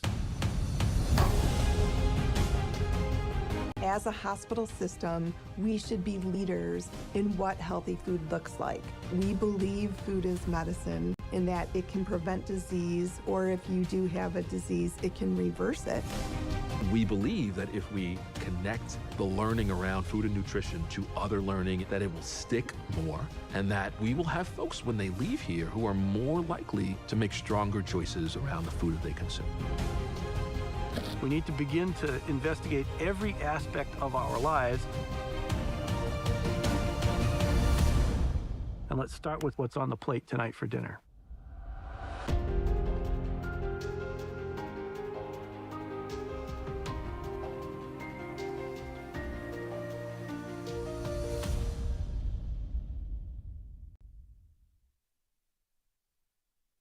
Thank you for making it to the end of Food Tank's evening, an all day of programming on all things food. It's amazing to see you all bring the energy. We're about to close out with an amazing panel. I am so thrilled to have with me Brothers English. I don't think I've described you as Brothers English. I say it in my head a lot, and I say it to friends. Our mom calls us that. And okay, oh great, awesome. Just like your mom, I'm just like your mom. So A much cooler version. we have Oliver, who's a filmmaker, chef, and food advocate. And we have Simon, who is a film director, editor, and cinematographer.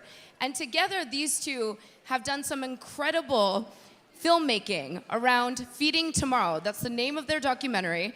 The reason I was so excited about moderating this panel in particular is because I had the privilege of actually talking to these two just before the launch of this film, before Sundance Film Festival, at Sundance Film Festival, and the documentary launched shortly thereafter. So what I would like to do to bridge the conversation from then to now is to actually start at the end of it a little bit.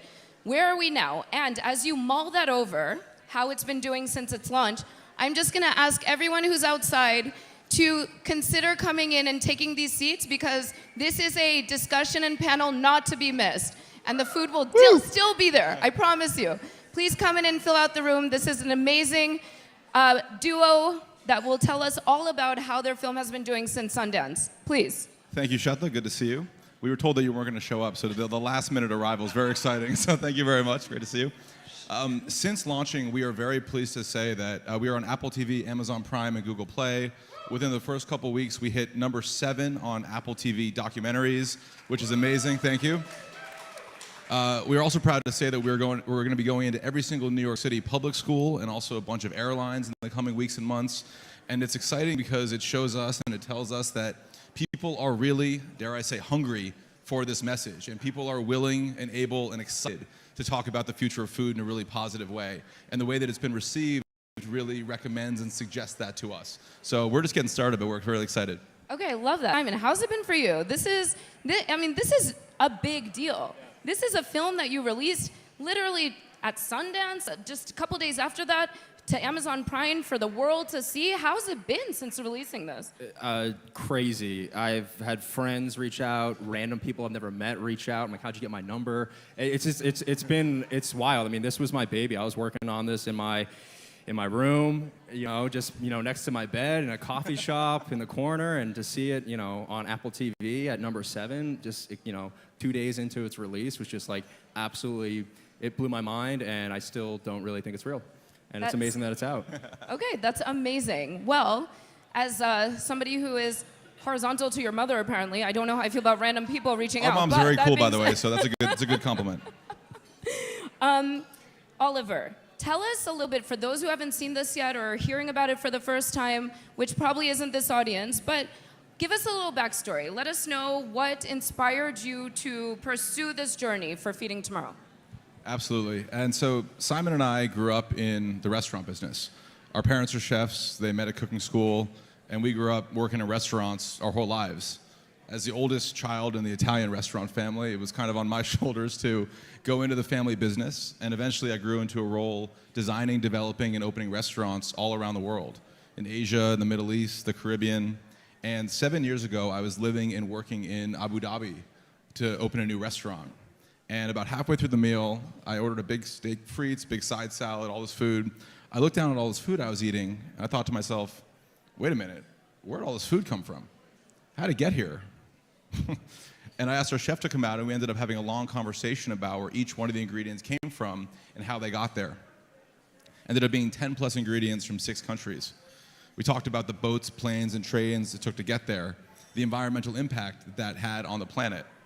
And after this whole conversation, I realized that I never asked the question, where does food come from? Despite having this whole background in food in the restaurant business. And I realized in that moment that I was so incredibly disconnected. And I got back to New York and I started asking some friends, like, hey guys, where do you think the blueberries are from? And the answer was, oh, the grocery store. And I was like, there is a bigger disconnect here. A few months later, I was down in the Bahamas opening another restaurant, and I sought out a local farmer to get produce for the restaurant. And I ended up meeting this amazing farmer named Sakane, who had a love and passion and joy for food and farming. He shared with me that the weather patterns he grew up with are so different from the ones today that he doesn't know what to plant, that he was one of the first people in his family to go plant-based and one of the only ones to not develop a chronic disease. And we looked in the distance, we saw trash fires. I said, Sakani, what's that? He said, there used to be 12,000 farms in the Bahamas, now there are 1,200. Everything is industrialized in the US, shipped in on styrofoam, wrapped in plastic. They send it to the landfill and they burn it. And despite all these challenges he was facing, he had a joy and a passion for food and a deep understanding of how deeply interconnected our food system is with all aspects of our lives. And I was so inspired by meeting him that I called Simon, who was at the New York Film Academy, and he goes, let's film an interview with him. I was like, I have no idea how to do that. I don't even know where to start. What do you mean? And Simon, in his wisdom, said, we'll figure it out. I know how to do it. And we started filming interviews with farmers. And we were so blown away, and we thought, more people need to meet farmers. Why aren't farmers the celebrities in our society? And what role does our food system play in solving the interconnected challenges we face, from health to our environment to society at large? And that was the beginning of Feeding Tomorrow, and that was 7 years ago, and we haven't looked back since. Okay, well, last time I asked, that's incredible, thank you for sharing that firstly. Last time I asked Simon what it's like working with his brother, and I don't think I gave Oliver fair, ample time to respond, so I'm gonna switch it. So you can think about your response, Oliver, while I come to Simon first, and I'm gonna ask you, there were so many stories you could have told as a filmmaker, and obviously we understand the backstory a little bit, but tell us from your perspective why you chose food, and really why you chose the nexus of food and health, and really where the last name that everybody's scratching their heads if they don't know kind of tends to come from, which explains also your relationship to food from such an early age. Your entire family has been really involved and engaged in this, so you've really had that privilege of firsthand experience. How did all of that inform you and your journey to making this documentary? Oh boy. I think I said this last time we spoke, but when I was in the 5th grade, I saw the film An Inconvenient Truth. And that was like one of the first times I really realized that the grown-ups weren't taking care of the planet in the way that I thought they were. And I really, since that day in the 5th grade, the climate anxiety I've felt and the hopelessness I've felt and the hopelessness that a lot of people in my generation feel just so overwhelming that I knew that I had to do something. I couldn't just sit in that anxiety. So I've always loved filmmaking. I was making films with my friends. It's the classic story. I was playing with my dad's VHS camera and, playing with army men and, setting them up and reenacting movies. And I had a camera and I was in a lot of kitchens and it seemed like the very natural step. And I knew that food has such an incredible impact on our environment and it also can be used as a vehicle to fix climate change. It was just a very natural and organic, yeah. So. And your dad was cool with that? What? Your dad was cool with that? My dad was very cool with it. Yeah, Right. yeah. Cool dad. Cool dad. For so many yeah. reasons. Yeah. Oliver, what was it Shut like up. working? What was it like working with your brother? Oh man, I feel honored and privileged every day to be able to work with my brother. And people ask us this all the time, and the truth is that we have very, very complementary skill sets. If you were to look at it from a restaurant perspective, as we might, I am the front of house and Simon is the back of house. And together, we create this sort of creative energy and force that we share a common vision and a common mission, but we do completely different things. I can barely even turn on a camera, to be honest with you.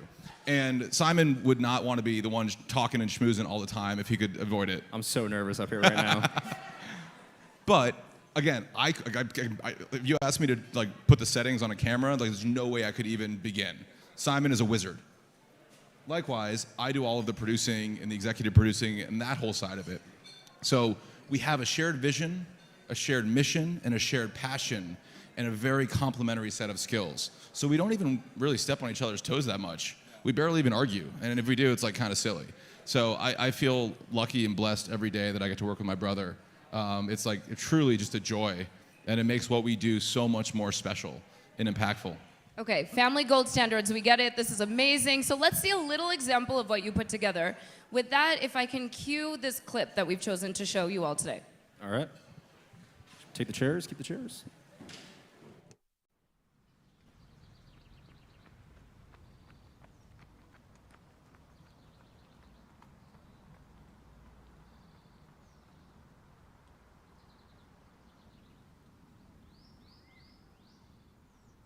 My dad was diagnosed in 2002. The wonderful medical team who took care of him cautioned, that he may not see my daughter's kindergarten graduation.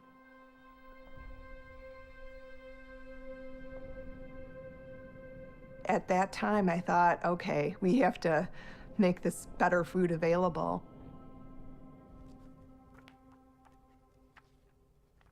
I began researching like crazy, looking at all the pathways, particularly to pancreatic cancer. What gene expressions can you impact with food?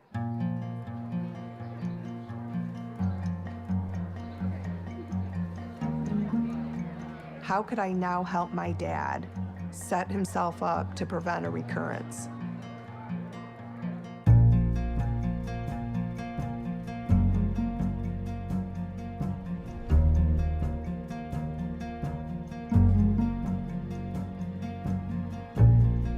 We came up with a list of foods that we knew can definitely impact the outcomes. For cancer, many of the foods were exactly the same as what fuels elite athletes.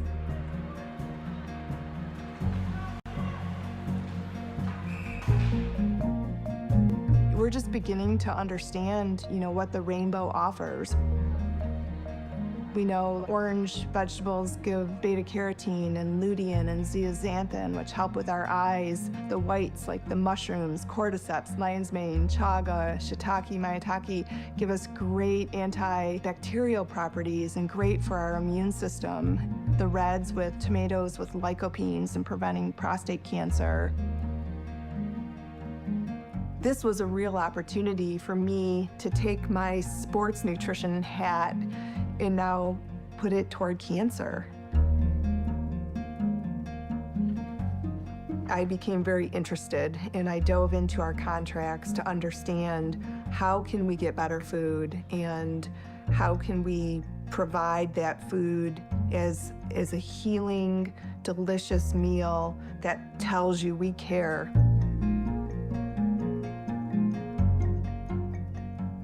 St. Joe sits on 365 acres here in Ann Arbor, Michigan, and we asked if we could take 25 of those acres and return them back to farmland.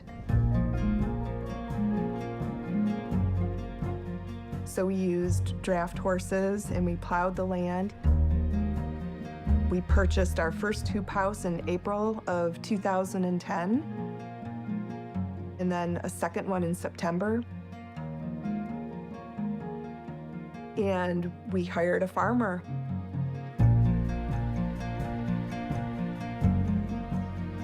We were the first hospital in the United States to have a farm that paid a farmer living wages, and we are able to connect that food that we grow to our patients.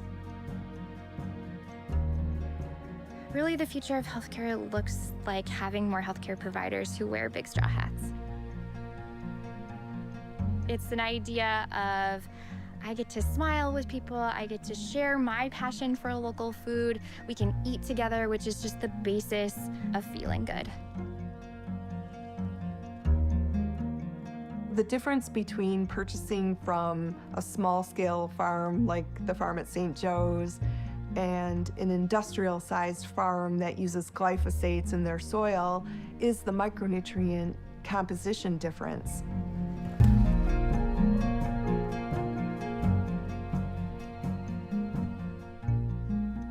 Having a farm on a hospital campus definitely speaks to who we are, that we are going to walk the talk, that we believe food is medicine and that it can prevent disease, or if you do have a disease, it can reverse it.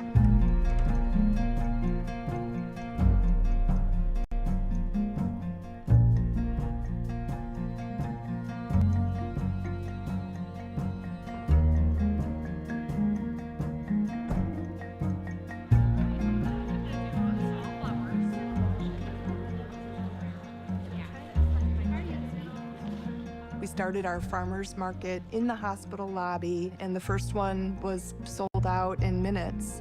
So there was a demand there. You know, our employees were very responsive to letting food be medicine and learning about the basic tenets of how to heal and how to get better.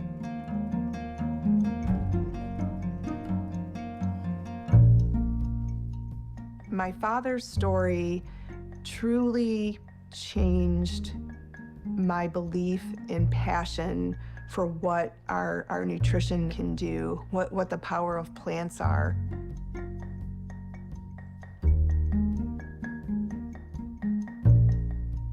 I'm so passionate about it because I've been at the Olympic Games where athletes have won gold.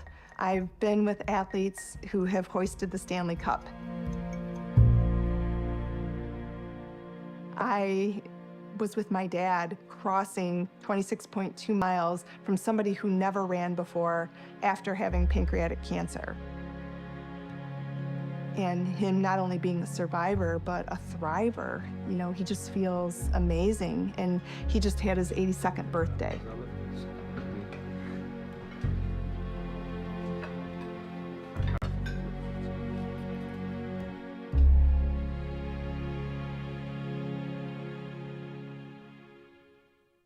All right.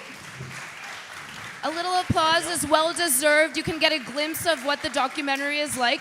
How many of you have seen the documentary? Let's see a show of hands.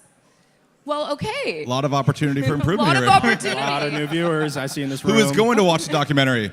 Hey, that's what I'm talking about. Yeah. Who's going to tell all their friends about it? Hey, there we go. Don't do another one. Now we're talking. Where are all the places That's you can enough. watch it? Let's just plug that while we're Apple on the topic. Okay, well, Apple TV, Amazon Prime, and Google Play. Prime Video. Prime Video. Okay, so we saw a segment, and you're in for a treat when you watch the rest of the documentary. I was able to finally watch the whole thing too, and there's so many things I want to give away, but I will restrain myself. But we can talk about this, right? So why did you choose this segment in particular to share with this audience? Yeah. I think when we started this documentary, you know, we were asking a lot of questions, and we were wondering, with all of these challenges we face, health epidemics, climate change, environmental destruction, inequality, is it some like future technology that we haven't yet discovered that's going to save us? Is it some future pill? Like, what is it? And what we realized in making this film is that we have all the solutions already. We know how to fix agriculture. We know how to provide healthy, nutritious food to members of all communities. We know how to improve healthy food access and healthy food justice through providing food through school programs. And this clip proves that. This school farm is not rocket science. Everyone's heard the phrase, you know, let thy food be thy medicine. And that has been true in cultures and amongst people for hundreds of years, thousands of years, all around the world. And this farm, again, not rocket science, a smallholder, organic, regenerative farm on the grounds of a hospital, providing nutrient-dense food for members of this hospital, helping to heal cancer and other ailments. This is powerful. This is real. This has been there for years. So many of the challenges that we face already have working solutions. And our goal and our vision and our mission in sharing this film was to show all of us that we already have the solutions. Now we need to scale the solutions. We need the food and the food system and the solutions that we talk about to be at the forefront of every conversation in schools, in the policy conversation, at restaurants, throughout society. And so what we're trying to do is to create mass systemic awareness so that everybody in this room and everyone that we're talking to is talking about food and the food system as the most powerful vehicle for change that we have right now on this planet, from an environmental perspective, from a health perspective, and from a societal perspective. And a hospital farm in the Midwest is just one example that we talk about of the solutions that we have already. It's so smart. Go ahead, Simon. And what he said, that was He concurs. Good. like watching the clock go down. I'm like, We got time, don't worry.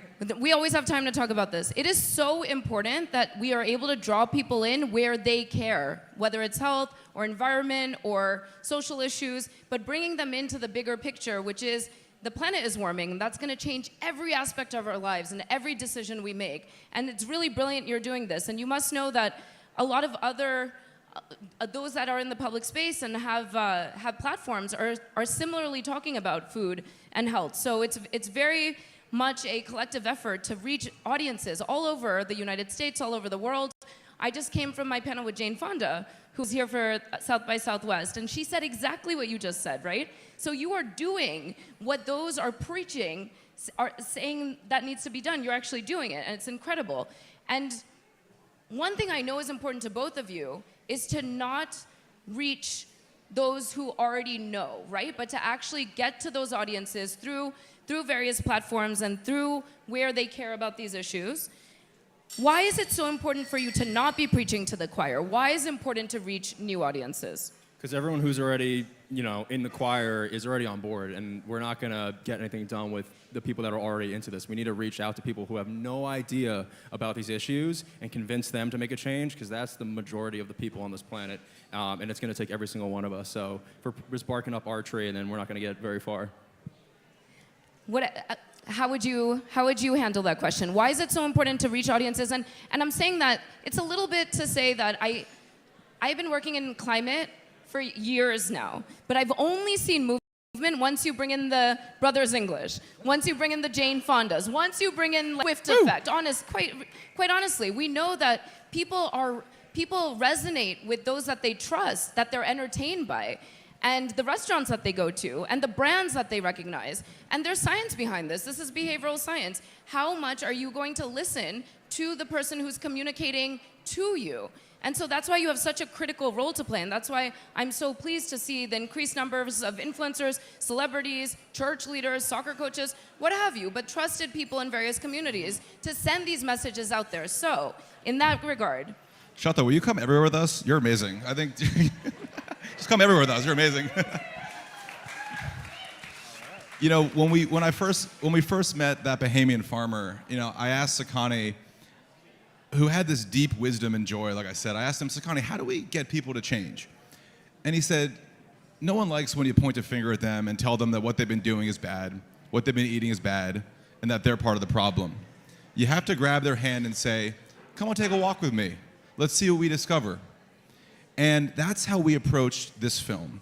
We actively avoided topics and subjects that people were just going to immediately turn off and shut off by. We realized that filmmaking is a powerful source of soft power. And hard power is when you get people to change by force. You point a gun at them, you have more money, more weapons, more guns, and it's by way of force. Soft power, like the restaurant business, is showing people a better, alternative, happier, healthier, more equitable way of being, and making them feel like they want to change because of a new, better way of thinking and being. That's why films are so powerful in this movement. That's why restaurants and hospitality are so powerful in this movement. They have the capacity to plant the seed, forgive my food puns, I say a lot of them. They have the ability to plant the seed, show people a different way of being, and instill in them the possibility, the idea that they want to be part of that change. Not because they're told to, but because they want to. Because they have a parent or a child who is experiencing diabetes or obesity, or they have a parent or child who has had cancer, or they have seen environmental destruction in their own neighborhood. They have seen these challenges up front and say, there is a new way, there is a better way, and I want to be part of that change. So this is going to take all of us, and that's what this movement's about. Okay, so I've asked you this before, so I already kind of know the answer in advance. But I'm going to take it a little bit further and challenge you to think about what surprised you in the making of this documentary. No, so not what did you learn through the making of this, because of course you're going to put the assumption for it, you are going to learn something. The whole point of this was to explore human behavior and what makes people tick and how to really message in a way that resonates so people come on board and they care about the food that they're eating and the bigger picture of climate. But what surprised you? I'm sure there's some surprises here. Maybe some you're not allowed to talk about, but have another glass of wine and maybe we'll come back to it. I've had enough, thank you. I'll kick it off. Man, I think what surprised me is that, it's not as if the people in our film started with a tremendous amount of resources. They didn't start with huge amounts of money or huge grants or trust funds. These are people who, in their small corner of the world, in their schools, in their hospitals, in their farms, went out and said, the system is broken, and I'm gonna go ahead and create a new model that works. I'm gonna go ahead with the limited resources that I have and show people that there is a different way to grow food in holistic regenerative systems. We're gonna show people that there is a new way to think about holistic health by building hospital farms. There is a new way to think about education, where you bring in healthy local food from regenerative farms in the region, where you teach nutrition and you have scratch kitchen programs. And that to me is deeply, deeply inspiring. Because what it says is, all of us have tremendous power in our daily lives through the companies we work at, through the food that we purchase, through how we vote with our dollar and how we vote with our vote to make a positive change in the world. And no one's coming to save us. No one's coming to save us. However, when all of us stand up as a united voice and decide that we're gonna go ahead and make a change in our community, in our company, then that is a powerful truth. And that surprised me. What surprised me is the individual power that we all have to make change and the collective power that we all have to make change. Faith in humans. Okay. What surprised you? You had a few minutes I to think shouldn't have about let it. him go first. Like, shoot, he's hitting all the things I was gonna say. Yeah, I mean, just the ability of these amazing people, like these people in our film, and when you watch it, which you will, these people are doing these amazing things, camera on or camera off, and they've been doing it for 30 plus years before we even showed up. So just like the breadth of amazing people who are really just who really care and are actually getting up out of bed and trying to make the world better. It's just so inspiring, and it's just like, like Oliver said, no one's gonna save us except ourselves. So I was just so surprised by how amazing everyone was. Okay, so it's incredible that people have humanity, that they're willing to put in the work, that they're willing to learn, they're willing to do their part to overcome some of the big challenges we have, big global challenges we have around food security and health and all of the different places that a warming planet creates nexus. What do you hope the audience will take away from all of this? The power of one. Mark Shepard, the main farmer in our film, we asked every person in this film, all right, I like it. We asked every person in this film, how do you make change? And Mark Shepard, the main farmer in our says, quote, to emphasize my point, thank you. He says, quote, believe in the power of one. Believe in the power of one. And a quick story, when I was working in the restaurant business, we had this rule. And an older manager told me about it when I was a little bit younger, and he said, if someone comes in and makes a comment, why'd you take the salmon off the menu? Why do you still have plastic straws? Whatever it was. We assumed that maybe 15 to 20 people were thinking it.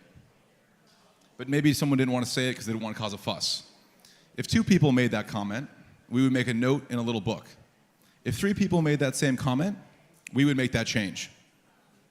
And we, as a small business, we grew up in a family restaurant business, if we as a business depended on our consumers for our survival, grocery stores depend on their consumers, politicians respond to and eventually listen to their constituents, and even big corporations eventually listen to consumers if there are enough people saying, we want to do things differently.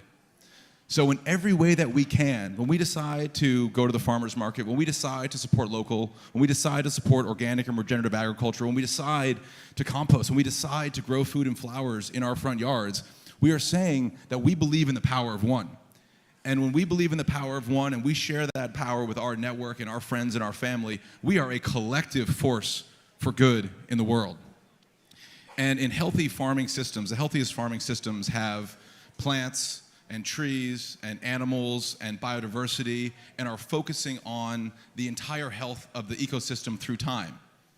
And what I love about Food Tank, and I've told this to Danny and Bernie and Kenzie and the whole team and Shutta, is that the people in this room represent an ecosystem. The people in this room, farmers, environmentalists, filmmakers, entrepreneurs, people who love food, we are a collective ecosystem. And we grow together when our voice is united. So when we stand up and in the small way that we can in our corner of the world decide to support a food system that is healthier and more regenerative, we can create a massive, massive momentum of change. Massive. So believe in the power of one. Believe in the power of one. Okay, I'm gonna ask Simon this first, and then I'm gonna go to you, Oliver. I get so nervous when you say my You name. have a friend in me, or a mom, whatever. Anyway. Just don't ask me to edit anything or film anything ever. What do you got? What do we got? So, I'm I'm a behavioral scientist. We've been down this road before, and I can't help but ask this line of questioning because it's about communicating, obviously. I'm a big fan of communication and using various vehicles for communicating, whether it's broadcast, whether it's audio, whether it's visual, all of the above, right? We need to reach people through various means. Now, how do you measure impact, though? I get asked this all the time, so I need to know your answers so I can steal them. We need to know how you are sure that you're succeeding, and maybe you're not, and that's okay to just be authentic about what challenges you're facing in that, and then maybe we can collectively figure out how to address that. But how do you measure impact? Let's start with that. Okay, cool. How I measure impact, I mean, okay, the grocery store I go to back in Venice, it is Venice, California, so it's a small microcosm of whatever.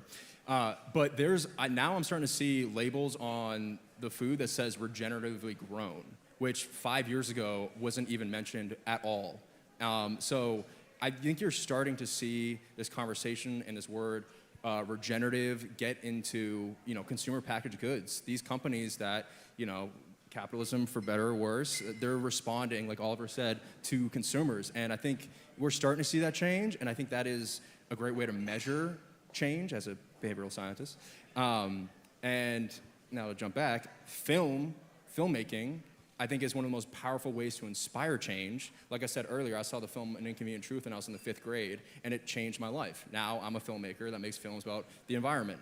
And now people here are seeing films about the environment, and they're asking questions, and then they're gonna demand from companies, where's the regenerative logo? Where is this food growing? So film has the power to change people, and people have the power to change the world that we're living in. Nice, you're going first from now on. What? Yeah, I know. Watch him, he's kicking himself right now. Over to you. Measuring impact is sort of the biggest thing here, and I think the impact that we need to see and the scale that we need to see it at, we need both bottom-up and top-down change. From the top down, we need to ultimately impact the federal farm bill to support organic, regenerative farming, to support healthy school programs and healthy lunches that actually are nutrient dense and nourish the children of America and around the world. We're not quite there yet, but through systemic awareness, through our film, through our friends at Common Ground, and other amazing films that are out there right now in the world, we can start to create, and we are starting to create, a mass systemic awareness so that every time one of us goes to vote for a local politician, statewide politician, or national politician, the food system better be part of their conversation. And if it's not, raise your hand and say, excuse me, ma'am, sir, whoever, why aren't we talking about this? And on the local level, we measure it district by district, school by school. A couple years ago, we started to build a regenerative school farm at a public middle school in Santa Monica. And we hired a farmer. And it's the biggest school farm in the district. And every single kid who goes to that school, and we built the school because the principal saw the film and understood the premise and the power of these ideas. Every single kid who goes to that school now spends time outside on the farm learning about biodiversity and carbon sequestration and where food comes from. The scraps from the cafeteria from that school are now brought to the outside compost, returned to soil, and used to grow more food. And we have parents on a daily basis come to us and say, thank you so much. My child never used to eat kale. My child couldn't get them to eat green beans at Thanksgiving. Now I can't get them to stop. And by the way, here's the compost. So that's how we measure impact. And we can't be satisfied with that yet. The true test of where we need to go is going to be our ability to alter the farm bill at the national level. But also, we believe deeply that Feeding Tomorrow is about making sure that every school, in every community, in every part of the country, in every part of the world has a school farm, has a school garden, and the school farm and garden is integrated into the core curriculum. So kids are learning about where food comes from, how it grows, and that's how we begin to solve the interconnected challenge of health, environmental, and social inequality throughout the country. That's what it's about. Amazing. Let's give a huge round of applause to the Brothers English. I like that. No, brother's English is good. promise I'll stop You're good, doing that. Shanta. I'm just going to pick up on one call to action that Oliver said. If you care about food and the climate, you know what you need to do come November and all the way down the ballot. We need to make sure climate and food stays top of mind for our policymakers and decision makers that are going to determine our collective future. So with that, thank you so much for your attention. Thank you, everybody. Thank you, Shanta.